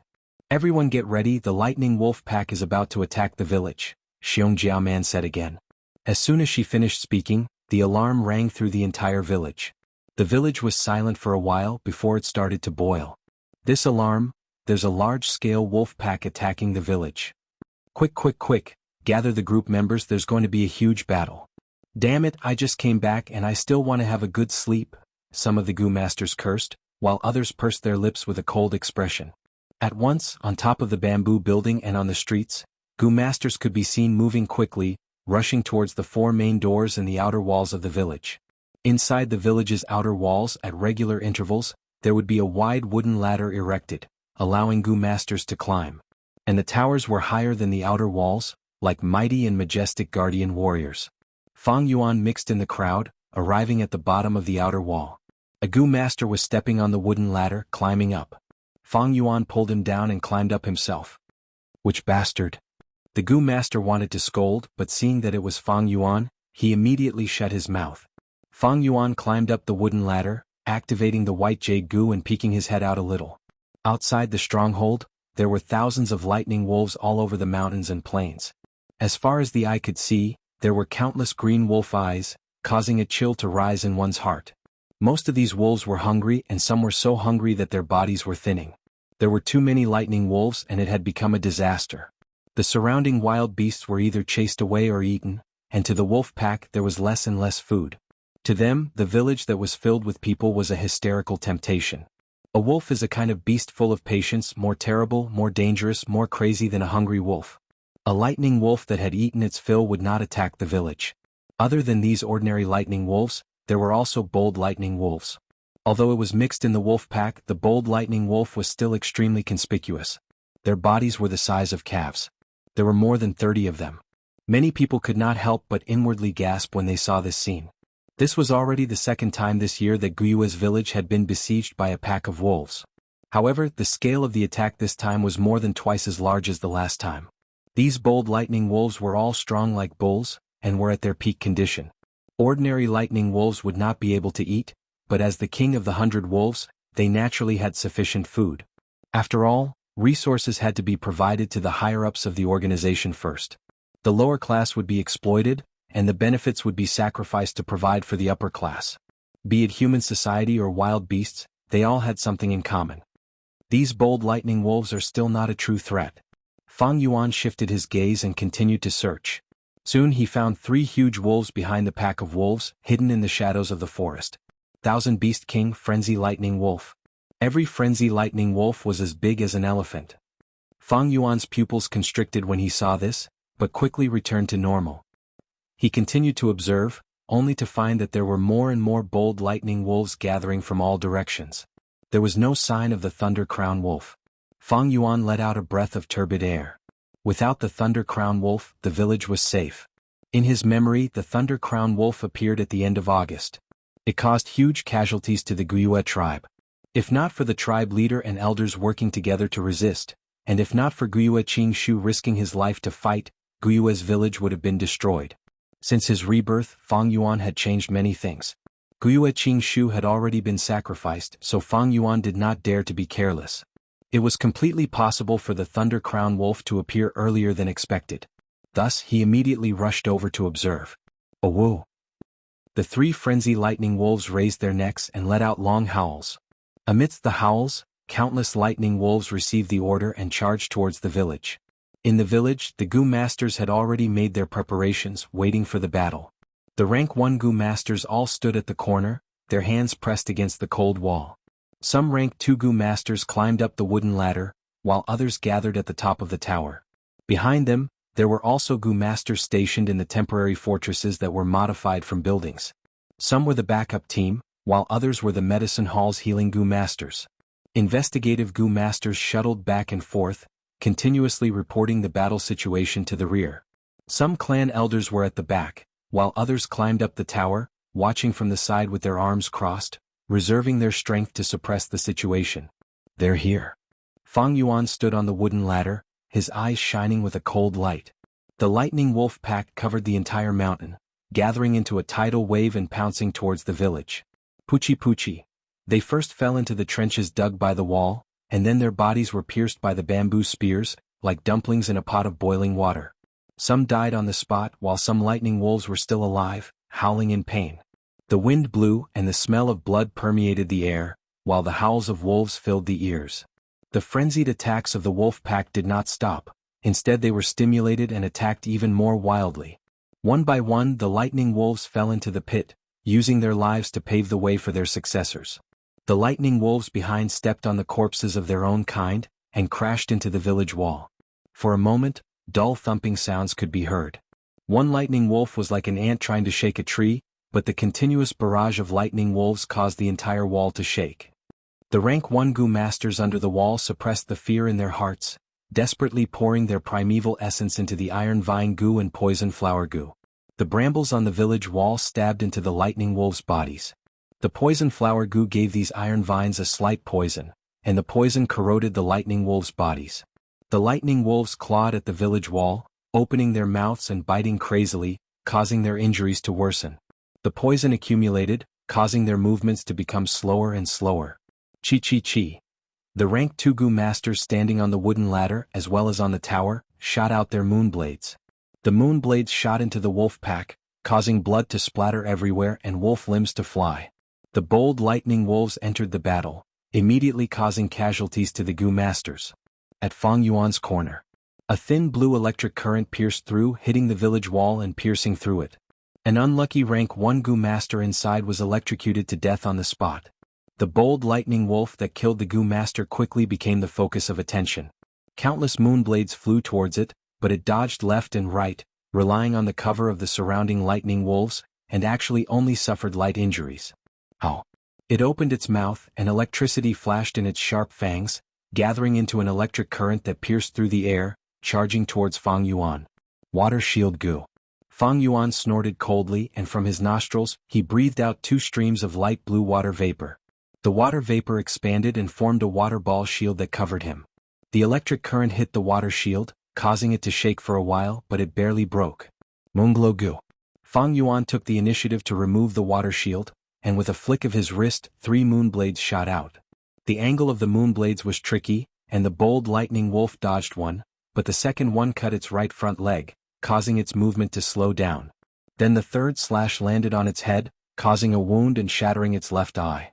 It screamed in pain, but the other goo masters saw an advantage, and another wave of moonblades flew out, enveloping it.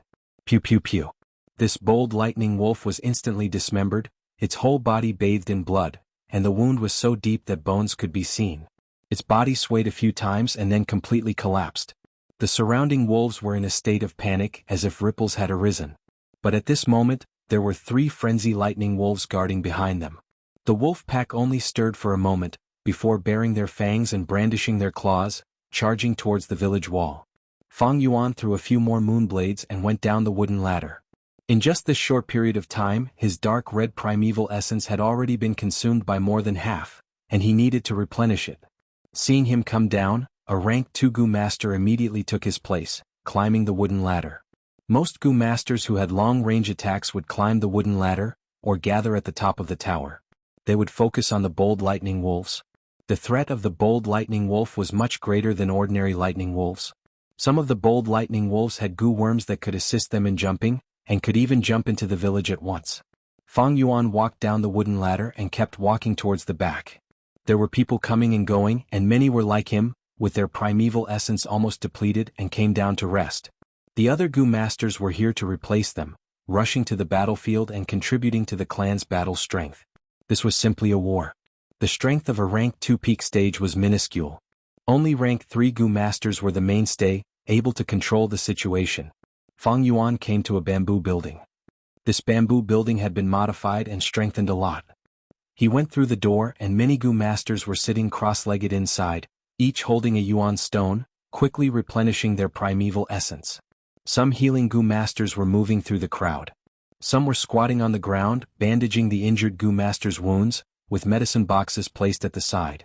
Fang Yuan found a corner to sit down, and immediately a healing female goo master came over. He shook his head at her, and the female goo master understood, walking towards another goo master. With this rotation, by 10 in the evening, Fang Yuan had already participated in the battle 5 times. But the lightning wolf pack did not decrease, and instead, many more lightning wolf packs heard the frenzy lightning wolf's howls and rushed over. It seems this wolf tide will last until night. A clan elder gazed outside the village, showing a worried expression. At night, the Gu Master's vision would be weakened. On the contrary, the lightning wolves had excellent vision and were not affected. This is only the second wolf tide this year, and it already has such intensity. The situation does not look good. Another clan elder beside him sighed deeply. Guyue Yaoji's face was also dark. She was the Medicine Hall clan elder, leading the healing Gu Masters, and the first-hand information on casualties was gathered in her hands. On a thin piece of bamboo paper, the casualties during the day were recorded. Yao Ji held it in her hands, feeling that it was heavy. The number of casualties far exceeded the same period in history. But she understood this was not because the Gu Master's fighting quality had deteriorated, but because there were too many wolves this year and they were too crazy.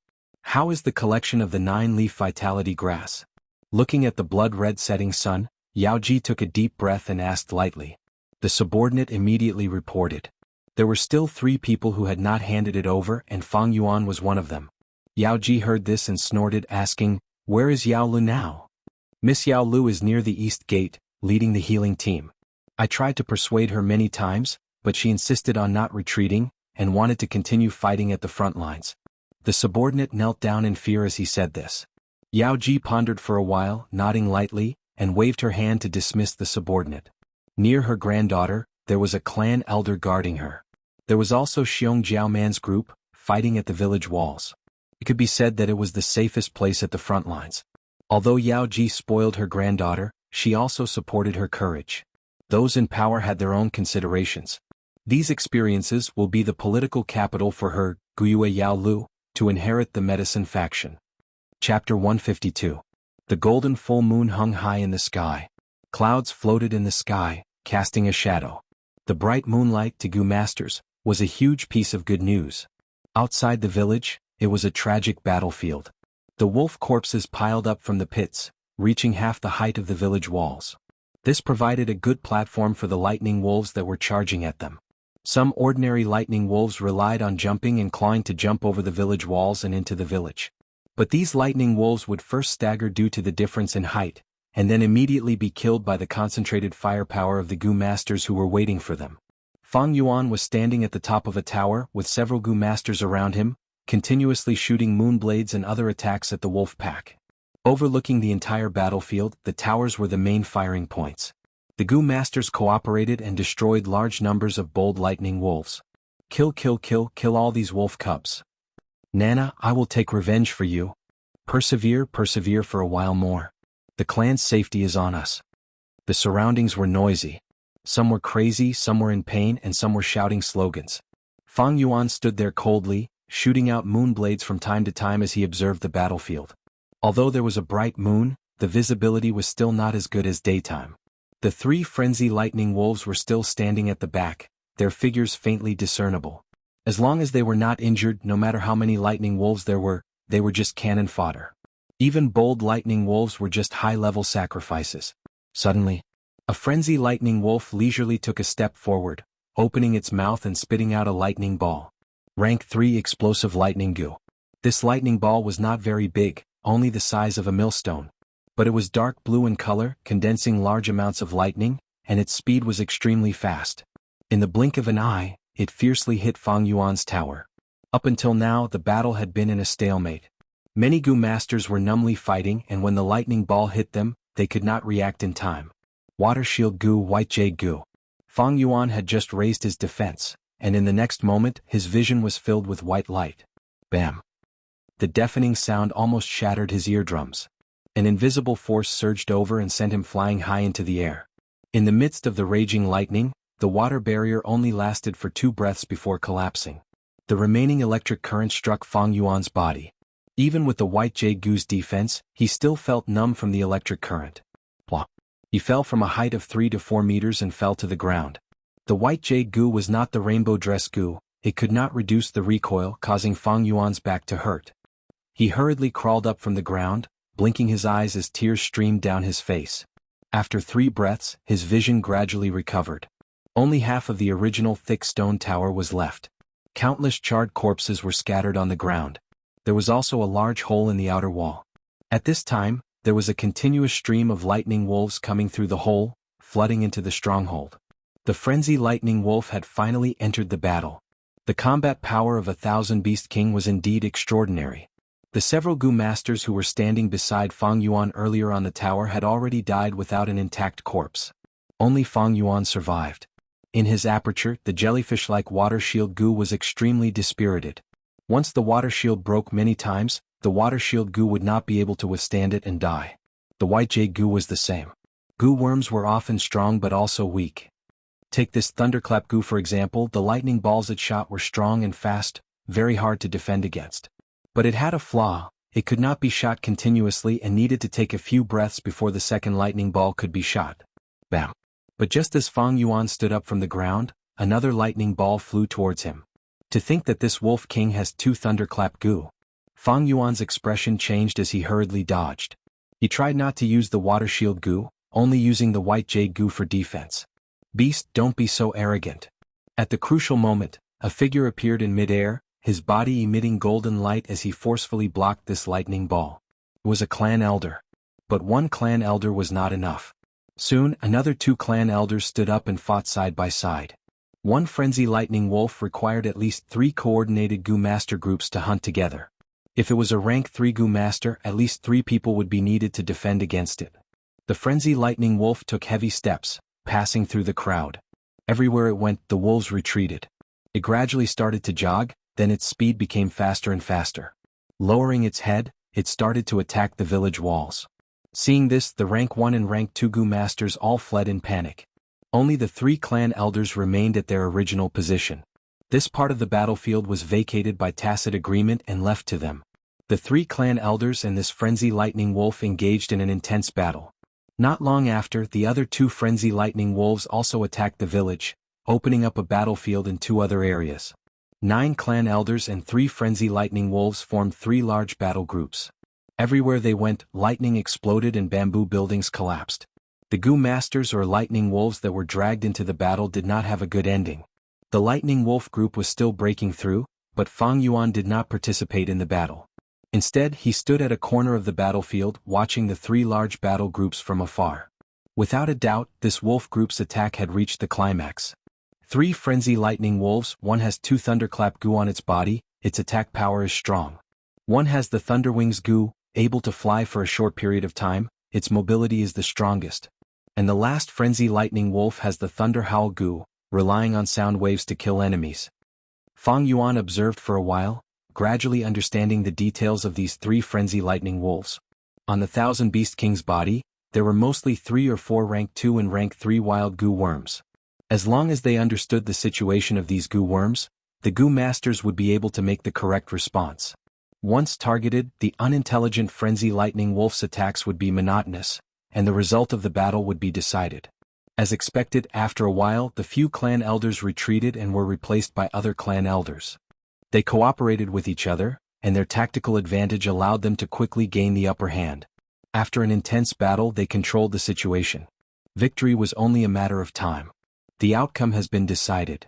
Just as Yao Ji let out a breath of turbid air, a roar suddenly came from the eastern gate. One of the lightning wolves grew larger and larger. From the size of an ordinary lightning wolf, it swelled with the wind and grew to the size of a giant elephant. There's actually another frenzy lightning wolf. Many clan elders were shocked upon seeing this scene. Previously, their attention was drawn by the other 3 groups, and the entire battlefield's layout was focused on these 3 points. Thus, the manpower at the eastern gate was slightly weaker. Not good. Yao Lu is still there. Yao Ji's old face turned pale, and she immediately rushed towards the eastern gate like lightning. To think there would be such a change. This frenzy lightning wolf should have a rank 3 breath concealment Gu. Using this disguise, it mixed in with the lightning wolf group and deceived the Gu masters at the eastern gate. Fang Yuan focused his attention and saw that the eastern gate situation was not good. The sudden appearance of the frenzy lightning wolf had directly smashed through the eastern gate, creating a huge hole. Countless lightning wolves followed behind the bold lightning wolves in 2s and 3s, howling crazily as they charged into the village. Guiyao Lu saw the lightning wolf group surging towards them like a tide, and she was dumbfounded. Fortunately, she had Xiong Jiaoman, a veteran, by her side. At the critical moment, Xiong Jiaoman took over the situation and ordered, "Quick, quick, close the doors and windows tightly. Only by defending and waiting for reinforcements can we have a chance of survival." But just as she finished speaking, with a bang, the roof of the bamboo building received a fierce attack from the frenzy lightning wolf, collapsing down. Guo Yaolu screamed. With such a sudden change, the young girl completely lost her composure. She was still too young and only had rank 1 cultivation.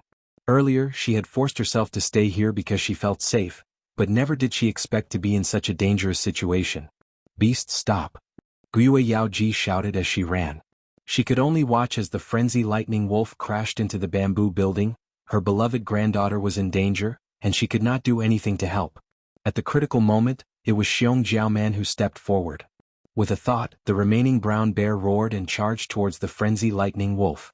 The frenzy lightning wolf slapped with its right claw, sending the 400-kilogram brown bear flying. It opened and closed its mouth, biting the brown bear's head into pieces. How could an ordinary beast defend the power of 1,000 Beast King? But taking advantage of this entanglement, Xiong Jiaoman had already dragged Guo Yaolu and ran forward, creating a small distance between them. The frenzy lightning wolf roared, naturally not willing to let its prey escape. It leaped, crossing a distance of more than 10 meters, jumping in front of Xiong Jiaoman. Suddenly seeing the frenzy lightning wolf appear in front of her, Guo Yaolu was so scared that her legs went soft. Xiong Jiaoman dragged her, naturally not daring to charge forward, and could only retreat towards the direction of the village. Just as the frenzy lightning wolf was about to pounce, Guo Yaoji arrived.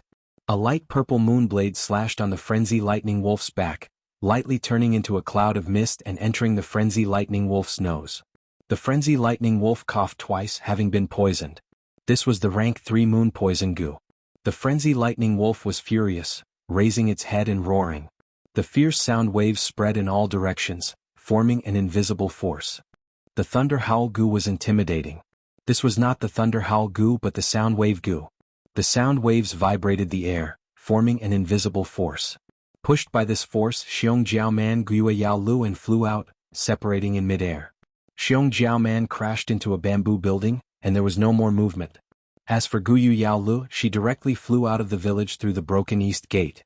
She was in a daze from the fall, and just as she was about to get up, she saw a lightning wolf opening its bloody mouth and biting towards her. Bah! She let out a sharp scream, and at the critical moment, a moonblade flew over and killed the lightning wolf. She quickly stood up and saw that her savior was a young male Gu master. The lower half of his body was buried under the collapsed wall. The male Gu master's blurred bloody face smiled at her, and the next moment, his throat was bitten by the lightning wolves that swarmed over. Guo Yaoli's face was covered in tears. She cried as she ran. This battlefield was extremely chaotic. Because of her identity and background, there were Gu masters who lent her a helping hand from time to time. But most of them could not even protect themselves and could not help her out of this predicament. Guo Yaoji was also entangled by the frenzy lightning wolves, and could not attend to her. Guo Yaoli's heart was in a daze, and all she could see were the claws and teeth of the lightning wolves. In the midst of her panic, she suddenly heard a voice, "Take a step back." She subconsciously did as she was told, and coincidentally dodged a lightning wolf's bite. "Roll to the right," the voice said again. Yao Li's consciousness was still in a daze, but her body had already moved. A wolf's mouth made a cracking sound and it almost bit her. The voice continued, and the young girl completed her tasks meticulously. Sometimes when she made a mistake, a moonblade would fly out of nowhere and help her out of trouble. When there were no more lightning wolves around her, Yao Lu realized that she was safe.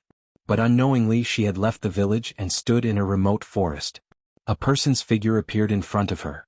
She immediately stared with wide eyes. "Guo Fang Yuan, you helped me?" "No, I just helped myself." Fang Yuan grinned and could not help but reveal a trace of evil. Chapter 153. What? Guo Yaolu heard this and was stunned. Fang Yuan had already moved like lightning, his palm grabbing the young girl's delicate neck. He knocked her out. The young girl fell down and Fang Yuan's arm quickly grabbed her by the waist. The stealth scales Gu was activated, and their figures disappeared from the spot. When Guo Yaolu opened her eyes in a daze, she found herself in a dark cave. She shook her dizzy head and subconsciously wanted to stand up, however she soon discovered that she was tied to a rock. All the goo worms on her body were taken away by Fang Yuan using the plunder goo, and refined into his. She was just a 15-year-old girl with a weak body. How could she struggle free from a rope that was as thick as a finger, and had several twists and knots tied into it? Being tied up in this unfamiliar environment, the young girl's heart naturally surged with fear. She recalled the scene when she was knocked out, and even the most naive person would know that Fang Yuan was going to harm her. But how will Fang Yuan deal with me? What does he want to do to me?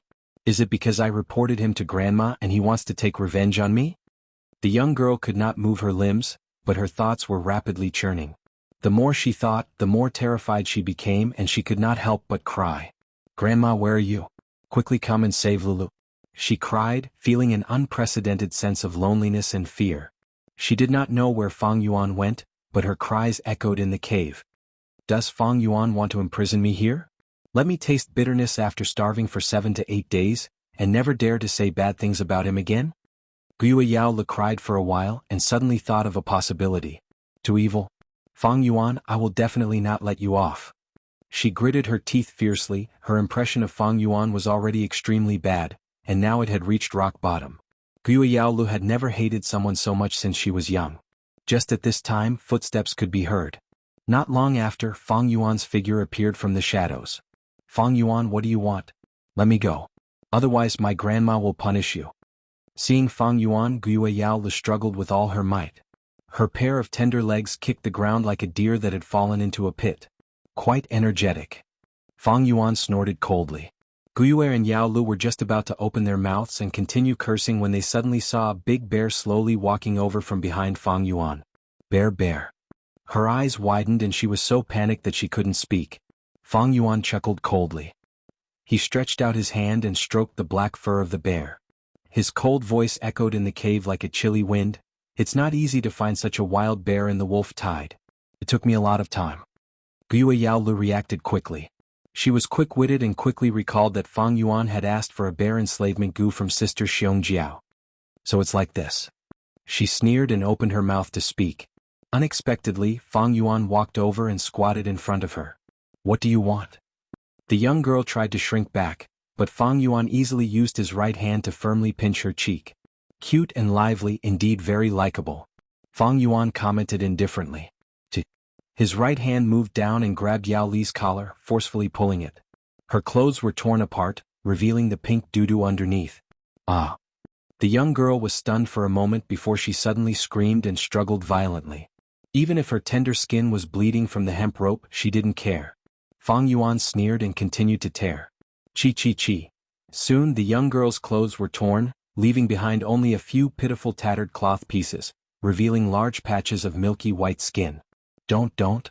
She was extremely afraid, crying loudly. Thinking of the possibility that Fang Yuan would teach her a lesson, her whole body trembled. Fang Yuan did not continue as she expected. Instead he stood up and slowly retreated. The young girl's cries turned into choking sobs. But at this time, the black bear opened its paw and slowly walked over. The young girl's pupils shrunk to the size of a needle. At this moment she felt an intense aura of death. Whoosh! The bear's paw slapped, creating a sound of air breaking. With a crisp sound, the young girl's head was hit by the bear's paw, the huge force instantly breaking her delicate neck. Her head was twisted at a strange angle, bending to the side. A moment ago the young beauty was still alive, but now she was dead. The warm corpse was tied to a huge rock like a broken doll. Even without Fang Yuan controlling the bear enslavement goo, the black bear had already lowered its head and started to enjoy this sumptuous meal due to its hunting instinct. It first bit the young girl's throat, blood spurted out and splattered on its black fur. Next was the young girl's white and delicate chest, like a pair of unbloomed flower buds. The black bear bit off the young girl's right chest, tearing open the flesh and revealing the pale white ribs. At this time the black bear used its paw to slap, breaking these ribs. The young girl's internal organs were squeezed, causing blood to spurt out. Without the obstruction of the bones, the black bear's mouth went deep into the young girl's body, biting on the still beating heart and swallowing it. The heart went through the throat and into the stomach. This winged bear that had been hiding due to the wolf tide for a long time without food, immediately howled in satisfaction. After howling, it lowered its head again and started to eat the young girl's internal organs. Poochie. The black bear opened its mouth and large amounts of blood flowed out, producing the sound of water. After a while, the black bear finally poked its head out. The young girl's chest was already empty, the huge wound stretched to her abdomen. But towards the shining white intestines, the black bear did not seem to be interested. It started to shift its attention to the young girl's white and slender legs. The young girl's hands were all slender and smooth like jade. The black bear took it in one bite, chewed it a few times and swallowed it into its stomach, producing crunching sounds. The young girl's thighs were also delicious. The flesh was tender and had a virgin fragrance. After the black bear had finished eating, only the white thigh bones were left. In the midst of shaking, the young girl's head finally fell to the ground. To be honest, she was really cute. She had a pair of bright black eyes, a round nose that was slightly tilted, pink skin like a flower, and 2 rows of white teeth in her small mouth. But now, the blood had drained from her face, and her skin had become deathly pale. Her black hair was loose, covering half of her face, and her eyes were wide open, filled with fear and anger. She died with everlasting regret. Fang Yuan crossed his arms as he watched and admired Guyue's expression. He couldn't help but think of a Buddhist saying on earth, "There is no form of me, no form of man, no form of all living beings, no form of those who live forever. Beauty is just a skeleton, white bones and flesh. I am the self, there is no self. Break away from egoism and recognize your ordinary self." The selfless aspect meant that everyone was equal and there was no difference. Humans were humans. They no longer treated humans as nobles and belittled other creatures as lowly. They said, "No human face," meant that all living beings are equal, there is no difference. Living beings were all forms of life. They no longer regarded life as noble and thought that other lifeless rocks and streams had spirituality. That is, there is no distinction between living things. In other words, everything in the world is equal, there is no difference. Everything had its own lifespan, and the phrase, "those without lifespan," meant that regardless of whether they existed or did not exist, they were all equal, and there was no difference between them. No matter how beautiful a man or woman was, they would eventually turn into skeletons. White bones and flesh were one, but the people of the world loved the flesh more than the white bones. This was because they didn't recognize the equality between the two. This Buddhist saying was to let people see through all appearances and see the truth. Beauty was the appearance and so were all living beings and lifespan. Seeing through all the wrong appearances, one would see Tathagata. Seeing through and seeing through, treating everyone equally, all living beings were equal. That was why the Buddha sacrificed himself to feed the tiger and cut off his flesh to feed the eagle. This was because he had great compassion in his heart and saw all living beings as his own. He loved everything and loved everything. Whether it was me, others, animals, plants, or even the lifeless rocks and water, as well as things that did not exist, he loved them. Mortals stood there and watched the bear eat people. Some hot-blooded men jumped out and shouted, "Beast, don't eat people," or "Beautiful girl, don't be afraid. Uncle is here to save you," and so on. These were the love and hate of mortals. They loved the girl and hated the giant bear. They didn't see through it. They were obsessed and couldn't see through the pink skeleton. If Buddha were to stand here and watch a bear eat a man, he would sigh and sing, "If I don't go to hell, who will?" He would save the girl and feed himself to the black bear. This was the love and hate of Buddha. He loved the girl and loved the giant bear, treating both equally. But at this moment, Fang Yuan was standing here. Looking at the girl's tragic death, there was no ripple in his heart. This wasn't because he was used to life and death, but because he had broken through appearances and was no longer obsessed. No appearance, no appearance, no appearance of all living beings, no appearance of lifespan. He treated all living things equally and all living things were equal. That was why the girl's death was no different from the death of an ant, a fox, or a tree. But in the eyes of mortals, the girl's death would arouse their anger, hatred, and pity. If it was the girl eating the bear, they wouldn't think it was too much. If it was an old woman being eaten, the pity in their hearts would be greatly reduced. If it was a murderer who had committed countless crimes being eaten, they would have clapped their hands and cheered loudly instead. In fact, all living beings were equal. Heaven and earth were heartless and treated all living beings as dogs. Nature was fair. It didn't care about love or hate. It was heartless and would never treat all living beings differently. The weak were prey to the strong, survival of the fittest. What did the disappearance of a living being mean to the vast nature, to the deep and vast starry sky, and to the long river of history? If it died, it died. Who could not die? The girl, the giant bear, the ant, the fox, the tree, the old woman, the murderer, they were all lowly. They were all lowly. They were all dogs.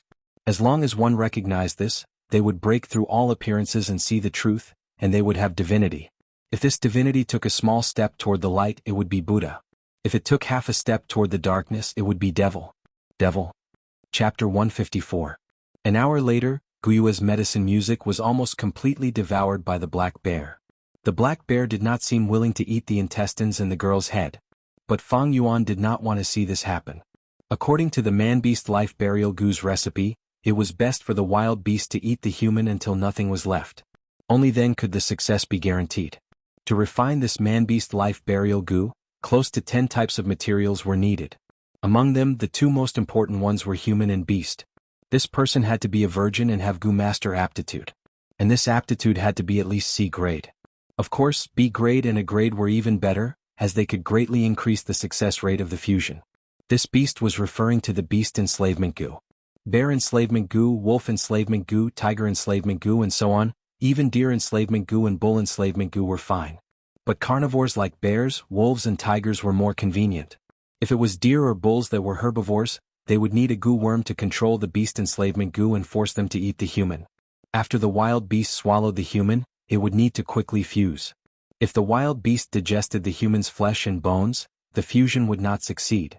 Seeing that the black bear was unwilling to swallow the medicine music's intestines and head, Fang Yuan snorted in displeasure and willed, activating the bear enslavement Gu on the black bear. The black bear roared, but under Fang Yuan's coercion, it had to swallow the intestines and head. At the same time, it bit off the girl's white skeleton and swallowed them one by one. The bone spikes were sharp, and under Fang Yuan's coercion, many bone fragments pierced into its mouth and esophagus, causing the bear to cry in pain. But Fang Yuan continued to forcefully urge it. Its body was no longer listening to its own commands. In the end, the black bear stuffed the entire vertebra into its throat as if it was swallowed whole. Fang Yuan knew the time was ripe. He flicked his finger and a single orifice charcoal Gu flew out. The Gu worm flew into the black bear's open mouth and drilled into its body. The black bear howled in pain. The charcoal Gu's power caused its organs to burn. The black bear's body was trembling violently. It screamed miserably and wanted to roll on the ground, but the bear enslavement Gu controlled its every movement. After burning for several minutes, Fang Yuan pointed his finger and 3 fire oil Gu flew out. Fire oil Gu was a rank 1 consumable Gu. Once it was thrown into the black bear's body, it would explode into a large amount of fire oil, increasing the intensity of the fire in the black bear's body. The black bear's voice was hoarse from all the shouting. Fang Yuan found an opportunity and threw several Gu worms into its body. These Gu worms were all his battle merits. He kept exchanging for them. The black bear lay on the ground, completely motionless. After a while, red flames shot out from its 7 orifices and behind its buttocks. Then the flame suddenly grew bigger and instantly spread to its entire body. Ignited into a giant torch. The entire pitch-black cave was illuminated by the fire. However, this flame was not an ordinary orange-red, but a strange blood-red color. Fang Yuan waited patiently for a moment. When this flame was about to extinguish, he steadily sent out the final Gu. This was a rank 2 poison Gu. It was thrown into the flame. Immediately, a huge change occurred. A lump of white light was born from the flame. At first, it was only the size of a fist. Fang Yuan quickly took out primeval stones from his coin bag and threw them into the ball of light one by one. The light lump digested the Yuan stone and rapidly expanded. After Fang Yuan threw over 1,000 Yuan stone, the light lump expanded to the size of a room door and suddenly shrunk. Whoosh! The flame on the bear's corpse was extinguished and the cave fell into darkness once again. A Gu worm flew towards Fang Yuan while swaying. Man-beast life burial Gu. Rank 3 consumable Gu worm. It looked like a black spider with hairy legs. But its head was a bear's head and its back was covered with blood-colored markings, drawing the outline of a young girl's face. Looking at this face, it was Guyue Yaolu. She seemed to be smiling yet not smiling, crying yet not crying, as if she was staring at Fang Yuan, filled with hatred and resentment. Fang Yuan, however, laughed heartily, not caring at all. When a person dies, their Tao disappears. Even when they were alive, what could they do to Fang Yuan after death? He opened his mouth without hesitation and swallowed this man-beast life burial Gu. Man-beast life burial Gu crawled into his throat and into his esophagus, turning into a black and red stream of water. The stream flowed from top to bottom, like an inverted heavenly river, entering the aperture. After entering the aperture, this black and red stream of water flowed into the red steel primeval essence sea.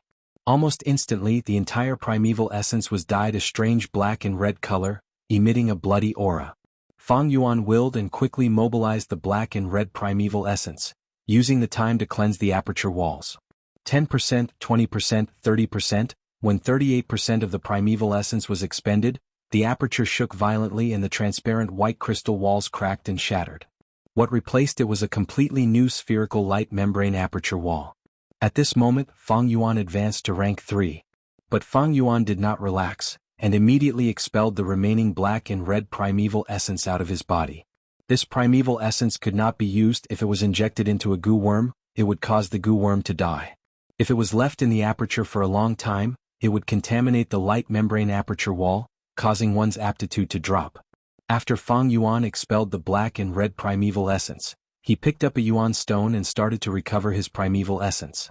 First, the first wisp of silver mist appeared, then condensed into water droplets, finally forming a silver primeval sea. Rank 1 Goo Masters have green copper primeval essence, rank 2 red steel primeval essence, and rank 3 white silver primeval essence.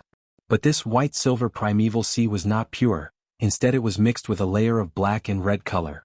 This was the side effect of using the man-beast life burial goo. Fang Yuan was not surprised, he calmed his mind and expelled the accumulated white-silver primeval essence out of his body, before condensing primeval essence again. The second time, the black and red color in the primeval sea was reduced by more than half. But Fang Yuan was not satisfied, and expelled all the white-silver primeval essence again, condensing primeval essence again. After several times, the black and red color was reduced to an undetectable level, even if Fang Yuan expelled his primeval essence again. He could not reduce this residue. This was the unavoidable side effect of using the man-beast life burial goo. The effect of the man-beast life burial goo was extraordinary, it could raise a rank 2 peak stage goo master who had no hope of advancing to rank 3. It was simply defying heaven and changing one's fate. Thus, there would naturally be some imperfections. To get rid of this black and red color, it was not impossible. The most common method was to use the cleansing water goo. The cleansing water goo could cleanse the different primeval essence in the aperture. It had once appeared in the treehouse of the caravan, but unfortunately it was bought by the Qi family. Fang Yuan could not do anything about this black and red color in a short period of time. You bunch of useless good-for-nothings, what are you all doing? You can't even find a living person? In the medicine hall, Wei Xiaobao was stunned. In the medicine hall, Guiyue Yaoji flew into a rage, her roar causing the windows to tremble slightly. Her heart was filled with anxiety, fear, worry, and irritation. 3 days and 3 nights had passed, the 4 frenzy lightning wolves had been exterminated, and Guiyue village was safe. But her granddaughter, Guiyue Yaolu, was nowhere to be seen. Even though she mobilized all her connections and combed through the entire battlefield, and even searched the vicinity of the stronghold on a large scale several times, she still couldn't find any new clues. The last to see Guiyue Yaolu were the Goo Masters. Some of the Goo Masters who participated in the battle. The last scene they saw was, Guiyue Yaolu was trapped in the wolf pack, panicking and unable to choose a path, and was surrounded by danger. These words all indicated that Guiyue Yaoli's situation was truly grim. She was likely to be eaten by the wolf pack. But Guiyue Yaoji was unwilling. She wasn't willing to accept this cruel reality. If it was any other girl they would have died. But Guiyue Yaolu was her granddaughter. She had been nurturing the medicine faction's inheritors since young. She was so obedient and smart, making people feel pity for her. So lively and cute, making people laugh.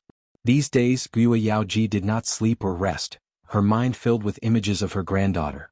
Guiyue Yaoji had taken good care of herself, but in just 3 days she seemed to have aged 10 years. Her heart felt like it had been dug out, and the emptiness was filled with endless pain. Under her roar, dozens of Goo Masters lowered their heads, enduring the old lady's merciless scolding. Reporting to Medicine Hall Elder, subordinate has something to report. At this time, a rank 2 Goo Master walked in quickly. What is it? Is there news of Yaolu? Guiyue Yaoji's eyes brightened, quickly asking. Someone advanced to rank 3, the clan leader is gathering the elders in the clan pavilion to verify it. The Goo Master quickly reported. Guiyue Yaoji's eyes dimmed, impatiently waving her hand. If it's not news of Yaolu, why bother me? Wait, what did you say? Someone advanced to rank 3 and became the new clan elder? Halfway through her words, Guiyue Yaoji suddenly reacted, frowning slightly. This was too sudden, without any warning. The appearance of a new clan elder would affect the politics of Guiyue clan. This was a hidden blow to the medicine faction that had lost its inheritor. In the medicine hall, the Gu masters standing started to discuss in whispers, guessing the identity of this new clan elder. Guiyue Yaoji frowned, directly asking, "Who advanced to rank 3? Replying to Lord Yaoji, "It is Guiyue Fang Yuan." The Gu master answered, "What? It's him." In an instant, Guiyue Yaoji's pupils shrunk. To her this was completely bad news. In the hall, the Gu masters also burst into an uproar. "Are you kidding me? It's actually Fang Yuan? Isn't he C-grade talent? How did he become a rank 3 Gu master so quickly? Once he reaches rank 3 he is a clan elder, the clan's higher-ups. When we see him in the future we have to bow and greet him. How can this be? This is simply soaring to the sky. Didn't they say he was dead? He went missing for 3 days and 3 nights, and his corpse couldn't be found on the battlefield. I thought he was eaten by lightning wolves." The Gu masters were shocked, jealous, and confused. Missing for 3 days and 3 nights, and his corpse couldn't be found on the battlefield.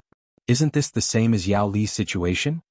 Guiyue Yaoji's ears twitched. A woman's intuition made her develop strong suspicions towards Fang Yuan. She suddenly changed her mind. She wanted to make a trip to the clan leader's pavilion. Chapter 155. He actually advanced to rank 3. Rank 3 aura is genuine, and he even has white-silver primeval essence, there is no doubt about it. The hall of the clan leader pavilion was solemn and respectful. Clan leader Guiyue Bo sat on the highest seat, while the elders sat on the left and right. Whispers arose, and more than 10 people's gazes were more or less focused on a youngster who was standing upright in the hall. It was Fang Yuan. To think that this Fang Yuan advanced to rank 3. If I didn't see it with my own eyes, I wouldn't have expected it either. Isn't he only C-grade aptitude? How could he advance so suddenly? Actually, thinking about it, it is not too sudden. Did you all forget that he obtained 2 red steel relic Gu? That's right, 2 relic Gu. His cultivation was completely pushed up. Thinking back to my cultivation, sigh. The group of clan elders were shocked and puzzled. They were caught unprepared by this fact. This Fang Yuan actually advanced to rank 3. He only has C-grade aptitude, but in such a short time he actually had such an achievement. It is really unexpected. Guiyue Mo Qin, who was sitting on the first seat on the left, sighed inwardly. He thought of 2 to 3 years ago when Fang Yuan was still in the academy. He killed a servant of his clan. This servant's name, Guiyue Mo Qin could no longer remember. But afterwards, Fang Yuan dismembered the corpse and gave him a gift, leaving a deep impression on him. From that day onwards he looked at Fang Yuan in a different light. But due to his aptitude he did not have much hope for him. Who would have thought? He actually had such an achievement today. According to the clan system, as long as a Gu master reaches rank 3, they would become a new clan elder. A new clan elder would definitely have an impact on the old political structure. It would create an impact. If I had recruited him in advance, this impact would have been used by me, giving me a political advantage. Sigh, what a pity. Guiyue and Machin could not help but glance at the opposite side. His old rival, Guiyue Lian, was sitting on the first seat on the right. At this moment, his face was gloomy, and his eyes were shining with a dark light. This is Fang Yuan. There must be a secret. Although I have the help of 2 red steel relic Gu, advancing to rank 3 so quickly is something that even Qingshu doesn't have. Guiyue Bo was also inwardly pondering. He could not help but think of his adopted son, Qingshu, and could not help but sigh in his heart. If Guiyue and Qingshu were still alive, he probably had to have rank 3 cultivation. Unfortunately, reality was cruel. Medicine Hall Elder Guiyue Yaoji has arrived. At this moment, the doorman suddenly announced loudly. An old woman walked in from the door. Her face was pale and wrinkled. Under his eyelids, his gaze was extremely sharp, and it almost instantly locked onto Fang Yuan. Guiyue Yaoji quickly walked closer, saying, "Fang Yuan, you actually advanced to rank 3? I don't believe it. Come, let this old woman inspect you personally. I want to inspect your aperture." The aperture was a Gu master's most important secret and privacy. How could it be so easily inspected by others? Fang Yuan slightly turned his body. Seeing Yaoji walking over, he could not help but sneer. "Guiyue Yaoji, you want to inspect my aperture? What right do you have?" In the past, when he had just started cultivating, he received the Academy Elder's regular inspection. But it was different now. He was already a rank 3 Gu master, on equal footing with the Academy Elder and Medicine Hall Elder. Moreover, it was very simple to inspect his cultivation. White-silver primeval essence could not be faked, and at the same time the aura of rank 3 was real. "How dare you? A junior like you dares to call me by my name?" Yaoji immediately stared with wide eyes. Why can't I inspect you? Based on my identity, I am the medicine hall elder, and also your senior. Humph. Old woman, calling you by your name is giving you face. We still need to settle the score between us. Earlier you wanted to buy my liquor worm, but I did not sell it, so you held a grudge. You actually wanted to rob my 9-leaf vitality grass? I wanted to exchange for that 3-step fragrant grass goo, but you stopped me from doing so. I am also a rank 3 now, you better stop putting on airs in front of me. Fang Yuan squinted his eyes, his words sharp as knives. He was very straightforward, shedding all pretense of cordiality. If he were a rank 1 or rank 2 goo master, he would definitely be suppressed and attacked by everyone. But now that he was a rank 3 goo master, his status was equal to the elders, and the situation was different. Seeing Fang Yuan and Gui Yaoji scolding each other, the other elders silently chose to watch from the sidelines. Being in a high position, one's thoughts were deep. Even if they were not shrewd, they would train themselves to be shrewd. They did not know much about Fang Yuan, so they could use this chance to observe him secretly. Lat, you dare to slander me. Gui Yaoji flew into a rage out of humiliation. Although Fang Yuan's words were true, how could she admit it in front of everyone? All the elders present were silent, silently watching the development of the situation. Many of the elders present knew about the 9-leaf vitality grass, and had even exchanged benefits with Gui Yaoji. But in politics, there were only eternal benefits, there were no eternal enemies or eternal friends. Seeing Gui Yaoji bite back at him, Fang Yuan laughed coldly, not rebuking her. In the hall, the lingering voice of Gui Yaoji echoed. The old woman's entire body was trembling slightly. This silence made her feel that she was alone and powerless. Different. The situation was different.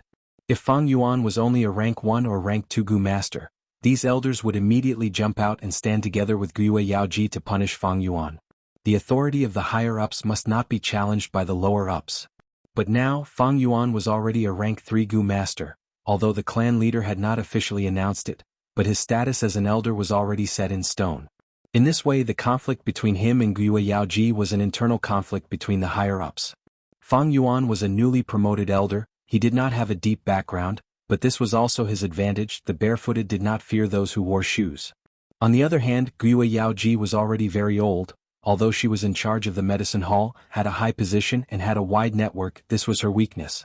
She was old and could not afford to lose. The heir of the medicine faction, Yao Lu, had also disappeared. The huge benefits in her hands were coveted by others. It was fine during times of peace, but now it was the wolf tide, even the elders could die. The situation was unstable. The newcomers took their positions and the elders stepped down. This was a time of change, and none of the elders could guarantee that they would be safe and sound. Even the clan leader could die in such a situation. In the history of Gui Gu Master, the number of clan leaders who died because of the wolf tide was not small.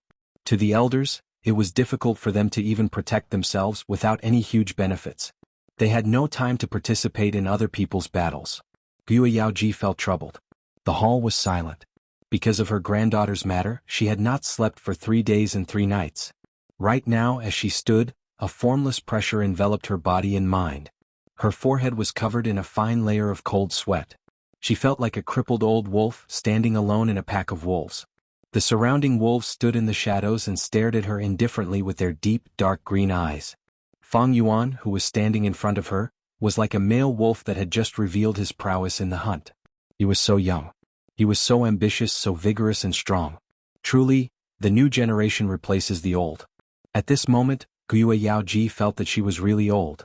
Old and frail. Her eyelids drooped even more violently. Her aura was also gradually decreasing.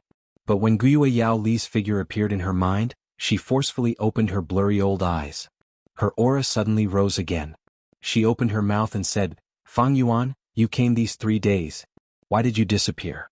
If you did not appear, the medicine hall's casualty report would have listed your name among the Gu masters who died. You disappeared for 3 days and 3 nights, and when you came back you became a rank 3 Gu master. What exactly happened during this process? I believe everyone is interested to know about this."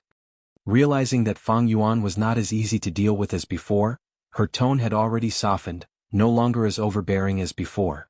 But the tone of his speech was even harder to resist. His words hid treacherous and sinister thoughts. She was after all the most senior, a politician with high status. When the elders heard this, their eyes brightened, showing obvious interest. None of the people here were fools. Fang Yuan's sudden advancement to rank 3 was indeed suspicious. After all, his C-grade aptitude was known by everyone. Guiyue Yaoji's words made the elders stand on her side again. However, since Fang Yuan dared to return so openly, he naturally had made preparations. Under everyone's gaze, he raised his head and laughed. "Old woman, do I have to tell you just because you want to know? But, seeing how pitiful your granddaughter is, I will be merciful and tell you. These days I have been in closed-door cultivation in Elder Qi Lian's residence, trying to advance to rank 3. Elder Guiyue Lian can testify for me on this point." "What?" Guiyue Yaoji heard this and immediately showed a shocked expression. The rest of the elders were also visibly moved, showing all kinds of rich and complicated expressions. At once, countless gazes looked towards the gloomy Guiyue Lian. This master of the Qi faction, one of the 2 most powerful elders in the Guiyue clan, had an even more gloomy expression. But under everyone's gaze, he knew he had to give everyone an explanation, so he reluctantly opened his mouth and said, "This matter is indeed like this. These days, Fang Yuan has been in closed-door cultivation in a secret room in my residence. I can testify for this." Hearing this, the crowd was in an uproar. The elders had deep self-restraint, they would not make a fuss and lose their manners. However, there were still many murmurs of discussion. "I didn't expect Guiyue's cultivation to be related to Fang Yuan. Does Fang Yuan's advancement have anything to do with Qi Lian? I'm afraid it is greatly related. Didn't people speculate that Fang Yuan had a force supporting him from behind the scenes? I didn't expect it to be the Qi faction. Fang Yuan's cultivation speed is so fast, I'm afraid it is the Qi faction's investment. Fang Yuan is Fang Jing's older brother. Elder Qi Lian's action has a profound meaning." Some of the elders were discussing, while others were feeling emotional. "So this Fang Yuan is not a junior without any background, he has already submitted to the Qi faction. We must be careful when dealing with him in the future. Luckily I didn't jump into the fight between Fang Yuan and Yao Ji. Yao Ji is in trouble. She wanted to deal with an elder with no background, but she didn't expect him to have such a solid background. It's the Qi faction." Guiyue Yaoji's face was pale. When she heard Guiyue Lian nod his head in acknowledgement, she was so shocked that she took a step back, her body slightly trembling. Dealing with a lone elder and dealing with an elder with the Qi faction's background were 2 completely different concepts. Chapter 156. Guiyue Mo Chen's heart was heavy. He had originally wanted to recruit Fang Yuan, but because of his aptitude he gave up. Now his old rival Guiyue Lian had actually hooked up with Fang Yuan. There were even signs that Qi Lian had started investing in Fang Yuan over a year ago. Now his investment had paid off and the Qi faction had gained a new elder. How could his heart not be heavy? Apart from being heavy, Mo Chen also had some doubts. He was Guiyue Lian's old rival. They had been competing against each other since they were young. He knew Guiyue so well that he even knew what color underwear Guiyue liked to wear. Logically speaking, Guiyue Lian should have been gloating and looking at Mo Chen with disdain and pride. But looking at him now, his face was gloomy as though he had suffered some sort of loss. This was too strange. What happened between him and Fang Yuan? What kind of agreement did they make? Guiyue Mo Chen couldn't figure it out. This Fang Yuan is too daring. He actually dares to threaten me. Guiyue Lian was filled with anger and doubt. Last night, Fang Yuan had secretly found him and threatened him with Guiyue Cheng faking his aptitude. Heavens! Only he, Guiyue Lian, and his grandson Qi Qing knew about this. How did an outsider like Fang Yuan know about this? Guiyue Cheng was only a C-grade aptitude, but for the benefit of the Qi faction, Qi Lian had to take the risk and create the illusion that he was B-grade aptitude. If this matter was revealed, it would be an unprecedented blow to the Qi faction. The head of the Qi faction had broken his promise and personally cheated. This would be a complete loss of reputation. More importantly, the Qi faction's successor was only C-grade aptitude. This meant that the Qi faction had almost no political future. Who would be stupid enough to rely on a faction like this? Fang Yuan grasping this secret was equivalent to grasping the entire Qi faction's weakness.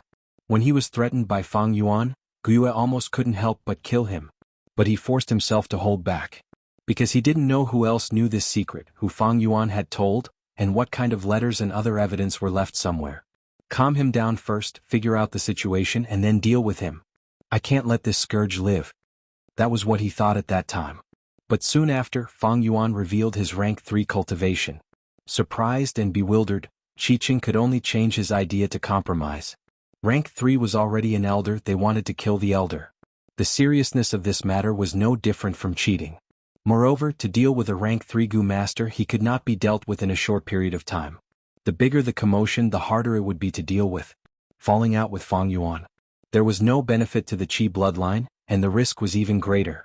Although Fang Yuan has something on me, knowing the same secret is also a form of alliance. In the end, Qi Lian could only console himself hypocritically. Fang Yuan's threat came suddenly, and he didn't know how many tricks Fang Yuan had up his sleeves, so he could only accept it. Now, Fang Yuan fearlessly dragged him out, attracting the firepower for Fang Yuan. This was simply putting him, Guyu Qi Lian, on fire to roast. But even if Guyu Lian knew this, what could he do? At this time, he heard Fang Yuan say slowly, "Guyu Yaoji, I know you are feeling unbalanced. Yes, that granddaughter of yours with great aptitude is dead. She died without a complete corpse and your medicine branch has no successor. But I, AC great aptitude kid, managed to advance to the 3rd rank. You are angry and uncomfortable, so you want to vent your anger on me, I can understand." "What did you say?" Guyu Yaoji stared with his eyes wide open, unable to restrain his anger. "Little thing, I am telling you Guyu Yao Lu is not dead." Fang Yuan laughed, shrugging his shoulders indifferently. "What does her death have to do with me? Yaoji, you don't have to emphasize it so much." But he suddenly changed the topic. "You, Guyu Yaoji, in order to search for your granddaughter, you gathered people and wasted a lot of manpower and resources. This has something to do with me, with all the clan elders here, and with Lord Clan Leader. Guyu Yaoji, letting you lead the medicine hall is because everyone trusts you. But what did you do? You sent all the healing Gu masters of the medicine hall out to search for your granddaughter. You ignored those injured Gu masters and our clansmen. You are too selfish. Yao Li's sacrifice is indeed the clan's loss. But you made the loss even greater. You are not fit to be the clan elder of this medicine hall." Fang Yuan's words pierced the heart, each word exposing Yao Ji's reverse scale and scars. But what he said was indeed reasonable. Hearing Fang Yuan's words, many clan elders secretly frowned. Which clan did not have injured Gu masters? Guyu Yaoji's actions were indeed a little overboard, transferring healing Gu masters on her own and ignoring the proper business to search for her own granddaughter. Ew. Guyu Yaoji trembled in anger, pointing at Fang Yuan, unable to speak for a moment. Her eyes seemed to be spewing fire, wishing she could strangle this hateful Fang Yuan to death on the spot. Fang Yuan's gaze was cold, meeting her gaze without fear. He was giving her a taste of her own medicine. Guyu Yaoji's words just now were filled with righteousness, arousing the curiosity of many clan elders towards the secret of Fang Yuan's advancement. Fang Yuan's words were the same, every word was reasonable, standing on the highest point of the clan's rules, causing many clan elders to subconsciously defend it. To the clan elders, upholding the clan's rules was protecting their own interests. Guyu Yaoji's actions these few days had indeed infringed on their interests. This Fang Yuan, bastard. Truly a bastard. Guyu Yaoji trembled in anger, not knowing that Guyu Lian was also fuming with anger. Fang Yuan had offended Guyu Yaoji to death. Fang Yuan was hated by Yaoji, and the Qi faction that Fang Yuan joined would probably also be angered by Yaoji. But in fact, his Qi faction was really innocent. Was he, Guyu Lian, an idiot? Why would he offend Guyu Yaoji, who had the most connections and seniority, for no reason? Guyu Lian subconsciously shrunk his body, praying in his heart, "I hope the other clan elders don't shift their attention to me." Fang Yuan's actions were his own idea, it had nothing to do with his Qi faction. But Fang Yuan's next words completely shattered Qi Lian's fantasy into countless pieces. He suddenly turned around and reported to clan leader Guyu Bo, "Lord Clan Leader, I deeply doubt whether Guyu Yaoji has the ability to continue managing the medicine hall. I suggest temporarily revoking her position as the medicine hall clan elder. At the same time we can inspect her again. Every healing Gu master in the clan is precious. We cannot let her squander them like this. Otherwise, the ones who will suffer are the Gu masters who shed blood for the clan, brave and brave." After a pause, he continued, "Elder Qi Lian is also in favor of my suggestion." "What?" Guyu Yaoji's pupils shrunk, her expression changing. "What?" The clan elders were shocked. Guyu Lian's attitude was so clear, did it mean that he was already dissatisfied with Yaoji? He had long coveted the huge benefits in her hands. Wanted to get involved? What? As the person involved, Guyu Lian almost jumped up from his seat. How could he not be furious? He was about to go crazy from anger because of Fang Yuan. This Fang Yuan not only offended Guyu Yaoji, he even dragged him, Guyu Lian, into the water. His political attitude towards the medicine faction was to be close and cooperate. But now his long-term efforts were ruined by Fang Yuan's one sentence. Fang Yuan was clearly framing him. Framing and spreading rumors in front of the person involved. But he, Guiyue Lian, was the Grand Qi faction leader. He was caught by this scoundrel Fang Yuan, but he could do nothing about it. Elder Qi Lian, you also have this attitude? Guiyue Bo's gaze flashed. He asked. Guiyue Lian gritted his teeth and slowly stood up. He stiffened his neck, refusing to look at Fang Yuan. He was afraid he could not control his anger. At this point he had no way to deal with Fang Yuan and could only grit his teeth and admit it. Revoking Yao Ji's position was Fang Yuan's personal intention. The wolf tide is near, suddenly changing her is not appropriate. But I truly believe that Lord Yao Ji, because of her personal feelings, used the Healing Gu Master's strength excessively. If this strength was used where it should be used, it would reduce the clan's losses. As he said this, he felt his heart bleeding. Of course, he would not go along with Fang Yuan's words, because he had his own interests to seek. In these words, he had already tried his best to find a balance between Fang Yuan and Yao Ji. But even so, just as he finished speaking, he heard a puff. He turned his head and saw Guiyue Yao Ji spitting out a mouthful of blood due to her extreme anger, then falling backwards. It's over. I have offended Yao Ji. At this moment, Guiyue Lian felt like he had fallen into an ice cave, his heart turning cold. Lord Yao Ji. Someone quickly take a look at her. She has fainted, don't worry. Lord Yao Ji has not rested for 3 days and 3 nights, she is exhausted and needs to rest. The hall was bustling for a while before quieting down. Guiyue Yao Ji was carried away on a stretcher. She was old, and after training for so many days she was mentally exhausted. Moreover, she was provoked by Fang Yuan and Qi Lian together, adding insult to injury. It would be strange if she did not faint. Lord Yao Ji has been managing the medicine hall for so many years, she is too tired. Actually, letting her rest and recuperate is for her own good. Lord Yao Ji is unconscious. The medicine hall cannot go a day without someone managing it. I suggest that Fang Yuan take over. Guiyue Lian suddenly said. This old man stood in front of his seat, watching Guiyue Yao Ji being carried out. A cold light flashed in his eyes. Since he had already offended them, then he would thoroughly offend them and make the best of it. In order to prevent the medicine hall from retaliating, he might as well directly suppress them. This was the awareness and experience of a politician in a high position. The hall fell into a short silence. Yao Li's death and Yao Ji's collapse indicated that the medicine hall's decline was inevitable. The cruelty of politics was sometimes even more heartless than a wolf tide. Fang Yuan was also silent. Letting him take the position of medicine hall elder, haha, Guiyue Lian was just casually saying it. Letting a newly promoted young elder take such an important position. Unless the brains of the other clan elders and the clan leader were fried. Guiyue Lian deliberately said this, of course he had a deeper meaning. As expected, at the next moment, Guiyue Bo said, the position of medicine hall will be temporarily held by Elder Qi Zhong. Fang Yuan's cultivation is true, he has indeed reached rank 3, according to the clan rules he will be promoted to the position of clan elder. Spread this news, let the entire village celebrate. Finishing, Guiyue Bo stood up, flicked his sleeves and left. Congratulations, congratulations. After the clan leader left, the group of clan elders walked to Fang Yuan and cupped their hands, all of them smiling. Fang Yuan also cupped his fists, welcoming them with a smile. Chapter 157. He actually advanced to rank 3. The aura of rank 3 is genuine, and he even has white-silver primeval essence, there is no mistake. The hall of the clan leader pavilion was solemn and respectful. Clan leader Guiyue Bo sat on the highest seat, while the elders sat on the left and right. Whispers arose, and more than 10 people's gazes were more or less focused on a young man standing upright in the hall. It was Fang Yuan. To think that this Fang Yuan advanced to rank 3. If I didn't see it with my own eyes, I wouldn't have expected it either. Isn't he only C-grade aptitude? How could it be so sudden? Actually, thinking about it, it is not sudden. Did you guys forget that he obtained 2 red steel relic goo? That's right, 2 relic goo, his cultivation was completely pushed up. Thinking back to my cultivation, sigh. The clan elders were shocked and puzzled, they were caught unprepared by this fact. This Fang Yuan actually advanced to rank 3. He only has C-grade aptitude, but in such a short time he actually had such an achievement, it is really unexpected. Guiyue Mo Qin, who was sitting on the first seat on the left, sighed in his heart. He thought of 2 to 3 years ago when Fang Yuan was still in the academy, he killed a servant of his clan. This servant's name, Guyue Mo Chen had already forgotten.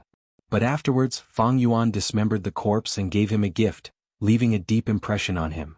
From that day onwards he looked at Fang Yuan in a different light. But due to his aptitude he did not have much hope for him. To think that he actually had such achievements today. According to the clan system, as long as a Gu master reached rank 3, they would become a new clan elder. A new clan elder would definitely have a huge impact on the old political structure. If I had recruited him in advance, this impact would have been used by me, giving me a political advantage. Sigh, what a pity. Guyue and Ma Chen could not help but glance at the opposite side. His old rival, Guyue Lian, was sitting on the first seat on the right. At this moment, his face was gloomy, and his eyes were shining with a dark light. There must be secrets on this Fang Yuan. Although I have the help of 2 red steel relic Gu, advancing to rank 3 so quickly is something that even Qing Shu doesn't have. Guyue Bo was also inwardly pondering. He could not help but think of his adopted son, Qing Shu, and could not help but sigh in his heart. If Guyue Qing Shu was still alive he would also have rank 3 cultivation. Unfortunately, reality was cruel. Medicine Hall Elder Guyue Yaoji has arrived. At this moment, the doorman suddenly announced loudly. An old woman walked in from the door. Her face was pale and full of wrinkles. Under her drooping eyelids, her gaze was extremely sharp. She stared at Fang Yuan almost instantly. Guyue Yaoji approached him quickly and said, "Fang Yuan, you can actually advance to rank 3? I don't believe it. Come, let this old woman inspect you personally, I want to check your aperture." The aperture was a Gu master's most important secret and privacy. How could it be so easily inspected by others? Fang Yuan slightly turned his body and seeing Yaoji walking over, he could not help but sneer. "Guyue Yaoji, on what basis do you want to inspect my aperture?" In the past, when he had just started cultivating, he received the Academy Elder's regular inspection. But it was different now, he was already a rank 3 Gu master, on equal footing with the Academy Elder and Medicine Hall Elder. Moreover, it was very simple to inspect his cultivation. White-silver primeval essence could not be faked, and at the same time the aura of rank 3 was real. Audacious. A junior like you dares to call me by my name? Yaoji immediately stared with wide eyes. Why can't I inspect you? Just based on my identity, I am the Medicine Hall Elder, and also your senior. Humph. Old woman, calling you by your name is giving you face. We still need to settle the score between us. Previously you wanted to buy my liquor worm but I didn't sell it so you held a grudge. You actually wanted to rob my 9-leaf vitality grass? I wanted to exchange for that 3-step fragrant grass goo, but you stopped me from doing so. I am also a rank 3 now, you better stop putting on airs in front of me. Fang Yuan squinted his eyes, his words like knives. He was very straightforward, shedding all pretense of cordiality. If it was a rank 1 or rank 2, he would definitely be suppressed and attacked by everyone if he said such words. But now, with his rank 3 cultivation, his status was already equal to the elders, and the situation had changed. Seeing Fang Yuan and Guyue Yaoji scolding each other, the other elders silently chose to watch from the sidelines. Being in a high position, one's mind was deep. Even if one was not shrewd, they would still train to be shrewd. They did not know much about Fang Yuan, so they could use this chance to observe him secretly. "Lat, you dare to slander me." Guyue Yaoji flew into a rage out of humiliation. Although Fang Yuan's words were true, how could she admit it in public? All the elders present were silent, silently watching the development of the situation. Many of the elders present knew about the 9-leaf vitality grass, and had even exchanged benefits with Guyue Yaoji. But in politics, there were only eternal benefits, there were no eternal enemies or eternal friends. Seeing Guyue Yaoji bite back at him, Fang Yuan laughed coldly, not rebuking her. In the hall, Guyue Yaoji's lingering voice resounded. This old woman's body was slightly trembling. This silence made her feel that she was alone. Different. The situation was different. If Fang Yuan was only rank 1 or rank 2, these elders would immediately jump out and stand together with Guyue Yaoji to punish Fang Yuan. The authority of the higher-ups could not be challenged by the lower-ups. But now, Fang Yuan was already rank 3, and although the clan leader had not officially announced it, his status as an elder was already set in stone. In this way, the conflict between him and Guyue Yaoji was an internal conflict between the higher-ups. Fang Yuan was a newly promoted elder, he did not have a deep background, but this was also his advantage, he had nothing to lose. On the other hand, Guyue Yaoji was already very old. Although she was in charge of the medicine hall, had a high position and had a wide network, this was her weakness. She was old and could not afford to lose, and the heir of the medicine faction Yao Lu had also disappeared. The huge benefits in her hands were coveted by others. It was fine during times of peace, but now it was the wolf tide, even the elders could die. The situation was turbulent, new people took their positions and old people stepped down. This was a time of change, and none of the elders could guarantee that they would be safe and sound. Even the clan leader could die in such a situation. In the history of Wuxia clan, there were many clan leaders who died because of the wolf tide. To the elders, it was difficult to even protect themselves without huge benefits. They had no time to get involved in other people's battles. Wuxia Yaoji felt troubled. The hall was silent. Because of her granddaughter's matter, she had not slept for 3 days and 3 nights. Standing now, an invisible pressure enveloped her body and mind, causing a layer of cold sweat to form on her forehead. She felt like a crippled old wolf standing alone in a pack of wolves. The surrounding wolf pack stood in the shadows, using their deep green eyes to stare at her indifferently. The Fang Yuan standing in front of her was like a male wolf that had just revealed his prowess in the hunt. He was so young, so ambitious, so vigorous and strong. It was really, the new generation replaces the old. At this moment, Wuxia Yaoji felt that she was really old and frail. Her eyelids drooped even more, and her imposing manner gradually decreased. But when Wuxia Yaoli's figure appeared in her mind, she forced her blurred eyes open, and her imposing manner rose again. She opened her mouth. Fang Yuan, why did you disappear these 3 days? If you did not appear, the medicine hall's casualty report would have listed your name in the list of Gu masters who died. You disappeared for 3 days and 3 nights, and when you came back you became a rank 3 Gu master. What exactly happened during this process? I believe everyone is interested to know about this. Realizing that Fang Yuan was not as easy to deal with as before, her tone had already softened, no longer as overbearing as before. But her words were even harder to resist, with treacherous and sinister thoughts hidden in her words. She was after all the most senior politician. When the elders heard this, their eyes brightened, showing obvious interest. No one here was an idiot. Fang Yuan advancing to rank 3 was indeed fishy. After all, his C-grade aptitude was known to everyone. Wuxia Yaoji's words made the elders stand on her side again. However, since Fang Yuan dared to return so grandly, he was naturally prepared. Under everyone's gazes, he raised his head and laughed. Old woman, do I have to tell you just because you want to know? But, seeing how pitiful your granddaughter is, I will be merciful and tell you.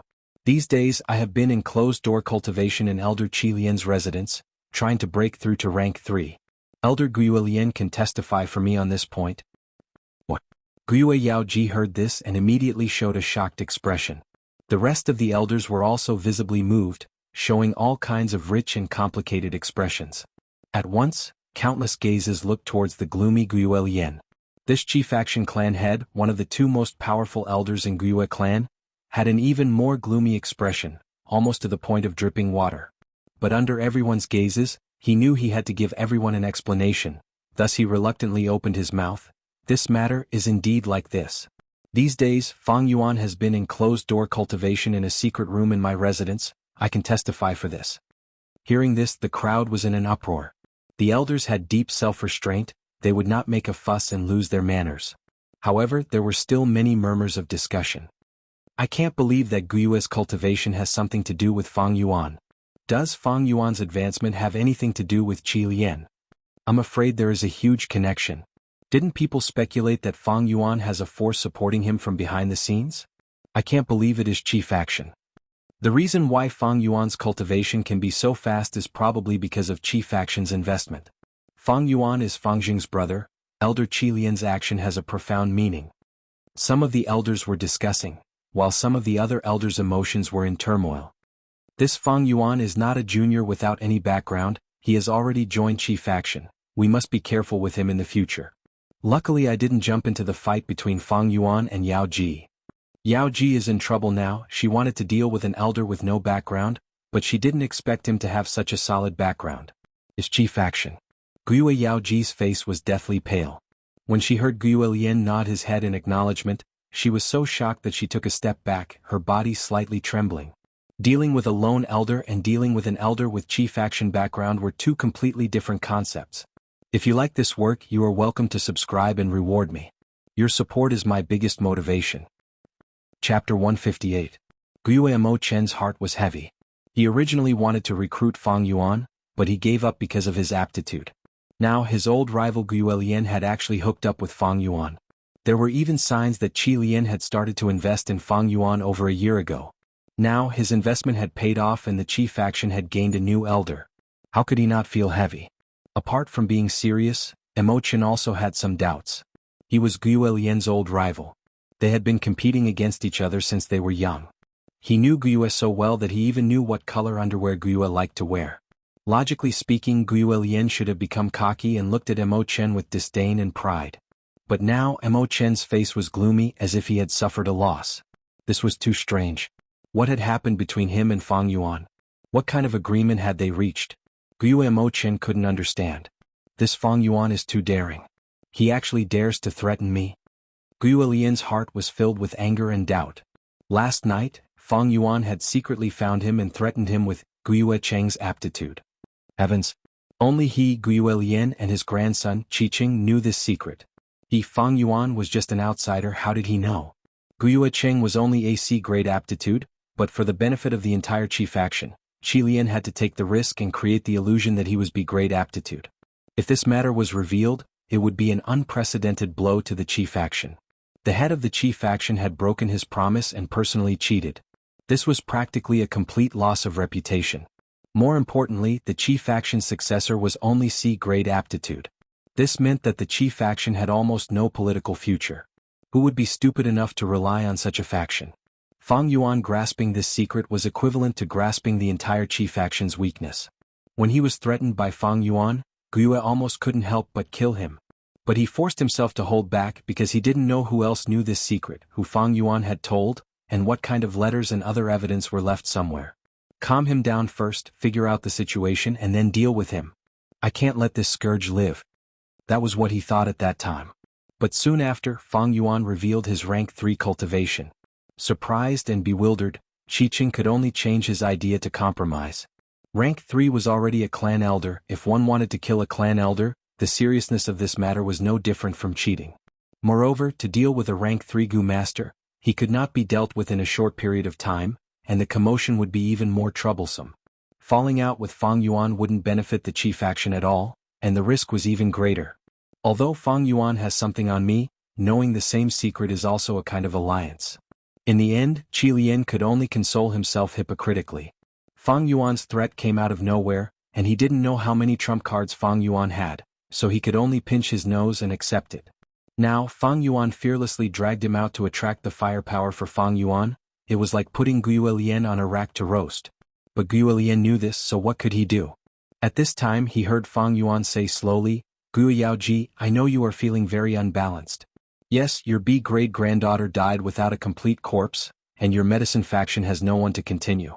But I, a C-grade talent kid, advanced to rank 3. You are angry and uncomfortable, so you want to vent your anger on me. I can understand. What did you say? Guo Yaoji stared with wide eyes, unable to restrain her anger. Little thing, I'm telling you, Guo Yaolu is not dead. Fang Yuan laughed, shrugging his shoulders indifferently. What does her death have to do with me? Yaoji, you don't have to emphasize it so much. But he suddenly changed the topic.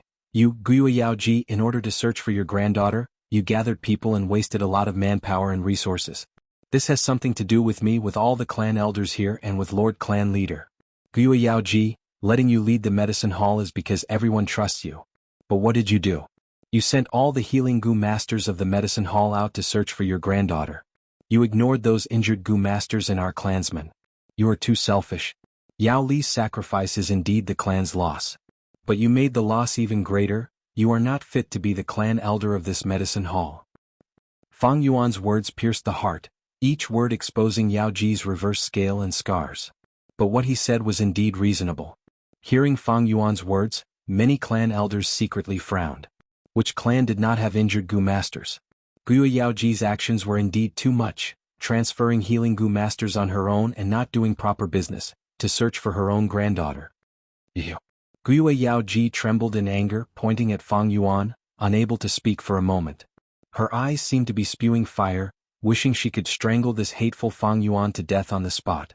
Fang Yuan's gaze was cold, meeting her gaze without fear. He was giving her a taste of her own medicine.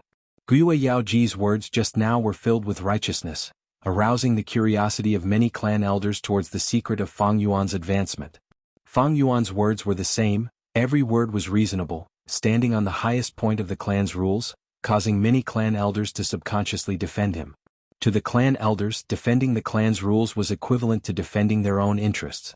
Guo Yaoji's actions these days had indeed infringed on their interests. This Fang Yuan, bastard. Truly a bastard. Guo Yaoji trembled in anger, not knowing that Guo Lian was also fuming with anger. Fang Yuan had offended Guo Yaoji to death. Fang Yuan was hated by Yaoji, and the chief faction that Fang Yuan had joined would probably also be angered by Yaoji. But in fact, his chief faction was really innocent. Was he Guo Lian a fool? Why would he offend Guo Yaoji, who had the most connections and seniority, for no reason? Guo Lian subconsciously shrunk his body, praying in his heart, I hope the other clan elders don't shift their attention to me. Fang Yuan's actions were his own idea, it had nothing to do with his chief faction. But Fang Yuan's next words completely shattered Qi Lian's fantasies into countless pieces. He suddenly turned around and reported to clan leader Guo Bo, Lord Clan Leader, I deeply doubt if Guo Yaoji has the ability to continue managing the Medicine Hall.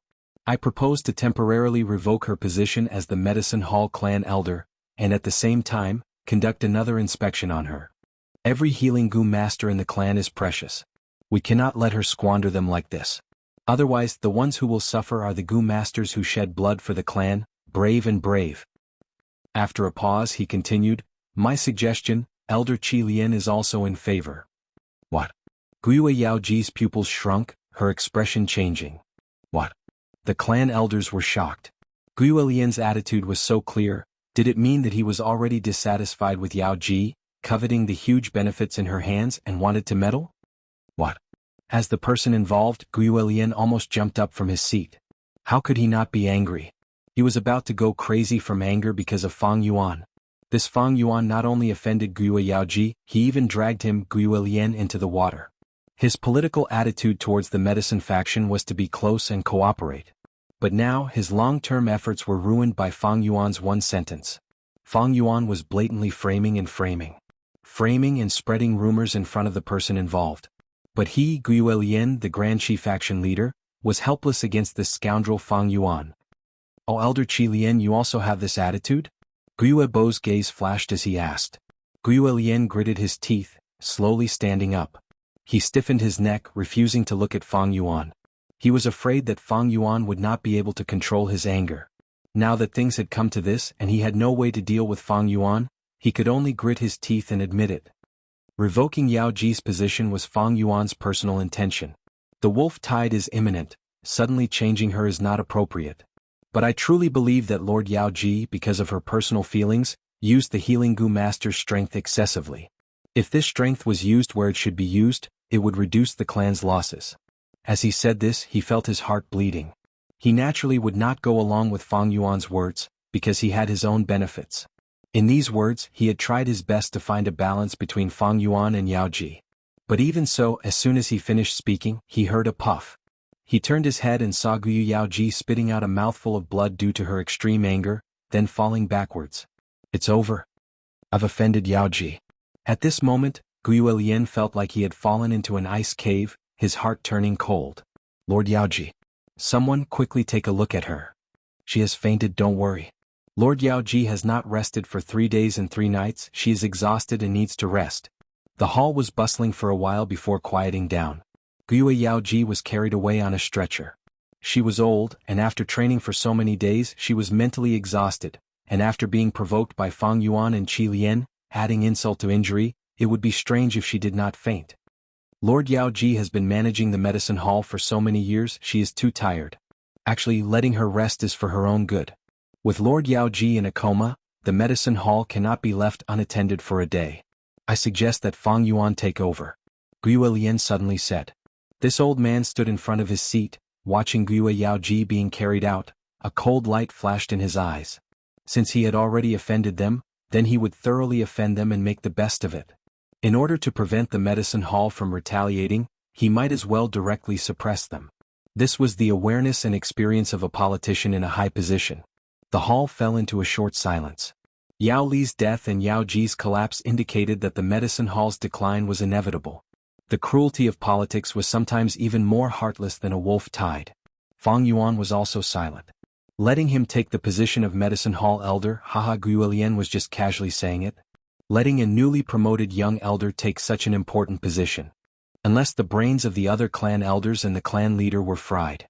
Guilian deliberately said this, of course he had his own deeper meaning. As expected, at the next moment, Guiyue Bo said, "The position of medicine hall will be temporarily held by Elder Qi Zhong. Fang Yuan's cultivation level is true, he has indeed reached rank 3. According to the clan rules he will be promoted to the position of clan elder. Spread this news, let the entire village celebrate." Saying so, Guiyue Bo stood up, flicked his sleeves and left. Congratulations, congratulations. After the clan leader left, the group of clan elders walked to Fang Yuan, cupping their fists with a face full of smiles. Fang Yuan also cupped his fists, welcoming them with a smile. Chapter 159. Congrats, congrats. Elder Fang Yuan is young and promising, a role model for the younger generation. I look forward to seeing Elder Fang Yuan's elegant demeanor when we work together in the future, haha. A group of clan elders surrounded Fang Yuan, saying all sorts of beautiful words. The academy elder stood at the periphery of the crowd, looking at Fang Yuan with a complicated expression. He never thought that there would be a day when Fang Yuan would be promoted to an elder. In that year he was most optimistic about Fang Jing, followed by Qiqing and Ma Bei. Who would have thought that the first one to be successful would be Fang Yuan? How can my little achievement compare to the achievements of all the seniors?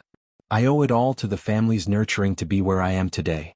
Academy Elder, I have always remembered your teachings. A warm smile appeared on Fang Yuan's face, he was humble and cautious. The Academy Elder never thought that the prickly Fang Yuan would take the initiative to greet him. He was stunned for a moment, then showed a gratified expression. Looks like you have matured a lot these years. Elder Fang Yuan, work hard. The family needs new blood like you, I am proud of you. Fang Yuan once again thanked the Academy Elder sincerely, and at the same time he responded to the other elders. He had 500 years of experience, this kind of acting was a piece of cake. He advanced and retreated, his words were gentle, his attitude was humble, making people feel like they were bathing in the spring breeze. Guiyue watched coldly from the side. The more he watched, the colder his heart became. This Fang Yuan's way of dealing with the situation, his every word was so reserved. Was he really just a teenager? Could it be that he was born to be a politician? The Academy Elder was shocked. He thought back to when they were in school. Fang Yuan was so unruly, even exploiting his classmates. He felt a headache because of this. He did not expect Fang Yuan to have such an earth-shattering transformation. On the other hand, Guiyue and Mo Chen were not surprised by Fang Yuan's behavior. He had already experienced Fang Yuan's schemes. At this moment, looking at Fang Yuan's cultured and refined manner, becoming the center of attention and the center of the crowd, he sighed in his heart that Guiyue had practiced a good move. This exchange was casual and did not last long. But no matter what the clan elders were thinking, no matter where they stood, they couldn't help but look at Fang Yuan in a new light. They all sighed in their hearts. Rumors were indeed unreliable. In the end, Fang Yuan politely declined the invitations of some elders and left the Patriarch Pavilion with a smile on his face together with Guiyue. Are you satisfied now? Not only did you topple Guiyue and Yao Ji, you even dragged our Qi family into this. Qi Lian finally stopped pretending in the study, and the smile on his face was replaced by anger. Fang Yuan sat opposite him and said with a smile, "Speaking of which, you have to thank me for this matter. With Guiyue and Yao Ji's downfall, it is your Qi branch that has gained a great advantage." Guiyue's eyes flickered. "Humph, young man, your thinking is too simple. Qi Zhong may be a member of my Qi branch, but his wife is from the Yao branch. The clan leader appointed him as a temporary medicine hall elder only to balance the internal strife between my Qi and Yao branches. How on earth did you know about Qiqing?" At the end of his speech, Guiyue suddenly asked. His eyes were fixed on Fang Yuan, flashing with the sharpness of an eagle. Fang Yuan shrugged indifferently and said, "Old man, I don't have enough Yuan stones on me. Give me 3,000 first." Bang. Guiyue fiercely slammed the table and growled in a low voice, "Fang Yuan, don't think that just because you know this secret that you can control my Qi branch. I'm old and don't have many years left to live. At worst, I'll give up my life. I can accept cooperation, but I won't be threatened. I won't allow what happened today to happen a second time. If you carelessly make enemies and then casually drag my Qi branch into this mess, you will definitely regret it. Do you really think that secret can destroy the entire Qi branch? Don't be naive." Fang Yuan was silent, his eyes distant as he let Guyue berate him. After Guyue slammed the table, his aura was as shocking as a tiger, but the more he spoke, the weaker it became. In the end, it was obvious that he was out of breath and lacking confidence. Until he stopped talking, Fang Yuan leisurely smiled. "Old man, don't be so angry. I'm indeed short on money recently. I'm not asking for these 3,000 yuan stones from you for free, I'm borrowing them from you. I can write an IOU for you." Guyue coldly snorted, his tone slightly relaxed. "You won't be lacking in yuan stones. You've just become an elder, so you don't know the preferential treatment the clan gives to elders. As long as you're an elder, you'll get 100 yuan stone every week. And this is the amount during peacetime. Now that the wolf tide is here, you'll get 300 yuan stone every week. Not only that, you can also get a rank 3 gu worm for free. At the same time, the clan's recipes from rank 1 to rank 3 will be open to you. You can choose as many recipes as you like to refine your rank 3 gu worm.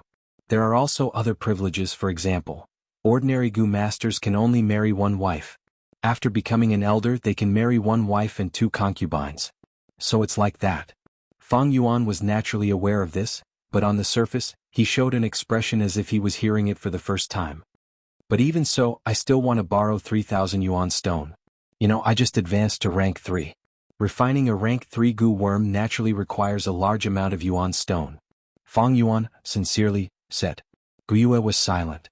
He pondered, with Fang Yuan's status as an elder, he won't go so far as to not pay back his debt. Then what about his reputation? But what if he dies in the wolf tide, then wouldn't my 3,000 yuan stone be for naught? Wait, isn't it better if he dies?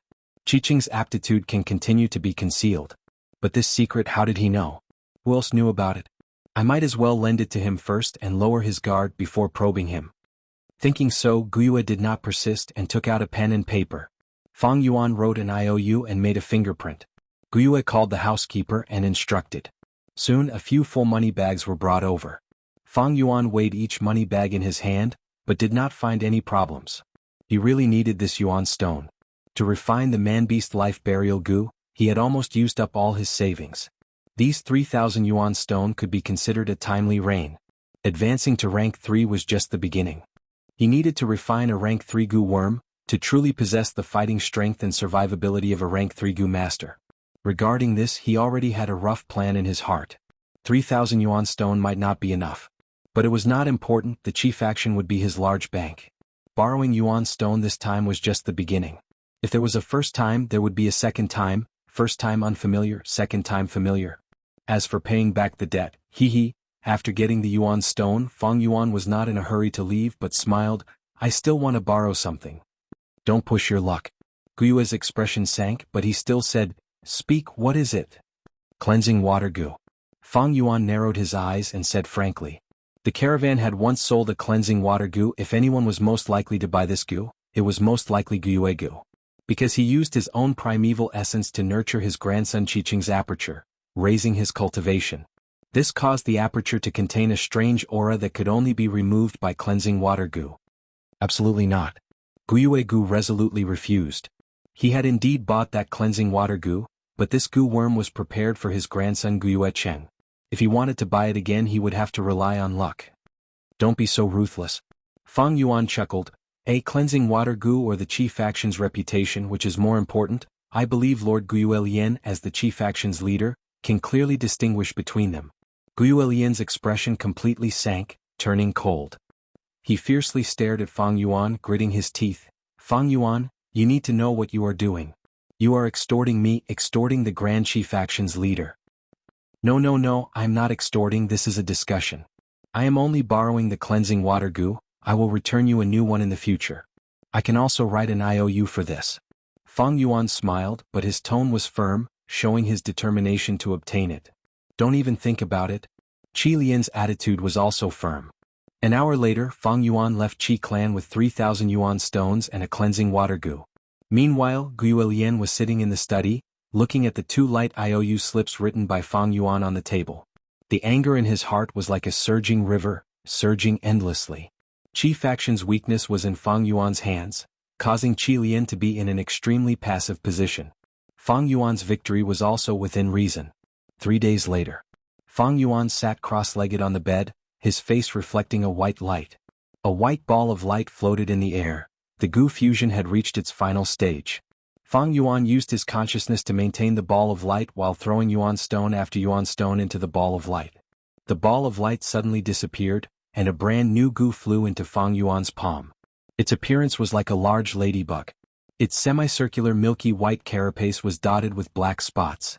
Its size was relatively large, about the size of an adult's fist. Rank 3 Sky Canopy Goo. Finally, the fusion is complete. Fang Yuan nodded in satisfaction.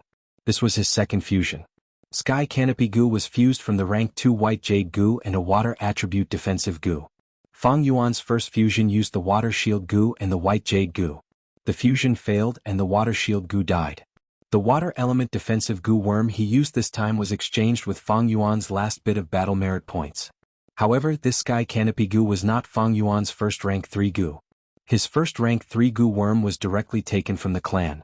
After advancing to rank 3 and becoming a clan elder, the clan would reward a rank 3 Goo for free.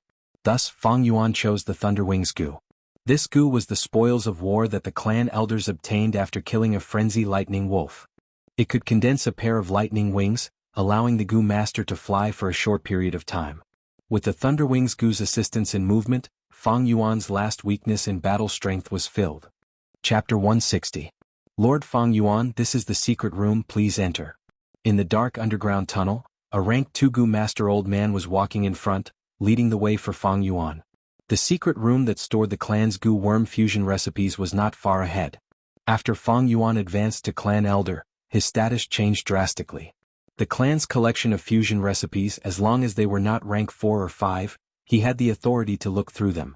If it was an ordinary rank 1 or rank 2 Goo Master, they would have to use Yuan stones or battle merits to exchange for the recipes. This secret room was located underground in the village, and was extremely secretive. Even if the village was razed to the ground, this secret room would still exist. Back then, the founder of the Guiyue village, the first-generation clan leader, found a spirit spring in this underground cave, and made the decision to establish the village here. After generations of clan leaders' management and development, the underground cave of the Guiyue village had become the Guiyue clan's secret base. Normally, ordinary Goo Masters did not have the authority to enter this place. Only clan elders and clan leaders, as well as the Dark Hall Goo Masters in charge of guarding this place, had this authority. Many Goo Masters only came here once in their lives. That was the aptitude ceremony. The youngsters would come to the Spirit Spring Flower Sea and use the Hope Goo to open their aperture. Other than that, unless there was a special reason, the underground cave was absolutely forbidden for unauthorized people to enter. Even the Goo Masters guarding this place had gone through strict selection.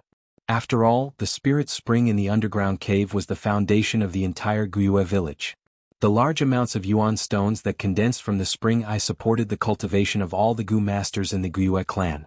As they walked along the tunnel, the sound of their footsteps reverberated unceasingly. The murmur of a flowing river could be vaguely heard. That was the underground river in the cave. After a while, the Goo Master led Fang Yuan to a stone door. He patted his stomach and a goo flew out of his aperture, and in a flash, it hit the stone door. The stone door's surface rippled, like a stone thrown into the water. Next, the light on the stone door's surface changed and gradually disappeared, revealing the secret room inside. The secret chamber was not small. It was about an acre in size. Every few steps, there would be a stone table half the height of a person. Dozens of stone tables had white jade plates on them, and there was a goo worm resting quietly on the plates. These goo worms came in all kinds of colors and were about the size of a fist. They looked very similar, like silkworms. On its head were 2 compound eyes similar to those of a bee or a dragonfly. His compound eyes were brightly colored, like enamel glass. However, its surface was not soft. It was covered with a layer of glossy carapace, and the carapace even had a metallic luster. Lord Fang Yuan, this is your first time in this secret chamber. Let me introduce them to you. These rank 2 digital shadow goo all had a recipe recorded in them. The green digital shadow goo contained almost all the rank 1 recipes in the clan. The red and black digital shadow goo contained a rank 2 recipe. The white goo contained a rank 3 recipe. The orange digital shadow goo contained the rank 4 recipe. As for the rank 5 recipe, it is naturally in the purple digital shadow goo at the center of the stone platform. At the side, the elderly Goo Master introduced. The digital shadow goo was a type of goo worm that could record images. One step further would be the rank 3 photo audio goo. After fusing it into a photo audio goo, not only could it record images, it could also hear sounds. In the rock crack secret cave, the flower wine monk used a photo audio goo to leave Fang Yuan his last words regarding the inheritance. But recording the recipe did not require sound, thus the digital shadow goo was enough. The fusion recipe was extremely precious. If it was recorded on ordinary bamboo paper, if it was stolen, not only could it be used to fuse the Wuxia clan's unique goo worm, it would also be a serious leak of the clan's information. Know thyself and know thy enemy, and you will never be defeated. An experienced goo master could tell the strengths and weaknesses of the fused goo worm from a recipe. If the recipe was leaked to a clan, it would be a huge loss. In future battles between goo masters, the clan's goo masters could be countered by the enemy. Thus, recipes were strictly controlled, graded, and specially preserved. The digital shadow goo was easy to refine, and the cost was not high. It was the most common method of preserving recipes. Lord Fang Yuan, these digital shadow goo belong to the secret hall clan elder, but it does not hinder you from activating your primeval essence and reading it. It is just that with your current status, you are still unable to read rank 4 and rank 5 recipes. There are 2 more points. The secret room is the clan's important place. Your every move here will be monitored in secret. Every day you can only stay in this secret room for 15 minutes at a time. After the time is up, you will have to come out. The elderly goo master said again. I understand. Fang Yuan nodded. Lord Fang Yuan, I do not have the authority to enter, I will stand at the door. Once the time is up, I will call you out. The elderly bowed. Fang Yuan stepped into the secret room. Just as he entered, the stone door behind him turned from virtual to real, locking him in the secret room alone. Walking in the secret room, it was quiet. Footsteps echoed in his ears, and on the surrounding walls, there were a few water-like goo. The light emitted from their bodies rippled like water, and as the light and shadow changed, there were layers of ripples, bright and dim. Fang Yuan took out a red and black goo worm, and injected his white-silver primeval essence into it. Immediately, the digital shadow goo's compound eyes shone with 2 pillars of rainbow light. He slightly raised the digital shadow goo, and aimed the compound eyes at the white jade plate on the stone platform. The 2 pillars of rainbow light converged on the white jade plate, and after a series of changes, words appeared. This was a recipe on how to refine the moon's cargo. First, it listed the pros and cons of the moon's cargo. The advantage of the moon's cargo was its attack range, which was twice that of the moonlight goo. Its weakness was that its attack power was not outstanding. Next was the refinement recipe. The moon's cargo was refined from the combination of the moonlight goo and the scar stone goo. Next was the matters to take note of during the refinement, and the trick during the refinement. If you add some jade stones in the middle of the refinement, or at night when there was plenty of moonlight, refining outdoors would have a higher chance of success. Finally was the experiences of the refiners of the past. This part had the most content, with a voluminous amount of over 10,000 words. Fang Yuan looked at it and memorized some things in his heart. After all, it was the crystallization of countless people's experiences and experiences. Some of the content even Fang Yuan did not know. After all, the moonlight goo was a goo unique to the Wuxia clan. In his previous life, he had never obtained the position of clan elder, and came here to read. Time was limited, so Fang Yuan hurriedly glanced at it, and put the digital shadow goo back to its original position, and then specifically looked at the white digital shadow goo. In the white digital shadow goo, it recorded the refinement recipes of rank 3 goo worms. Most of them were not suitable for Fang Yuan, and the goo worms needed were all based on the moonworld goo, moonscar goo, and so on. Fang Yuan did not look at it in detail, and to save time he only glanced at it hurriedly. He had previously combined the moonlight goo with the little light goo to refine the moonglow goo.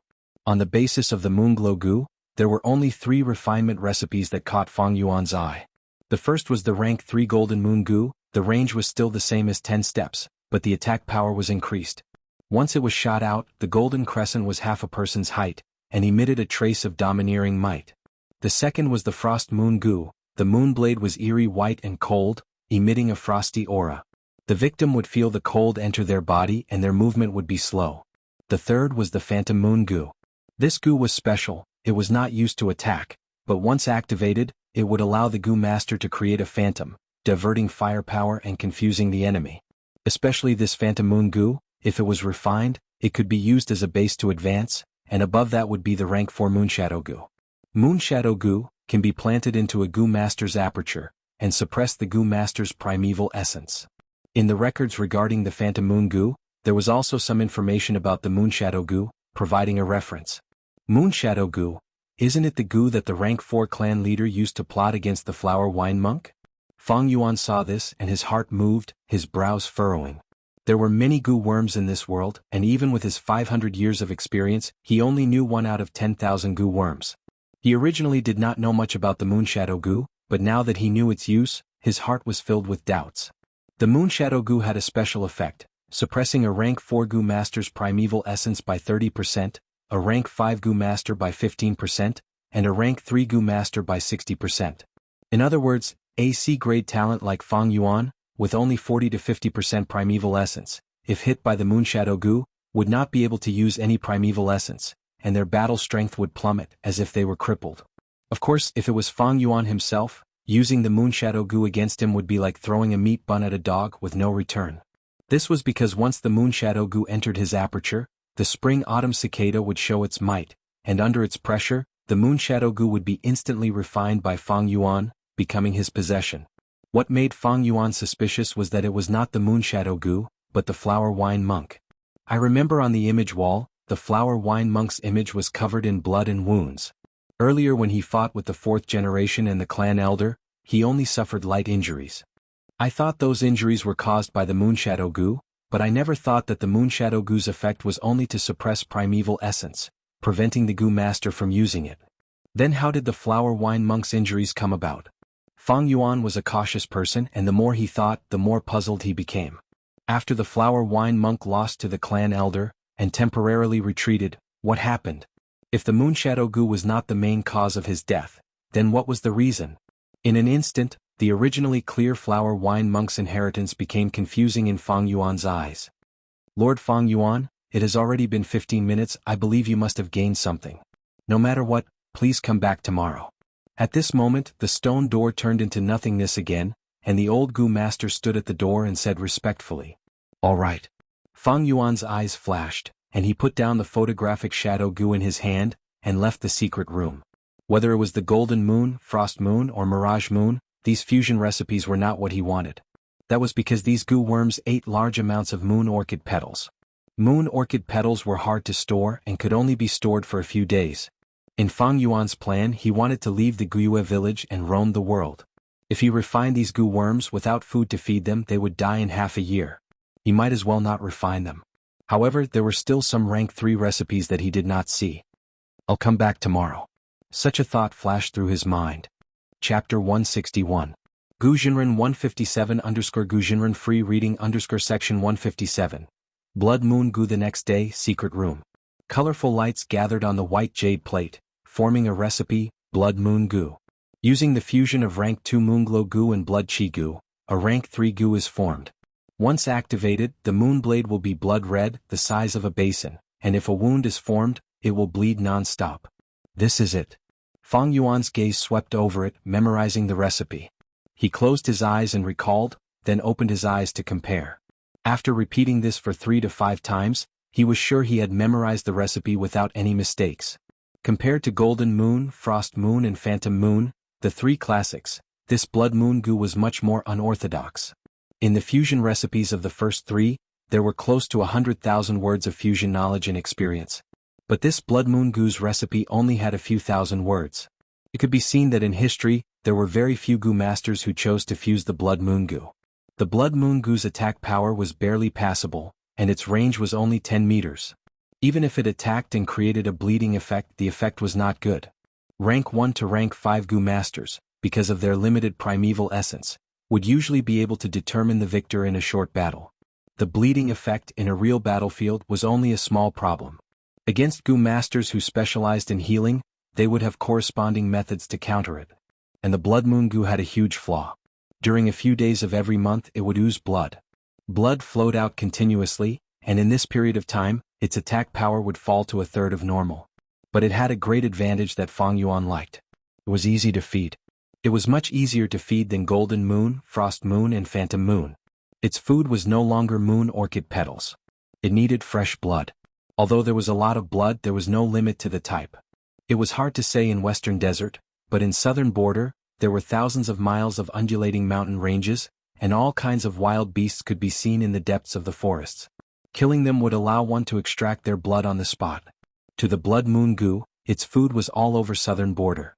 It could be seen everywhere. Next, I will fuse this Blood Moon Goo. Fang Yuan quickly made up his mind. He had already memorized the detailed steps of the fusion and the things to take note of. He already had the Moon Glow Goo. But the other goo, the Blood Qi Goo, was slightly troublesome. The Blood Qi Goo was precious, it could replenish the Goo Master's blood Qi. A Goo Master who possessed the Blood Qi Goo. They were full of energy, and even if they were injured or lost too much blood, the Blood Qi Goo could replenish it. Thus, their survivability in the battlefield was higher than ordinary Goo Masters. Xiongjiang had once yearned for a Blood Qi Goo. If the Blood Qi Goo was used with the roaming zombie Goo, the repercussions of the latter would be reduced to zero. This greatly extended the time he could remain a zombie, and he no longer had to worry about the consequences. He was already a well-known figure among rank 2 Goo Masters and had a high status, but until he died in battle, he didn't get what he wanted either. In the secret room, Fang Yuan turned his gaze towards the digital shadow Goo on the stone table in the center. Today he had more than enough time. Out of the 15 minutes he only used 5 minutes. There were still 10 minutes left. The yellow-skinned digital shadow Goo recorded a rank 4 recipe. The purple digital shadow Goo recorded a rank 5 recipe.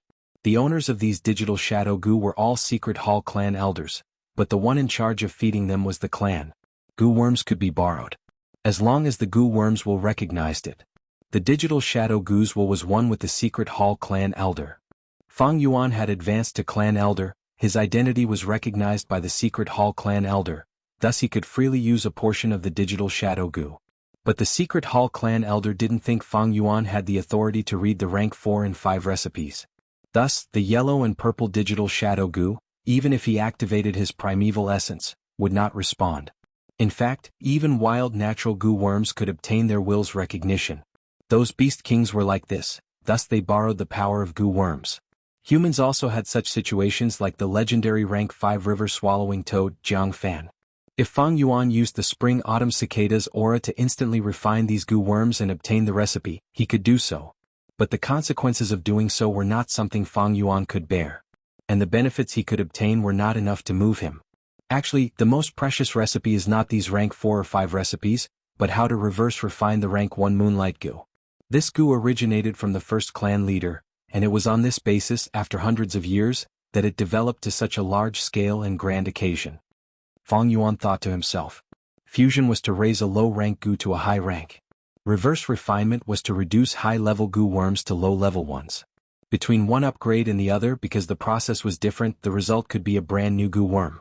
The Moonlight Goo was not a natural Goo worm, but a reverse refinement by the first clan leader. In this world, many Goo worms were created on the basis of natural Goo worms by Goo masters, creating brand new species. Thus, even with Fang Yuan's 500 years of experience, his knowledge of the entire Goo world was limited. And in the clan there would be one or a few unique Goo worms. These Goo worms were not rare natural Goo worms, but new species that were reverse refined. Based on this foundation, the Goo masters developed a clan's unique strength. Guiyue clan's Moonlight Goo, Xiong clan's Bear Strength Goo, Bai clan's Stream Goo, all were in such a situation. If common Goo worms were used, then it would be easy to be targeted. A clan's foundation was in the Spirit Spring, which could produce Yuan Stone. Next was at least one unique Goo worm, so that one's strength could not be completely interpreted. Then there was the bloodline. Bloodline was an important bond that held the clan together. Thus, even though the Moonlight Goo was only a rank 1 Goo worm, the reverse refinement recipe's value was even higher than many rank 4 or 5 recipes. The reverse refinement recipe of the Moonlight Goo had always been kept by the clan leader. Of course, other than the clan leader, there would always be a loyal clan elder who knew the recipe in secret. At the same time, the photographic Goo's recipe was also properly hidden. Fang Yuan obviously could not find the recipe in this secret room. This recipe is extremely valuable. If I can get my hands on it before I leave, that would be the best. But there is no need to force it. Fang Yuan saw through this and was indifferent. To him, he did not intend to build an organization or force. The Moonlight Goo's recipe was not a necessity to him. But rank 3 Goo worms like the Blood Moon Goo are what I need the most. Although Fang Yuan had rank 3 cultivation and had white-silver primeval essence, not all his Goo worms were rank 3. He could not display the true battle strength of a rank 3 Goo master. I have the Thunderwings Goo, Sky Canopy Goo, and if I refine the Blood Moon Goo I would have 3 rank 3 Goo worms. But this is far from enough. Ordinary Goo masters depended on the clan. With the cooperation of the clansmen and resources, they only needed 3 or 4 goo worms. That was enough. But Fang Yuan wanted to roam the southern border and travel far away, so he needed at least 6 goo worms to be able to deal with all aspects. According to his experience, these 6 goo worms had to provide him with help in 6 aspects: attack, defense, healing, storage, scouting, and movement. In terms of attack, the Blood Moon goo barely qualified. In terms of defense, the Sky Canopy goo could do the job. In terms of movement, although the Thunderwings goo consumed a lot of primeval essence, it could allow Fang Yuan to fly for a short period of time. It was very powerful. But in terms of healing, the 9-leaf Vitality Grass was weak. It was after all a rank 2 goo worm, and if it advanced further, Fang Yuan would not be satisfied. The rank 2 9-leaf Vitality Grass did not have outstanding healing abilities. Its advantage was, it could produce rank 1 Vitality Leaves. Selling Vitality Leaves could give him an endless supply of Yuan Stone. It was like a money tree. But from now on, Fang Yuan would have to travel in uninhabited places. Even if he produced Vitality Leaves, he would not be able to find other goo masters to exchange for Yuan Stone. In terms of scouting, the Earth Communication Ear Grass had a wide range, and although it was rank 2, it could barely be used. In terms of storage, Fang Yuan did not have any. This was the most important point. One person moving alone, logistics first. Before the army moves, rations and fodder first. It could be said that this was the foundation to support the other 5 aspects. Storing food to feed goo worms, human food was one aspect, but the crucial point was the storage of Yuan Stone. Without Yuan Stone, a goo master would lose the motivation to cultivate. In this aspect, Fang Yuan had not made any progress. Before he could get his hands on the storage goo worm, he would not leave the village. The logistics goo worm used for storage needs to have a wide range, able to store food in Yuan Stone. Then it needs to be easy to feed. Finally, it would be best if it could extend the shelf life. But even in the 3 clans resource board, there is no goo that suits my needs.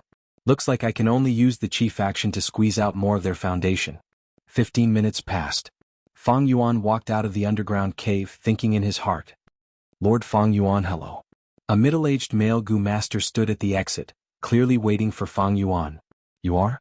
The person smiled. I am Guiyue Zhong, currently acting as the Medicine Hall clan elder. So it's him. Fang Yuan came to a realization and could not help but size up this person. Guiyue Zhong had a proper appearance, with a square face and a steady aura around him. Like Fang Yuan, he was also a clan elder, but his cultivation was already at rank 3 middle stage. After Fang Yuan made Guiyue Yaoji faint from anger, Guiyue Zhong was appointed by the clan leader to temporarily lead the Medicine Hall. And his wife was an important member of the Medicine faction. This was Guiyue Bo's political move to balance the conflict between the 2 factions. But no matter what, Guiyue Zhong had risen to the top because of this. Here are 300 Yuan Stone, this is a week's allowance for the clan elder. I knew you were here, so I brought it here for you. I hope you don't mind my decision. Guiyue Zhong said, passing a money pouch to Fang Yuan. This man? Fang Yuan squinted, receiving the money pouch. Clan elder's allowance had to be personally received by the clan elder. But Guiyue Zhong could receive it on his behalf. From a certain perspective, this was hinting at Fang Yuan's connections and status in the clan. But this kind of hint was just right, mixed with a friendly acknowledgement, which made people feel that it was not aggressive. To speak the truth, I came to find Lord Fang Yuan this time because I have a request. Soon after, he got straight to the point, directly stating his purpose. Oh, you want me to hand over the 9-leaf Vitality Grass? Fang Yuan showed a profound expression. Guzhenren 157_Guzhenren's full text free reading _section 157. Blood Moon Goo's update complete. Chapter 162.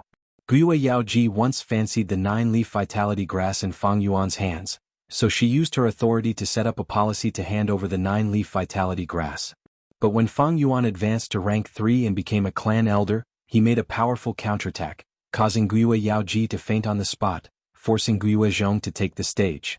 Guiyue Zhong took the initiative to find Fang Yuan this time to persuade Fang Yuan to hand over the 9-leaf Vitality Grass. It is not impossible to hand over the 9-leaf Vitality Grass. Fang Yuan pondered for a while and said, there is a saying that goes, times have changed. Today is different from the past. In the past, Guiyue Yaoji wanted Fang Yuan to hand over the 9-leaf Vitality Grass. It was a command from the top, you have to hand it over even if you don't want to. But now, Fang Yuan was already a clan elder. His status was only lower than the clan leader Guiyue Bo, and he was on equal footing with Guiyue Yaoji and the others. Therefore, Guiyue Zhong persuaded Fang Yuan to hand over the 9-leaf vitality grass. It was not a command from the top, but an equal transaction, an exchange of benefits. The 9-leaf vitality grass was indeed very precious. The vitality leaves were a small source of income in short supply. Fang Yuan had so many gu worms on hand now, and a large portion of their feeding expenses were supported by it. However, there was nothing in this world that was not for sale, it was just that the benefits were too small to be moved. Although the 9-leaf vitality grass was precious as long as the price was right, why couldn't it be sold? The so-called gu was just a tool. It was a means to achieve one's ambition. So what if it was the spring-autumn cicada? As long as the situation was right. Abandoning it could exchange for greater benefits, why not do it? If you want to obtain it, you must first learn to give it up. Fang Yuan naturally had such awareness, so he looked at Guiyue Zhong. Guiyue Zhong smiled. If you are willing to hand over the 9-leaf vitality grass, then I am willing to compensate you with this token. Saying so, he took out a token. The token was simple, triangular in shape with a rounded tip. On the front, there were 3 words stacked in the shape of a pagoda, Order of Reward. On the back there were also 3 words, Reward for Meritorious Service. The Order of Reward was a reward for meritorious service. You are a newly promoted elder, so there are some things that you might not be clear about. This reward token was specially given to gu masters who made great contributions to the clan. Even the elders. Very few people have them. With this token he could go to the family's underground wormhole. Choose any gu worm. The gu worms in the wormhole. They are all rare items. 4 of the top 10 gu worms on the resource list came from this underground wormhole, Guiyue Zhong explained. Fang Yuan was tempted. He was not surprised by this. The Guiyue clan was a clan that had stood tall for hundreds of years. It was impossible for them to not have some foundation and accumulation after such a long time. In fact, as long as it was a family with a long history, they would have a secret place similar to the underground wormhole to store gu. He only wanted to obtain the gu worms here. They had to be meritorious officials, and they had to have made great contributions. At the same time they had to be loyal. Fang Yuan had just been promoted to elder, he was still far from this qualification. I want to leave the clan, so I need to store gu worms. This token is a good choice. But Fang Yuan was worried. The 9-leaf vitality grass could be given up, it was indeed of great help to Fang Yuan, but it could not be used in the future. Its healing effect was not outstanding, and the vitality leaves it produced could not be used for continuous healing. Fang Yuan was worried that even if he exchanged for this token, he might not be able to find the ideal gu in the wormhole. Guiyue Zhong had been observing the situation, he misunderstood Fang Yuan's hesitation and said, in the wormhole there are not only rank 3 gu worms, but also rank 4 gu worms. Elder Fang Yuan, you will not lose out. If you regret it in the future we can exchange it back. But it will take some time and it has to be done secretly. Fang Yuan raised his eyes and looked at Qi Zhong again. This is an outstanding person. He sighed in his heart. A new official has to make drastic changes. This Qi Zhong understood his position very well. Not only did he have to compromise with the clan leader, he also had to compromise with the Qi faction and the medicine faction. But at the same time he had to show his abilities. Fang Yuan handing over the 9-leaf vitality grass had a special meaning to him, and he was willing to pay a high price for it. The world is vast, there are so many outstanding people. Under the beast tide, there are constantly old people sacrificing themselves and new people taking over. From a certain perspective, this is also the replacement of the clan, only then can it maintain its vitality and allow the clan to stand tall. Fang Yuan thought. Too many old people would cause an organization to rot and turn dark. Thus, the elimination mechanism was the only way for an organization to maintain its vitality. Guiyue Zhong was only one of the representatives. Survival of the fittest was the natural way for vitality to flourish. The human body's metabolism could maintain its vitality. The gu worms in the hands of a gu master should not remain the same, only with change can there be improvement. Thinking of this, Fang Yuan took the token from Guiyue Zhong's hand and handed over the 9-leaf vitality grass at the same time. Fang Yuan's initiative allowed Qi Zhong to quickly refine the 9-leaf vitality grass. He placed this grass gu into his aperture, and heaved a sigh of relief in his heart. He had ambition in his heart. Temporarily becoming the medicine hall elder was an extremely important opportunity for him. If he could grasp this opportunity, it was not impossible for him to advance from temporary to official. But to achieve this he would need to compromise with the 3 parties. But politics was the art of compromise. When Yao Ji was in power, she could not do anything to Fang Yuan. But after he took over, he could make Fang Yuan hand over the 9-leaf vitality grass. This was not only expressing goodwill to the medicine faction and carrying out Yao Ji's legacy, it was also unknowingly showing his own ability. For this, he did not hesitate to give up the reward token that he had painstakingly accumulated. Lord Qizhong, it was a pleasure talking to you. I wonder if you have time after this? Fang Yuan said as he kept the token. Guiyue Zhong's gaze flashed, feeling somewhat puzzled. After a while, in the guest hall, Guiyue Dong too and his wife greet the two elders. Fang Yuan's uncle and aunt bowed their heads. They bowed towards Fang Yuan and Qizhong, their attitude extremely respectful, even carrying a trace of fear. After the news of Fang Yuan being promoted to elder spread, it set a benchmark and role model for many young Gu masters, and also brought shock and fear to his uncle and aunt. This Fang Yuan, he was only AC grade, how did he suddenly advance to rank 3 and become an elder? Even if it was Guiyue Fangjing, a grade aptitude, he was only rank 2 upper stage now. After such a shock there was fear. They could not help but be afraid. As long as they thought of how they bullied Fang Yuan in the past, they would feel fear in their hearts. Life is full of ups and downs, don't bully the young for being poor. With the identity of an elder it was different. They were afraid that after Fang Yuan made his fortune, they would come looking for revenge. But Fang Yuan still came looking for them. Not only that, he even brought another elder with him. They come with ill intentions. They come with ill intentions. Guiyue Dong too lamented in his heart. Fang Yuan smiled, uncle and aunt, no need to be so courteous. Although I have been promoted to an elder, I am still the nephew of the two of you. Come sit down. Saying so, he sat on the main seat. Guiyue Zhong also sat on the other side. These two seats were originally for his uncle and aunt, they were the seats of the host. But when Fang Yuan and the rest sat, his uncle and aunt did not have any objections or dissatisfaction. They even sat on the lower seat. They were hesitant and cowering. This was the power of an elder. His uncle and aunt looked at each other and sat down anxiously. They sat upright and still. Their expressions were reserved and they only sat on half of the chair. At this time, a servant came up to deliver tea. Guiyue Zhong remained silent and did not drink. Fang Yuan, on the other hand, was unruffled. After tasting the tea, he asked, I wonder how uncle and aunt are doing recently. Fang Yuan asked with a smile, but in his uncle and aunt's eyes, it was even scarier than a thunderous rage. Especially his aunt, when she thought of how she had insulted Fang Yuan, she was so scared that her body was trembling. Sigh, the wolf tide is here, life is in turmoil. Especially the wine shop was forced to close down, the rent of the bamboo buildings is also decreasing. Honestly, our family is so poor that we can't even feed ourselves.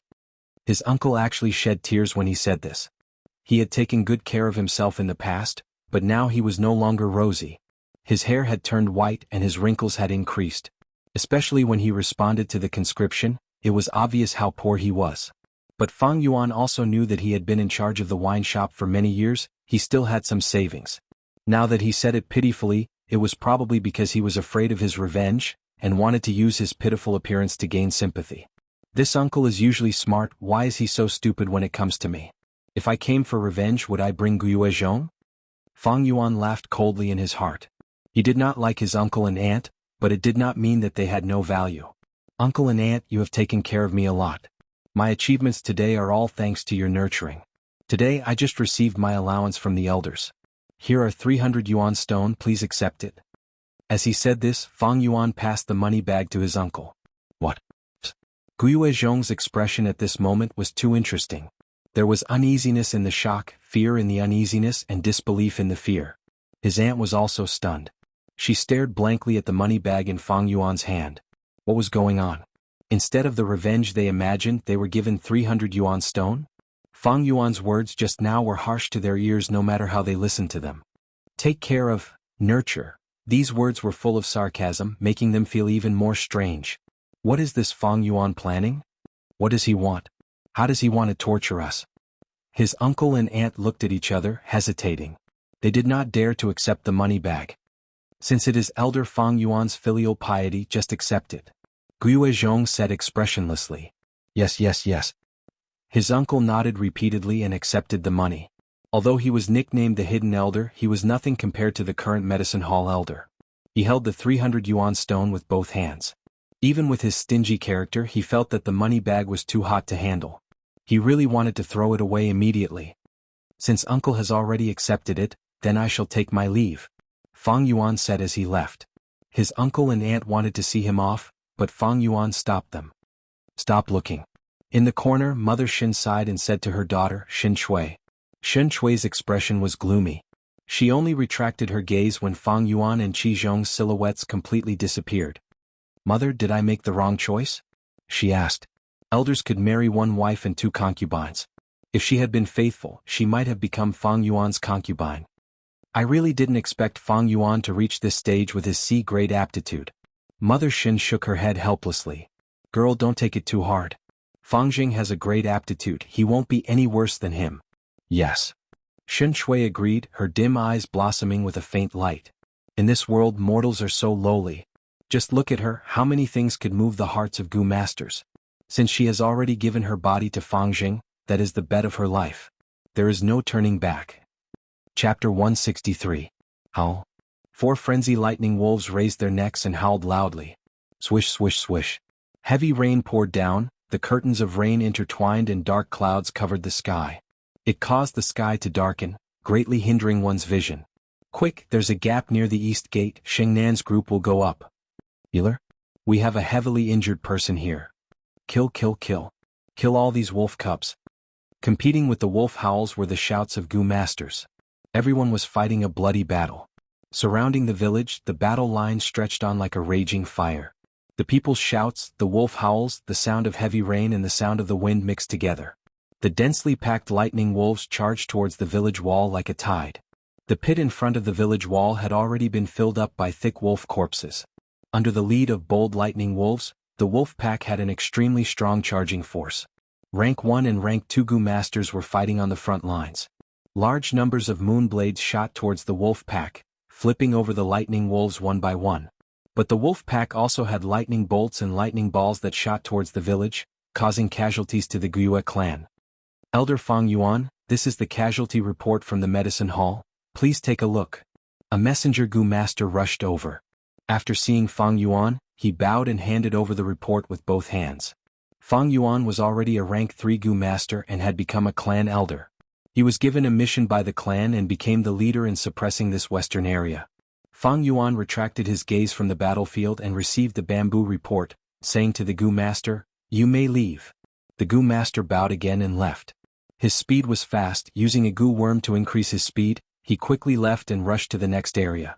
Any Gu master assigned to deliver messages had at least 1 movement assistance Gu worm, some even had 2. Fang Yuan opened the report and glanced at it. The casualty figures on the battle report were quite shocking. Until now, the wolf tide had attacked the Guiyue village almost 10 times. The casualties of the clan's Gu masters were extremely severe. Guiyue Zhong, who was the temporary elder of the medicine hall, was under even more pressure. He was originally a middle-aged man, but when Guiyue Zhong saw him by chance these few days, he actually had some white hair. However, because Fang Yuan had the memories of his previous life, he was mentally prepared, so he was not surprised. This wolf tide is one of the most severe in the history of the Guiyue clan. Casualties are unavoidable. He thought to himself as he activated the moonlight in his palm and crushed the report into powder. Only the elders of the clan had the right to read these reports. If they were to be announced to the public, it might cause panic. Even though the Guiyue stronghold was already panicking enough, the feeling of unease was getting heavier by the day. At this moment, the moonlight in Fang Yuan's palm was no longer pure blue. Instead, it was blood red. This was a rank 3 blood moon Gu. In order to refine this Gu, Fang Yuan had failed once. It wasn't until the second time that he succeeded. As for the materials for the fusion, they were naturally obtained by squeezing out Guiyue's cultivation. Fang Yuan closed his eyes, his mind entering the aperture in his body. In the aperture walls were shining, sometimes bright and sometimes dark, but there were no impurities, it was pure white. The primeval essence droplets were all white, with a metallic silver luster. This was a rank 3 Gu master's white-silver primeval essence. The water accumulated into a sea, and the aperture was a sea of white-silver primeval essence. Originally, there was a layer of dark red filth on the surface of the silver sea, but now it was gone. Fang Yuan had already used the cleansing water Gu that he extorted from Guiyue's cultivation. The aftereffects of the man-beast life burial Gu had been completely eliminated. But this was not without a price. Fang Yuan's aptitude had dropped by a little. Originally it was C grade 44%, but now because of the man-beast life burial goo, it had dropped by 2 points, and the aperture could only hold 42% primeval essence. But this price, Fang Yuan was already mentally prepared. In the end, he still had to thank Guyue's cultivation. If not for his cleansing water goo, that dark red filth would contaminate his primeval essence for a long time, and Fang Yuan's aptitude would drop even more. A big ladybug with a white shell and black spots was flying in the air above the sea. This was the sky canopy goo. The stealth scales goo with the appearance of a stone fish was submerged in the primeval sea. The 4 flavors liquor worm was playing on the sea. As for the newly refined blood moon goo, it looked similar to the moonlight goo, and was residing in Fang Yuan's right palm, turning into a red crescent moon mark. As for the rank 3 thunderwings goo, it was residing on Fang Yuan's back. It was like 2 lightning tattoos. What was worth mentioning was the spring-autumn cicada. Its condition was getting better and its recovery speed was also getting faster. This situation made Fang Yuan secretly happy, but also somewhat worried. The spring-autumn cicada was a rank 6 goo master, and he was only a rank 3 goo master. With his current aperture he might not be able to hold the fully recovered spring-autumn cicada. The spring-autumn cicada's aura was getting stronger, like a paper tube filled with iron. The aperture might not be able to hold it.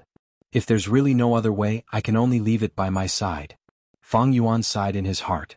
This move had a huge disadvantage. Rank 6 goo worms were all related to the Tao, and contained fragments of the laws of heaven and earth. Leaving it outside for a long time would cause the laws to resonate, and unless it was in hibernation the commotion would not be small, and would cause all sorts of phenomena, attracting the attention and greed of other experts. But this was the only way. How? At this time, a loud wolf's howl entered his ears. Fang Yuan suddenly retracted his consciousness. Lord Elder, Frenzy Lightning Wolves have joined the attack. Guyue Jiangjian and the other elders are defending near the east gate, and hope you can go and help them. A goo master hurriedly reported. Crack. With the sound of thunder and lightning, 2 wings appeared on Fang Yuan's back. These 2 wings were formed by blue electric currents, and their appearance was simple and abstract. But with just a flap of the wings, it brought Fang Yuan up into the sky, its speed extremely fast, rushing towards the east gate battlefield. Flying in a straight line, Fang Yuan arrived at the battlefield in just a few breaths' time. The Frenzy Lightning Wolf was trying to attack the east gate, and a few elders were near the entrance, fighting fiercely with it. The Frenzy Lightning Wolf suddenly jumped out of the battlefield, and its tail swept towards a rank 1 goo master girl in the corner.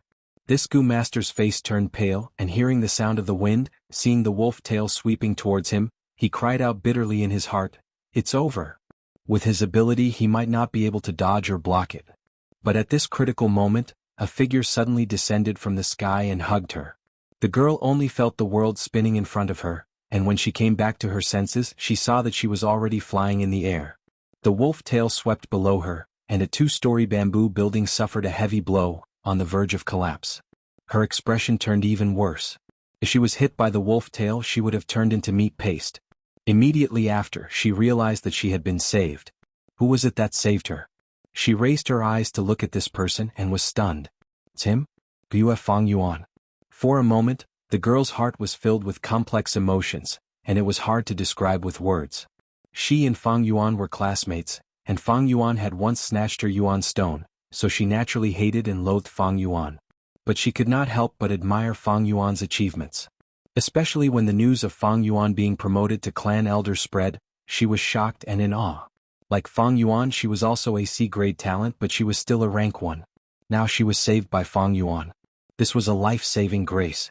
She was grateful towards Fang Yuan, but also shocked and in awe. There was still a trace of hatred, but it seemed to have disappeared completely. The battlefield here is dangerous, retreat far away. Fang Yuan flapped his lightning wings and landed on the ground, putting down the girl in his arms. He had some impression of this girl, she seemed to be his classmate, but he could not remember her name. After saying this he turned around and left, no longer flying but sprinted over and joined the battlefield.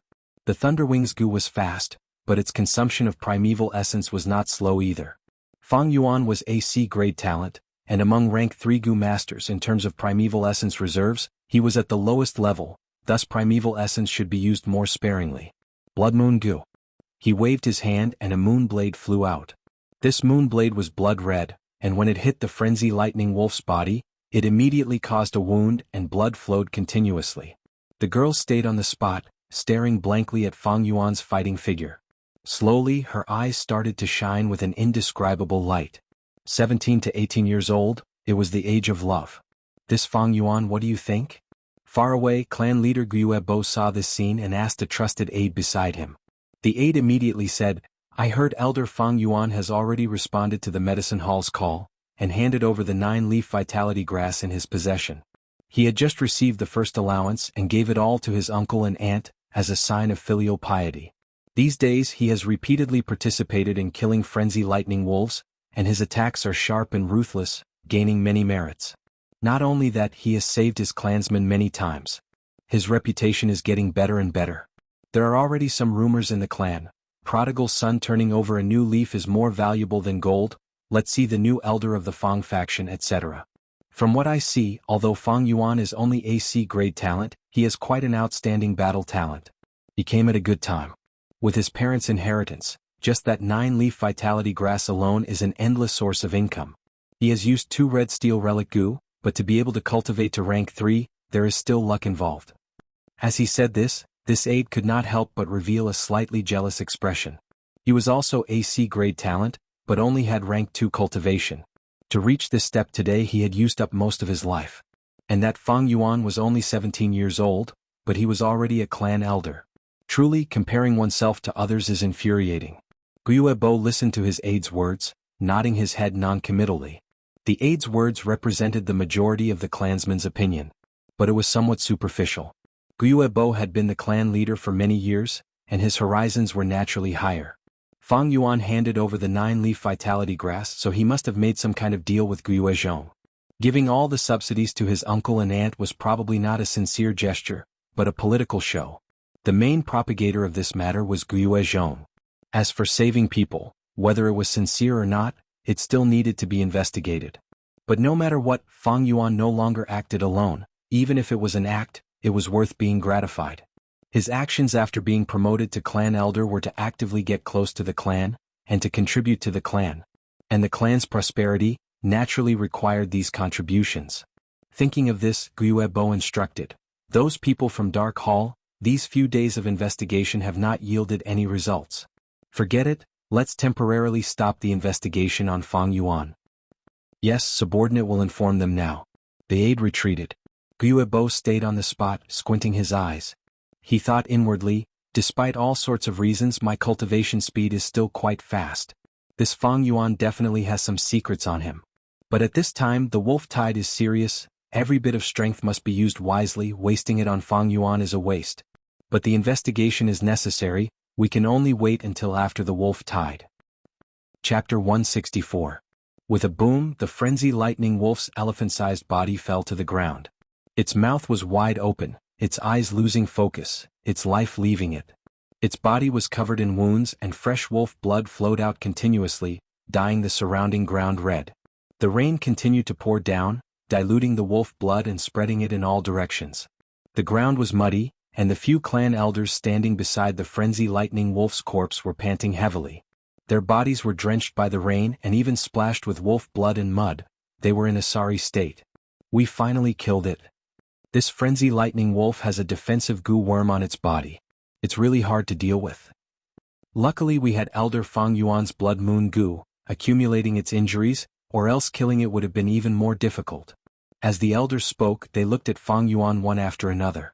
When they heard that Fang Yuan had refined the blood moon goo, they did not think much of it.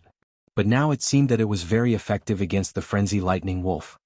Elders, you are too kind. If not for your help and protection, I would not have been able to attack so fiercely.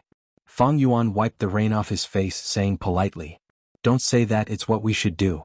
We are old, we did not feel it before, but now that we have fought alongside Elder Fang Yuan, we have a deep feeling.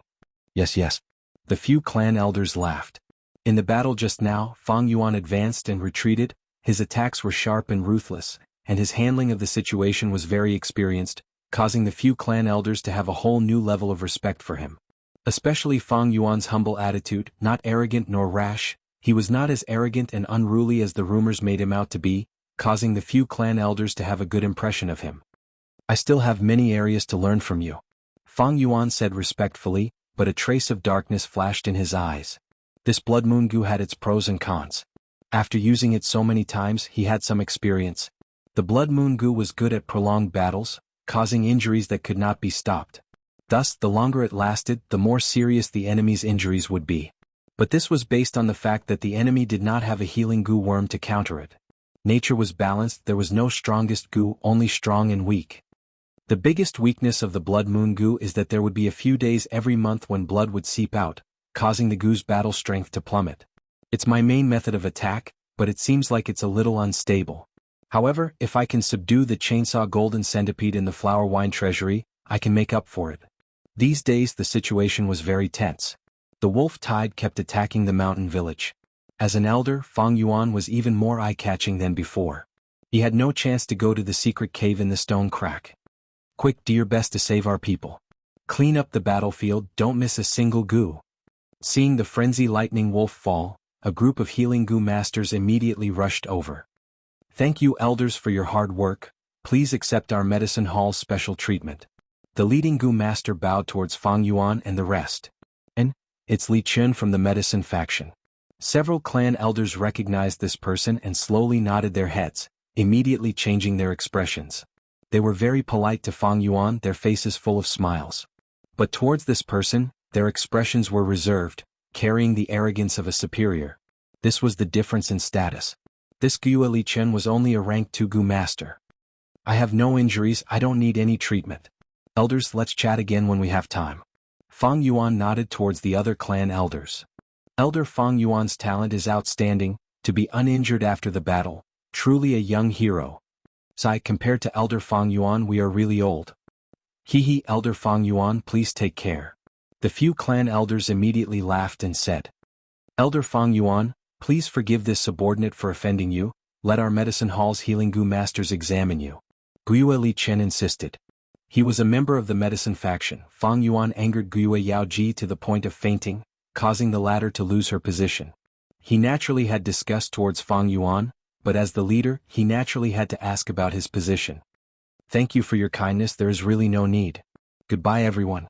Fang Yuan patted Gyue Li Chen's shoulder, smiling as he bid farewell to the others. The clan elders either smiled or nodded in response. After he left, their expressions changed one after another, and they became solemn. This Fang Yuan, although only a C-grade aptitude, had already grown to this stage, it was truly rare. Fighting alongside him, they could feel his coldness and ruthlessness. Just thinking about it made them feel fearful. Back when they were 17, what kind of achievements did they have? Especially when they saw him smiling and patting the shoulders of the medicine faction members, such shrewdness and talent in politics. It was truly shocking. Lord Fang Yuan, do you still recognize me? On the road, a person with a respectful and fawning expression greeted Fang Yuan. You are. Fang Yuan narrowed his eyes, recognizing that this person was a student of the same batch as him. However, he couldn't remember his name, he only remembered that whenever he stole his Yuan stone, this person would always obediently hand it over. It could be seen that there was a shrewdness hidden within his weak temperament. Lord Fang Yuan, I am Gyue Dingzong. It is this lowly one's honor to be your classmate for a year. Actually, after the news of your promotion to clan elder spread, many of your classmates admired and envied you, wanting to find an opportunity to ask you for some cultivation experience. I wonder if you are free tonight? Gyue Dingzong rubbed his hands, his eyes narrowing into slits as he smiled. Oh, is that so? Fang Yuan raised his eyebrows, nodding slightly. That's fine. However, I need to change my clothes. This rain is making my entire body uncomfortable. This lowly one has already prepared hot water and new clothes. There are also a few virgin maids waiting to serve you. Gyue Dingzong smiled, his expression rippling. Fang Yuan shook his head and refused. No, before that, I still need to go to the underground cave. So that's it. Gyue Dingzong was immediately moved. Only clan elders could freely enter the underground cave. To people of their level, it was the clan's restricted area. Next, his smile became even more humble, his waist also drooping, his words revealing a flattering tone. Lord, please go ahead and do what you need to do, this lowly one's time is not valuable, waiting for you is also a kind of honor. Fang Yuan nodded, no longer speaking, he took a step and walked away. Gyue Dingzong hurriedly took a step back, giving way, slightly bending his waist as he watched Fang Yuan leave. Entering the underground cave again. This secret room that stored precious goo worms was very spacious, almost as big as the square on the ground. But the number of goo worms stored inside was not many, only a few dozen. Kong Declaration Grass, Return Space Cicada, Skeleton Dragonfly, Phoenix Butterfly, there were rank 2 to 4. But rank 2 goo were rather rare, among them was Love Separation. This was the number 1 poison goo among rank 2, even a rank 3 healing goo might not be able to heal the damage it caused. This Love Separation was used by Wang Er back then. After being killed by the clan, it had been kept here ever since. Most of the goo worms were rank 3 and there were few rank 4 goo worms. Fang Yuan originally did not have high hopes. Although the clan had a deep foundation, it was still a mid-sized clan, with 2 other clans competing against it, and the pressure of the wolf tide. But to think that he would actually find a rather ideal goo. Tusita flower. Rank 3 grass goo, shaped like a red lantern, its green leaves were oval, the leaf flesh was thick and plump, divided into 3 pieces, the distance between them was the same, pointing in 3 different directions. This Tusita flower was as famous as Tusita grass. Not only could it store food, it could also store Yuan stone. It was one of Fang Yuan's ideal goo worms.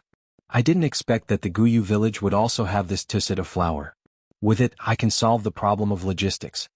Fang Yuan was overjoyed, immediately choosing it. Actually, the clan definitely has rank 5 goo worms. In the history of Guyu clan, there were 2 rank 5 experts, they definitely left behind goo worms. But it is impossible to leave them here. These rank 5 goo worms are the clan's trump card, and are fed by the clan with all their resources. Rather than feeding, it is more like offering. Fang Yuan left the cave, the rain had stopped, but the sky was still gloomy, and the air was not very fresh, filled with the smell of blood. Fang Yuan changed into a clean set of clothes, before slowly making his way to the gathering location. Elder Fang Yuan, you are here, your presence brings light to my humble abode. Guyu Dingzong was already standing at the door, looking at him eagerly. He saw Fang Yuan from the corner of the street from afar, and hurriedly welcomed him with a flattering smile. He led Fang Yuan to the bamboo building, where a sumptuous banquet was already prepared, and a group of people were seated. After seeing Fang Yuan, they quickly stood up. Next, all kinds of flattering words flooded towards Fang Yuan like a tidal wave. Greetings, Elder Fang Yuan. Elder Fang Yuan, I haven't seen you for a day, but you are even more elegant than before. This lowly one is full of admiration. To be able to be classmates with Elder Fang Yuan, I am truly fortunate. Now that I think about it, it is a dreamlike experience. Fang Yuan glanced around, seeing that these people were all from the same batch as him, they were all familiar faces, and he had snatched Yuan's stone from them before. No problem. He smiled lightly, sitting on the highest seat. Serve the dishes, serve the good wine. Guyu Dingzong shouted, and the servants immediately became busy. All sorts of dishes were served like flowing water, the taste was excellent. This Guyu Dingzong's family still had some assets. To be able to prepare such dishes under the wolf tide, they had indeed paid a price, showing their sincerity. Elder Fang Yuan, this lowly one would like to propose a toast to you. Elder Fang Yuan, please do as you please, this lowly one cheers. Fang Yuan was really very casual, pouring a cup of wine, only taking a sip each time, but no one had any objections. Toasting and toasting, the wine went on for 3 rounds. He suddenly raised his wine cup, stood up and said with a smile, there are always times when one is young and frivolous. I was a little immature in the past and did some things I hope everyone will forgive me and not mind. With him standing up, no one else dared to sit down and all stood up. Everyone knew that Fang Yuan was bringing up the past, and was talking about the Yuan stone incident. They hurriedly shouted, not at all, not at all. Elder Fang Yuan is a true man, a true hero. To be able to catch Elder Fang Yuan's eye on this lowly one's Yuan stone, that is our honor. That's right, Elder Fang Yuan's elegant demeanor has always been deeply engraved in my heart. This cup of wine, Fang Yuan downed it, and the entire hall immediately cheered. Chapter 165. Fang Yuan put down his wine cup and sat down. Only then did everyone dare to sit down. These people were not all from the same school. For example, Ma Bei, Qiqing and others with deep backgrounds were not among them. It's about time I should leave. This banquet was not bad. Fang Yuan expressed his intention to leave. Guyu Dingzong was instantly overjoyed after being praised. He hurriedly stood up and took out a money pouch. The pouch was naturally filled to the brim with Yuan stones. He bowed and smiled flatteringly. Today, after listening to Lord's teachings, this lowly one was enlightened and learned a lot. This is just a small gift to express my gratitude. He was full of nonsense. Since the start of the banquet, he had only been bootlicking when did he ask for any cultivation topics. But everyone acted as if this was really happening. They loudly cheered and encouraged Elder Fang Yuan to accept it. Fang Yuan did not refuse. He smiled and naturally took the money pouch. Following that, the second and third person came up to give gifts. All of them were Yuan stones.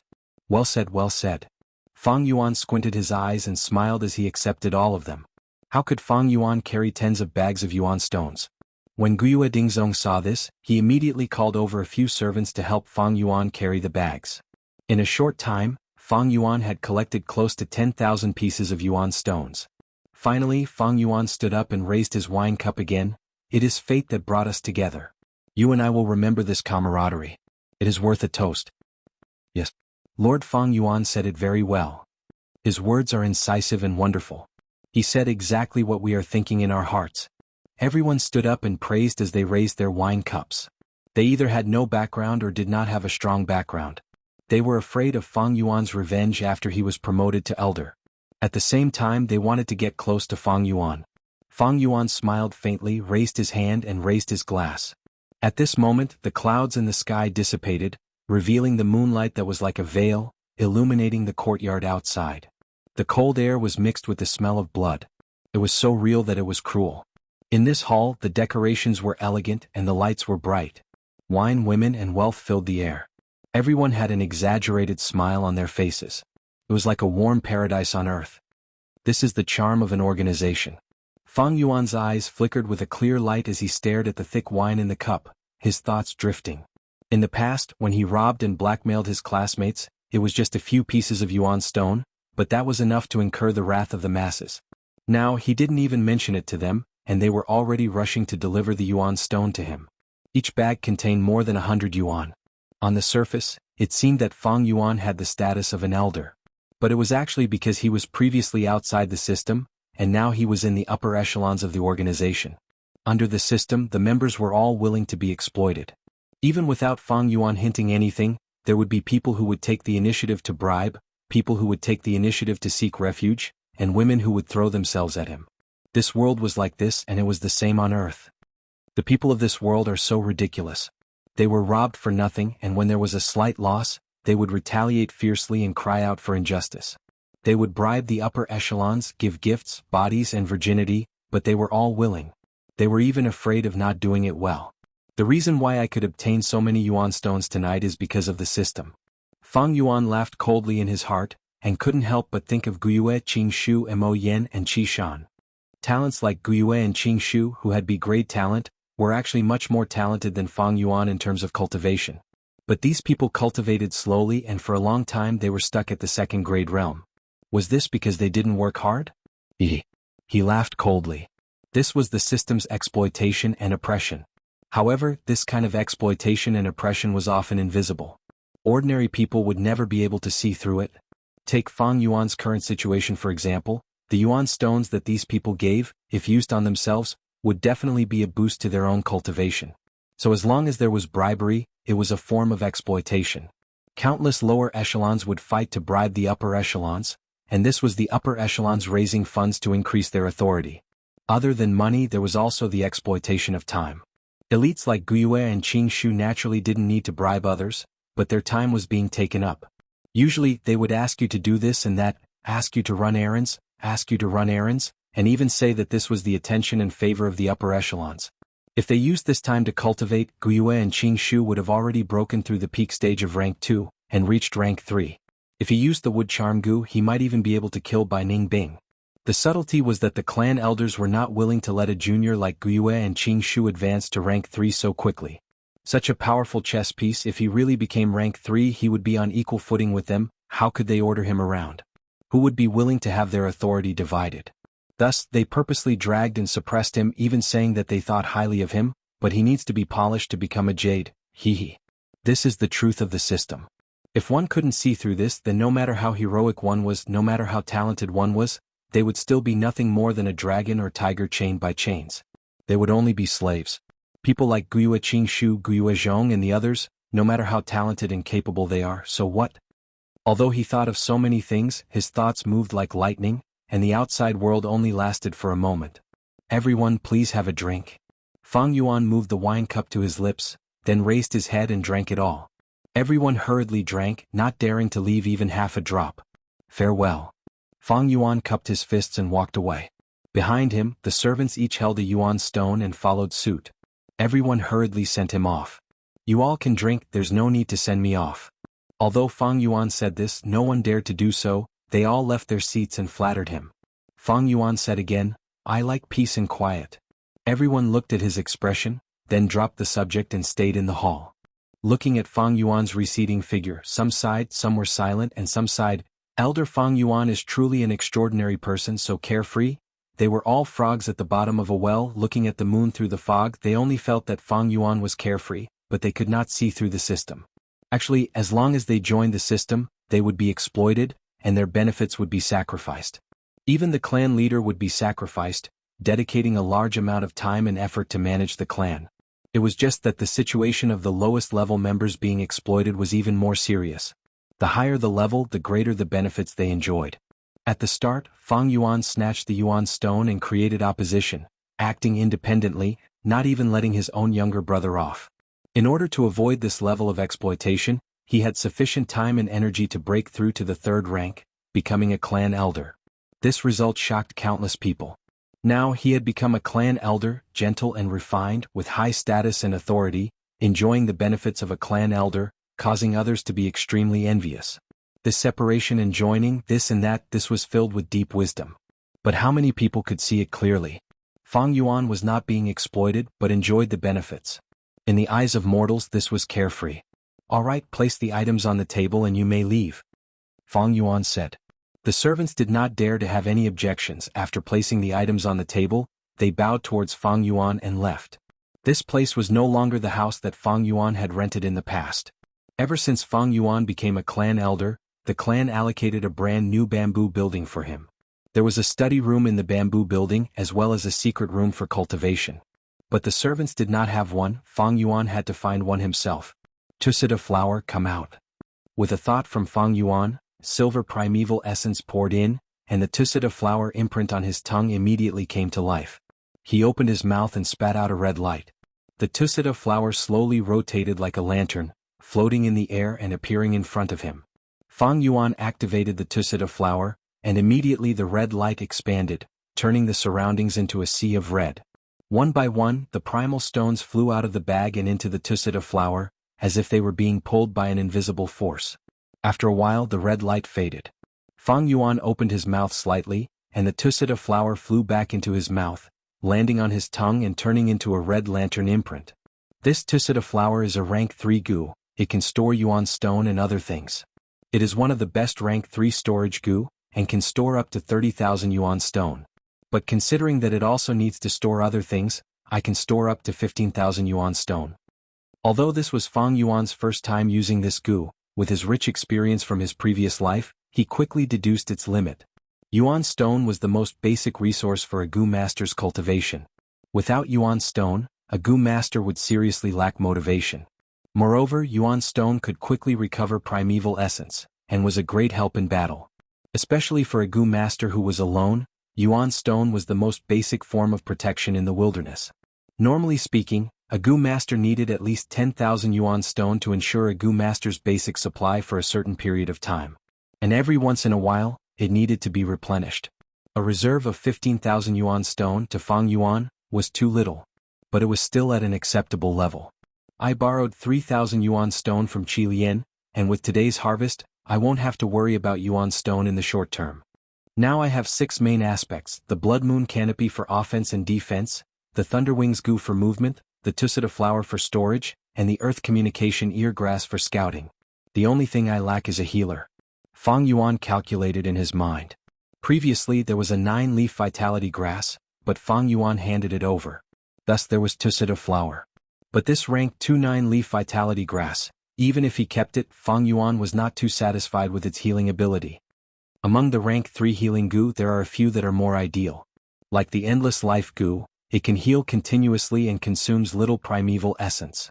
In this aspect it is most suitable for a goo master with poor aptitude like me.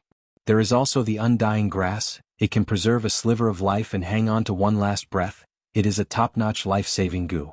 The most ideal is the self-reliance goo. This goo is special, it relies on the goo master's own strength. As long as the goo master's strength is great, it can stimulate the goo master's metabolism, thus healing injuries. But these 3 goo, where could Fang Yuan find them? As for the Wuxia clan, even the underground wormhole had been searched by him, but he did not find any. There was no way such a rare goo worm would appear on the substance list. The only thing that had hope was the flower wine monk's inheritance.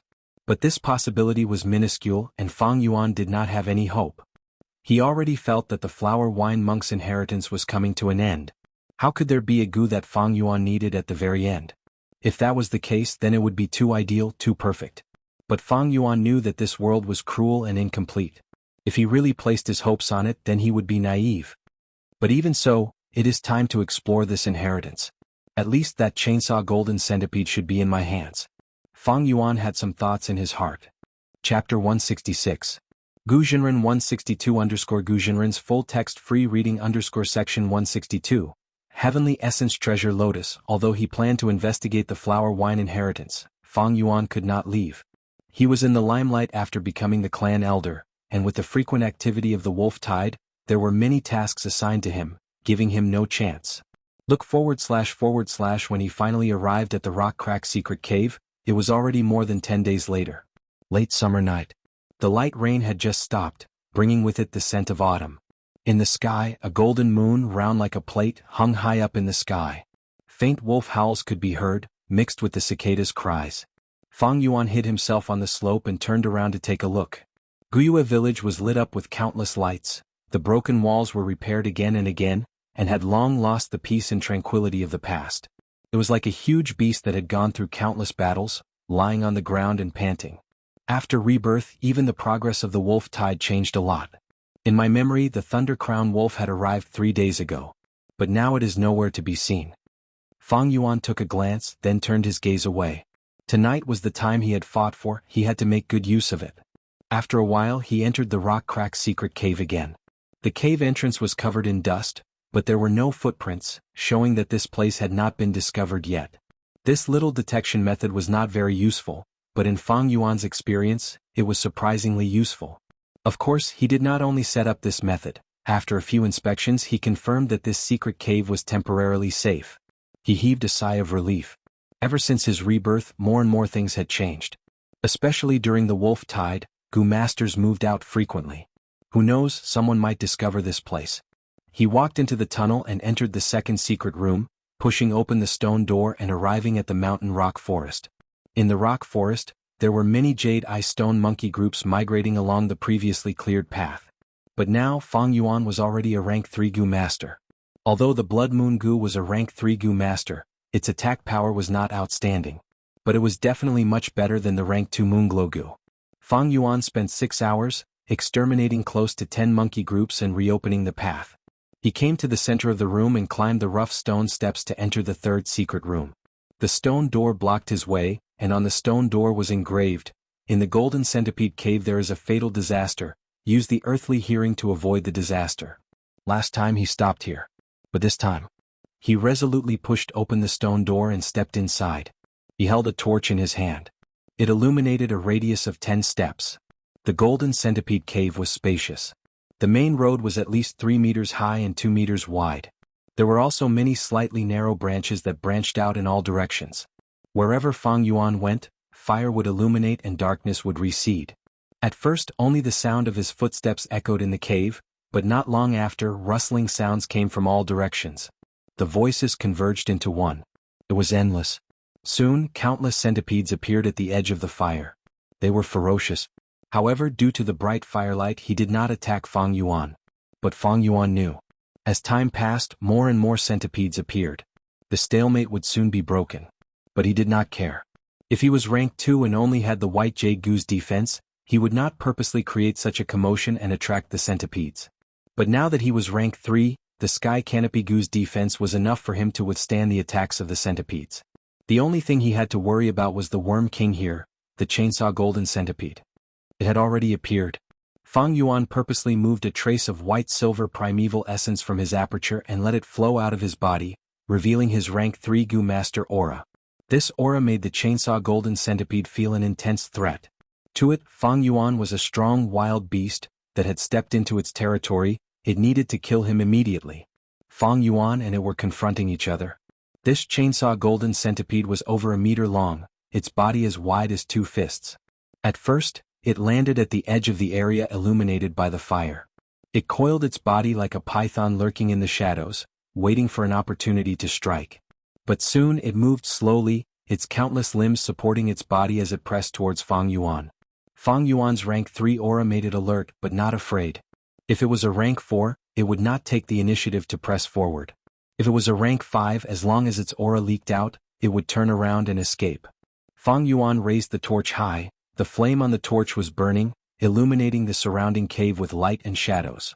In the light of the fire, the chainsaw golden centipede's dark golden shell shone with a faint light. The sides of its body were filled with silver serrated teeth. As it pressed forward, the serrated teeth also moved slowly, like a slowed-down electric saw, making a buzzing sound.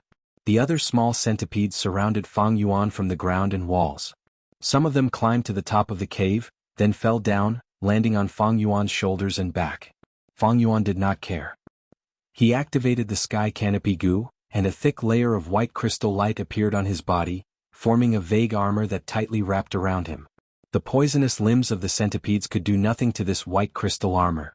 Some of the twisting centipedes crawled on his face and ears. It might be disgusting, but Fang Yuan's mental fortitude was strong enough to ignore it. In his previous life, when he was in the wilderness, he ate everything. He even ate centipedes that were not poisonous. Actually, the taste was not bad. It tasted weird at first, but he got used to it after a while. He only focused on the chainsaw golden centipede. The chainsaw golden centipede advanced slowly, shortening the distance between it and Fang Yuan. When it was 3 to 4 steps away, Fang Yuan stopped the leakage of his white-silver primeval essence, causing his aura to weaken. The chainsaw golden centipede acutely sensed it, and its speed increased like a golden line. Whoosh! In the blink of an eye, it had crossed the distance and climbed up Fang Yuan's calf. Its speed was really fast, and when it moved, a golden light flashed. By the time Fang Yuan reacted, the chainsaw golden centipede had already coiled around his waist like a snake, opening its mouth and attacking Fang Yuan's face. Fang Yuan quickly stretched out his hands and grabbed the centipede's head. The chainsaw golden centipede struggled intensely, and even though Fang Yuan had the strength of 2 boars, he was gradually losing strength. Especially since the chainsaw golden centipede had a row of serrations on each side. It started to spin rapidly. Crack, crack, crack.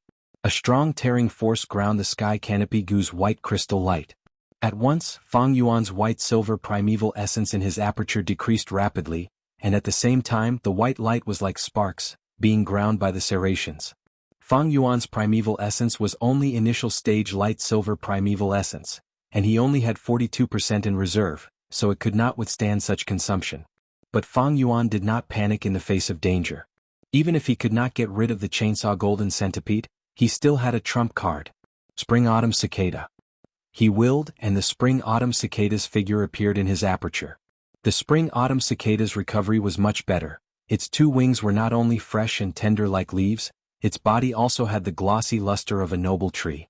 But overall it still gave off a dry feeling. It had already recovered by 20%, and its aura was naturally stronger. This aura was released. The struggling chainsaw golden centipede immediately withered. It was only a rank 3 wild goo worm. Facing the rank 6 Spring-Autumn Cicada's aura, it did not dare to move at all. Fang Yuan felt it the most. A moment ago he was still holding onto the chainsaw golden centipede tightly, as if he was holding onto a poisonous python, trying to stop it from biting. In the next moment, it turned into a soft rope made of grass. Fang Yuan smiled and activated his white-silver primeval essence.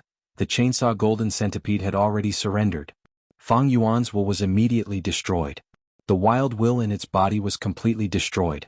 In a few breaths' time, the chainsaw golden centipede was already under Fang Yuan's control. Fang Yuan released his hands. The chainsaw golden centipede's countless limbs moved rhythmically. It climbed up the white crystal armor, circling around Fang Yuan's waist, and coiled around his arm. The surrounding centipede swarm dispersed like the tide. The wild chainsaw golden centipede, because of its natural will, could control the swarm. But now that Fang Yuan's will had replaced it, the chainsaw golden centipede lost its ability to communicate and control the swarm. Fang Yuan did not exterminate the centipede swarm and let it leave. In another decade or so, there might be a new chainsaw golden centipede in this swarm. But this no longer had much to do with Fang Yuan. He allowed the chainsaw golden centipede to cling onto his shoulder, and went deeper into the cave.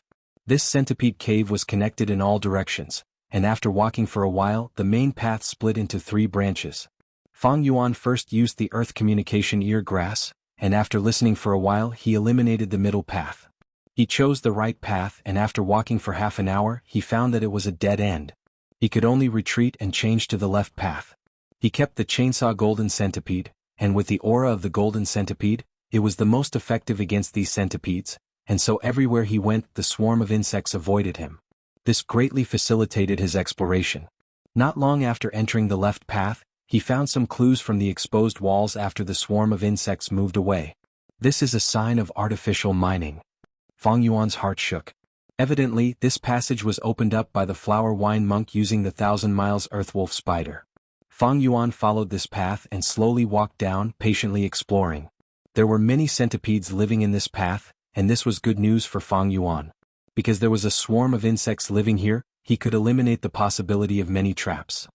This passageway was much longer than he had expected. Fang Yuan spent over 12 hours exploring and walked for close to 1.5 li. The slope of the path became more and more downward, and Fang Yuan gradually went deeper into the ground. Every once in a while he would stop and use the earth communication ear grass to listen, to eliminate as much possible danger as possible. Whoosh whoosh whoosh. What is this sound? Fang Yuan gradually heard a strange sound. Immediately he realized what this sound was. This is the sound of water? Could it be? His heart moved and he already had a vague guess. At the end of the path he saw a crystal wall. Behind the crystal wall was water. In the water, there were streams of grayish-white water, forming a spiral shape rotating around each other. It was like a miniature tornado, rising and falling, growing and multiplying endlessly. Just as I guessed, this is a natural spirit spring. Seeing this, Fang Yuan's eyes could not help but focus. Immediately he saw that there was something else in the spirit spring behind the crystal wall. A blue and white flower bud was floating leisurely in the spring water. This is actually the heavenly essence treasure lotus. Fang Yuan's heart shook. Chapter 167. Fang Yuan looked at the heavenly essence treasure lotus in front of him, and the doubts in his heart dissipated by half. He deduced the rough history. Turning back time close to 1,000 years ago. A rank 5 Gu master expert, alone, came to Qingmao Mountain, and coincidentally found this natural spirit spring in the underground cave. He was overjoyed and set up camp here, moving the mortal villages at the foot of the mountain, forming the embryonic form of the Guyue village. He wantonly married hundreds of wives and concubines, spreading his bloodline. He was the ancestor of the Guyue clan, the founder of the Guyue village. After the first generation passed away, time passed. The second generation, third generation, and finally the fourth generation. The fourth generation clan leader had a great aptitude, and also cultivated to rank 5, bringing the clan to another golden age. One day a demonic Gu master came to the village. He was a bald man dressed in pink and was a loner. He loved to violate the chastity of innocent girls. He was the famous demon of the demonic path at that time, the flower wine monk. This flower wine monk had some sort of fortuitous encounter, and knew the recipe to refine the heavenly essence treasure lotus. He made a lot of preparations and was just short of a natural spirit spring to refine this flower goo. He searched left and right, and finally chose the spirit spring in the Guyue village. Initially he used the moon orchid as a pretense to get close to the higher-ups of the Guyue clan, and finally found out the truth of the Guyue clan. Then, in the battle with the fourth generation clan leader, he used his great battle strength to almost obtain a complete victory. Not only did he kill the fourth generation, he even got rid of most of the clan elders. But he was poisoned by the Moonshadow Goo. The Moonshadow Goo was a goo that restricted the use of primeval essence, and was not fatal. But the flower wine monk was concerned about refining the heavenly essence treasure lotus, and did not want to massacre and attract unnecessary attention, hindering the refinement. Thus he chose to act in secret. Finally he secretly used the 1,000-li earthwolf spider to dig a tunnel, and stealthily came here. Using the materials he had prepared, he successfully refined the heavenly essence treasure lotus in the spirit spring. This heavenly essence treasure lotus had a great origin. Its refinement recipe was created by a righteous Gu master thousands of years ago. Genesis Lotus Immortal Venerable. Heavenly essence treasure lotus was only a rank 3 flower Gu. But after it advanced to rank 6 Heavenly Essence Treasure Imperial Lotus, it was ranked 6th among the 10 Great Immortal Goo. Its value was comparable to Spring Autumn Cicada. Heavenly Essence Treasure Lotus, known as a mobile spirit spring, it could produce Yuan Stone for Goo Masters. However, the cost of fusing it was extremely high. To refine the Heavenly Essence Treasure Lotus, a natural spirit spring was needed. This spring had to be filled with elemental energy. It couldn't be an elemental spring that had been used for many years and had a weak foundation. After the fusion was successful, the spirit spring would be completely useless, losing the ability to produce Yuan Stone and becoming the most ordinary spring water. The value of a natural spirit spring was enormous. Just look at how it fed Wuxia tribe and countless Goo Masters for close to 1,000 years. It was clear. Refining the Heavenly Essence Treasure Lotus would require the destruction of such a spirit spring. But this was just the beginning. In the future, to advance to rank 4, he would need to waste 7 spirit springs. At rank 5 he would waste another 9 mouths. At rank 6 he would need to waste another 11 mouths. Besides this, he would need to use other precious goo worms as supplementary materials, each of them priceless. If I had this Heavenly Essence Treasure Lotus, it would be like having a miniature spirit spring with me. Heavenly Essence Treasure Lotus is only rank 3. The Yuan Stone it produces cannot compare to a normal spirit spring, but it is enough to support my cultivation expenditure. There were many benefits to this. With the Heavenly Essence Treasure Lotus, he could directly produce Yuan Stone. His income would definitely be much higher than the 9-leaf Vitality Grass. With Yuan Stone, not only could he advance his cultivation, he would also have enough money to exchange for it. With this Treasure Lotus, Fang Yuan could reduce the amount of Yuan Stone he had to carry. In the Tusita flower, he could only store food and other things, greatly reducing the burden on his logistics. But I heard that the process of refining this Treasure Lotus is complicated and mysterious.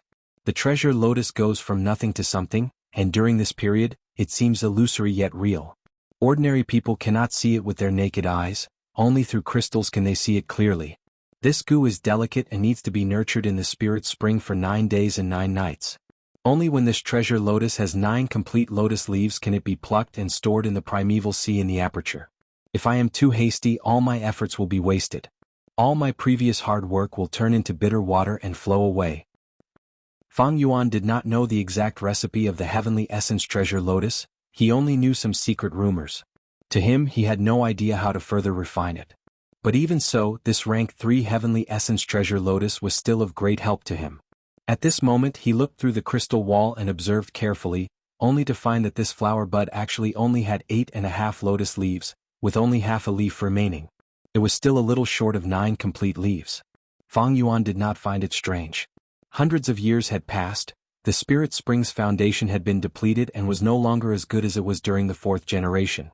This Heavenly Essence Treasure Lotus was equivalent to condensing most of the spirit spring's essence, and the Yuan Stone produced by the spirit spring was constantly being depleted, causing its foundation to decrease. Thus, the Treasure Lotus gradually turned around and replenished the spirit spring's losses. Only when there were losses would there be remnant leaves. The Heavenly Essence Treasure Lotus can only be plucked if it has 9 leaves. Right now there are only 8.5 leaves. If I want to pluck it, I will have to throw Yuan Stone into the spring. Yuan Stone was the crystallization of the spirit spring. It could nourish the Treasure Lotus and allow it to grow again. But don't underestimate this half a leaf. To grow it, a large amount of Yuan Stone would be needed. If I am not wrong, this crystal wall should be the effect of the moat goo. Fang Yuan tried to touch it with his hand, and found that this wall was both real and illusory, like a shadow of light. His hand went into the wall, but there was no obstruction. But he quickly withdrew his hand, not daring to go deep into the spirit spring. The spirit spring was most taboo to be polluted. He poured in his primeval essence, activating Tusita flower and taking out a Yuan Stone. He threw the Yuan Stone into the crystal wall, and as if the wall did not exist, the Yuan Stone went through it and quickly entered the spring. It crashed into the Heavenly Essence Treasure Lotus Phantom. The blue and white flower bud of the Heavenly Essence Treasure Lotus immediately shook like water. Almost in an instant, this Yuan Stone was digested by the Heavenly Essence Treasure Lotus. When the flower returned to normal, Fang Yuan focused his attention, but did not see any changes in the leaf. His expression was calm and he threw in tens of Yuan Stone, but the leaf still did not grow. Fang Yuan continued to throw in Yuan Stone, and at the same time, counted the number of Yuan Stone in his heart. When he threw in more than 500 Yuan Stone, he saw the leaf grow by a little. Seeing this, Fang Yuan's heart sank. According to this calculation, he would need to throw in more than 50,000 yuan stone at once. If he threw it in batches as time passed, the clan would continuously take out yuan stone, and the heavenly essence treasure lotus would consume itself to replenish this spirit spring. More than 50,000 yuan stone. I already have more than 10,000 with me, I still need 40,000. With his status as a clan elder, it was not difficult for Fang Yuan to gather 40,000 yuan stone. But the real problem was, once this heavenly essence treasure lotus was plucked, this spirit spring would be completely destroyed. At that time, it would definitely attract the wrath of the entire clan, and they would go crazy in their investigation. Fang Yuan was experienced, but his methods were limited. If he really did not care about the consequences, he would definitely be found. In reality, the higher-ups of the clan had long suspected him, but due to the wolf tide, they did not act up. Once the flower wine monk's inheritance was exposed, Fang Yuan would definitely be the first suspect. Even if Fang Yuan secretly escaped, he would be hunted down by the entire clan. I will not give up on the heavenly essence treasure lotus. Even without the recipe, who knows what will happen in the future. But once I pluck this goo, it will be like poking a hornet's nest and I will be killed. Fang Yuan thought to himself. To collect this heavenly essence treasure lotus, he had to wait for the right opportunity to appear. This heavenly essence treasure lotus should be the last of the flower wine monk's inheritance. But there are still many suspicious points in this whole matter. In order to refine the heavenly essence treasure lotus, the flower wine monk came here. But what unforeseen event happened that caused him to be heavily injured, and he hurriedly set up this inheritance before he died? The reason the flower wine monk set up the inheritance, Fang Yuan already knew. It was to take revenge on the Guiyue clan. If the heavenly essence treasure lotus was taken out from the spirit spring, no matter if it was successful or not, the natural spirit spring would definitely be destroyed. Without the natural spirit spring, the Guiyue clan would not have a base to stay here.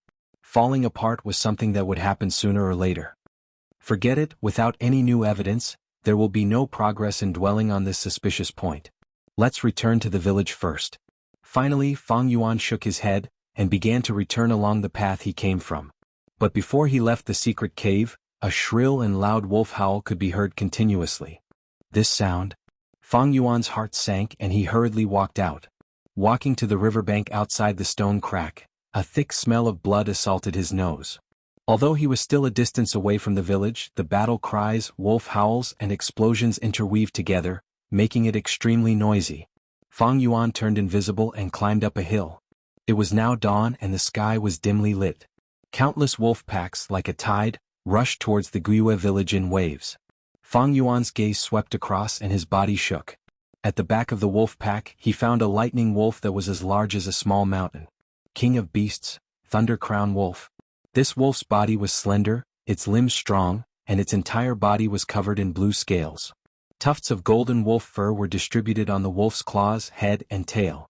Especially the fur on its head, it was all puffed up, forming the shape of a towering crown.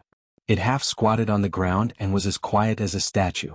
The frenzy lightning wolves and bold lightning wolves that were constantly howling around it only served to accentuate its elegance and nobility. It was only sitting on the ground, but it already brought great psychological pressure to the Guiyue clan. We finally welcomed the king of beasts. The Guiyue village has reached a crucial moment of life and death.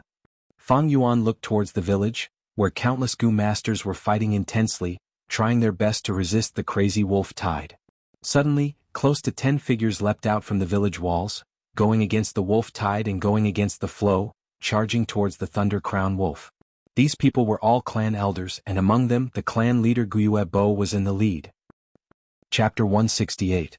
To fight the Thunder Crown Wolf, they had to take the initiative. Its strength was too great, and if they let it into the village it would cause a huge loss. This team was strong, with the rank 4 clan leader Guiyue Bo as the spearhead and the other clan elders as support. They had a great impact force. The wolf tide surged, but they went against the flow. Their teamwork was strict, like a warship, splitting the wind and waves, advancing forward bravely. Everywhere they went, they were invincible. The closer they got to the Thunder Crown Wolf, the greater the pressure from the wolf tide. Guiyue Bo's face was calm. Suddenly, he stretched out his right palm and slashed fiercely in front of him. Swoosh! A golden moon blade, the size of a grown man, formed in an instant and shot forward. Swoosh, swoosh, swoosh. After flying for a few meters, the moon blade suddenly changed, splitting into 3. The 3 moon blades moved side by side, bringing with them the sound of the wind. Like a knife cutting through flesh, 3 bloody paths were carved out. The wolf pack fell down, broken limbs flying everywhere and miserable cries could be heard. A frenzied lightning wolf growled, pouncing towards the Gu masters from the right. "Let me." A clan elder took a deep breath and suddenly turned from a skinny man to a fat man. There was a loud bang. He used his round belly and sent the frenzied lightning wolf flying. The frenzied lightning wolf was aggressive, and the greater the impact the stronger the rebound. It was thrown high up in the air, drawing an arc in the air and landing hundreds of meters away. The other clan elders also displayed their abilities. Some had long hair like needles shooting out from time to time, sweeping away groups of lightning wolves. Some had light armor on their bodies, enduring the biting of the lightning wolves. The Thunder Crown Wolf slowly stood up from its half-sitting position. It stared at the Gu masters charging towards it, its eerie eyes flashing with vigilance. It opened its mouth and let out a low growl, revealing its sharp and jagged teeth. The frenzied lightning wolves and bold lightning wolves heard its growl and immediately mobilized, pouncing towards the Gu masters. The Gu masters' charge slowed down, feeling a strong obstruction. Clan leader. Clan elders were counting on you. You must win. Countless pairs of eyes were focused on them. Countless cries rang out in the hearts of the clansmen. This was the most crucial battle. If they were defeated, the entire stronghold would face the danger of annihilation. If they won, they would have survived the most difficult moment of the Wolf Tide. This was a battle that would decide the life and death of the Wuxia clan. None of the clan elders retreated. They pushed forward while bathed in blood. Even though they did not lose a single person, they were all wounded. They killed their way through the encirclement and faced the Thunder Crown Wolf head-on. Healing like Gu. Suddenly, a middle-aged female elder stretched out her hands, and a pure white warm light surged out. It first flowed onto the clan leader's body, and then onto the elders' bodies one by one. This was a rank 3 Gu worm that could heal groups, immediately stopping the bleeding of the Gu masters' wounds, healing their light injuries and healing most of their heavy injuries. Accept the challenge. Guiebo roared. When the 5 elders heard the signal, they swung their hands and shot a crescent blade towards the sky. A clan elder suddenly roared, his muscles bulging and expanding to 3 times his original size, turning into a white-haired gorilla. It leapt to the front of the group, its 10 fingers clasped together. Guiebo stepped on its hands. It growled and kicked with all its strength, throwing Guiebo into the sky. Moon Invitation Gu. Guiebo opened his left hand, emitting a hazy whirlpool of purple moonlight. The elders' crescent blades were attracted by this purple moonlight whirlpool, swallowing them one by one. Slash. Guiebo's eyes shone with a sharp light, and with a thunderous voice, he chopped down with his palm. Whoosh. Wind and thunder roared, and a purple crescent blade, larger than a horse carriage, fiercely slashed towards the Thunder Crown Wolf. This crescent blade seemed slow but was actually fast. In an instant it hit its target. The Thunder Crown Wolf howled, and at the crucial moment, its body lit up with a lightning armor. Bam! The next moment, an intense explosion occurred, and the sky was filled with eerie blue lightning and deep purple moonlight. Countless people squinted their eyes, and the air currents surged, sending countless ordinary lightning wolves flying. After the intense light disappeared, the Gu masters were already engaged in an intense battle with the Thunder Crown Wolf. The clan elders were all experienced and had great teamwork. An old man's white hair fluttered in the wind, shooting out needles like rain. A woman's nostrils were filled with fire like snakes, and she breathed out a wave of orange flames, attacking from both sides. 3 Gu masters, one turned into a white ape, and the other had skin as hard as steel, restraining the Thunder Crown Wolf. One threw out a puppet Gu, injecting primeval essence into it, turning it into a rattan shellgrass soldier or a red spearwood soldier, acting as cannon fodder and attracting firepower. The healing Gu masters stayed at the periphery, activating healing light Gu from time to time. There were also defensive Gu masters protecting them. The Thunder Crown Wolf was stunned. On its right forelimb there was a huge wound and blood flowed out continuously. This was the result of that purple crescent blade. It growled continuously, falling into the Gu master's meticulous trap. It wanted to exert strength but was unable to do so. The Gu masters moved and jumped around it like fleas around cats and dogs. They continued to move and pull space. Their teamwork was extremely good. But good times did not last long. The Thunder Crown Wolf gradually adapted, and the wounds on its body healed. It was obvious that there was a healing Gu worm in its body. This is very bad news. The existence of a healing Gu meant that this was a war of attrition. Wild goo worms could directly use the natural primeval essence in the air, but goo masters could only use the primeval essence stored in their aperture.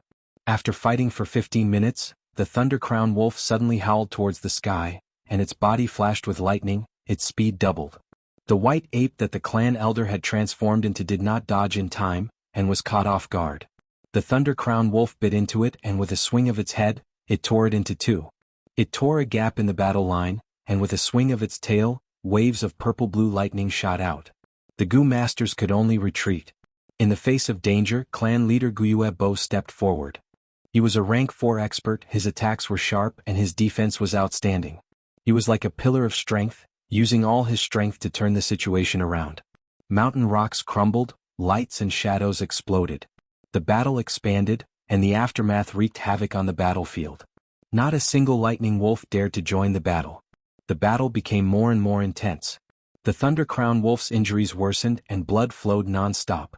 Some wounds were so deep that bones could be seen. The goo masters also suffered heavy losses, losing 6 clan elders one after another. If not for the clan elders in the village rushing out to provide support, the battle would have already collapsed. Everyone hold on and we will win.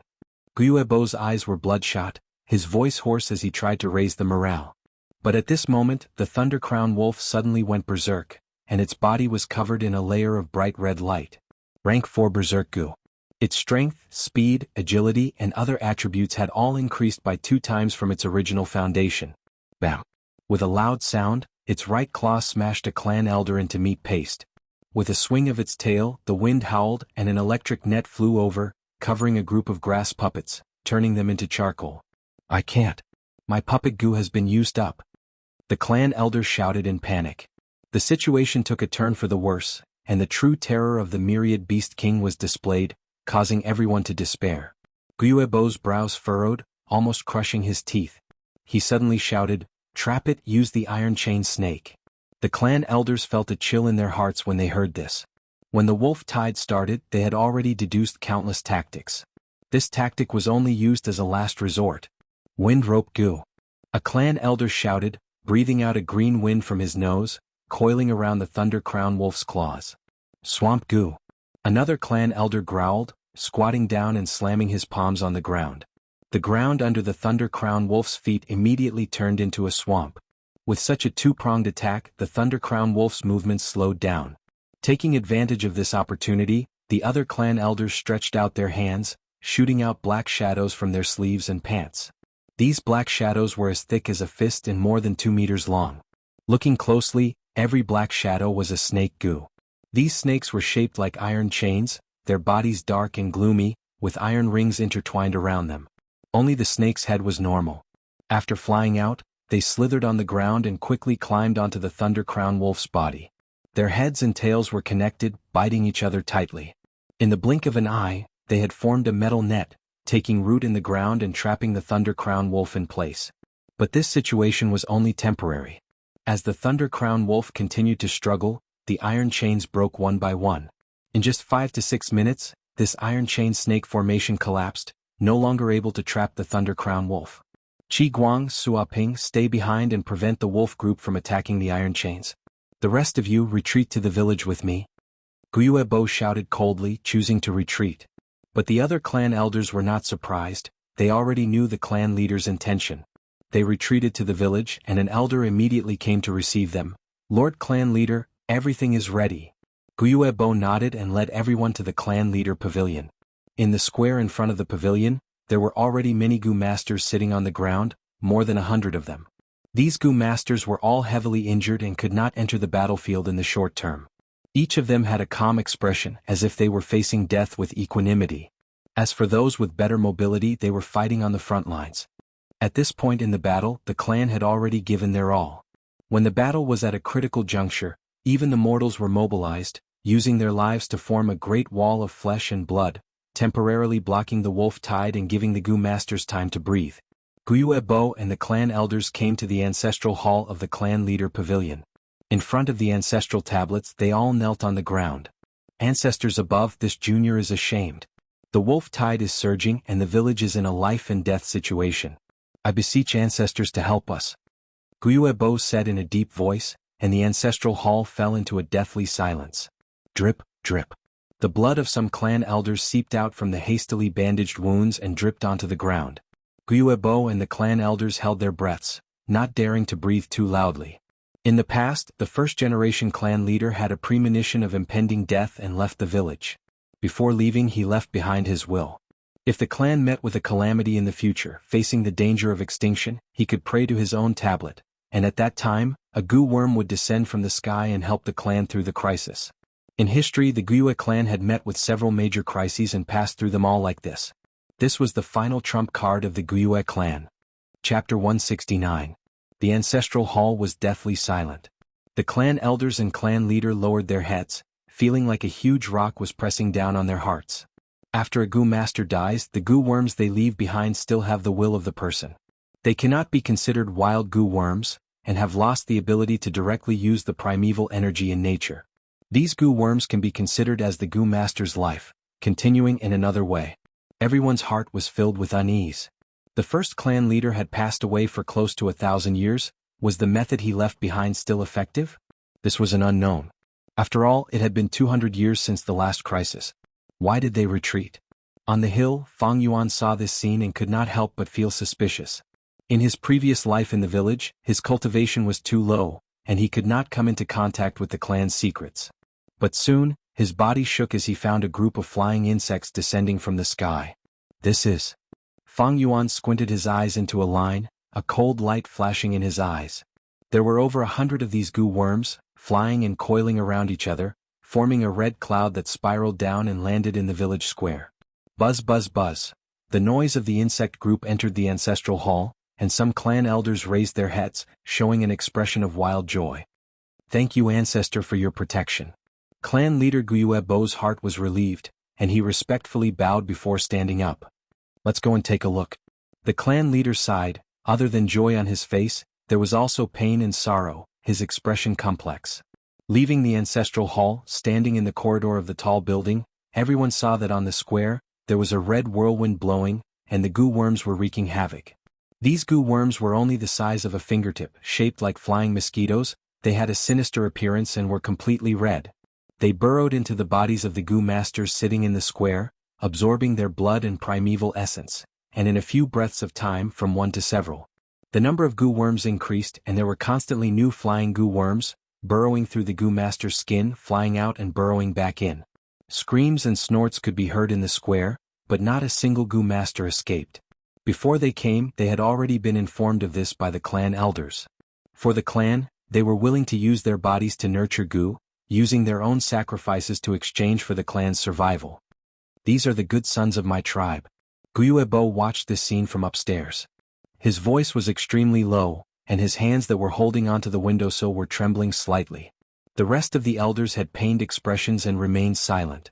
This situation was exactly the same as the family's records. This group of Gu worms left behind by the first-generation ancestor had to be fed with the lives of Gu masters before they could be satisfied. Only then would they be able to help the clan resist external enemies. Soon this group of flying Gu were full. They flew up again. Their momentum was even greater, and in a short period of time, the swarm's numbers had increased by dozens of times. Leaving behind a pile of white bones on the square, they formed a scarlet hurricane that whistled towards the wolf pack outside the village. It really is the flying guillotine. Fang Yuan thought to himself as he watched the scene from the hillside far away. This blood guillotine was a rank 5 Gu worm, nurturing and using in one. It was extremely mystical. It feeds on Gu master's vital blood essence, and after it is full, it will split and split from 1 to 2, from 2 to 4. If it was hungry and could not find food for the time being, it would devour each other, reducing the size of the group to maintain its own consumption of life. When the flying guillotine was at its peak, the flying insects covered the sky and earth, able to destroy entire villages, and were even more terrifying than many rank 6 Gu worms. When it was weak, there were only 1 or 2 of them, and they were all alone, not even comparable to a rank 3 Gu. Especially when this flying guillotine evolved further, it would become the famous rank 6 demonic Gu blood deity. Among the top 10 demonic Gu in the world, it was ranked 7th. When Fang Yuan created the blood-winged demon sect in his previous life, the first thing he wanted to refine was not the spring-autumn cicada, but the blood deity. Unfortunately, there were many things in this world that he could not do anything about. Due to various reasons he could only settle for the next best thing and refine the spring-autumn cicada. This group of flying guillotines numbered in the tens of thousands. They swept through the battlefield like a hurricane, and everywhere they went, the wolves howled. They swept left and right, drilling into the bodies of the lightning wolves. In just a few breaths, the blood of the lightning wolves was sucked dry by the flying guillotine. But this beast blood could not split the flying guillotine. Only a Gu master's blood essence that contained primeval essence could have this effect. One by one, the lightning wolves were turned into dried corpses, falling to the ground, losing all signs of life. Only bold lightning wolves and frenzy lightning wolves could spit out electric currents that could restrain these flying guillotines. However, they usually only managed to electrocute a small group of flying insects before they were swarmed by the densely packed flying guillotines behind them, sucking them dry. Oh! The iron net broke, and the Thunder Crown Wolf regained its freedom, letting out an angry howl. The flying guillotines sensed it and gathered together, forming a large red cloud that covered an area of several mu, firmly covering the Thunder Crown Wolf. The Thunder Crown Wolf's tail swung around and blue electric plasma burst out. Hundreds and thousands of flying guillotines were electrocuted into charcoal in an instant. The crackling sound was like firecrackers exploding. A gust of wind blew, carrying with it the unpleasant smell of the burning flying guillotines. The flying guillotine was indeed a rank 5 Gu worm, but it was not controlled by anyone and could only attack by force. On the Thunder Crown Wolf's body, there were many rank 4 Gu worms, and some of them had a wide attack range which countered the flying guillotine. The flying insects surged like a red cloud, and the Thunder Crown Wolf that was the size of a small mountain roared and struggled, howling as it moved. The Thunder Crown Wolf's huge body had become its weakest point, and was targeted by the fingertip-sized flying guillotines. The battle was intense and large numbers of flying guillotines fell to the ground. The Thunder Crown Wolf's scales were broken, and some of the flying guillotines drilled into its body, sucking blood wantonly. The Thunder Crown Wolf had no choice but to spray electric plasma on its body, electrocuting these flying guillotines to death. This way, its muscles were gradually roasted, emitting a rich meaty aroma. The wolf tide's attack on the village had already stopped. Countless lightning wolves, under the Thunder Crown Wolf's call, charged towards the insect swarm.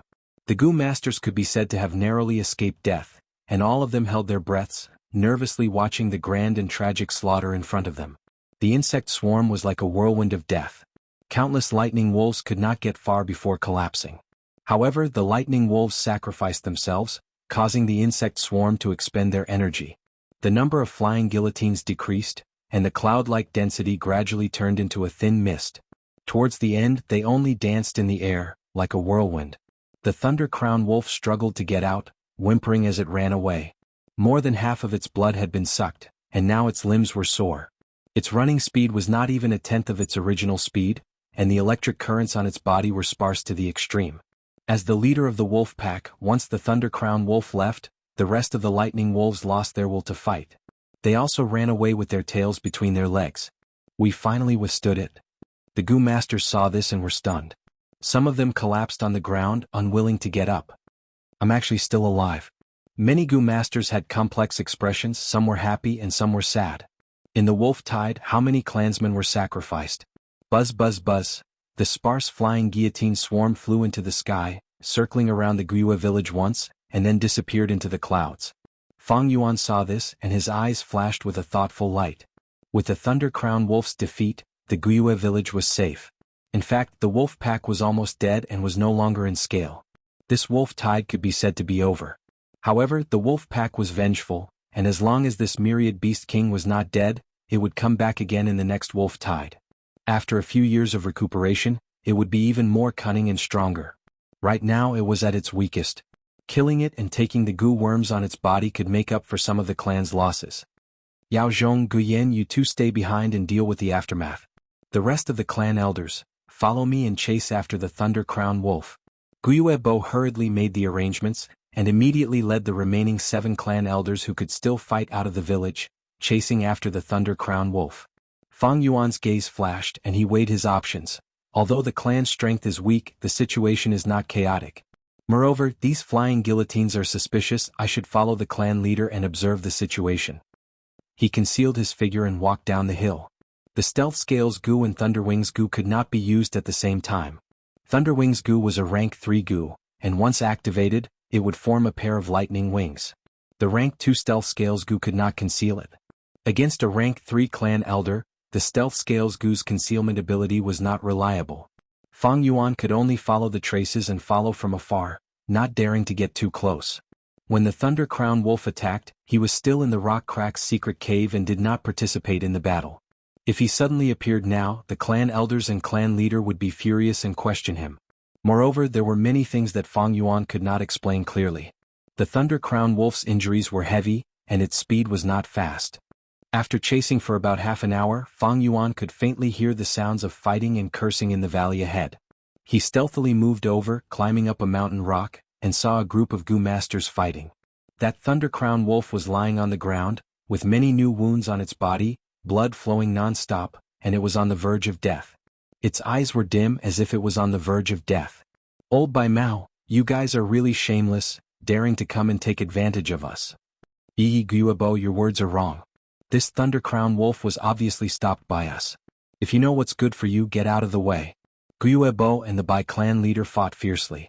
There were 3 Thunder Crown Wolves in the wolf den, all of them were myriad beast kings, each leading a pack of tens of thousands of wolves. They did not belong to each other and no one could suppress the other. The wolf pack's movements were always about teamwork. The 3 Thunder Crown Wolves also developed intelligence, and started hunting the 3 remaining beast packs on Qing Mao Mountain. In their eyes, humans were also wild beasts and even more so, prey. In their understanding, the wolf tide was a large-scale hunt where everyone went out of their nest. On Qing Mao Mountain, Guiyue Xiong and Bai clans had been in a stalemate for hundreds of years, and naturally had their own trump cards. Xiong clan was the weakest, and was still resisting the wolf tide with difficulty. Bai clan had risen in recent years, and their overall strength had already surpassed the Guiyue clan. After killing the Thunder Crown Wolf and repelling the wolf tide, the Bai clan leader brought a group of clan elders and rushed to the Guiyue village to see if there was anything to take advantage of. Who would have thought they really did take advantage of a loophole and trapped the Thunder Crown Wolf in this valley? On the Thunder Crown Wolf's body, there were many Gu worms, some as high as rank 4. The Thunder Crown Wolf's blood, skull, eyes and fur were all precious refinement materials. The Guiyue clan would definitely not give it up, and in their anger they started an intense battle. Yi Fang Yuan, you really came. I've been waiting for you for a long time. On the mountain wall, a cold laugh could be heard. Fang Yuan raised his head, and saw a white-clothed young man descending from the sky, an ice blade whistling through the air, mercilessly slashing towards his face. Chapter 170. White clothes, one arm, snow-white hair, blue eyes. If not by Ning Bing, who else could it be? Before the ice blade even reached his body, Fang Yuan felt a cold aura assaulting him, like a cold star falling to the ground. The killing intent was cold and merciless. Fang Yuan's eyes were eerie black, not moving in the face of danger. He leapt backwards and poured his primeval essence into the sky canopy Gu, creating a white armor to protect himself. With a muffled sound, the ice blade heavily struck the ground, and in that instant, a pile of white icicles burst out, protruding from the ground. Crack crack. The sharp icicles protruded all the way, extending in a straight line towards the direction Fang Yuan was retreating, forming an ice path. Fang Yuan lightly flipped to the side, dodging it.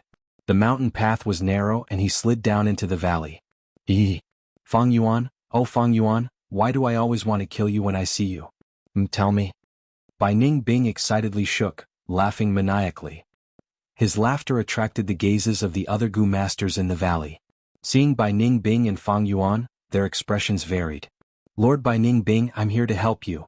A Bai clan Gu master who was standing at the side shouted, pouncing towards Fang Yuan. Clan leader, it's our clan's Fang Yuan. A Guiyue clan Gu master shouted. I know. Clan leader Guiyue Bo's expression was uncertain.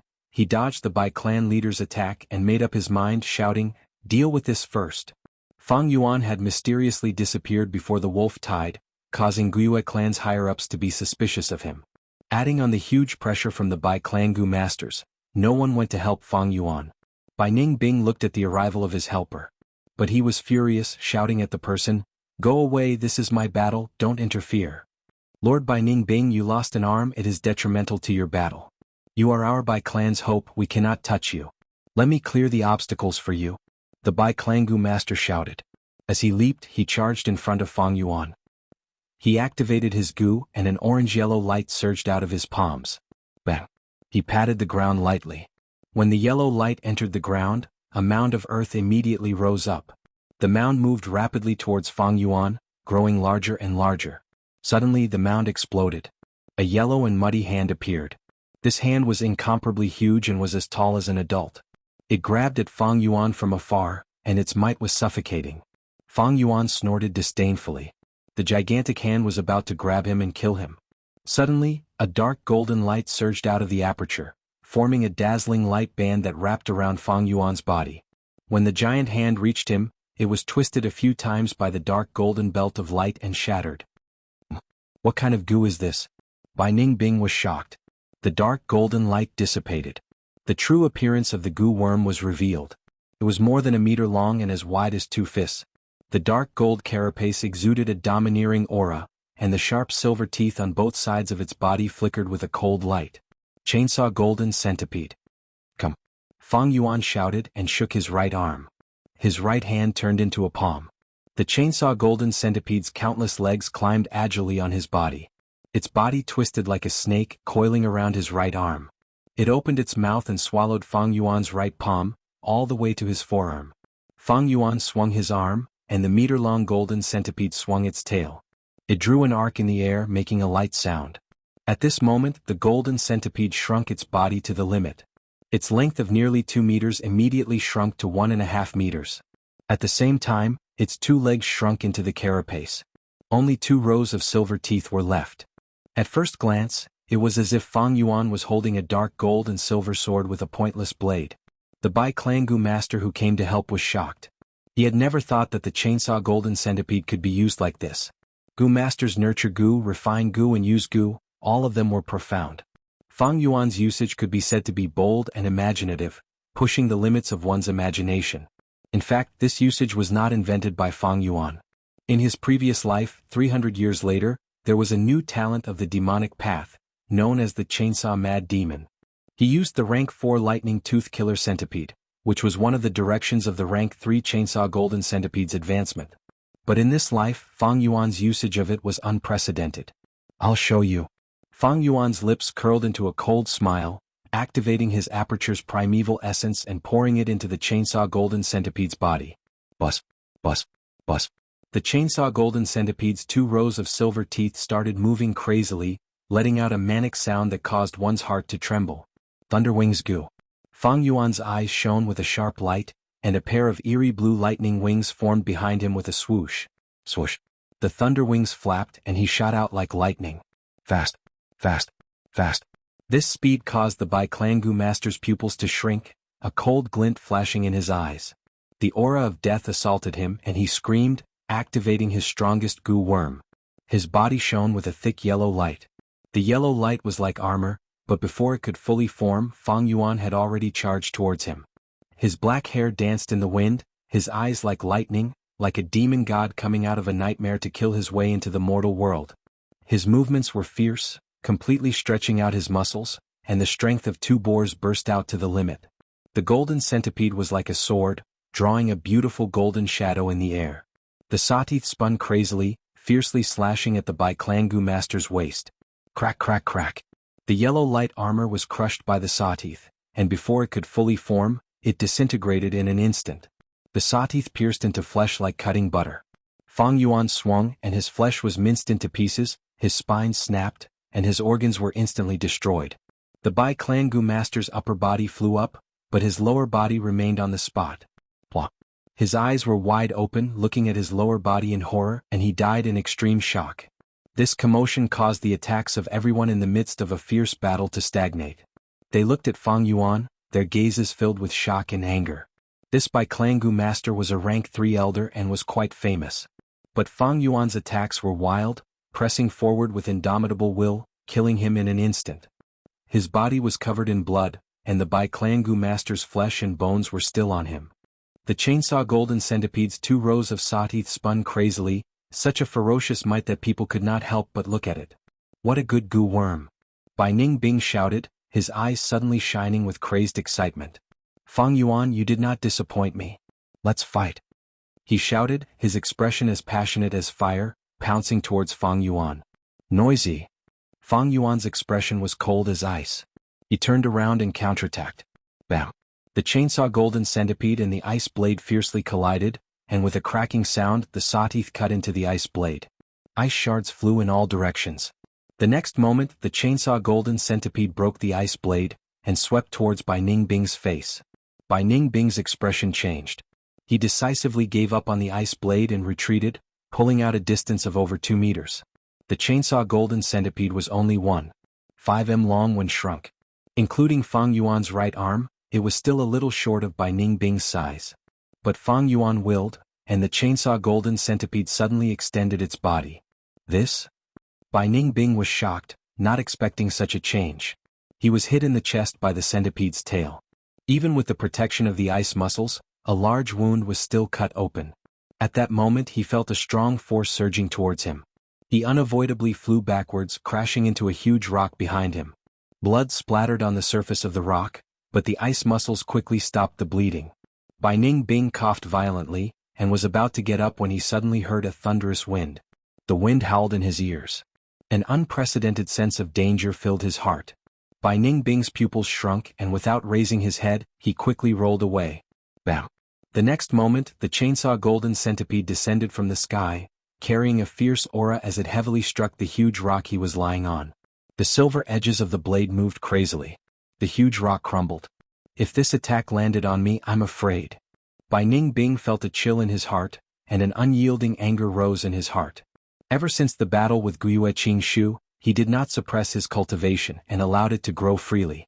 Although he lost an arm, his cultivation was still intact, but he was actually suppressed by a rank 3 initial stage Fang Yuan.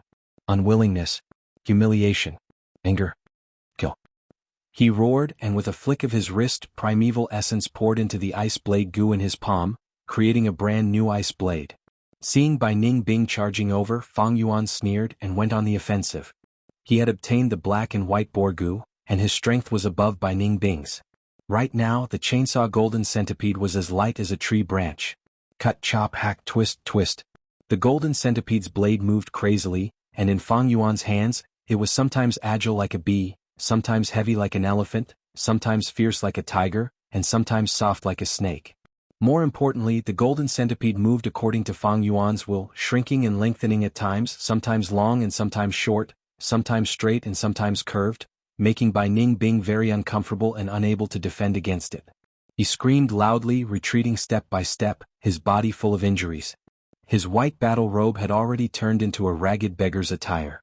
Fang Yuan's black wind danced, and his expression was cold as he displayed his proficient sword skills, blade skills, axe skills, and rod skills. He combined all of them together, and the chainsaw golden centipede became a deadly weapon. Goo worms also depended on who was using them. Good one, Fang Yuan. Bai Ningbing screamed. Countless ice blades were destroyed, and he finally realized that he could not fight with Fang Yuan head-on. His body was bathed in blood, and his ice muscles' defense was almost broken, but this made him even more passionate for battle. If close combat was not possible, then long range. Bluebird ice coffin goo. Bai Ningbing pulled some distance away and spat. Birds flapped their wings, flying towards Fang Yuan. Fang Yuan was not flustered, and his expression did not change. With a flick of his left wrist, the blood moon blade intercepted these ice birds, causing them to self-destruct in the air.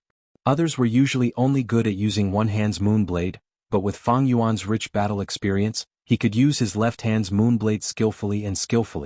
Bai Ningbing saw that this did not work and used icicle goo.